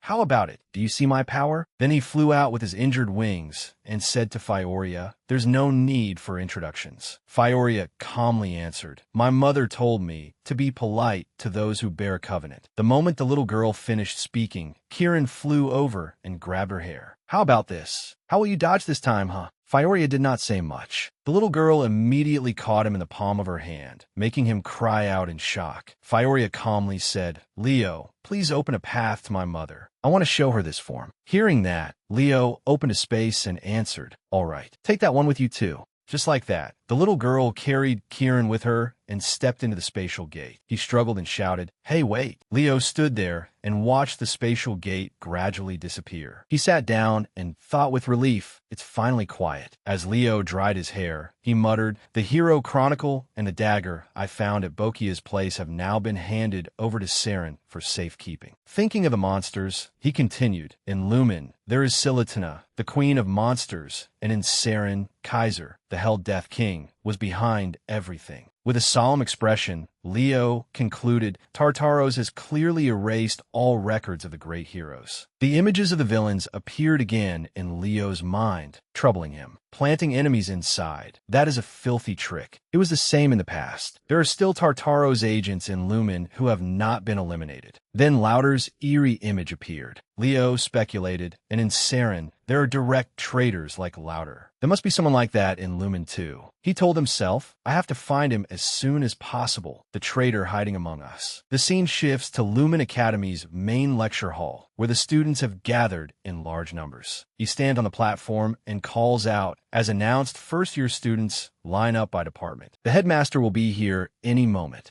Elisa and Wandin stand silently with cold expressions, thinking, why are we gathering by department instead of by class? Duran also stands there listening in thought. Alien's voice rings out. Did everyone enjoy the field trip? He continues cheerfully. The reason I've gathered all the first years today is to prepare for an upcoming departmental event. Alien slams the desk and declares, it is the interdepartmental tournament. Hearing that, Chloe speaks up, an interdepartmental tournament? Sia adds, so that's why we were called by department. He continues announcing, to prepare for the tournament, your professors will guide you. But we have also invited special instructors to train you more closely. After hearing this, Chelsea's eyes light up and she exclaims, special instructors? Meanwhile, CA says wearily, am I the only one who already feels exhausted? Suddenly, someone's voice rings out, I read your report on alchemy using qualitative magic, C.A. Thomas. It is January. She asks in a low voice. That report was garbage. You know that, right? C.A. flinches and cries out, Senior Toro Jan. Jan continues coldly. Hello, first years. I'll be blunt. As mages, I find you all pitiful. As the students stare in confusion, she continues, I read every magic essay you submitted for the midterm.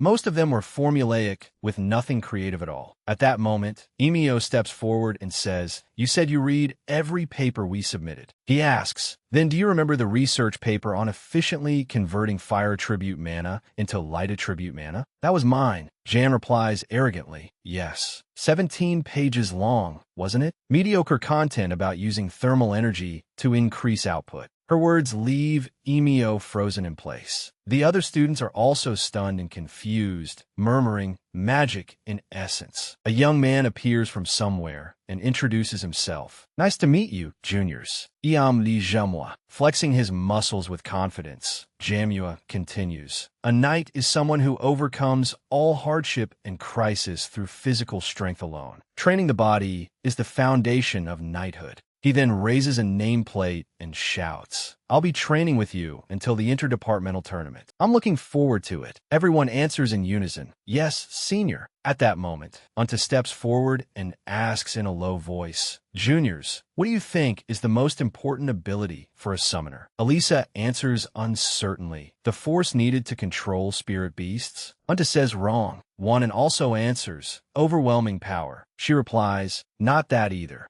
Unta lightly touches her fingers together and says hesitantly, the most important ability for a summoner. Then she beams and continues, is love. That answer leaves Elisa and Wandin petrified. Looking toward Unta, Jamua, and Jan, the headmaster's voice rings out. All right. The most outstanding students from Lumen Academy's 5th year will be the ones guiding you first years. As Alien is speaking, he suddenly stops as if he has noticed something. He looks at Leo and asks, Leo, why are you standing there? That area doesn't belong to any department. In front of the stunned students, Leo speaks up.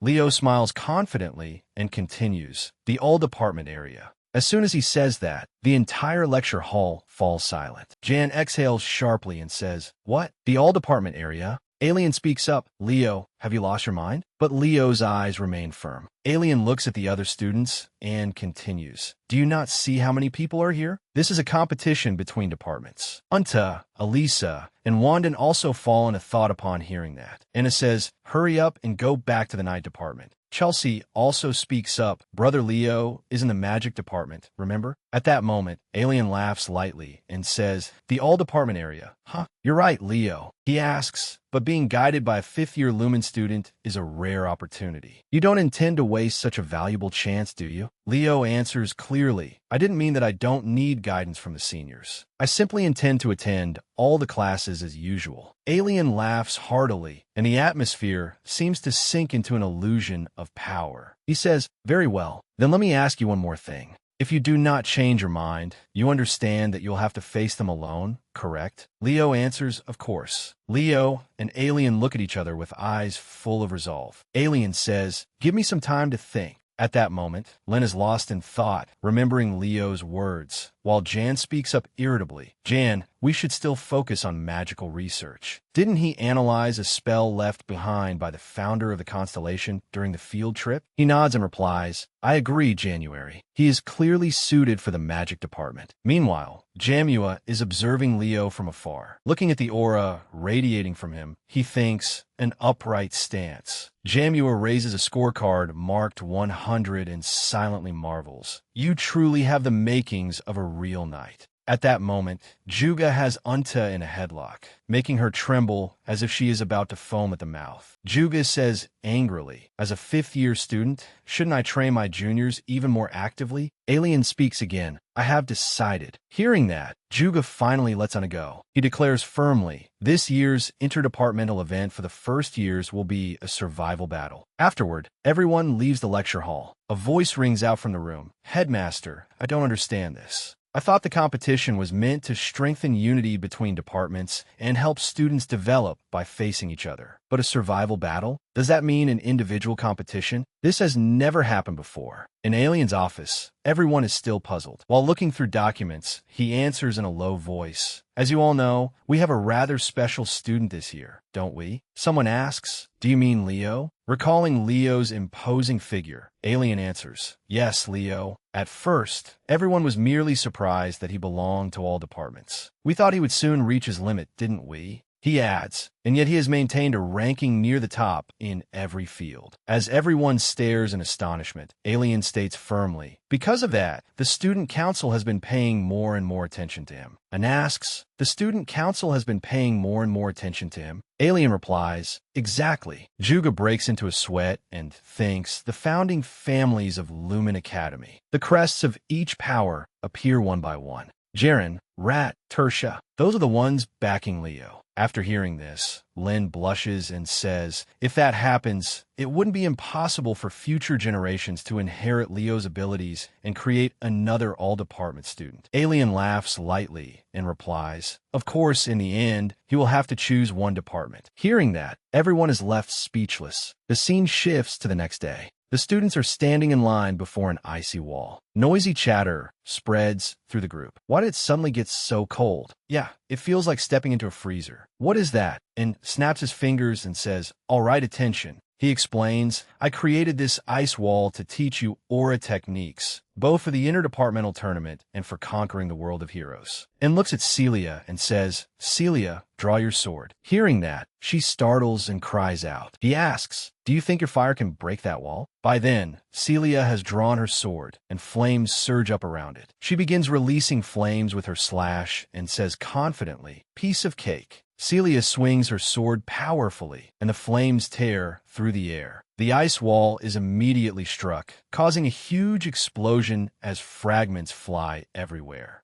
Leo watches her silently from a distance. But unexpectedly, the ice wall does not collapse at all. It is as hard as stone, and speaks up, the technique I will teach today is the hero's breath, and raises his sword, his image reflected in the blade, and continues explaining. It is a technique derived from the unique breathing style of beastmen, adjusted to suit human life force. Celia is somewhat surprised when she sees In step forward. Without hesitation, he unleashes a flame slash with tremendous pressure. The terrifying power of the flames rushes toward the ice wall, blowing it apart and leaving a long scar across the ground. Watching the scene, Duran frowns and marvels. What incredible destructive power. Looking at In, standing there with spiritual power surrounding him, Duran thinks, what incredible destructive power. A student speaks up, how can he create fire like that? But Professor In is ice attribute. Duran explains, Professor In was once a dungeon conqueror. It wouldn't be strange if one of the heroic powers he inherited was fire attribute. Hearing that, In says in a low voice, Duran is right. His eyes flash, each breath seeming to merge with the ice. And he continues, because it differs from my innate aura, it should have been weaker than Celia's. In folds his arms and continues, but with the hero's breath, aura can be amplified. He turns back and says, begin your training.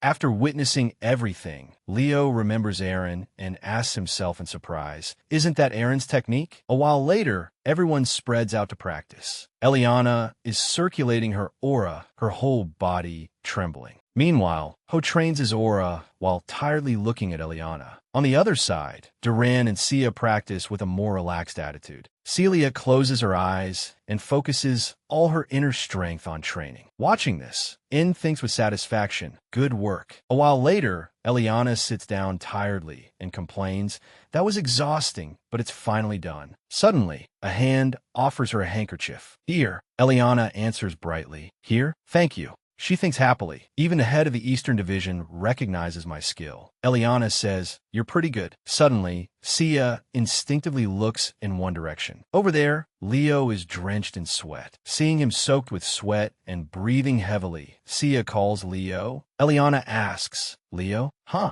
The class president is still over there. And watches from afar and inwardly marvels. Unbelievable. Seeing Leo breathing one breath at a time, he judges silently. Leo is the only one whose aura still hasn't manifested. Perhaps this is actually an opportunity for him to focus more on swordsmanship. Suddenly, Un's eyes widen, and he cries out inwardly, wait, the way he's breathing, and calls out, hey, who taught you that aura technique? Standing face to face with Leo, he adds, the hero's breath originally comes from the beastmen of Arnia Academy. Celia also listens intently as In continues explaining, I modified it so the humans could use it, but the way you breathe. His expression grows somewhat tense as he says in a low voice, it resembles a beastman's. Leo thinks of Aaron and says, that's true, it wasn't human at that moment, and places a hand on his shoulder and says, then can you change the starting point of your aura? Awaken your mana from the source of your breath. While In is still speaking, use the technique I taught you, but imagine that you are a true beast man. A flame suddenly erupts powerfully, as if it will burn everything to ashes. The sight leaves Duran utterly shocked. Watching the flames gradually fade, he asks himself, what was that just now? At that moment,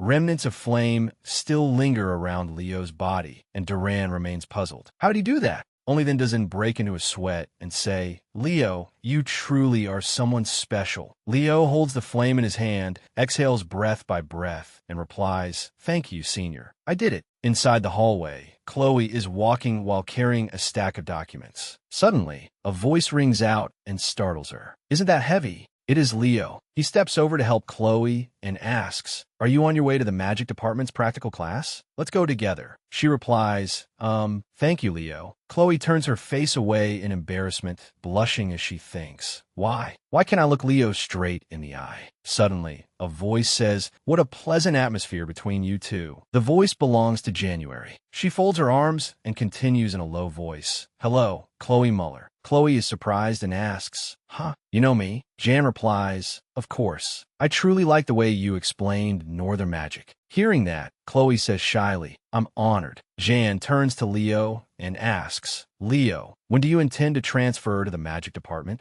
He answers firmly, "Senior, forcing a department transfer is against school rules." Leo mutters, "She really has no charm at all." When they reach the courtyard and Jan sees Anbai's back, she lets out a sound of surprise. She freezes for a moment, then walks over and calls, "Professor Anbai, why have you come to the lecture hall for first years?" Anbai turns and answers, "At Professor Zen's request, starting today, I will be giving a special lecture for first-year magic students." Then a torrent of words pours out of January. "What? Professor Anbai, this is so unfair. When we asked again and again to attend your special lecture, you never agreed. Not even after we became fifth years." But Anbai calmly replies, "I'm very busy." Hearing that, Chelsea and CA also freeze. Leo thinks, "I get to attend Professor Anbai's class." Anbai is a rare mage who can control fairy magic with a human body. Seeing Jan trembling with anger, Leo smiles smugly and continues thinking any magic student would want to attend his lectures.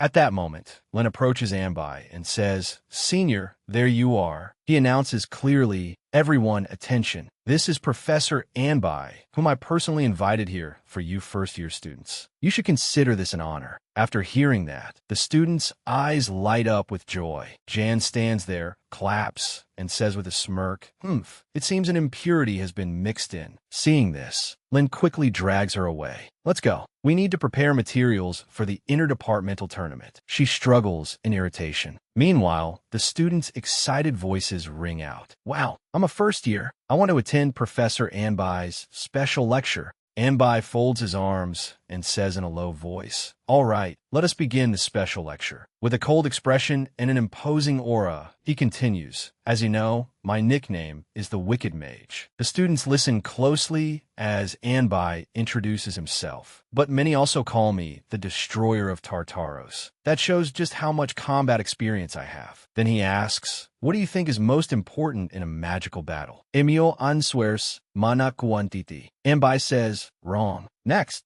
Chelsea also speaks up, casting speed. He says again, "Next." CA asks, "The type of spells one can use, sir?" "Possibly." Without giving a real answer, Anbai says coldly, "Next." At that moment, Leo raises his hand. Anbai asks, "Answer me, Leo. What is most important in a magical battle?" Leo answers clearly, "Mobility, sir." Anbai says, "Correct. Over here, on the other side." Hearing this, Jan says jealously, "Tisich, I knew that too." Lin nods and replies, Yeah. Hurry up and keep casting." Emio speaks up, "Professor, I don't understand. Of course mobility is important, but I don't think it is the most important factor in modern magical combat. Furthermore, hasn't mobility already been surpassed in magic?" Anbai asks in return, "When you say mobility has been surpassed, you mean wing magic, correct?" He answers, "Yes, sir." CA asks Chelsea, "Then, since we have wing magic, isn't that enough?" She hesitantly replies, "That is true." An illustration appears, explaining the truth about CA's magic. The truth about CA's magic. Wing magic is a levitation spell invented 10 years ago. It is much easier to learn than the old flight spell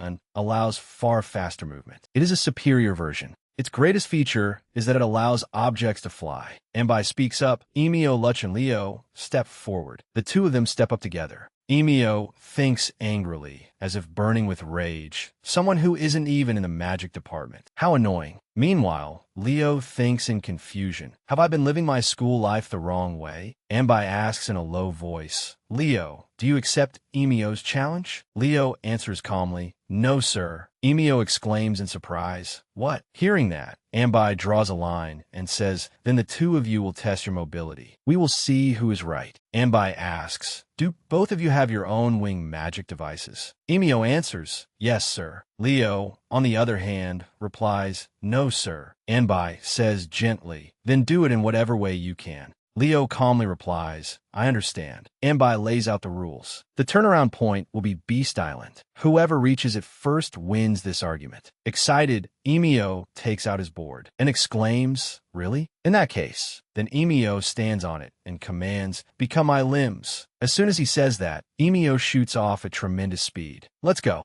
He looks back and says smugly, someone without a magic tool dares to lightning strike. Suddenly, a bolt of lightning shoots over and destroys Emio's tool. Lightning strike. Seeing this, CA cries out, hey Leo, what are you doing? Leo does not answer, but turns to ask Anbai. Since this match is meant to show why mobility is important for a mage, reducing the opponent's mobility is reasonable too, isn't it, sir? Anbai replies, of course. Beneath Leo's feet, a surge of spiritual power gushes out violently. Seeing this, CA says in shock, that's impossible. Leo leaps high into the air using the Phoenix Step skill. As he moves, the ground beneath him cracks apart. See, he silently cries out in astonishment. That's aura. Is that allowed in magic class? Seeing this, Anbai asks, C.A. Thomas, who do you think you will be facing in the departmental tournament? Thinking of his classmates, C.A. grows somewhat frightened. At this moment, Emio is gliding along on his damaged tool. He curses angrily, Leo, you crazy bastard. A surprise attack? I won't let you get away with that. Emio freezes when he sees Leo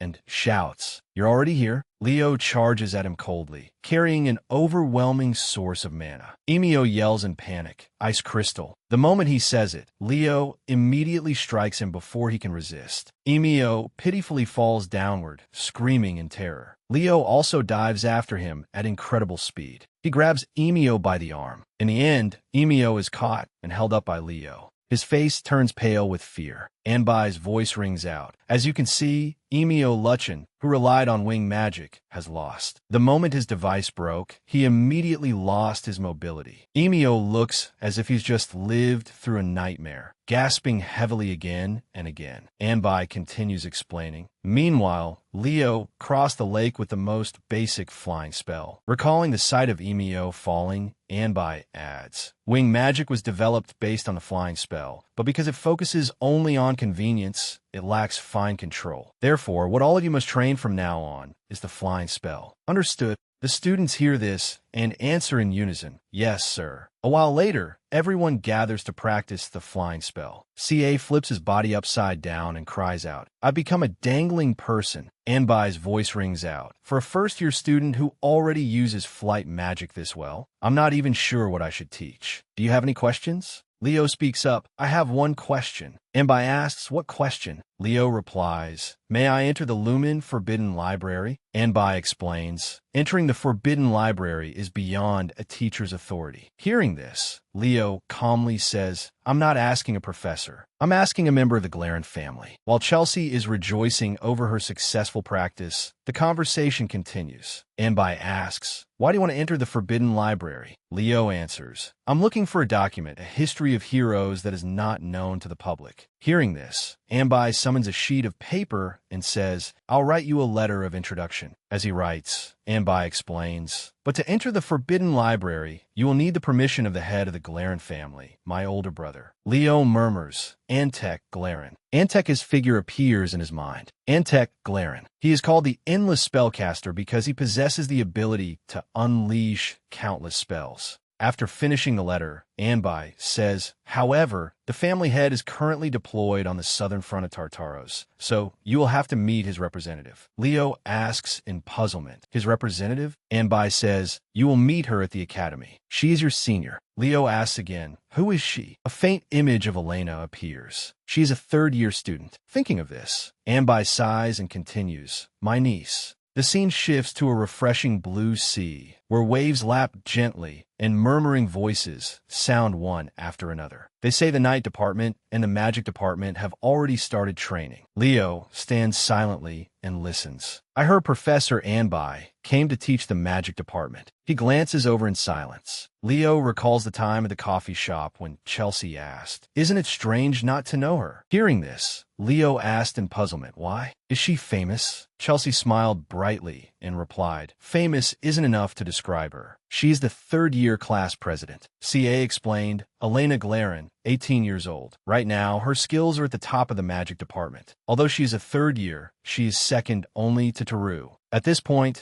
hearts appear in CA's eyes as he praises her, and she is extremely beautiful. While thinking of Elena's graceful image, CA adds, "And she is extremely beautiful. Her nickname is the Queen." Hearing this, Leo blurts out, "The Queen?" CA says proudly, "You know, she has a lot of followers. Because of that, she's a strong candidate for student council president in her third year." Back in the present, Leo thinks deeply, followers. How should I approach her? On the other side, Zuga asks Kahlo, "By the way, where's that person?" Kahlo says, "She should be here soon." In the middle of the field, chaotic conversations ring out. Who is Professor Zuga waiting for? Yuta. So, it's finally our turn for special training before the interdepartmental tournament. Special training under a senior's guidance. Yuta. Footsteps approach, and someone speaks up, but that senior is. That person says, "Sorry I'm late, Professor Zuga." Seeing her, Zuga stammers in shock. It is Yuta, with nets slung over her back. She says calmly, "Hello, first years." Seeing this, the other students silently marvel in surprise. She really is a strange one. Yuta stands there waving a butterfly net, making Zuga ask angrily, "What is with that outfit?" Yuta replies, "I'm sure you've heard."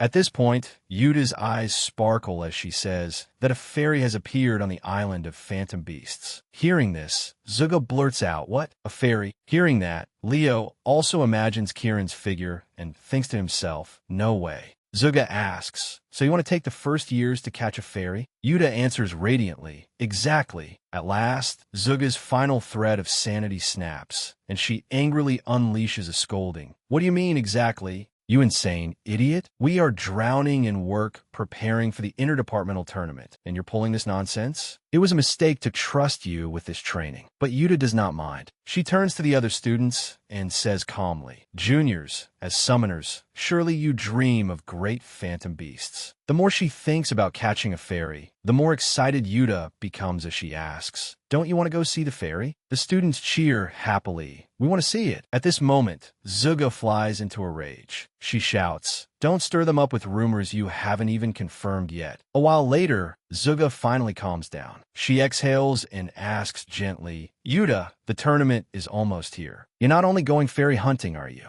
Yuta smiles and replies, "Of course not." Zuga continues and asks all the juniors, "The other day, who remembers what I said the core mindset of a summoner is?" Eliza answers blankly, "Forgiveness." Zuga says no, the image of a god of love appears as Yuta gives the answer. It is love. Not only loving the beasts you have contracted with, but playing together with all creatures like a god. You must love every summoned entity, become one with your summoned beast, unite human and spirit, and blend into nature. That is a summoner's true love. Hearing this, Celia and her classmates freeze for a moment and can only laugh awkwardly. At this moment, Leo breathes a sigh of relief. He thinks with satisfaction. She seems eccentric, but she understands the essence of summoning. Zuga rubs her forehead and adds, "In other words, what she means is that you should develop a bond strong enough to communicate even with monsters you have not contracted." She smiles, then continues in a deep voice, "It may still be a little early for first years, but they will have to get used to it. You will stay on the island of Dark Phantom Beasts for 3 days for special training." Yuta also follows up, "I already submitted your dormitory leave forms, so it's fine." Hearing this, everyone starts clamoring. "What? No way. I had plans to go to Lemuria City this weekend. How are we supposed to survive here for 3 days?"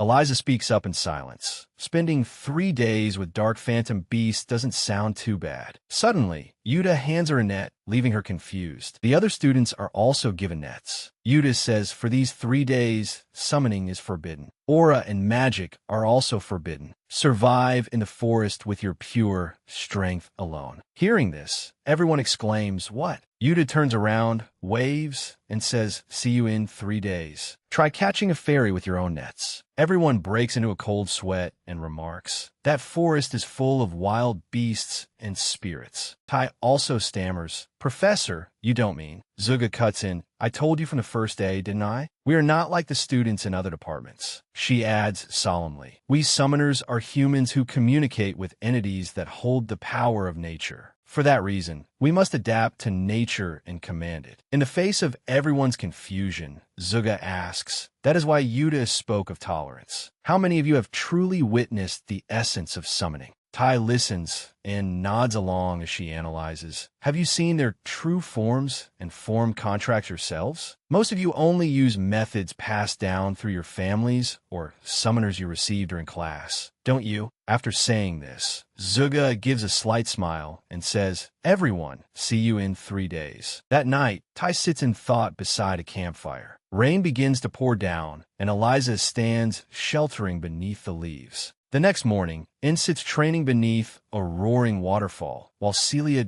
diligently catches droplets of rainwater gathered on leaves. Leo goes to gather sweet fruit. "There are some edible ones," he murmurs as he puts them into his bag. The Summoner Department's classes are unexpectedly harsh. A sound rings out. It's the fairy. The fairy. It startles Leo. He stores his things in his item space and turns his head to look. Leo slowly walks over. Over here, a student has been swallowed by a carnivorous plant. That student struggles to escape. Someone asks, "Did you approach it without knowing it was a plant-type monster?" Eliza says wearily, "It's foolish to rush in blindly like that." At this moment, Leo silently observes the situation in thought. Up on a tree branch, Kieran sits there laughing with amusement. Seeing this, Leo grows angry and thinks to himself, looks like he needs a punch to bring him back to his senses. Kieran darts off again like a gust of wind, smiling brightly as he cheers. Who should I tease next? Suddenly, a net slams down and he is captured. Kieran cries out in panic. What the hell? Impossible. I was caught by a butterfly net. Leo reaches out and reminds him coldly. I told you to behave yourself. He grabs Kieran by the clothes and asks, "Do you think I came here to cause trouble?" Kieran speaks up to explain. It's a misunderstanding. I was investigating the strange phenomena on this island. Leo asks, "Strange phenomena?" Kieran replies, tearfully, "That's right. Something strange is happening here." Beneath the flickering fire, with skewers roasting nearby, the sound of conversation rings out. "So you're saying the beasts on the island have become violent?" As Leo asks this, he hands Kieran a skewer. "And you're investigating why?" Kieran's eyes light up as he replies, "Exactly." Leo continues, "Then I saw a few students decided to tease them a little and suddenly became famous. Do you think I'll believe that?" Leo states, "This is Purina's domain. There is no way she wouldn't notice something like that." Kieran tries to explain. "The phoenix, Purina, isn't on the island right now." "It's true." Leo exclaims in surprise. "What?" Kieran says, "It was already like that when we got here." Kieran recalls the time at Fiora's place, and an image of her mother's letter appears. He says, just like the letter said, she only left that note saying she would be going to her contractor for a while. Fiora frowns and looks around. In her hand, Kieran says,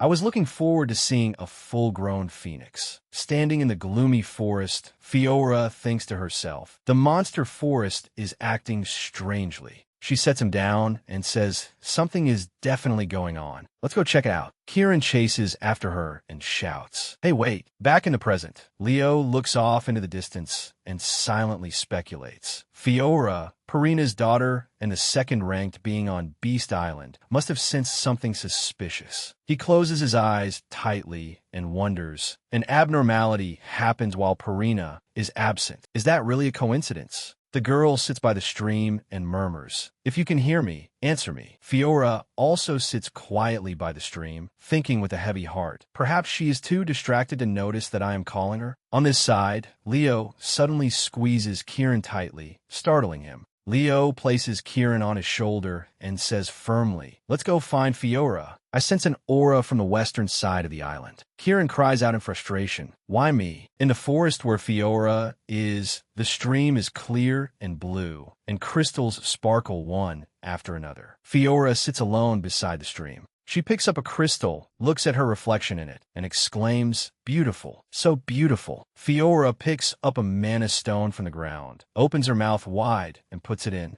She holds her face in both hands and happily chews it. Suddenly, a loud shout rings out. "What are you doing?" Hearing the voice, Fiora is startled and glances toward where it came from. Still chewing nonstop, she cries out, "Huh?" Leo frowns as he looks over and asks, "Have you been eating the mana stones here this whole time?" Leo's gaze turns to the surface of the water ahead as he thinks. In a place where spirit beasts and elementals live, mana stones in their natural form gather energy. Young elementals and spirit beasts absorb these mana stones to grow, so entry is forbidden to prevent excessive harvesting. Fiora lowers her head, her hands clasped together, and answers softly, "I was taught that children grow faster if they eat a lot." Kieran beside her immediately raises his eyebrows and shouts, "For high-ranking spirit beasts like us, we don't need mana stones to grow." Leo glances around and says, "They certainly can be delicate, but Fiora, don't tell me you drove away all the other spirit beasts and elementals to keep them for yourself." Hearing this, Fiora flinches and looks down at the ground. "Not to that extent. I was going to share them properly." Seeing Fiora like this, Kieran covers his mouth and laughs mockingly. "Are you a phoenix or a pig? You chased everyone away and stuffed yourself with them." Fury fills the girl's face as she shouts loudly, "Who are you calling a pig?" Leo's voice rings out, cutting them off. "Both of you, stop it."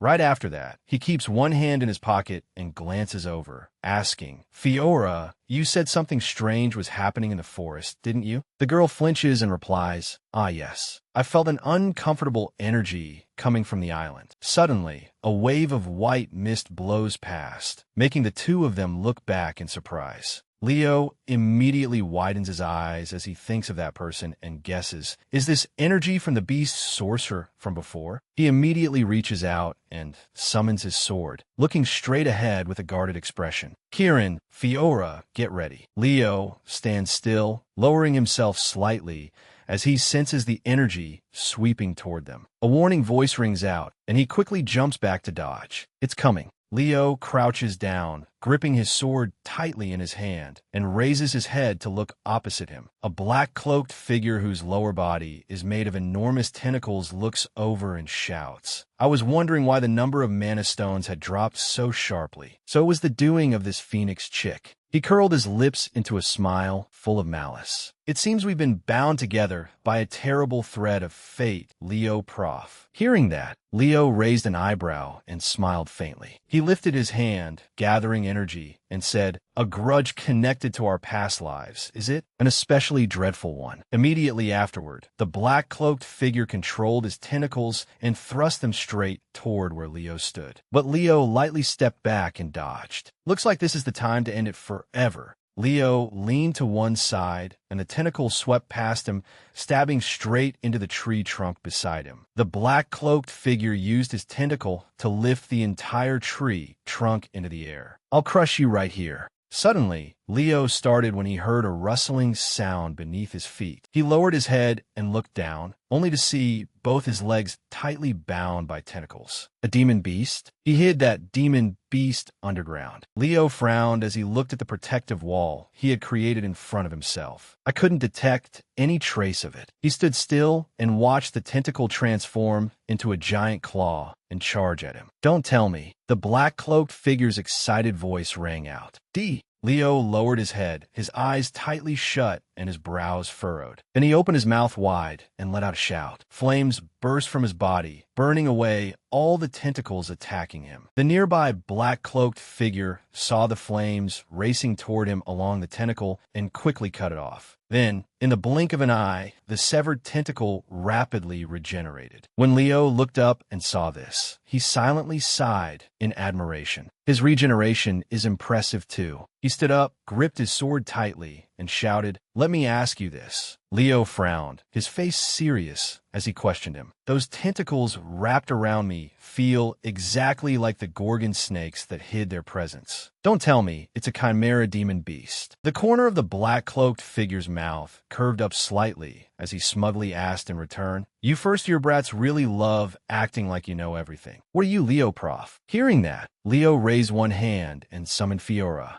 "You already answered your own question. I'm a first-year student." She spread her wings, and a massive flame flashed over them. Leo shouted as he watched her fly rapidly toward him. "Fiora!" A powerful explosion erupted. Flames quickly surged high, blasting rocks everywhere. Kieran folded his arms and glanced over there, saying, "Not bad for a chicken." Fiora shrank down, landed on Leo's shoulder, and cried out in response. Leo looked at the purple light flashing on the opposite side and said, "That won't be enough." The black-cloaked figure stood up, gritting his teeth as he sensed the magic inside his body, then shouted, "All my demon beasts are angry now." He raised his hand, gathered energy, and said with a laugh, "You'll pay for this." Then yellow liquid appeared from the black-cloaked figure's palm. "Come, deadly slime." Leo raised his hand and created a windshield around the three of them. Kieran covered his mouth and nose with his hand and shouted, "That smell! What is that thing?" Leo looked up at the tentacles covered in corrosive liquid. "Unbelievable. It's a high-grade slime beast." The corner of the black-cloaked figure's mouth curved up slightly, and he said smugly, "You won't be able to dodge this attack." Suddenly, a dazzling golden light tore through the night sky and descended, along with a loud shout. "What do you think you're doing to my precious junior?" Leo heard the voice and startled, lifting his head to look up. Within that golden light, a figure appeared. Yuta rode on the back of a winged horse and looked down at Eri below. "Beast sorcerer." He folded his arms, smiled brightly, and shouted, "My demon beast armor was torn apart like this?" As expected of one of the strongest people in Lumen's summoning department. Eri looked at her calm face and shouted, "Yuta, reticent." Below, Kieran looked toward the horse and cried out, "What is that golden winged horse saying? Lie down first." Hearing that, Leo frowned and explained, "A Pegasus. It's a spirit beast of the same rank as you two." Yuta sat still on the horse's back and said, "Monsters are never pleasing to the eye, no matter how much anyone looks at them. Eri, destroy that pitiful combination." The black-cloaked figure below gritted his teeth and muttered quietly to himself, "I need to buy more time for the tentacles to regenerate." Then he raised his hand and summoned that yellow liquid, sending it straight toward her. Deadly slime. Immediately afterward, a vivid golden light rushed straight down from above and dispersed the liquid. Seeing that, Kieran startled and let out an exclamation, asking, "That thing is supposed to be on the same level as us?" Leo shifted his gaze in that direction and replied, "A Pegasus by itself isn't that strong. The power granted by its summoner is what makes it powerful." High above, Yuta stared down calmly without moving. Leo looked at the golden light as it faded, leaving only a plume of black smoke rising upward. The black-cloaked figure curled the corner of his mouth and shouted, "I was just about to ask, but this timing is perfect. This is going to be fun." Around him, a magic circle as bright red as blood appeared. "Then how about this?" Suddenly, Zuga's figure appeared in front of Leo. "Will you still find it fun when you're dead?" She frowned, glanced over there, and questioned him. "You dare create a chimera using a spirit beast?" The light from the magic circle kept flashing and quickly spread outward. The black-cloaked figure looked at the giant being summoned from within the circle. "Come." He swung his hand and shouted loudly, "One-eyed giant." The black-cloaked figure looked straight ahead and arrogantly burst into loud laughter. "And what spirit beast did you just summon? It doesn't matter which one it is. My one-eyed giant won't lose so easily, Professor Zuga." When Kieran saw the spirit beast Zuga had summoned, he cried out in shock, "It's just a mouse." "Are you kidding me?" Leo lowered his head and quietly explained, "They're carnivorous mice. On the outside, they might look cute, but..." He lowered his head and looked at those mice, letting out a puzzled sound. But Zuga stood upright with her hands on her hips, looking toward the giant before her. With a bright smile on her face, she waved her hand and ordered, "Don't leave even the bones. Devour them all." Leo watched the swarm of mice rush toward the giant and thought, "They're the nastiest little things." The black-cloaked figure watched the battle before him, gritted his teeth, and took out a scroll from his storage space. At this rate, none of the prepared demon beasts will survive. Suddenly, a golden ray flashed through the night. Brat! A dazzling golden light struck straight down from above at him. The black-cloaked figure, gripping the scroll tightly in his hand, was hit by the light and let out a cough. He gritted his teeth and, despite the light continuously driving into him, forcefully tore the scroll apart. Immediately afterward, the black-cloaked figure's entire body turned into black smoke and rapidly dissipated into space. Yuta looked down from above, withdrew her energy, and murmured, "Did I miss again?" In the quiet space, Leo stood still, facing her and Zuga. Immediately afterward, she angrily snapped at him. "You little brat, why did you dare enter the restricted area on your own?" With an innocent look, Leo began explaining, "Well, because Fiora was swallowing mana stones at the lake." Zuga's expression instantly changed, and she praised him with a bright smile. "Because of our Fiora? Oh my, how adorable." Yuta beside her was so moved that tears streamed down her face. "Your love for your summoned beast is so great you were willing to break into a restricted area." After a moment, Zuga reached out and took hold of the reins, softly speculating, "It seems that Beast's sorcerer was deliberately trying to contaminate the mana stone." Riding on the dragon's back, she calmly said, "I'll report this matter to Headmaster Kalian immediately." Leo and Yuta raised their heads and watched Zuga go into the distance, hearing her voice echo by their ears as she instructed, "Yuta, take care and continue the special training." Yuta immediately responded, "Yes, ma'am." She immediately lowered her head and asked excitedly, "Leo, you're the one who formed a contract with the Phoenix?" Yuta's gaze noticed Kieran's invisible figure on his shoulder, and she added, "And also."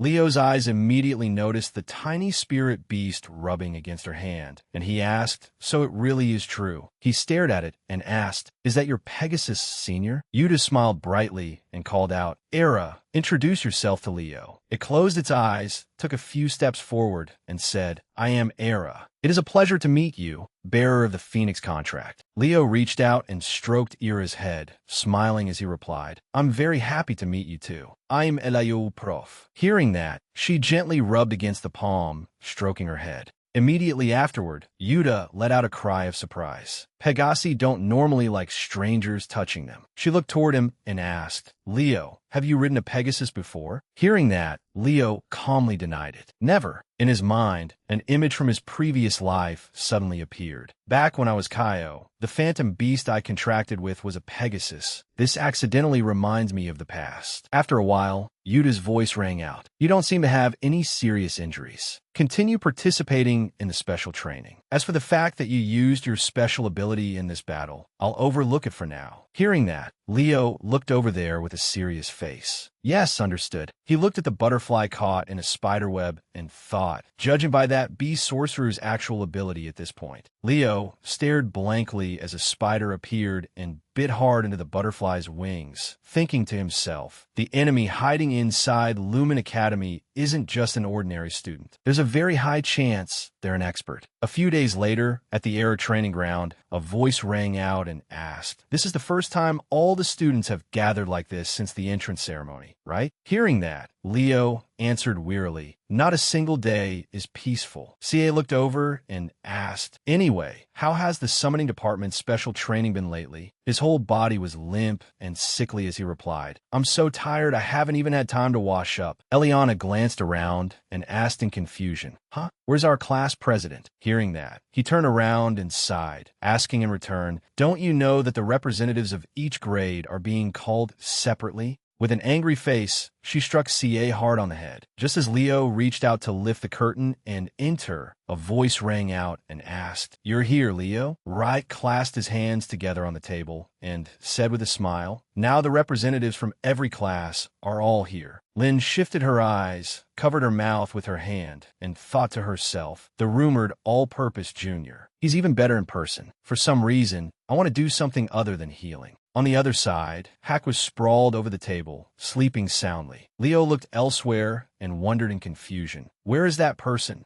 Suddenly, a finger reached out and poked his cheek, exclaiming, "Oh, how adorable." Leo glanced at Elena in front of him and wondered, "Is it this person?" She looked at him and asked, "Are you the famous first-year representative?" Leo looked at her and thought to himself, "The person who was able to open the Lumen Forbidden Library." Elena played with a lock of her hair and asked with a smile, "Would you like to become my boyfriend?" He closed his eyes and flatly replied, "Please allow me to refuse." She bent down and looked at Leo, puzzled. "Why? I'll pamper you to no end." Immediately afterward, she startled and widened her eyes when she heard his answer. "Because you're too old." Then Elena covered her mouth and burst into loud laughter. "You really are an interesting boy." Lynn, seated to one side, blushed as she looked this way and thought, "Wow, he doesn't fall behind at all even against senior Elena." As expected of the rumored first-year representative, Leo Prof. He really is no ordinary person. I want to take advantage of this. Rai looked toward Elena with a bright smile and greeted her. "Long time no see, Elena. How was your mission?" She closed her eyes, lowered her head, and sighed. "Boring." He smiled brightly and continued, "I knew it." After that, Rai quickly walked over to the bed in the corner and called out, "It's time to wake up, Hack." Hearing the voice, he immediately opened his eyes and woke up. Hack raised his head excitedly and shouted, "Senior, let's have a match right now." Rai lowered his head and tactfully refused. "Let's leave it for another time. I'll fight you then." Hearing this from a distance, Elena could not help sighing in amazement, demanding a fight the moment you wake up. How barbaric. Hack glanced over and snorted sarcastically. "How could someone like you, who brings along a whole swarm of forces and tramples over everything, understand the battles of true warriors, Elena Geron?" She narrowed her eyes and asked dangerously, "Are you saying I'm not a true expert?" He did not back down either and looked back at her, asking, "Is there another Elena Geron here?" Seeing that, Lynn panicked, her mouth falling open as she cried, "Professors, if the seniors fight here, something terrible will happen. Someone will die." "Well then, what are your impressions after meeting the representatives of the other departments?" Elsewhere, Rai spoke with a bright smile. "Everyone seems very close." Leo also glanced over and sighed in admiration. "It's wonderful to meet everyone like this." After a while, Alien stood on the platform, looked down, and said, "I will briefly explain the reason why the representatives of each department have been summoned here." His eyes narrowed slightly as he solemnly announced, "Starting today, all students and teachers of Lumen Academy." Harris and Sejin stood to one side, quietly listening as Alien continued. "Until the first-year interdepartmental tournament ends, all means of communication with the outside world will be cut off, and a full academy lockdown will officially be enforced." Elsewhere, Anbai frowned and silently listened to his announcement. The crowd looked at the illusory chains appearing behind Alien and cried out, "This is..." Leo raised his head and looked forward, thinking, "It's meant to catch the traitor." He lowered his head, thinking about everyone in the academy, and reflected, "Forget the tournament or whatever else. I just hope the lockdown ends quickly." Inside the classroom, Eliana rested her head on her hands, leaned back against her chair, and complained loudly, "How are we supposed to go to Lemuria City to buy sweets like this? Exactly. How are we supposed to study during self-study without snacks?" Hearing that, Chelsea glanced over and shouted, "You nobles!" Just then, CA frowned and shouted, "Breaking news!" Ty raised her eyebrows and shouted excitedly, "Everyone, the venue for the interdepartmental tournament has been decided." Chelsea grabbed CA by the neck, turned to look at him, and pressed, "What? Where?" Ty placed the book on the table, pulled out a chair, and replied, "Negum." Chelsea startled and asked in disbelief, "Negum? Isn't that a forbidden area?" CA also touched his neck and quietly looked into the book, crying out, "Negum." In his mind appeared that ruined city. It was famous as the city destroyed in a single morning by the outbreak of the hero dungeon. Afterward, the dungeon was conquered. CA looked at the illustration of the devastated scene there. However, because of the lingering effects of the hero dungeon, it became a cursed land where humans could no longer live.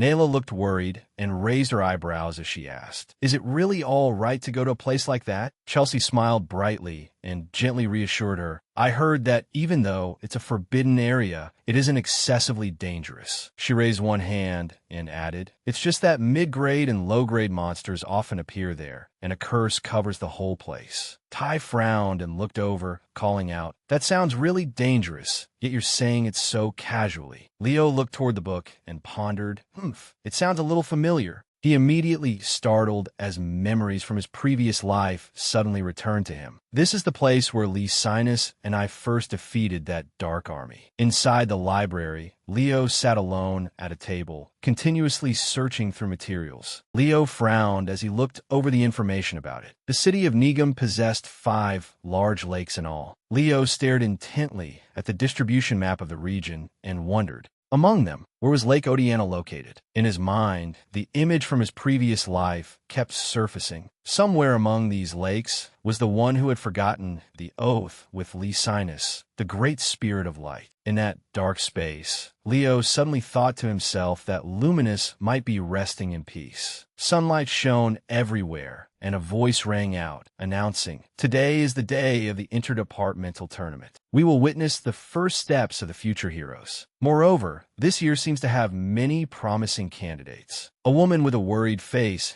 clasped her hands together and looked down. "Has the tournament still not opened?" "Our daughter." Her husband beside her immediately comforted her. "She'll know how to do well on her own. You don't need to worry." Up on the high platform, Zuga stood beside Alien, looking down at the square below as she said, "If we let so many outsiders in at once like this, I'm afraid suspicious people may slip in among them." With a calm expression, she asked, "Should we continue extending the lockdown order for a while longer?" He closed his eyes and said softly, "A powerful deterrent has returned." Alien looked at Phoenix, whose entire body radiated blazing red flames as she appeared, and added, "So something like last time will not happen again." Zuga broke out in cold sweat. Sensing her presence, she grew uneasy with fear. "Phoenix is right behind me. This feels somewhat unnatural." Below in the square, Sejin raised one hand high and shouted, "We warmly welcome everyone who has come to attend." His voice echoed through the area as he introduced himself. "I am Sejin, the person responsible for conducting today's interdepartmental tournament." All the students around patiently looked toward him. "Students," as announced, "this interdepartmental tournament is a battle for survival." Abart folded his arms and listened as Sejin's voice rang out. "Show your strength, tactics, and ability to survive. If you become the final survivor and seize glory, this interdepartmental tournament will come to an end." Eliza and Wandon frowned and glanced around. The department with someone remaining until the very end will be the winning department. They lowered their heads and looked at the silver bracelets on their wrists as Sejin's voice rang out. "The bracelet you are currently wearing is an artifact that monitors your physical condition." His voice continued explaining the rules. "If the bracelet detects that your life is in danger, you will immediately be transferred back here through the mechanism installed in the bracelet." The corners of Sejin's lips curved slightly as he declared, "In addition, I would like to announce one more thing. This interdepartmental tournament will also serve as your final practical examination." Chelsea and Say turned pale, their eyes widening and their mouths falling open as they cried out. Sejin's voice continued ringing out. "The goal of the interdepartmental tournament is survival, but the final examination is different. If you continuously hide just to survive, your final practical exam score may be the lowest." He looked at the bracelet and added, "Every action will be recorded in detail by the bracelets issued to you." Sejin's voice echoed throughout the entire place. A student eliminated earlier may still obtain a higher score than a student eliminated later. Therefore, consider each of your actions carefully. Leo folded his arms, sighed, and thought to himself, "Smart. If someone sacrifices themselves for the benefit of their department, their final exam score will suffer." Then a flash of golden light burst forth. "Now then, the interdepartmental tournament officially begins." CA and the others were startled and narrowed their eyes at the light beneath their feet. Immediately afterward, Sejin's figure was enveloped by the light, gradually blurred, and disappeared. After a moment, CA finally opened his eyes, narrowed them as he looked beside him, and let out a cry of surprise. Feeling himself falling freely, he shouted in agitation, "What is this?" Screams kept ringing out through the air. "Hurry, hurry, and use magic." Leo looked down below. The entire city had been covered in countless curses. Understand why this place is called a ruined land. Leo observed strands of energy scattering outward, and the curses are repeatedly activating and then being dispelled without any pattern. He slowly descended from high above, looking toward this side as he thought. The only place unaffected by the curses is the ancient city ruins area. Leo's brows furrowed in thought. Everyone will definitely gather in that direction. In that case, perhaps I should go find Lake Odiana first. Elsewhere, Duran used golden energy to dodge Eliza as she pursued him. From far away, Leo silently observed the battle between the two of them. Third place in the night department, Prince Moira. On the other side, Duran raised his hand and gathered energy in his palm, while Eliza also firmly tightened the reins tied to her spirit beast. Leo looked at their serious faces as they stared intently at each other and thought. Just then, flames above him flashed swiftly and shot straight toward that side. A flame swept through the middle, forcing the two of them to retreat. Eliza trembled all over with anger, clutched the reins tightly, and shouted, "It's you again." Duran, swept by the flames as well, clenched his teeth and roared in fury, shaking with anger. The two of them were so enraged they went mad, shouting in unison, "Leo plop." Elsewhere, Leo descended from high above onto a field and thought. From this position, about 10 minutes west, Lysinus sealed himself before being destroyed. Is it still in effect now? He immediately took out the map and quickly checked it. Suddenly, Leo was startled and turned his head to look beside him in confusion. The curse is disturbing the senses? I'm used to this, but many people are probably going to have a hard time. Just then, Chelsea descended from above beside him and called out, "Young Master Leo?" Startled, he raised his head and replied, "Chelsea." Leo tucked the map back into his chest and glanced to the side. The ancient city ruins are in the opposite direction. Suddenly, he looked straight ahead and asked, "Were you following me?" She closed her eyes and said, "There is something I personally must do." Leo looked at Chelsea's outstretched hand and questioned her. "Something you must do? What is it?" Blue light flashed around her as she shouted, "Have a duel with me." Flames also flashed around him as he asked back, "Why so suddenly?" Chelsea looked straight at the opposite side and called out, "From the very first moment we met, I wanted to confirm it." Her figure flashed and vanished from in front of Leo. Just how great is the gap between young Master Leo and me? Immediately afterward, Chelsea's fist appeared in his pupils, growing larger and larger. Carrying powerful water light energy, she struck fiercely toward the spot where Leo stood. When the dust dispersed, he raised a hand and lightly brushed the faint smoke from his clothes. Seeing this, Chelsea formed a hand seal, and a magic circle appeared on the ground. As expected of young Master Leo, in an instant, you released your flame armor to neutralize my water magic. She pushed off the ground with the tips of her toes and leapt high. If that is the case, Leo narrowed his eyes and looked toward this side without moving. His gaze focused on the spirit figure on Chelsea's shoulder. She possesses a high-grade water spirit. Next, she raised one hand and released streams of water element magical energy. Leo extended one hand, and flames swiftly flashed as well. A wall of fire rose high, blocking her attack. He sensed the fluctuation of energy and guessed, this attack is probably a feint. The real attack is... Immediately afterward, Leo turned his head and looked over, seeing Chelsea's figure and the spirit beside her. This direction, a massive flame erupted and spread everywhere around them. Chelsea braced one hand against the ground, using her legs to steady herself as she thought, even in that tiny opening, he could still counterattack. She dug her fingers hard into the ground and thought, even more unexpected attacks probably won't be effective. On the other side, Leo drew his sword and thought, the way she fights resembles Chelsea's usual style. His eyes flashed crimson. Water is originally a power that constantly changes. Leo raised his sword and charged straight toward the opposite side. Yet right now, your attacks are far too rigid. Chelsea clenched her teeth as she watched him rush toward her. If I take that attack head on, I'll be in serious danger. She immediately raised her hand to block Leo's sword strike as it came down fiercely. Looking at the sword blocking Chelsea's front, he thought to himself, with only this much, you can't defeat me. Suddenly, her eyes widened in shock when she saw a leaf falling. Leo appeared behind Chelsea, raised his hand, and gathered firepower. I told you, you're too rigid when you fight. Immediately afterward, a powerful explosion erupted, and dense smoke and dust shot straight upward. Leo raised his sword and pointed it directly at Chelsea's neck, declaring, "You lose." She lowered her head, frowned, sighed, and said,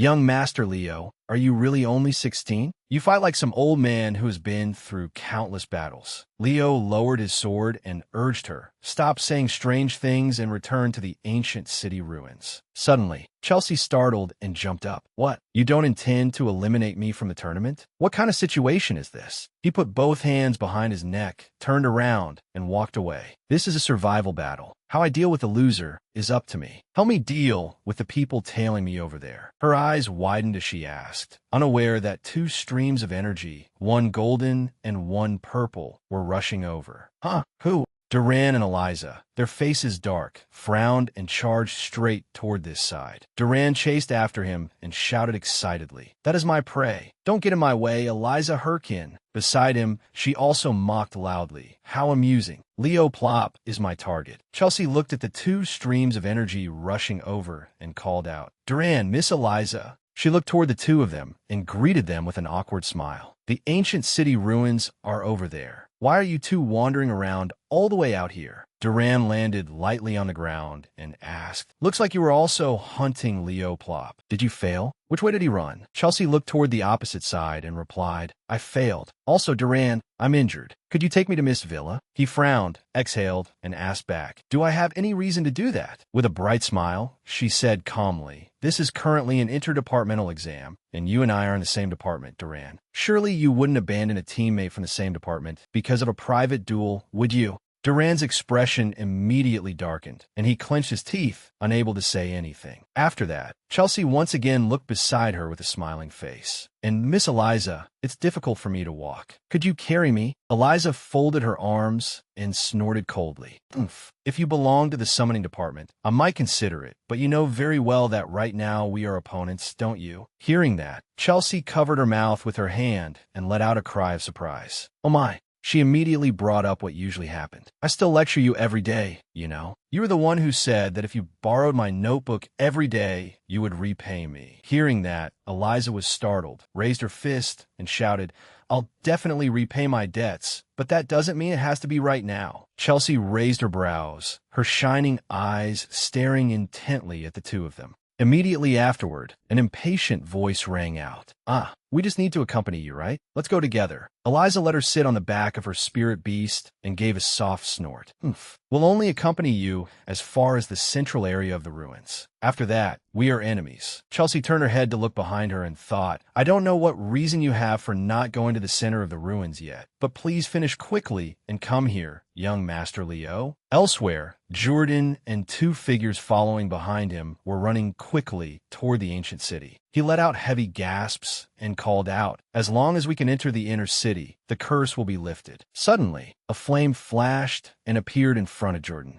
Looking at the giant flame crashing down, he let out a sharp scream. A figure appeared from behind and asked loudly, "What are you looking at?" Jordan looked toward the north gate and said in shock, "Celia Jordan." He desperately ran forward while cursing inwardly. "Damn it, I was just a little short." Then he clenched his teeth and ran in another direction. There's no choice. All of us switched to another gate. But on the other side, Chloe raised her staff high and gathered ice crystals to attack the group. Seeing that, he cursed angrily. "Damn it." Looking at the west gate guarded by her, he shouted, "Chloe Muller." Jordan calculated silently in his mind. Now only the south gate and east gate remain. Eliza has followed Leo Plop. Feeling the ground tremble, he thought, I can only hope Wandon can seize at least one gate. We have to hurry into the inner city before the curse activates. Suddenly, the group was startled when the ground shook violently. Everyone's faces filled with panic, and their mouths fell open as they shouted, "A black dragon? No, that's the creature from the summoning department exam." Jordan raised his head and looked toward that side, calling out, "It's the variant demon that Zenlu rode during the battle." His gaze stared at the sunset glow in the distance. Why did it suddenly appear here?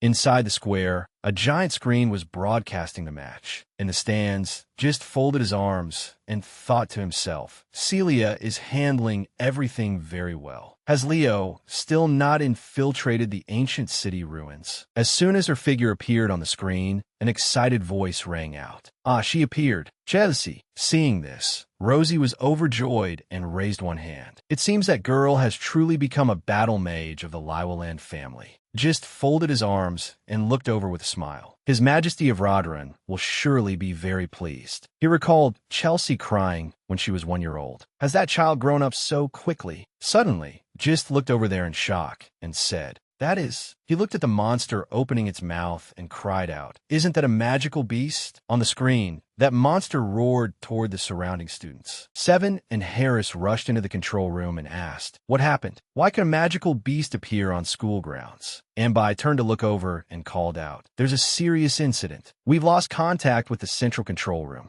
Harris looked to the side and ordered, "Session, bring the students back to safety immediately." He frowned and replied in a low voice, "Understood." Session raised both hands and quickly used spatial transfer magic. A dazzling blue light shone from within the stone, illuminating the surroundings. Suddenly, that stone fell heavily to the ground with a dull thud. Session frowned as he looked this way and cried out, "The transfer magic isn't responding. What the hell is going on?" Seeing this, Harris immediately turned and left. "Session, keep trying to connect and find a way to bring the children back. I'll go report to the headmaster." Inside the trial, the students were constantly attacking one another. "We need to deal with these magic department students quickly." Wandon stood on the wall of the south gate with both hands in his pockets. "Damn it, these guys aren't simple at all. We have to finish before that monster notices this place." Tai let out a gasping sound when she heard a loud shout, "Get out of the way." She raised her head and saw the black dragon opening its mouth wide, gathering energy. Tai raised a hand to cover her eyes, fearfully accepting the opponent's attack. Suddenly, an illusory flame appeared from afar, drawing closer. Wandon raised one hand and used the energy of a fire spirit to block it. A confused voice rang out and asked, "Hey, Wandon, why are you helping us?" He turned to look behind him and ordered, "Open the city gate. Let everyone in." Another agitated voice rang out. "What nonsense are you talking about? There's students from other departments. Besides, why should we obey you?" Wandon grabbed the person who had just spoken by the neck and lifted him up. "I don't have time to explain to you people." After that, he threw the person to the ground and said, "Sleep for a while. From this moment on, I will take command here." Then Wandon's face darkened, and he frowned as he looked up and ordered, "Open the gate."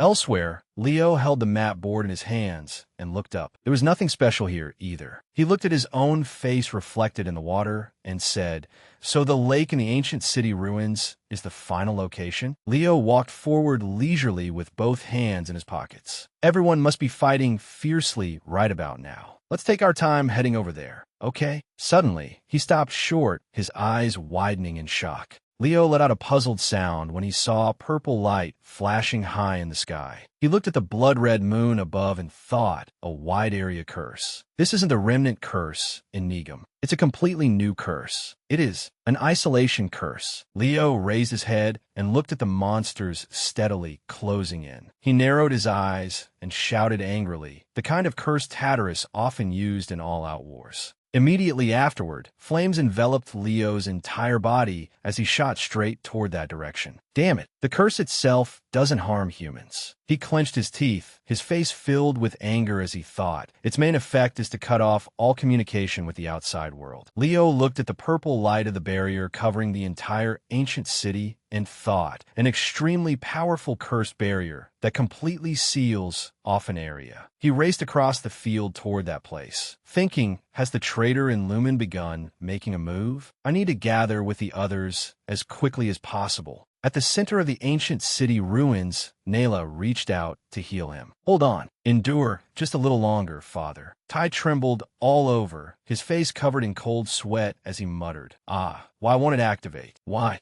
At the east gate, Chinsi raised her staff high and attacked the bull-headed monster. Seeing the massive energy coming toward her, she shouted, "Break the barrier." Immediately afterward, a stream of blue energy appeared and blocked in front of her. "Dispel the barrier." Abad landed in front of Chunsi and asked, "Did you forget the joint incantation practice for undoing restrictions?" Chinsi raised her head and shouted, "Big brother, what on earth is going on?" She reached out and placed her hand in his as she asked, "The interdepartmental tournament." Abad raised his head and stared at the high sky in shock. He gripped his staff tightly, gathering blue energy as he replied, "The interdepartmental tournament has been canceled. An abnormal incident has occurred in this area. Right now is the time for everyone to work together." A blue sphere of energy shot straight outward. Watching that blue light rush out, Abad said, "In this situation, smart people will automatically gather at the safe area inside the city. Our mission now is to fight a defensive battle." Elsewhere, Elisa looked at the blue light flashing in the high sky. Chun, sitting behind her, raised a hand and pointed over there, shouting, There. It looks like a summoning signal." She frowned. She shouted seriously, "I don't know what happened, but something major must have gone wrong." Duran frowned and raised his weapon. "I'll open a path first. Everyone cover me from behind." His golden light flashed across, slashing toward the two giants ahead. Inside the central ancient city, the people above saw Duran's group of 3 appear and shouted, "The last team is entering the city gate. Open the gate at once." The gate immediately began to slowly slam shut. Chun, sitting behind Elisa, let out a breath of relief. "We're alive." Celia jumped down from above and asked in confusion, wait, where's Leo?" Chun glanced over and replied, "Young Master Leo left this place and ran toward the outer area." Abad also appeared behind her and asked, "Why would he run that way?" Elisa raised her head and replied, "He probably has his own plan. Even though I don't understand what he's thinking, he definitely won't be eliminated." Chelsea also chimed in, "That's right. Brother Leo will definitely be fine," Celia said with a serious face. "Then let's exchange information first so we can understand the situation here." She raised the bracelet flashing with light. "First, this wrist artifact hasn't activated at all, so those who are seriously injured can't be transferred elsewhere." Abad frowned and looked toward the city gate as he added, "And magical beasts have appeared not only outside, but inside the city as well." Chelsea looked toward everyone and explained, "This is only my guess, but besides Negam's basic curse, several new curses may have been added, such as a curse that prevents communication with the outside." Chelsea placed both hands behind her back and shouted, "That makes sense." Elisa's expression darkened as she declared, "In short, because of this unexpected incident, we are currently completely isolated in the heart of Negam City, right? And that's not all. We're also being besieged by monsters and magical beasts. In that case, the best option is to make full use of the city walls and hold a defensive position." Suddenly, a voice from behind rang out, making everyone look over. "No, I think now is precisely the time to take the initiative and attack. This situation is very likely a special event deliberately arranged by the Academy." Emio raised one hand and loudly argued, "If we perform outstandingly here, we'll be evaluated highly even by the people watching from outside. But if we only huddle up and defend, we'll miss this major chance to score high." Hearing that, Celia frowned and said in disagreement, "We can't treat this as an ordinary surprise event. Everyone's injuries are very serious. If not for Bella's healing magic, more than 1 or 2 people would have died." Cass, sitting in a corner receiving treatment, shouted, "He won't wake up unless he gets a hole punched through his stomach like me." Seeing that, Nayla spoke up to advise him, "Stop talking, Cass." Emio clenched his teeth, glanced this way, and let out a cold snort. He looked toward everyone and shouted excitedly, "This could also be within the professor's expectations. If I fail the final exam because of you people, can you take responsibility? Compared to only defending, wiping them all out will earn us higher scores." Duran looked over with both hands in his pockets and said, "If you abandon the defensive advantage inside the walls before you even understand the situation outside, that doesn't necessarily mean you'll get a high score." Emio shoved him aside and loudly walked toward the city gate. "Then I'll go outside alone and kill the magical beasts. Don't regret it later." Oh wait, immediately afterward, a head dropped right in front of him, making him jump. Emio saw the magical beast's head clearly and shouted in shock, "A minotaur." Wandon's figure also landed beside it immediately afterward. He frowned, his face still stained with blood, and shouted, "Be quiet and protect the inner city." Celia raised one finger and pointed straight ahead. "Good. Then we'll switch to full defense. Split into 5 teams and hold the city gates and walls firmly." Outside the gate, the group looked at the gate smashed apart by the bull-headed monster. "It's been destroyed." Duran lightly swept past, using golden energy to strike its body. Jordan's group and Emio simultaneously raised their hands and used purple magic to attack forward. On top of the city wall, the students looked at the monsters slowly approaching and said, "Take down that snail first. Don't let it get close to the gate." A girl raised her staff high and shouted, "Ice spear." A blue ice arrow pierced through the monster's chest. They looked in terror at the giants walking forward while carrying rocks and cursed, "Damn it, Immediately afterward, from atop the city wall, a stream of crimson flames shot straight into the high sky. Celia pointed her sword toward a monster charging at her, with its mouth wide open. Outside, Lynn clasped both hands together and said while watching that scene, "The juniors are doing well. I was scared to death at first, but thank goodness they're managing to defend." Elena, beside him, asked back with an ashen face, "Thank goodness?" She frowned and shouted with a serious face, "Do you think everything will stop here?" If the person behind this dared to create such a major incident during an official Lumen event, then things won't end with everyone merely being isolated inside the city. The relatives in the stands listened with worried faces as Elena's voice rang out. "In the worst case, every last one of us will die." Next, she watched as a giant hand reached out and seized the monster in front of it, saying, "See, it's already begun." That hand easily sliced the giant's body in two. Inside, Eliana raised her head and stared at it with wide eyes. That thing is, she could not help recalling her class. Through the heroic records of our senior heroes, we can see that among countless precious experiences, the most important, the voice of the professor standing at the podium continued, is real combat experience against magical beasts. The heroic record we will study today in Hero Studies. Eliana looked at the figure emerging from inside the crimson magic circle in midair and recalled what she had learned. It is the Spear Knight of Hermelon in the Battle of Beer Field. The type of magical beast that appeared in that battle was a magical beast nearly 15 meters tall, the Titan. Seeing that, a student shouted in terror, "No way. If we have to face that thing." The person beside him trembled all over. Don't look this way." Immediately afterward, the Titan stepped out of the summoning magic circle and stomped heavily onto the ground. It reached toward the city gate to grab it, causing shrill screams to ring out one after another. A glow of ice appeared and rushed swiftly toward the Titan. It quickly pierced through its body. Chloe gripped her staff tightly in her hand, gasping for breath. "What is everyone doing? Hurry up and prepare to fight." Her voice rang out to reassure everyone. Everyone is terrified because it's a Titan, but look carefully. That Titan hasn't fully matured yet. That male student turned his head and shouted, "How are we supposed to fight that thing? We'd be better off running." The male student beside him immediately agreed. "That's right. We should all scatter now, find somewhere safe, and wait for the rescue team."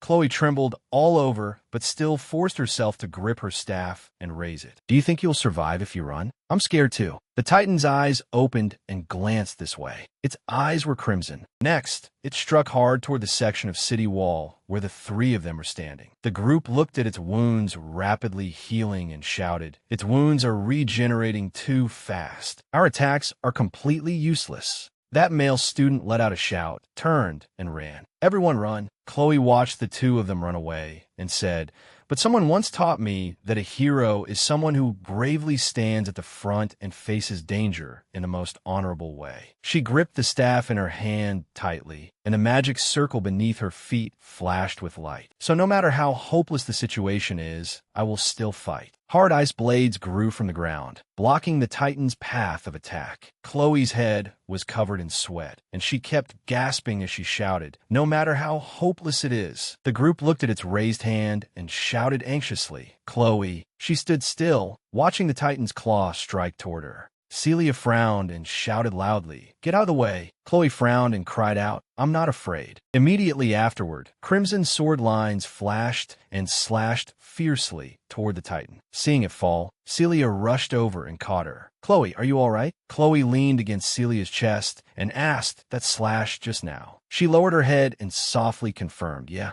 He held his sword and lightly landed on the city wall. Her voice rang out as she called, "Leo." Kieran appeared and roared with a face full of anger. What kind of foolish stunt was that? His agitated voice shouted, "Leo, the healing ability of spirit magic isn't omnipotent. Once you reach the limit of your stamina, it won't have any effect anymore." Leo raised his hand and sent Kieran back into the space. "Stop nagging. It's dangerous. Fall back." Next, he lightly jumped up and appeared on the city wall. Leo lowered his head and smiled faintly as he praised her. "You look the part, Chloe, just like a hero." She raised her head and looked up, blushing as she stammered in reply, "I was just imitating someone a little." As soon as the three of them stepped inside, calls rang out nonstop. "Brother Leo, young Master Leo." He looked straight ahead and asked, "How's the situation? Cass held his stomach and frowned as he replied, "Since we entered the city, no one has been seriously injured." His gaze shifted toward the Titan outside. "It's just that because of that monster, everyone is frightened." Celia frowned and said seriously, "But it took a heavy blow from Leo, so it probably won't attack immediately." Hearing that, Leo put both hands in his pockets and raised his head. "Then what we need to do now is very simple. We'll join forces and defeat it." Hearing that, Cass was shocked and asked in disbelief, "What? How could we?" Leo curled his lips slightly into a smile and tilted his head as he asked back, "Why is everyone so surprised? If you want to become heroes, this is only natural, isn't it?" Eliana raised one hand and shouted excitedly, "Fighting it is impossible."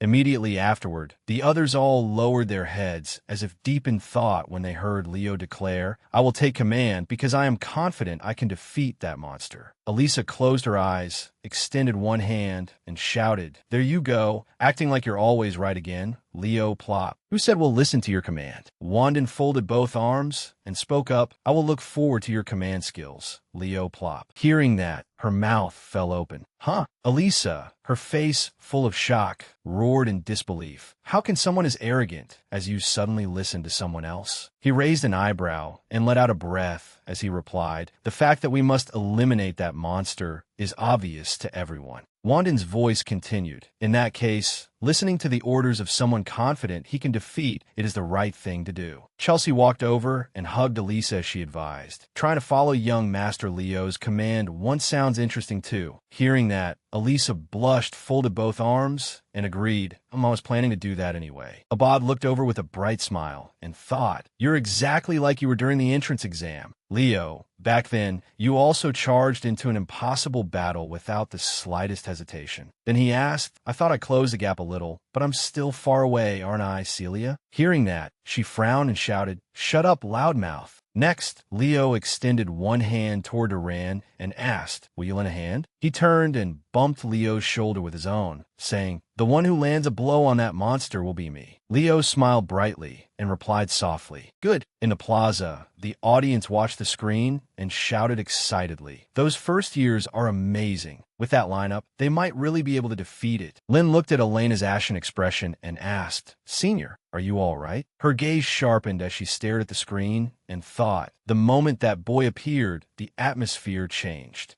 Elena kept thinking, there are many great heroes in this world, but that boy is on a completely different level. He turns despair into hope. She froze, thinking inwardly, an existence that illuminates the path through darkness. Elena stared at him and thought, that's right, a great hero. Inside the ruins, the Titan clutched its injured shoulder. Seeing Elisa and Abad approaching while riding a spirit beast, it let out a low roar. The Titan swung its claws fiercely toward the opposite side, but she lightly controlled the spirit beast and dodged. Seeing that, Abad smiled and praised her, "Amazing." Elisa replied with a serious face, "Not yet." Elsewhere, the monster opened its mouth wide and spat a stream of purple energy forward. Chloe, riding on the back of another spirit beast, raised her staff and attacked the Titan from the flank. The energy named Storm rushed straight toward it. The Titan opened its mouth wide, and its body quickly recovered. Seeing that, Elisa frowned and cried out anxiously, "No way. How on earth are we supposed to kill that monster?" From high in the sky, golden energy gathered together, and Duran's voice rang out in warning, "Move aside." Abad descended with a bright smile and reached a hand toward her. "Here." Celia closed her eyes and refused. "No thanks." Flames surrounded her entire body as she rushed over and hugged Elisa. "Sorry, I can't let that Lickaland guy hold me. If there are 3 or more people." Her expression darkened as she cried out, "Wait, the mobility of the wind dragon will drop." Celia widened her eyes and shouted, "Leo told you to regroup here." She closed her eyes and let out a sigh. "Before the spell is complete, hit that big guy with everything you've got." Abad immediately leaned in and said with a grin, "So that's it. Fire and wind combine really well." Elisa's face darkened, and she shouted, "I don't know what it is, but tell me when you're ready." Below, Chloe stepped forward and stood before the Titan. She gripped the staff in her hand tightly, closed her eyes, and chanted an incantation. The Crimson Titan threw its head back toward the sky and let out a roar. Shards of ice crystal appeared around Chloe and aimed at the Titan. Duran frowned and asked seriously, "Are you ready?" Chelsea called out with a bright smile on her face. "Of course." She raised her hand and slashed out rings of energy, shouting, "I'll open the way." That blue stream of energy shot straight toward the distant Titan. They quickly wrapped around its ankles, stopping its advance. A golden light flashed in Duran's eyes as he focused all his energy. "Here I go." Then he swung his hand up, slashing out an attack wrapped in Seer's water energy. The two streams of energy intertwined and rushed straight forward. The phantom of a water dragon appeared, carrying energy in a storm as it attacked the Titan. Its claws stomped down hard, cracking the ground open. Four chains swiftly wrapped around the Titan's neck from four directions. Wandan's face was grave as he clenched his teeth and held those chains tight. Celia and the other two on the spirit beast's back looked toward the Titan at the same time, preparing to attack. Leo gripped his sword tightly, looked up, and asked, "It's our turn, Chelsea. Are you ready?" She tightened her grip on her staff and replied, "Yes." The Titan tilted its head back and opened its mouth wide, gathering a purple ball of energy. Immediately afterward, it opened its mouth wide and attacked straight ahead. Then Chelsea raised her staff, gathering blue energy around it. She looked at the crimson energy rushing straight toward them and shouted, "Brother Leo." He leaped from the city wall toward the Titan and raised his sword high. A crimson light flashed in Leo's eyes as he used Kaluru, Cyclone, Phoenix Breath Bone Cleaver. That powerful energy swiftly sliced the Titan's entire body in two. Chloe took a small step forward. She lowered her head and breathed out a faint white mist. Under the effect of her magic, frozen world, a giant ice sculpture appeared. The Titan's entire body was covered in ice and snow. Immediately afterward, tiny cracks appeared in the wall of ice and spread rapidly. The block of ice shattered into pieces, and the Titan's form vanished as well. Chloe let out a breath and heard the crowd's excited shouts. "We won. We really defeated the Titan." CA held up a bottle of magic potion, pressed it to her cheek, and cried, "Chloe." His face was full of excitement as he cheered. "You really were like a hero straight out of a novel." "That was amazing," Chloe replied shyly. "Thank you." She gripped the potion bottle tightly and looked around, searching. Where did Leo go? Elsewhere, on a quiet lake's surface, lotus flowers floated. Leo appeared alone in the middle of the lake and reached down below to search. Suddenly, the water began to ripple, and the elements quickly clung to his hand. Leo raised his head, looked at the blue energy before him, and greeted it. "Long time no see, Luminous." She lowered her eyes and looked across at him. A trace of doubt merely flashed across Luminous' face when she saw Leo's current appearance. She glanced over and asked suspiciously, "Who are you? How were you able to awaken me?" He lowered his head and said with a serious expression, "It's me, Casey." Seeing this, Luminous murmured softly, "No wonder. The aura around this region. It really is you, Casey. I do not know whether she is here, but where is Licinus?" Leo raised his head toward the high sky and hesitantly replied, "Licinus has passed away." Hearing that, she lifted her head toward the sky with emotion. It was a sky unbelievably clear for the era of the Hawk's talents. Luminous asked softly, "How long have I been asleep?" His voice answered, "About 5,000 years." Hearing that, she raised her head and whispered, 5,000 years? How fortunate that I did not wake during that long, endless time." The corners of her lips curved slightly, and a face appeared in her mind as she thought, "Because that child's wish, Lizinas's wish, has been fulfilled." Tears welled in Luminous' eyes as she looked toward Leo and asked, "Thank you for bringing light back to this world, Casey. But I can still feel dark energy present on this land. Casey, will you join the battle this time as well?"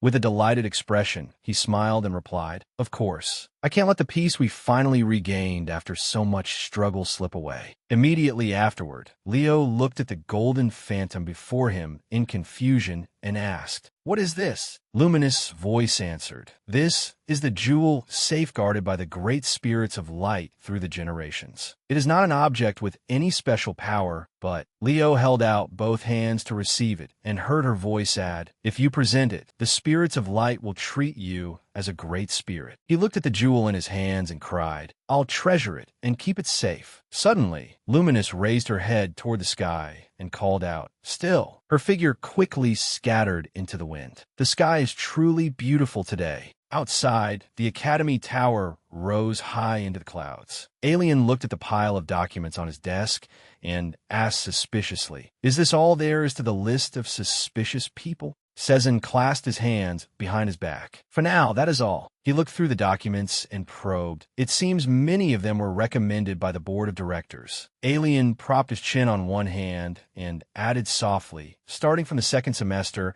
I suppose we'll have to call the vice principal back to work." The two of them, including Sezin, were startled when they heard that and exclaimed, "The vice principal?" Inside the academy, a loud shout echoed throughout the entire place. "Yes." CA's face was full of tears as he tightly gripped the paper in his hand and shouted shakily, "I survived." Tai also had tears streaming down his face as he cried. "Me too." Horace frowned and sighed. "The way you almost got expelled was unique too, Thomas." He immediately pressed his face to the desk and pleaded, "Please let me off this once." Everyone listened blankly as Horace's voice rang out in warning. "Don't cause trouble during the break. I'll see you in the second semester." Dismissed. As soon as he left, an excited voice rang out. Eliana shouted with a bright smile on her face, "So this is how the first semester ends? Wow, that's just like Professor Heron." Nayla turned to Leo and asked, "Class president, are you staying in the Rodran Empire for the whole break?" Chelsea put both hands on her hips and replied, "Brother Leo is from the kingdom of Delan." Hearing that, Tai looked curious. "Delan? Where's that?" "This is the first time I've heard the name." Leo explained calmly, "It's a kingdom on the western border." Chelsea cheered with a bright smile. "I definitely have to go visit Brother Leo's place during this break." Leo turned his head toward the door and thought, "It's been a long time since I went home." As soon as he returned, a sphere exploded, unfurling a banner. He gripped the strap of the backpack on his shoulder and stared blankly ahead. Having a place to return to really is. Rena stood in front of the banner with both hands on her hips and shouted, "Welcome home, my son." Seeing this, Leo could only let out a sigh and think, "This feeling is." At the dining table, Dater looked at him and said with emotion, "I never expected you to be talented in every school like that." Hearing this, Leo replied calmly, "I only found out after enrolling, father." He raised his brows and continued with a smile, "Even though you are my son, I still can't understand how such an outstanding child was born." Rena glanced over and asked, "Is Professor Heron still doing well?" Leo closed his eyes and said, "He's still teaching." With a bright smile, she asked happily, "I heard Lumen's homeroom professors are scheduled to visit students' homes during the break." "Professor Heron. So I'll get to meet him as a student's parent." Meanwhile, somewhere else, he reached up and cleaned his ear. Just then, a servant came in from outside. "Madam, there are guests here to see you and the young master." Drina folded her arms and frowned. "Those nobles again? How annoying." Her voice turned cold as she ordered, "Send them away." The maid hesitated and replied softly, "The thing is, they say they are from Azonia Academy." Leo, who was eating, startled and turned his head. "Azonia." A cloaked figure appeared behind the servant and introduced himself with a smile. "Are you Mrs. Drina Jerdinga? Greetings. I'm a messenger spirit from Azonia." He looked suspiciously at the letter before him, and her voice rang out, "This is going to be a huge headache." Rena glanced at Leo, held out the letter, and said, "It's for you. Take it." He immediately opened the letter and read it. "Congratulations." Leo's eyes widened in shock when he saw the next contents. "You have been selected as an admission candidate recommended by Azonia." Reading this far, Leo asked in disbelief, "Selected?" In the city of Isrek, the Beastfolk city was bustling with activity. A beastman opened his mouth slightly and let out a call. "Azonia." Rena's voice introduced it. Azonia Academy, the military academy that trains Beastfolk heroes, is different from other places. The entrance ceremony here is held in summer, and it is famous as the academy with the most brutal entrance ceremony. She looked ahead with a headache and explained, "When I was young, I once supported Azonia Academy. To thank me, they sent me a letter of admission recommendation for you." Hearing this, Leo sighed and said, "Mother, you shouldn't just sign contracts so carelessly." Rena frowned and shouted loudly, "How was I supposed to know things would turn out like this?" She put both hands on her hips and said, "In any case, you're attending Lumen, so you can't enroll there. Just think of it as going sightseeing. However you want to enjoy your vacation is up to you. Do what you want, Leo." After arriving here, Leo took a step forward and thought. I heard the entrance exam here is a marathon through the desert. A Beast Folk Academy, a place that worships strength and lives by instinct. He looked around and muttered, I'm curious what the Beast Folk hero candidates will be like. Kieran shouted proudly. Thanks to my help, he transformed into a half-beastman form. Leo stared at the letter in his hand. The location of the entrance exam was the Colosseum of Isrek, the Beast Folk city. Then he turned his head and glanced to the side in surprise.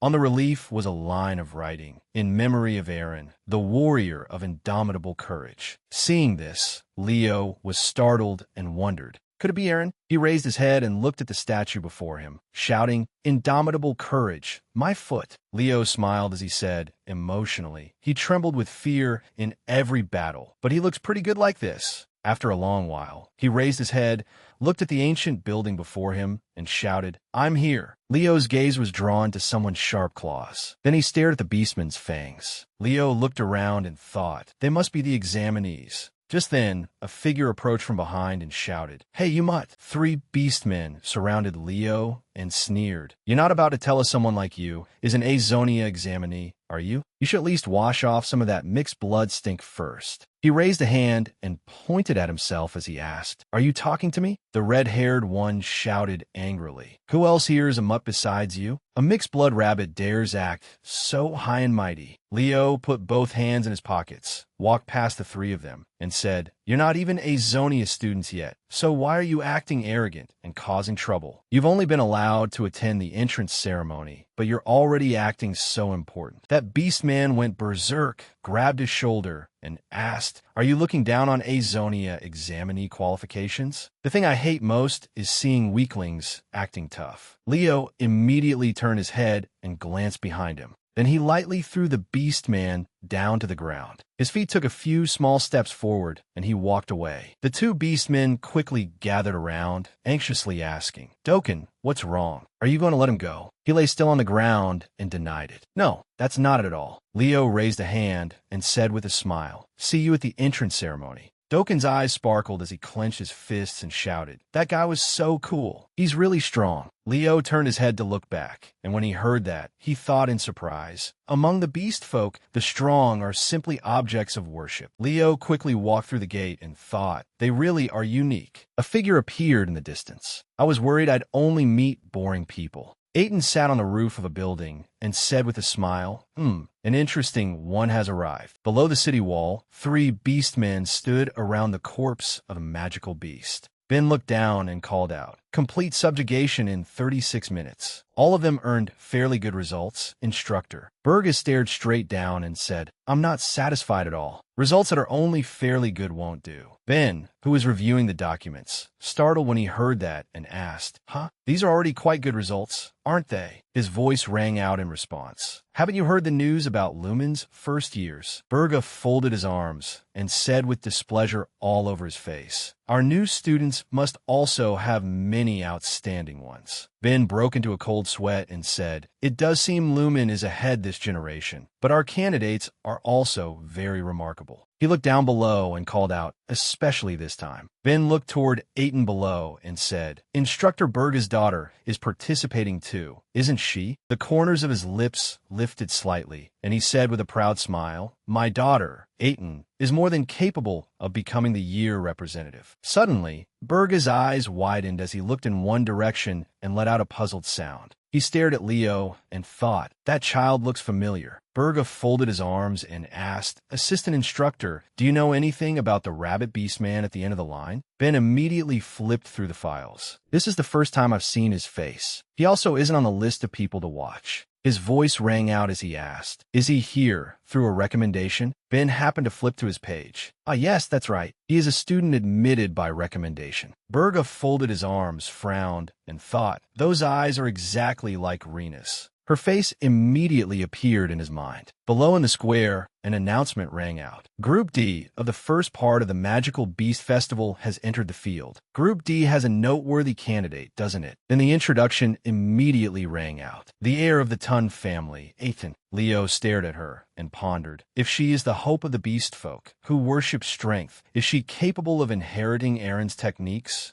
He looked around, then asked in confusion, but isn't Azonia's entrance ceremony supposed to be a desert-crossing marathon? What the heck is this magical beast festival? Leo looked toward Aiton and asked, Hey, is this part of the entrance ceremony too? She stretched and asked back, You don't know about the magical beast festival? Hearing this, Leo smiled faintly and replied, I'm mixed blood, so I'm not very familiar with the magical beast festival. A light flashed in Aiton's eyes as she shouted, Azonia's entrance ceremony isn't merely an entrance ceremony. It's one of the biggest festivals. She looked toward the stands and said, The Magical Beast Festival is also meant to entertain the spectators. Then Aiton bent down, touched both hands to the ground, and added, And it is also a right for us students. Leo asked in surprise. A right, with excitement all over her smiling face. She said, with the threat of Tataros still continuing, This is a declaration to our kin that we have arrived. Then a foot appeared from afar. Aiton looked toward him and cried, So fight well, just like you did earlier, Black Rabbit. Leo closed his eyes and murmured, We have arrived, huh? The one-eyed giant was immediately released and threw its head back toward the sky with a roar.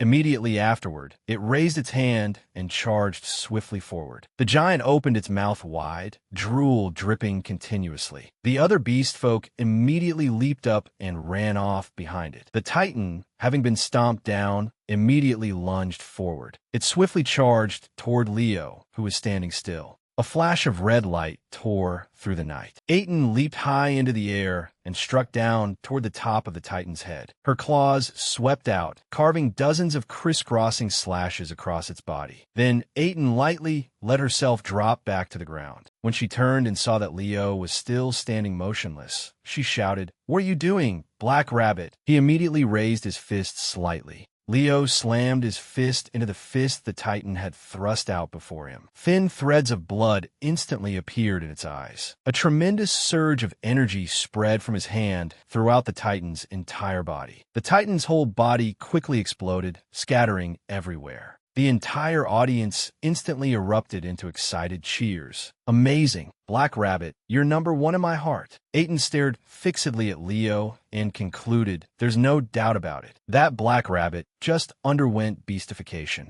Her eyes narrowed as she focused on his figure, and a legend immediately came to mind. When the moon rises, it is the power that awakens the beastly instincts within us. Their ancestors had researched beastification for a very long time, but no one had ever been able to use it freely. Aiton thought of that man, except for one single person, the hero Aaron. After a while, a voice echoed throughout the entire place and announced, The Magical Beast Festival ends here. Aiton walked over from afar and shouted, Hey, Black Rabbit, I want to ask. Another voice rang out, cutting her off. Hey, not bad, are you? He stood before Leo with his hands on his hips and introduced himself. I'm Jonen. And you? Leo calmly replied, Kyle. Dianon beamed and shouted, Kyle, huh? I was worried this place was full of weaklings. But having someone as strong as you here puts me at ease. Aiton raised her fist with an angry look and scowled. This musclehead is spouting nonsense again. What is that supposed to mean? She brought her face close and shouted, Black Rabbit, talk to me for a bit. There's something I want to ask you. Leo asked in confusion. Me?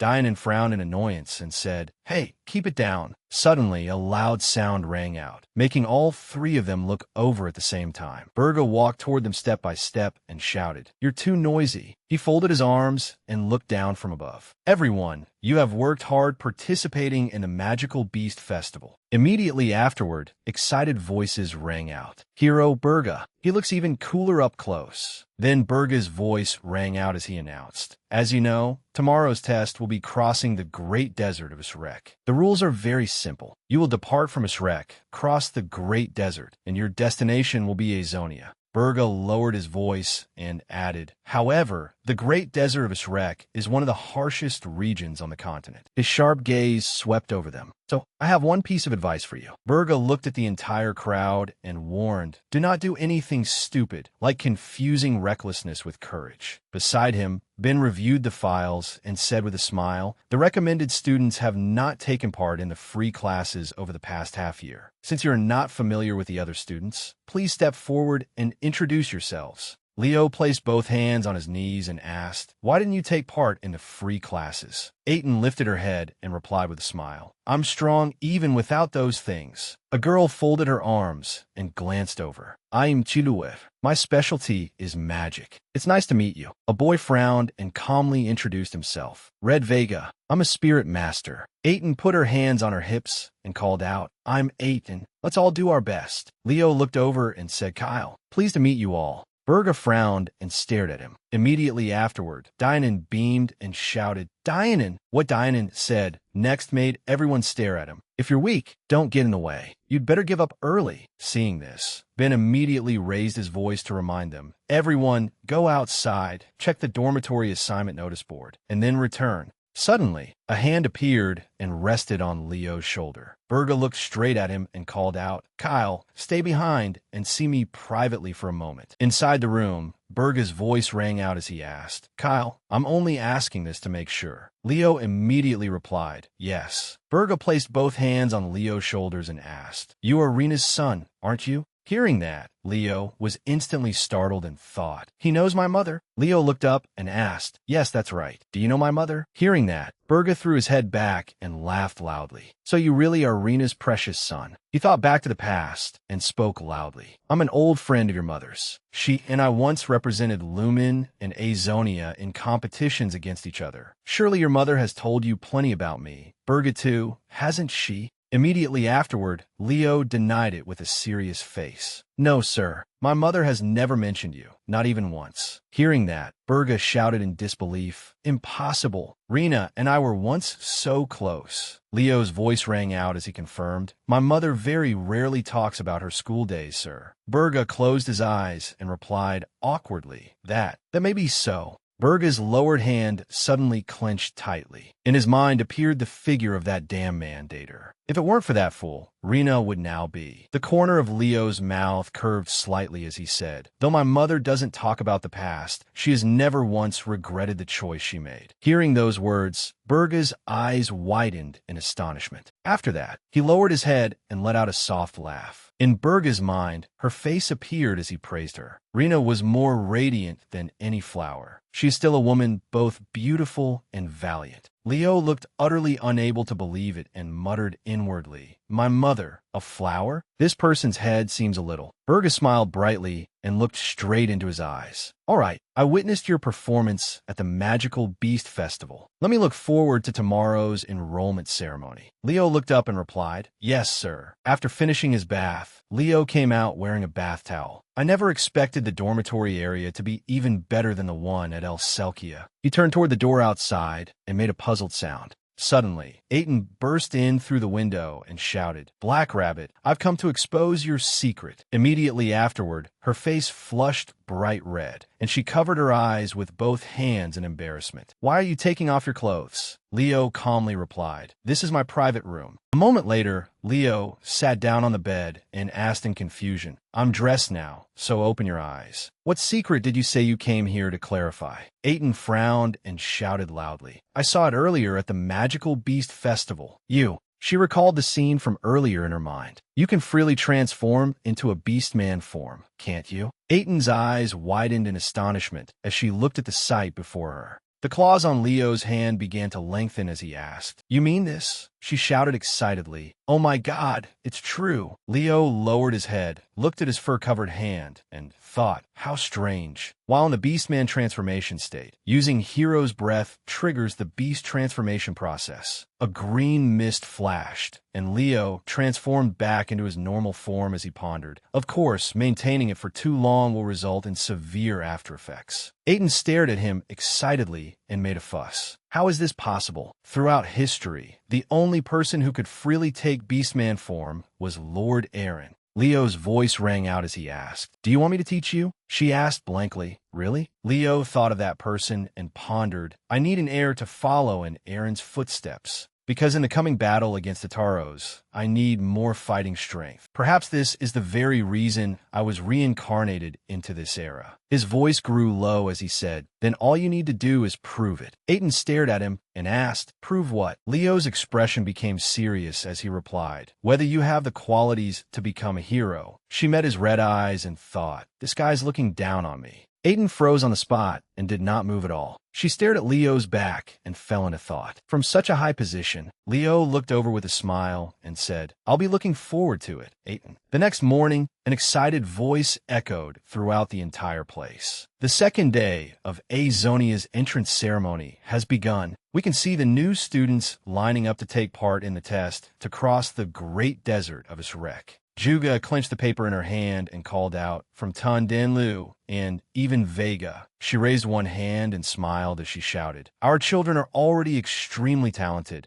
but Azonia's recommended candidates this year are no ordinary people either. What a shame I couldn't watch the Magical Beast Festival. It truly is regrettable." Suddenly, Juga widened her eyes in surprise and asked, "By the way, Kyle, there's a student with a very unusual name, isn't there?" And leaned his head back and laughed. "The name of the great hero, huh? I wonder if this is someone calling himself Kyle, or if it is the primordial hero Kyle himself." Suddenly, he lowered his head and looked down below. "That reminds me of the boy Leo." Un's eyes noticed Aiden entering the field with an angry look.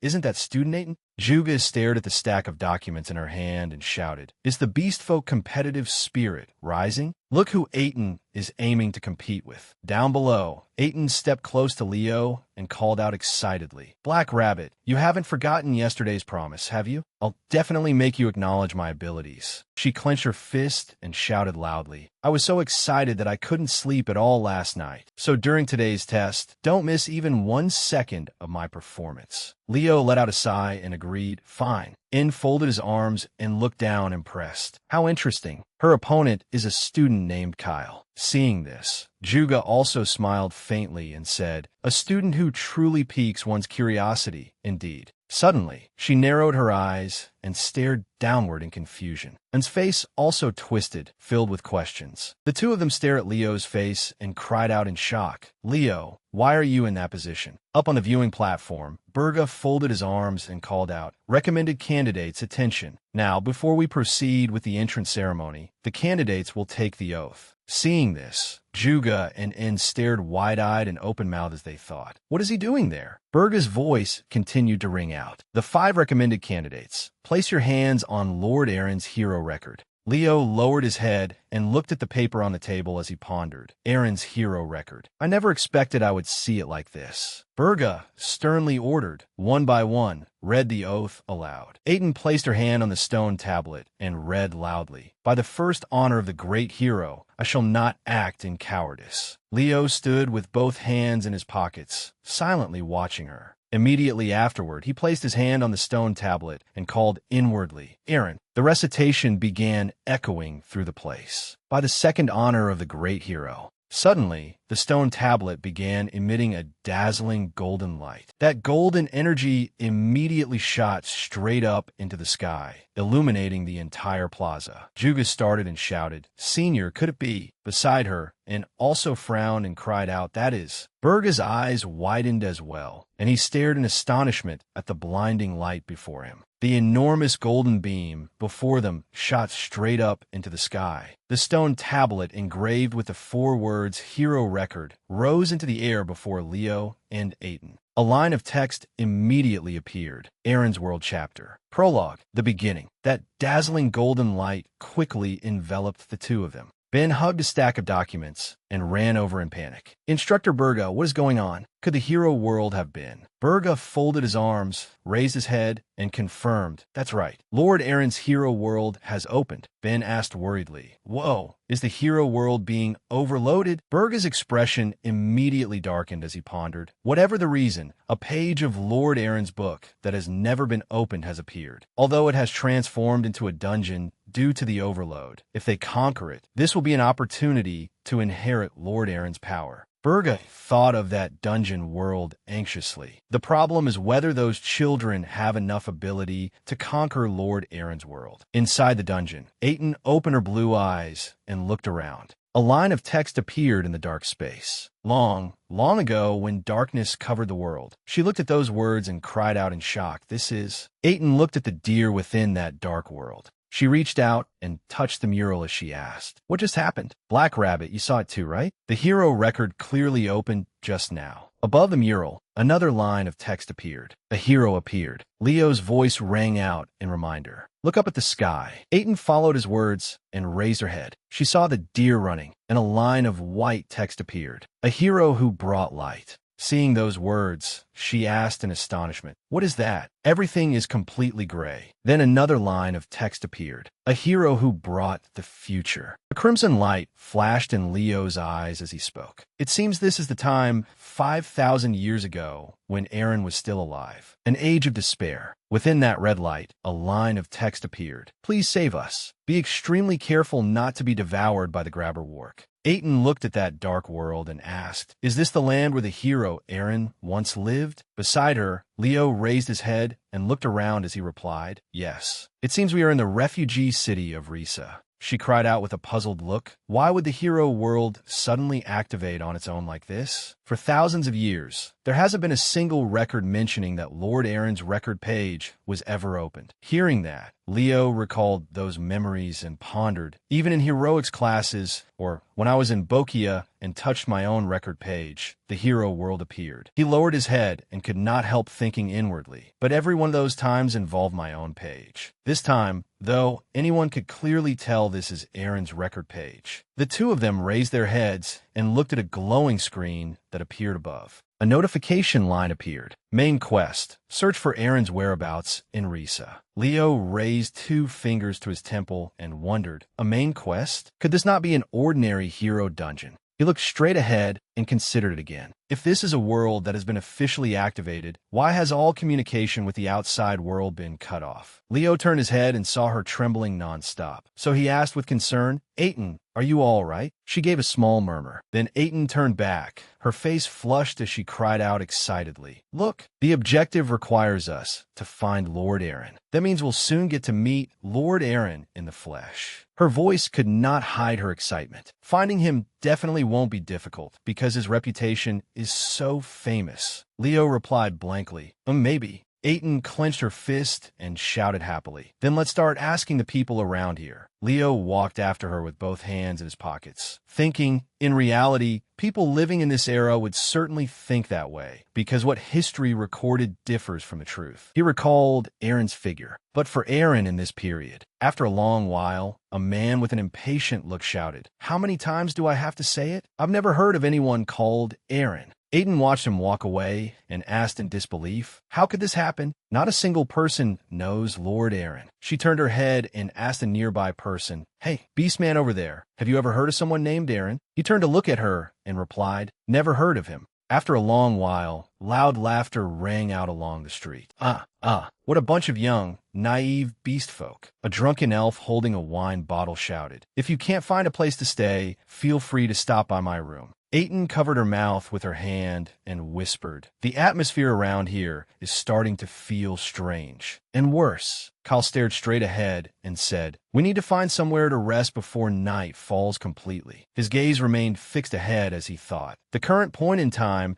is probably the year 1462 of the Altera calendar. That marks 20 years since the Age of Calamity began. Kyle walked quickly forward, thinking, at this stage, there's no need for us to waste effort blindly searching for Aaron. There's someone else we absolutely have to meet. A rotting wooden sign hung on the wall above. Kyle looked around and thought, that person should be somewhere around this area. Behind him, Aiden shouted loudly, "Wait, Black Rabbit!" She put both hands on her hips and complained noisily, "Where are you planning to run off to? I know you're leading the way, but still." Kyle did not even turn back as he replied, "In this place, we can't even find a decent inn." Behind him, Aiden lifted her leg and kicked hard toward the cloaked person behind her. She clenched her teeth, her face fierce as she looked over. Her hand tightened into a fist when Kyle's shout rang out, "Stop it, you! Don't start a fight." Immediately after that, Agon reached out, seized her by the throat, and lifted her up. Aiden turned her head and shouted, "Black Rabbit, hurry up and find a way to run." He looked at her and pressed, "Why have you people come all the way here?" Agon's voice sank threateningly. "If you refuse to tell me the truth, I will end this beast folk's life right now." Lines of introduction appeared in midair. The legendary hero was once an outstanding student. The world belongs to Aaron. Immediately after, a man asked, "Who are you, little rabbit? Grabber Wark is lurking out there. Be extremely cautious." Kyle raised his head, looked over, and shouted, "We came here because we were instructed to come to this location." Agon's eyes flashed with golden light as he stared at him. Instructed by whom? This area is strictly forbidden to outsiders. Kyle looked straight at him and continued without the slightest concern. "That coward Aaron sent us here." Immediately after that, Agon let go and dropped Aiden to the ground. Kyle quickly went over to her, and Agon's voice rang out, "Follow me." He led the two of them into a room, then left. "You may stay here tonight. Come see me again tomorrow morning." Kyle climbed the stairs step by step and looked toward the pitch-black sky, thinking, no matter how many times I look at this bizarre sky, I can never forget it. He sat on the rooftop and gazed into the distance. "It still gives me chills, just like always." Kyle looked far outside and thought, beyond Reese's boundary, there is nothing but dense fog. Does that mean the range we can move through in this world is limited to this place alone? Immediately after that, deer appeared in the sky along with words. "The two of us, with skills still clumsy, are trying to steer the boat with our small hands." More lines continued to appear. In the midterm assessment, the main quest revealed itself until Chu Ban was eliminated. If that is true, then this is definitely not an unforeseen accident or a loss of control. But why can't the outside interfere with this hero world? A screen appeared with the words, "Main quest, search for Aaron's whereabouts in Risa." The image of a starry sky immediately flashed into view. Next, an image of a sword appeared along with words. It is known that the key to opening a hero world is the master of that world themselves, or items closely connected to them. The words kept appearing. But what if another kind of key truly exists? For example, an individual with a deep bond of fate with them. Little rabbit,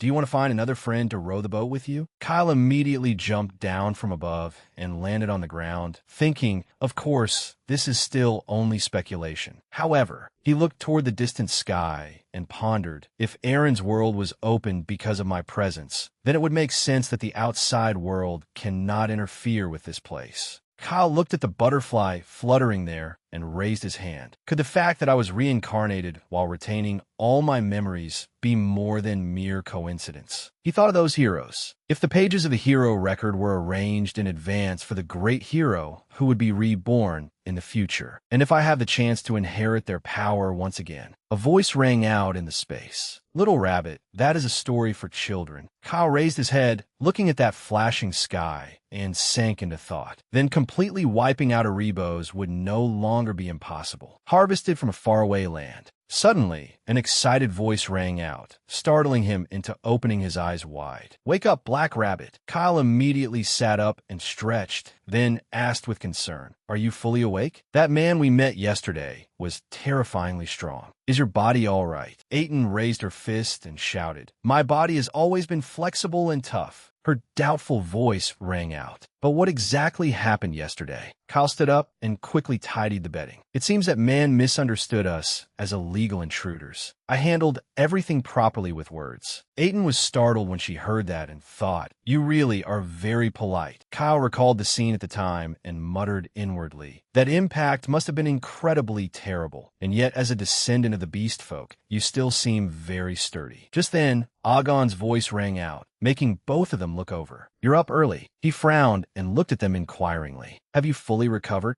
Agon walked step by step up to Aiden and said, "I know the beast folk possess excellent physical strength, but you still surprised me. In addition," she immediately stammered and asked, in addition to what?" Seeing this, he put a hand to his head and sighed. "You two look more like children than I imagined. Let me apologize for what happened yesterday." Agon's voice added, "Follow me. To make it up to you, I'll treat you to breakfast." Aiden walked over and quietly asked Kyle, "Maybe he isn't a bad person after all?" Seeing that, Kyle smiled and replied, "Definitely. He's even inviting us to breakfast." Aiden and Kyle quickly followed behind Agon out onto the street. After walking for a while, she quietly asked, "Do you think he might be trying to make us lower our guard before striking? Where is he taking us?" Hearing that, Kyle comforted her I'm not sure either, but judging by his bearing, he doesn't seem like a villain. Kyle looked toward him and recalled the Sky Guardian Agon. He was a renowned hero during the Age of Calamity, and also something like a father to Eren. Kyle lowered his head, remembering Agon's appearance back then. At first, he was precisely the person my team intended to invite to our side. But for some reason, the very first time we met him, his will to fight had already completely burned out. Kyle stared at Agon's back and wondered, compared to that memory, the current Agon still seems extremely clear-headed. What exactly happened during this past month? Suddenly, Aiton glanced to the side and asked in disbelief, "Huh? What's going on here?" A group of children surrounded Agon and shouted noisily, "Uncle Agon, it's time for breakfast." A blonde-haired little girl turned her head and asked, "Who are that big sister and big brother over there?" Agon reached out, patted the girl's head, and replied, "They're guests. There's no need to prepare my portion. Just serve food for these two." Immediately after that, Aiton stepped forward and shouted loudly, "Uncle!" With tears all over her face, she shouted, "I truly misunderstood you. You really are a very kind person." Kyle, meanwhile, was startled and looked toward a nearby corner. His eyes immediately widened in shock. Kyle stared over there and thought, "It's been a long time since we last met, hasn't it?"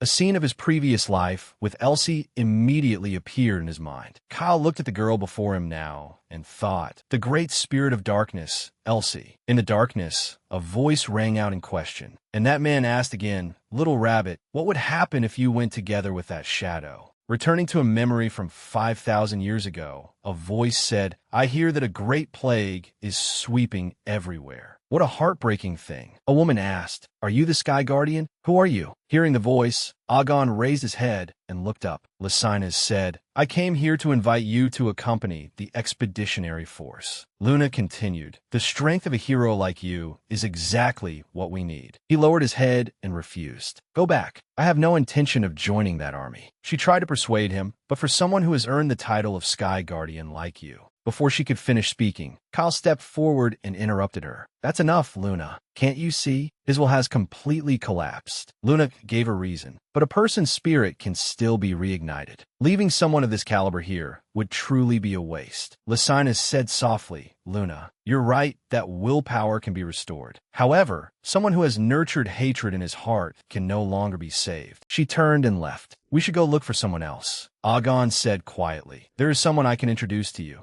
He gave him directions. "Try looking for a man named Eren." She wondered, "Eren? But in this vast world, where are we supposed to find him?" Lysinus pleaded, "Since you've gone to the trouble of pointing us in that direction, please guide us properly to the end." But in contrast, Agon gave a curt answer. "There is still time anyway. You could take your time searching." Kyle sighed. Someone recommended by the Sky Guardian himself must not be ordinary. Suddenly, a voice rang out. "Fix that impatient personality of yours, Luna." The remark made her freeze in place. Luna shouted in embarrassment. "What did you say? Do you have a death wish?" Looking into the distance, a figure appeared within the hazy space. "Is that a dark spirit?" "That's right." A girl wreathed in sparkling light appeared, and loud laughter rang out. "Oh, hello there. I didn't expect to meet a dark spirit here." Time shifted, and Kyle's thoughts surfaced in his mind. It's unexpected to meet Elsie in this place. He looked toward Elsie. "In the past, we once met while gathering forces for the crusade. Unfortunately, now is not the time to reminisce with Elsie." Kyle said softly, "Thank you." He continued, sinking into thought, because it won't be until 1 year later that either I or Kyle will have the chance to meet Elsie again. Elsewhere, Agon was serving bowls of hot soup, and the children called happily, "Eat with us, Uncle." He agreed without hesitation.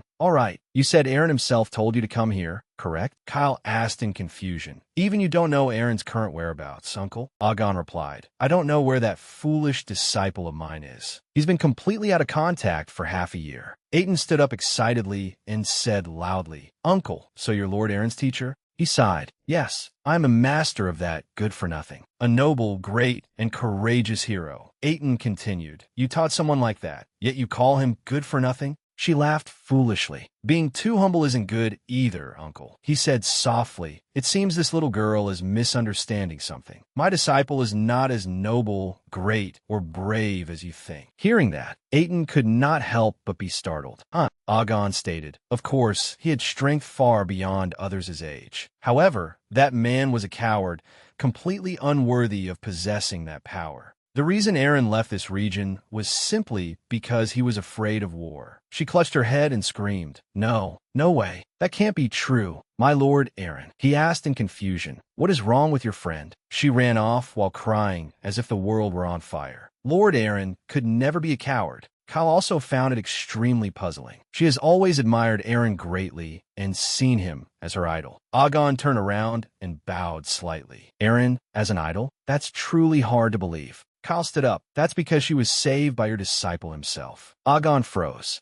Kyle said, "It may be true that Aaron was cowardly. He spoke loudly, but in places you don't know about, he saved many people. I'm also one of the people he saved." Kyle smiled warmly. "So you have every right to be proud of your disciple, uncle." Agon was startled. "That child, has he grown that much over the past half year?" He stood up, raised his hand, and patted Kyle's head in praise. Elsewhere, Aiton sat in a corner, trembling and sobbing. "I can't believe it. Lord Aaron was once a coward." Kyle walked over and asked, "What's so shocking about Aaron being cowardly?" She replied, "Because it was hero Aaron who gave me courage." Aiton recounted, "When I was little, I was a weak child who was afraid of everything. Every time I trained, I wanted to quit halfway. But my father taught me. My name was given after that great Lord Aaron himself. That is why I made up my mind that I would become brave like Lord Aaron, someone who never backs down before any hardship." Her voice softened. "And yet now I hear that he was once a coward. But it was that very coward who saved this entire world. It was that very coward who showed more courage than anyone when everyone else had fallen into despair. That is why the gods honored him as a hero. Doesn't that make him even more worthy of respect?" Aiton hugged her arm. She stood up, raised both hands high, and shouted, "After hearing your explanation, I love Lord Aaron even more now." Kyle was helpless. "You really change your mind in the blink of an eye." He turned his head and thought, "Now that I think about it, aren't all these children going to die?" By the time our team arrived, all the residents of this region had died from the plague, except for Agon.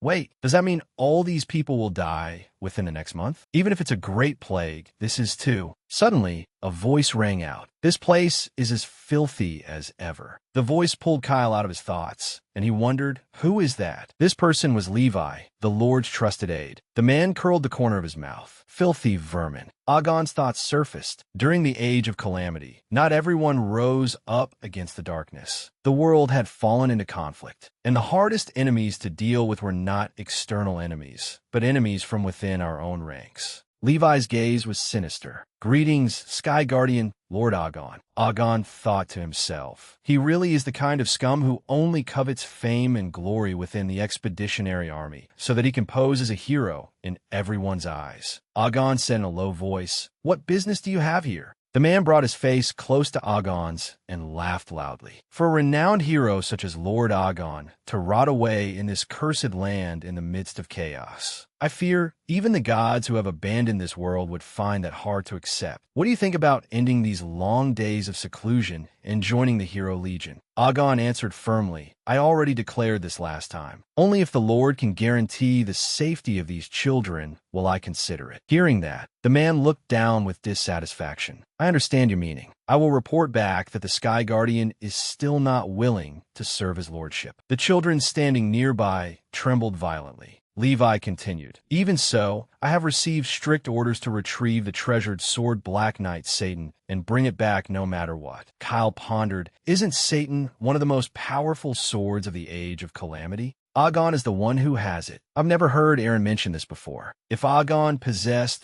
such a powerful sword, surely he should have handed it to Aaron before Aaron set out to travel the continent." Agon said softly, "I have stated countless times that Black Knight Satan was shattered in the war 10 years ago." The man propped his chin on his hand. "Sky Guardian, are you planning to defy the Lord's order for the sake of your own desires? Why would you lie like that?" He turned cold. "Why would I need to lie? And even if I were lying, what could the likes of you do to me?" Agon bristled with killing intent and growled, "Are you planning to attack me?" Levi clenched his teeth. He abruptly turned away. Fine, I will withdraw for today, but the Lord will soon come here in person. His hatred still lingering, Levi left behind a warning. As long as you continue to shelter here, you will never be able to escape him. Agon then sat down. I'm sorry you children had to witness such an unpleasant scene. Kyle replied, It's all right. I'm no stranger to people like that. Agon also looked displeased.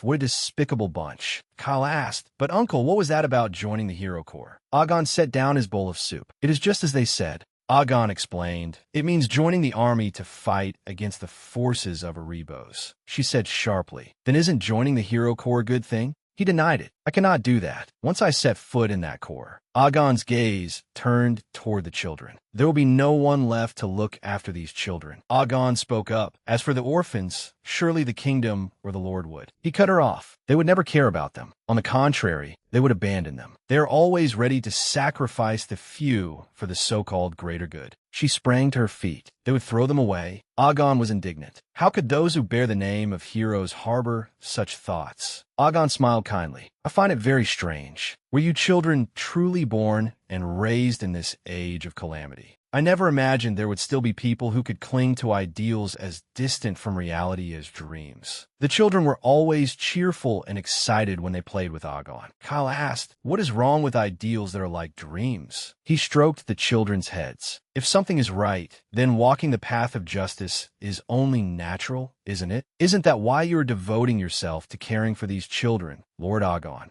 Agon looked straight at Kyle and sank into thought. He was only a boy of about 15 or 16. Where on earth did he get such mature thoughts that surpassed his age? Agon asked, What are your names? Aiton promptly answered, My name is Aiton, and this black rabbit is Kyle. Agon rubbed his chin in thought. Kyle, is it? That name will bring you hardship. Agon looked up with concern and murmured, It is the same name as this kingdom's hero. She wondered inwardly. Kyle was a real person? Aiton stammered. That hero actually lived? Suddenly, a hand grabbed her tail and yanked her back, making Aiton plop down on the ground. Aiton wondered, What was that for? Kyle laughed awkwardly. Oh, nothing. It's nothing. He whispered into her ear, If you keep saying nonsense like that, the whole operation plan will fall apart. But grabbing a lady by the tail was truly. Agon let out a sigh. If something is right, then stepping onto the righteous path is only natural. Yes, that is exactly correct. I had forgotten it long ago, a value that should have been obvious. Agon asked, What did you children come here for? Kyle answered firmly, To meet Aaron. Agon placed a hand on the floor and stood up. Then stay here until he returns. Though there has been no word from him for half a year, this is still his home. He turned and left. Sooner or later, he will come back. Suddenly, the system screen appeared. Mission, reunite with Aaron when he returns home in 3 days. Aiton's eyes lit up. There's been progress on the objective. Only 3 more days until I can meet him. Kyle was also delighted. That's right, Kyle thought. It looks like coming to Agon's place was the right decision. She rushed off. Black Rabbit, I'm going to see Uncle Agon and ask for more information about Lord Aaron. Kyle reminded her, Watch your mouth. Don't let anything slip. Suddenly, the system screen appeared again, startling him slightly. The screen displayed, Mission, rescue the Sky Guardian Agon. Kyle wondered, a rescue mission? Am I the only one who can see this? He recalled the past. By the time we came here before, Agon's spirit had completely collapsed. If he needs to be saved, does that mean I have to keep Agon's resolve from wavering? Something is definitely going to happen within the next 3 days before Aaron appears. Am I unconsciously overlooking some detail? Suddenly, a voice interrupted his thoughts. Hey, mister. Kyle snapped back to himself. Rays of light glowed. You already know I'm not a flesh and blood human, don't you? He quickly realized it. Elsie. Kyle replied, That's right. You are a magic spirit. Elsie praised him, as expected of a skilled master spirit user. Kyle was a little puzzled. I never thought Elsie could smile like that. Her gaze sharpened, and a multi-talented person at that. Elsie stared at him. It seems you are indeed the surviving hero, Kyo. Kyle stammered. I'm truly sorry, but She cut him off. Don't try to deceive me anymore. Elsie continued, Someone who possesses the power of a hero and also holds the jewel of light. Aside from that fool, it could only be a comrade of Lysinus. He was surprised. I never thought this jewel would make Elsie mistake me for Kyo. She explained, I heard rumors about it, that Lysinus had led her companions out of Gastrin and set off to subjugate Erebos. That is why I was planning to look for you as well. Kyle wondered why. Elsie smiled very warmly. Isn't it obvious? Of course, to contribute my strength to the effort to save this world. He thought, is this child really the great spirit of darkness? Elsie, who once formed a contract with me. She is far too different. Kyle blurted out, why do you want to save the world? Elsie replied, I am a spirit born in an age of chaos. So I long to behold the glittering stars in the night sky. She spread her hand out toward the light. Elsie said softly, people say they are sparkling and radiant. She turned to him. So where's Lysinus now? Kyle replied, she is on her way to Risa. It will probably take her some time to arrive. Elsie smiled faintly. How fortunate. I thought I would have to search on my own. I'm glad I didn't choose the wrong direction. He asked again, what made you decide to form a contract with Lysinus? She explained, I heard of your reputation. They say you defeated the Corps commander, Io Mungad. Elsie stood up with her hands on her hips. In an age like this, who would be brave enough to declare they had defeated a Corps commander and then go on to subjugate Erebos? Wouldn't someone like that be more than worthy of becoming my contract master? Kyle thought, this difference feels so unfamiliar. And yet, the person Elsie chose to make a contract with was me. His gaze darkened, and I never heard the real reason behind it. Suddenly, she turned back. Oh, right. Elsie leaned close and whispered, this must absolutely be kept secret from Aaron. The sword that devours darkness, Black Knight Satan, is actually me. The scene shifted to the Lord's manor in Risa. A voice asked, Agon refused my proposal? Yes, my lord. That is correct. This person was Lord Rodion Risa. The old man looked off into the distance. That Agon. To protect this Risa region, we clearly need that power. What on earth is in that place that makes him so stubborn?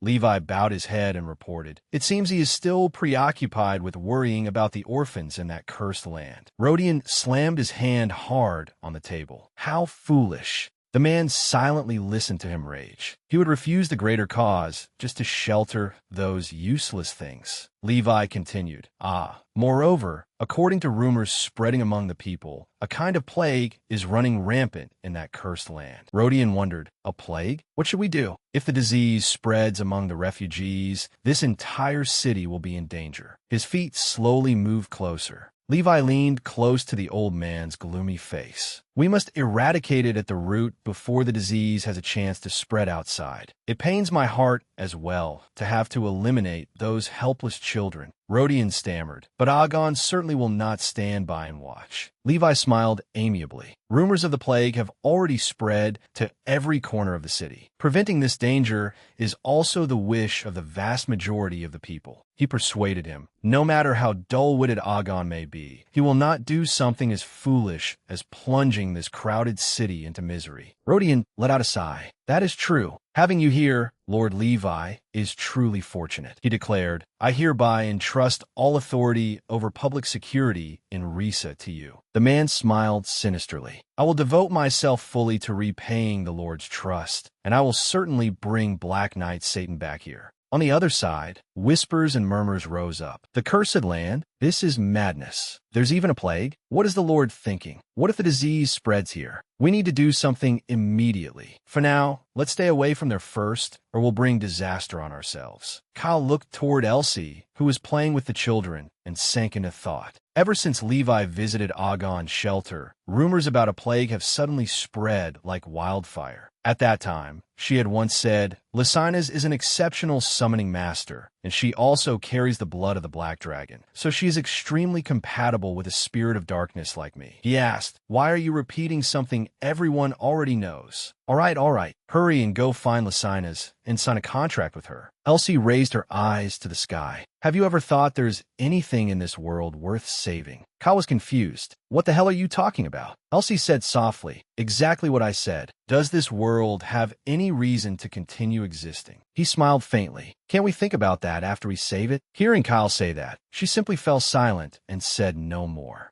The thought continued through his mind. The Elsie I met a year later had completely lost faith in this world. She was nothing like the hope-filled girl she is now. And the image of an Agon who had completely lost hope is gone as well. These children didn't die from a plague. Just then, Aiton came over and interrupted his thoughts. Black Rabbit, where have you been? I went through so much trouble looking for you. Kyle asked, but first, where's Uncle Agon? She froze. Uncle Agon, Aiden explained, someone claiming to be from the Lord came and invited him away just now. By order of Lord Risa, from this moment onward, the operation to eradicate the plague's source officially begins. Among the children, a little girl stammered, Misters, Uncle Agon just went up to the Lord's castle a moment ago. The soldier raised his sword high and shouted, You filthy brat carrying disease, get out of my sight. Just as he swung his sword down, the little girl was fortunately saved by Aiden, who leapt in. She shouted, Hey, are you insane? Kyle called quietly, Aiden, make sure the children are safe first. Are you people planning to resist us? The man fully revealed himself and introduced himself. I am Jelen of the Risa Hero Knight Corps. Obstructing us is no different from defying the Lord's military order. Kyle drew his sword and smiled faintly. I'm guessing this is Levi's order, not the Lord's, isn't it?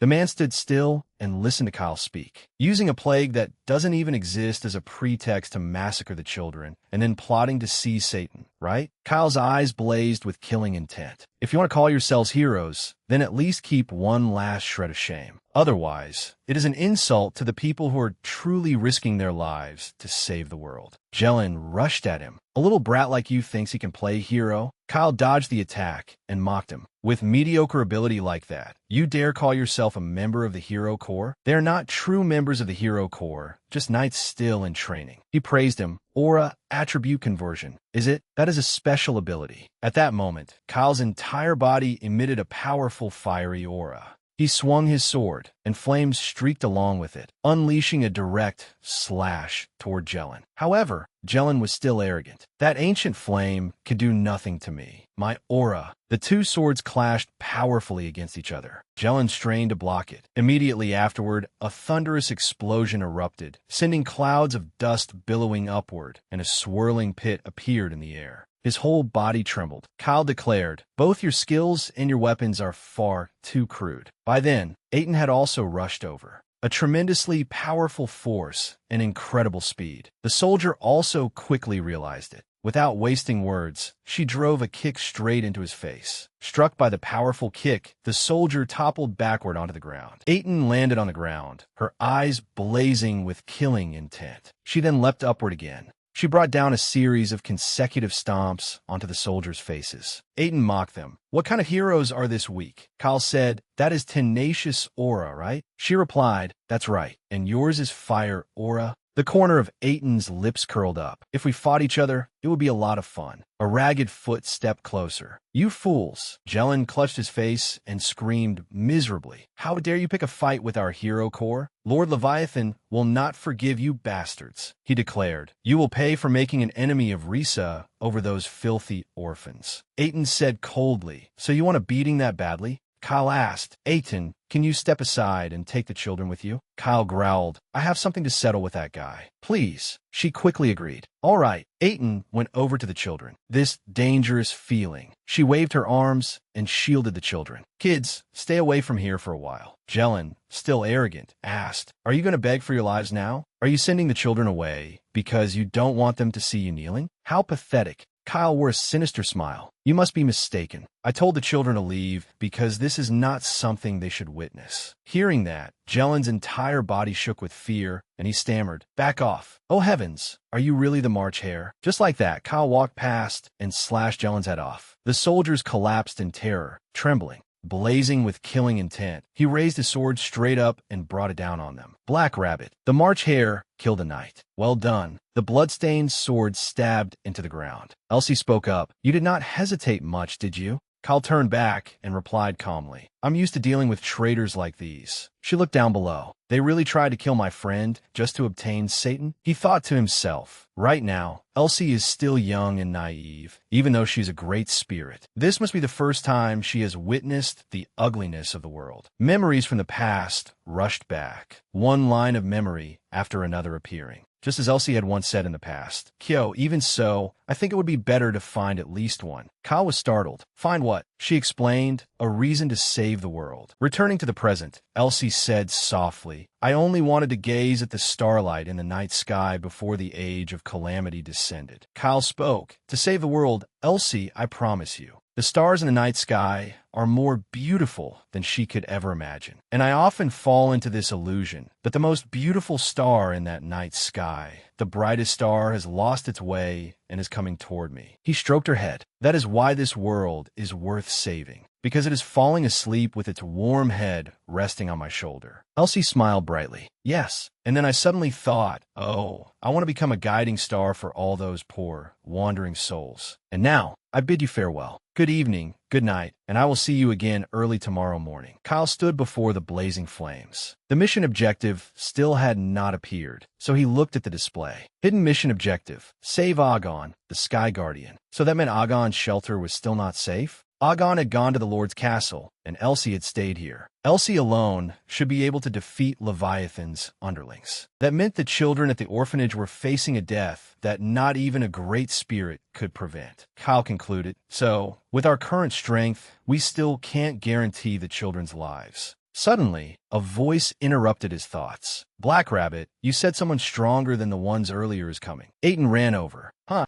Kyle calculated, but we already ruined their plan. She folded her arms. Even so, if Black Rabbit and I join forces, we won't just have to fight. Holding out while protecting the children won't be easy. Then he said softly, there is a way. Aiton asked curiously, what way? Kyle answered bluntly, go find Aaron. She hesitated, but Lord Aaron shouldn't arrive in Risa for another 3 days. The system displayed the information. He gave a faint smile. Aaron is already in Risa. Kyle continued, last night, I confirmed that the designated area of the hero world is limited to within Risa. Aiton was a little surprised. Really? Then, just as you said, Lord Aaron must be in Risa. He placed a hand on her shoulder. But we've already completed the mission, so there's no need to take any more risks. Hearing that, Aiton felt somewhat reassured, and the corners of her lips lifted into a smile. She pressed him, you say that, but you don't intend to retreat, do you? Kyle assessed. It could be very dangerous. Aiton said, I admire Hero Aaron, and that is why I wanted to become a hero. She exclaimed with delight. Someone like me wouldn't run away like a coward, right? Aiton added, besides, if you're the only one who does everything, Lord Aaron will only spoil you later. He stared blankly. What? She pointed at him. Anyway, you found a way to find Lord Aaron, haven't you?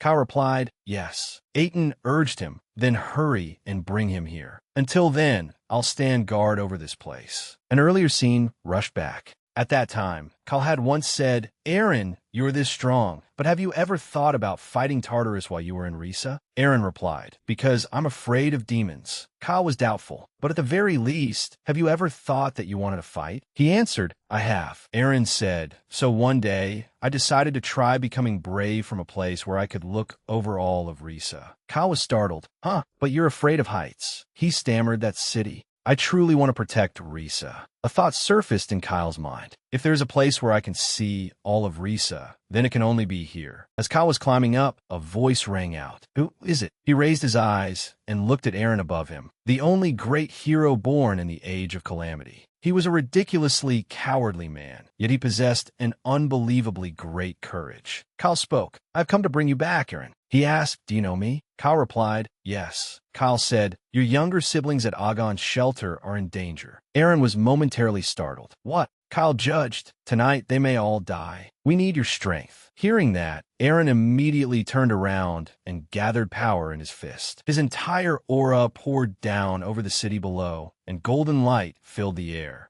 Aaron's whole body radiated dazzling energy. He turned back and asked, have we met somewhere before? Kyle reached out his hand and answered, in a not-too-distant future. This is not the time to talk about that. Aaron instantly hurled himself downward. Kyle thought, he throws himself forward to protect someone precious, whether it is then or now. Kyle's gaze followed him as he watched. You still haven't changed at all. So let every lost star on this land know. I will be the morning star that lights every road. Let us illuminate that path together. After that, the whole city shook, and the frightened children burst into tears. A roar rang out loudly. You useless trash. In the end, you still force me to act personally. Aiton flipped through the air. Oomph. The attack looks full of power, but in truth, it is far too ordinary. Attacks filled with internal force exploded. A streak of light, like lightning, descended to the ground. Mana. She braced her hand below. A mage imitating a warrior's style? Don't you feel ashamed? Levi clenched his teeth in resentment. Could this lone one have wiped out my entire cavalry? I thought that as long as Agon was restrained, no one would be able to stop me. Aiton leapt high and laughed loudly. How pathetic. She landed a powerful kick straight into his face. You only know how to rely on the power of a magic treasure, while your own skills are far too weak. Levi's entire body was sent crashing hard into the ground by the force of the kick. Aiton exhaled in relief. This still isn't over. Hurry and get up. Suddenly, a voice spoke. Well done. No, I must admit that was very impressive. This person was Lantinia Tartarus, a member of the demon race and the beloved daughter of the demon queen. She clasped her hands in praise. What Mother told me was not wrong at all. The heroes of the surface world remain unpredictable threats. Aiton growled. You still have enough life left to survive? She leapt high into the air. I'll make you disappear right now. The beloved daughter giggled. Oh my, do you think you are capable of that? Aiton's eyes became thoughtful. Black lumps like stuffed animals protruded from the woman's body and mocked her. Ah, you little kitten. She was startled. Huh, a demon? How can that be? I clearly didn't smell that distinctive scent. The beloved daughter laughed softly. Well, about that problem. She became as huge as a giant spider. Perhaps it is because I swallowed the arm of the fairy king. The beloved daughter narrowed her eyes. The target I seek is not some bland beastkin like you.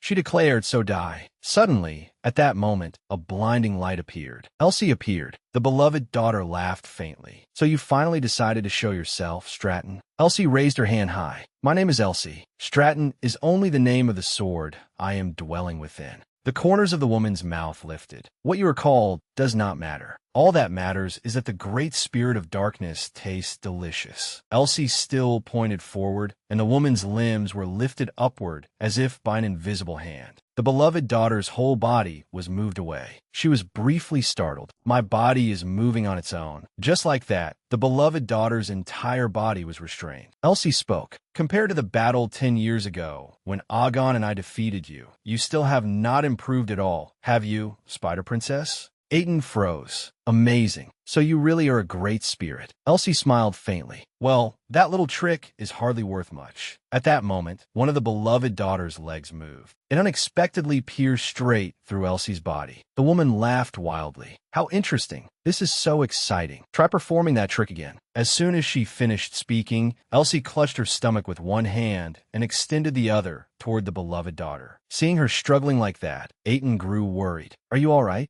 Half of the woman's head was gone, but the beloved daughter was still extremely arrogant. How does it feel? Completely different from 10 years ago, isn't it? Like an immortal being, she mocked. A weak, great spirit without even a contractor, and you imagined you could defeat the daughter of the demon beast queen by yourself? The beloved daughter brought her foul mouth and sharp teeth close to Elsie's body. Let me see what a great spirit tastes like. She opened her mouth. Let me have a bite. At that critical moment, Aiton rushed in and launched a powerful kick, shouting, Don't you dare. However, the beloved daughter used her pincers to seize Elsie. With her distorted face, the woman growled, You little kitten. Aiton's eyes filled with terrible fear. Tears streamed down her face. A memory from before rushed back when Kyle had stroked her head and said, The one called a coward save humanity. If you have resolved to follow in the hero's footsteps, then you absolutely must not let fear make you falter here. Determination rose in Aiton's mind, and she rushed forward quickly. But suddenly, something enormous lashed hard toward Aiton, like a barrier trying to smash her body apart. A tremendous force struck Aiton and sent her flying backward. The beloved daughter laughed softly. Wait your turn. I will devour you afterward as dessert. Aiton fell painfully onto the pile of earth and stone, trembling. Her gaze was blurred, but her will was firm. I have to stand up. Aiton clenched her teeth. Please move. I'm begging you.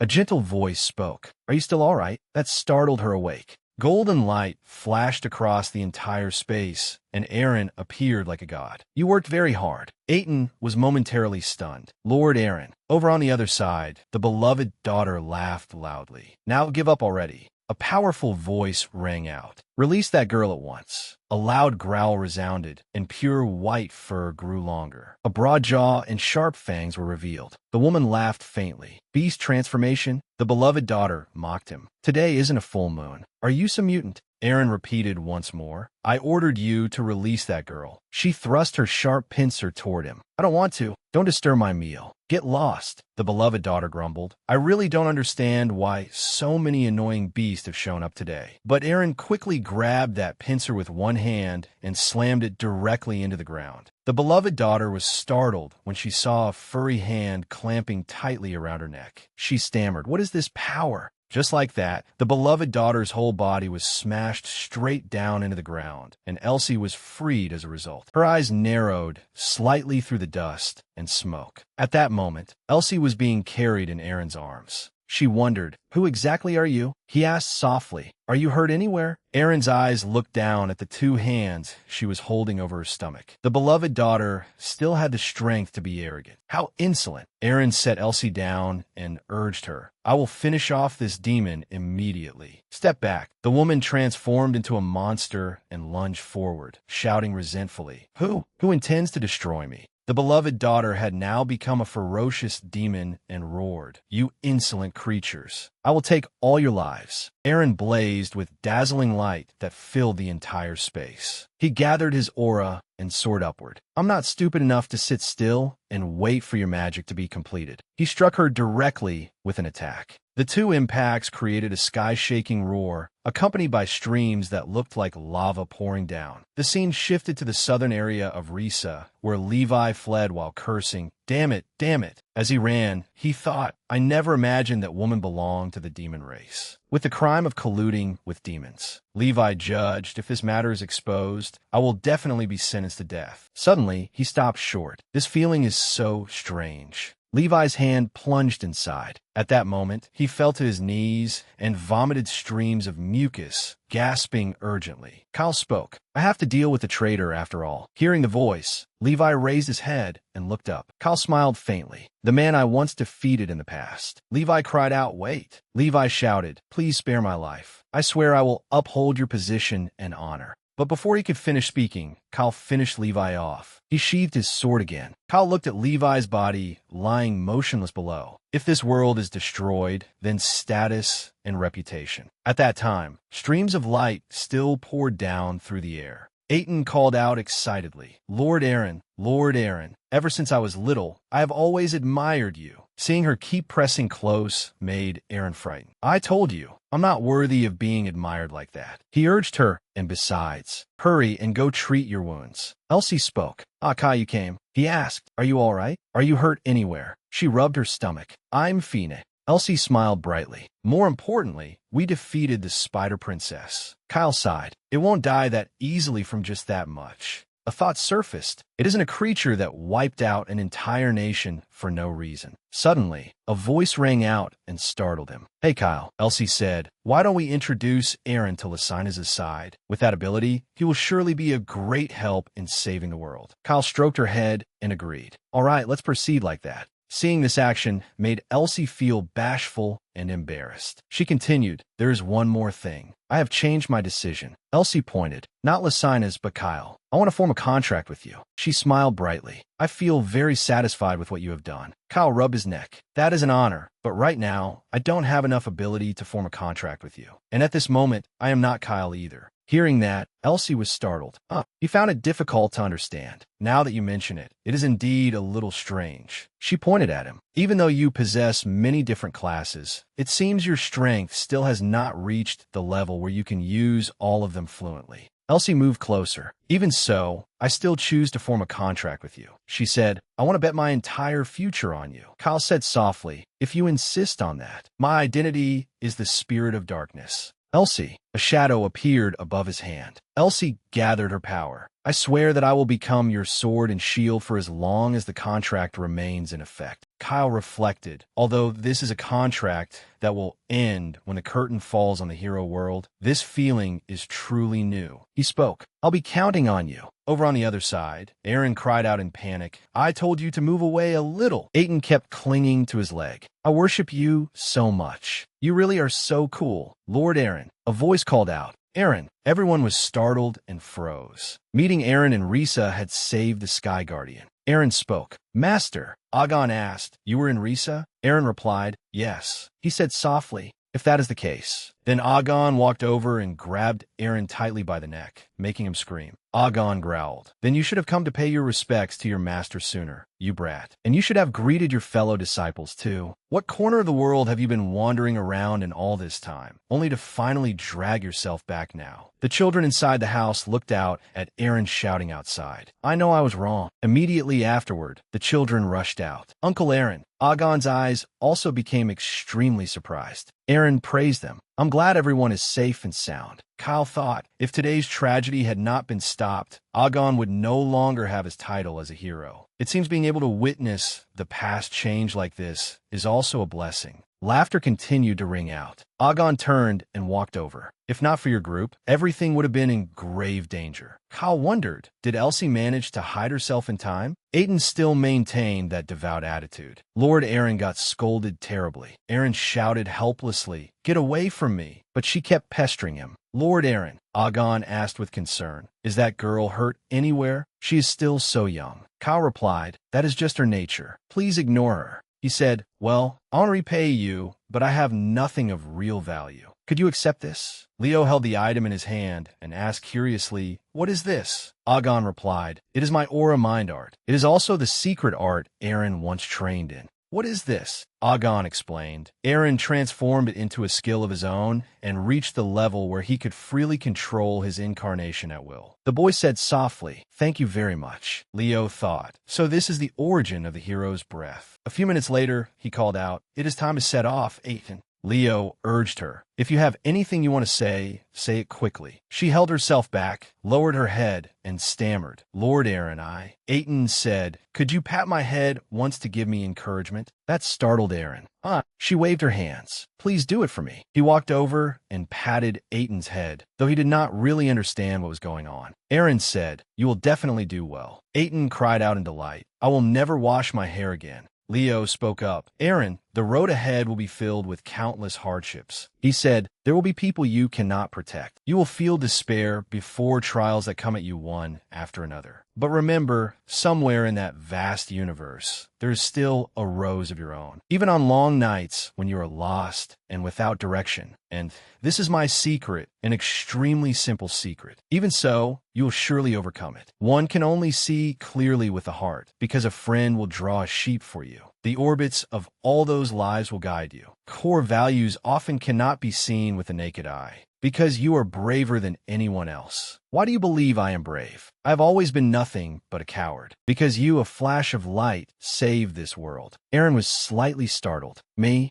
Leo continued, that is why I will also do my very best. So my friend, do not stop. Turn right at the second turn and keep going until dawn comes. Elsewhere, a loud shout rang out. Have you still not found a way to dispel the hero world? The man replied, no, we are completely stuck. He said fearfully, because this is the prison of a hero. Controlling it is impossible. Suddenly, a voice spoke up. Calm down, Bega. What purpose do the professors from Lumen have in visiting this place? A footstep approached. Since this is an incident related to the hero world, an exchange of experience between both sides should be helpful, and said, at our school, throughout the first semester that just passed, quite a few unnecessary troubles occurred. He continued, and in this incident, one of our students was also caught up in it. The man was startled. What? Bega walked over to the stone tablet and narrowed his eyes. The changes in the hero record prove that the hero world is being conquered. Juga also furrowed her brows. Or that page has been closed forever because the conqueror has died. At that moment, Aiden and Leo had also moved over, and both of their feet landed on the ground below. He said, we're back. She looked around. This place is... The man rushed over and embraced Aiden. Bega asked worriedly, are you hurt anywhere? She replied, yes, father. I successfully conquered Lord Aaron's world. He said softly, that is not as important as whether you are safe, Aiden. Do you know how worried I was? Leo, who had been absent-minded, suddenly froze. He looked toward the surface of the ring. Who is that person? Why has he appeared here? Aiton gestured toward Leo. Father, if not for this black rabbit's help, I definitely would not have been able to complete the conquest. Vega walked over and placed a hand on his shoulder. Hello, Kyle. This is truly an astonishing miracle. I can hardly believe you were able to conquer Lord Aaron's page. Leo replied, I did not accomplish it alone. He said gently, being modest again, are you? Whatever the truth may be, you and Aiton successfully conquered Lord Aaron's world. Vega held the crown high. This is the clearest proof that you are fully worthy of becoming a member of Hero Academy. He said loudly, Azonia, I am truly overjoyed. Then Juga spoke up. Sorry to interrupt everyone's heartfelt moment. She walked over toward Leo. The representative of that group, huh? What are you playing at in a place like this? He asked in confusion. Who is that? Juga angrily grabbed Leo by the hair. Who? Do you want to taste death? Are you planning to take both Lumen and Azonia for fools? Did you think you could fool the professors with a little magic? Vega pointed. Lumen? What exactly is going on here? Un's voice rang out. It seems a student from our side has acted rudely. He walked over. Though I do not yet know how he managed to take part in Azonia's entrance ceremony, allow me to introduce him briefly. Juga let go of Leo's hair. Let us stop here, and introduced him. This is Leo Plop. Hearing that, Aiton froze. Huh? After that, his whole body transformed back. The top first-year student of Lumen Academy. Leo said, hello, everyone. Elsewhere, a fragrant cup of tea was lifted, and a respectful voice reported, Madam, there's a guest who wishes to see you. Rena enjoyed her tea. A guest? Who has come to visit? The other person replied. She introduced herself as a schoolmate of the young master. She said softly, I see. Rena answered calmly, then invite the girl in. She thought to herself, if she is not using her family name and only calling herself Leo's friend, then their relationship must be rather close, and she simply dislikes putting on airs. Chelsea walked in. It is a pleasure to meet you, ma'am. I am Chelsea, brother Leo's classmate. Rena observed her. Ah, so you're the young lady of the Llewellyn family, the one who formed a team with Leo during the competition. She stood up. Welcome. Please have a seat here. She placed down a box of strawberry cakes. This is a small gift. Rena was delighted. Oh, how wonderful. Are these cakes from the Rotterdam Royal shop? It has been quite a long time since I last tasted anything from that shop. Chelsea stammered. Actually, Rena said, please feel free to chat. She grew excited. Then I will not hold back. A few minutes later, the cake was cut. Rena asked, by the way, my son has been away from home for several days now. I hope I did not make you wait for nothing. Chelsea replied, not at all. In any case, I was planning to stay in Delos during this vacation. Suddenly, Leo appeared. Chelsea, when did you get here? Rena was startled. My son. Chelsea also exclaimed, brother Leo. A while later, Chelsea stammered from outside. May I come in? He chuckled. Come in. She peeked in through the door and looked around. So this is Brother Leo's room. Chelsea assessed it. Brother Leo's private room. How should I put it? It looks extremely simple and ordinary. Leo asked, were you expecting to see something more special? He said, do you want to hear about the entrance ceremony at Azonia? She answered without hesitation, of course I do. Tell me right away. Leo began to recount it. During the ceremony, Lord Aaron's hero world suddenly opened. The hero record of the great figure Aaron was reactivated, and the candidates participating in Azonia's entrance ceremony who were drawn into it splendidly succeeded in conquering his world. Azonia's students really are impressive, being able to conquer even the world of a great hero. Chelsea raised both hands high. Brother Leo, you absolutely have to give me special training today. He replied, sure. She pushed her luck. Then can I sleep over here tonight? Leo sighed helplessly. Do whatever you want. Night quickly fell. Chelsea fell into a deep sleep while he remained seated in thought. Leo pondered. During this time, I have collected rewards that normally could not appear when conquering a hero world. But Elsie, someone from the past, stepping out of the hero world and into reality is a completely different matter. Could the root of this phenomenon be that my true identity is Kyle? First, I need to check Elsie's condition. Leo blurted out, you're awake. Elsie wondered, where is this? She was bewildered. Huh, where did my shadow hands go? Elsie looked at her own hands. This feeling is so stifling. It seems I cannot use all of my power. A thought surfaced in his mind. There is no mistake. The Elsie I met in Aaron's world has appeared in the real world. Even so, she is not in her strongest state. She crossed time from the distant past to the present through her bond with me, her contractor. I never imagined the hero world contained such miraculous power. Kyle, the moon is no longer red. There are strange points of light in the night sky. Suddenly, Elsie looked puzzled. What are those? They look like the stars I have only heard about in stories. Leo replied, that is right. Those are stars. She said innocently, is that true? He said, listen, Elsie, though this may be very hard to believe, you are in the future. This is the world 5,000 years after the era you lived in. Elsie was startled. What? Leo explained, my name in the present is Leo P. And 5,000 years ago, I was the surviving hero named Kyle. I defeated the boss and was reincarnated into this era. Elsie said softly, now that I have seen this sight with my own eyes, I have no choice but to believe your words. She asked, then does that mean this is now an era of peace? Leo replied, yes, but I cannot say it is completely peaceful. He said, although I defeated the boss, he has not truly vanished completely, and Totaro still exists there as well. Elsie sighed. So that is how it is. Leo continued. For that reason, I will have to defeat them again. She declared, in that case, I will also lend you my strength. Sparkling light began to rise. Elsie turned back. Since I am in this reality, my destiny is to fight at your side. So from now on, please take care of me, Kyle. Leo said quietly, no, call me Leo P. Elsewhere, Dade walked through the grounds. Ah, so the Queen of Vast is Rena. He remarked, your friend seems to get along very well with your mother. The boy agreed. That really does seem to be the case. Someone came over and reported respectfully, Master, a guest has arrived. Dade wondered, oh, where has this guest come from? He replied, I am told they are from Lumen Academy. He looked toward Leo. From Lumen again? The boy stammered, ah, so today.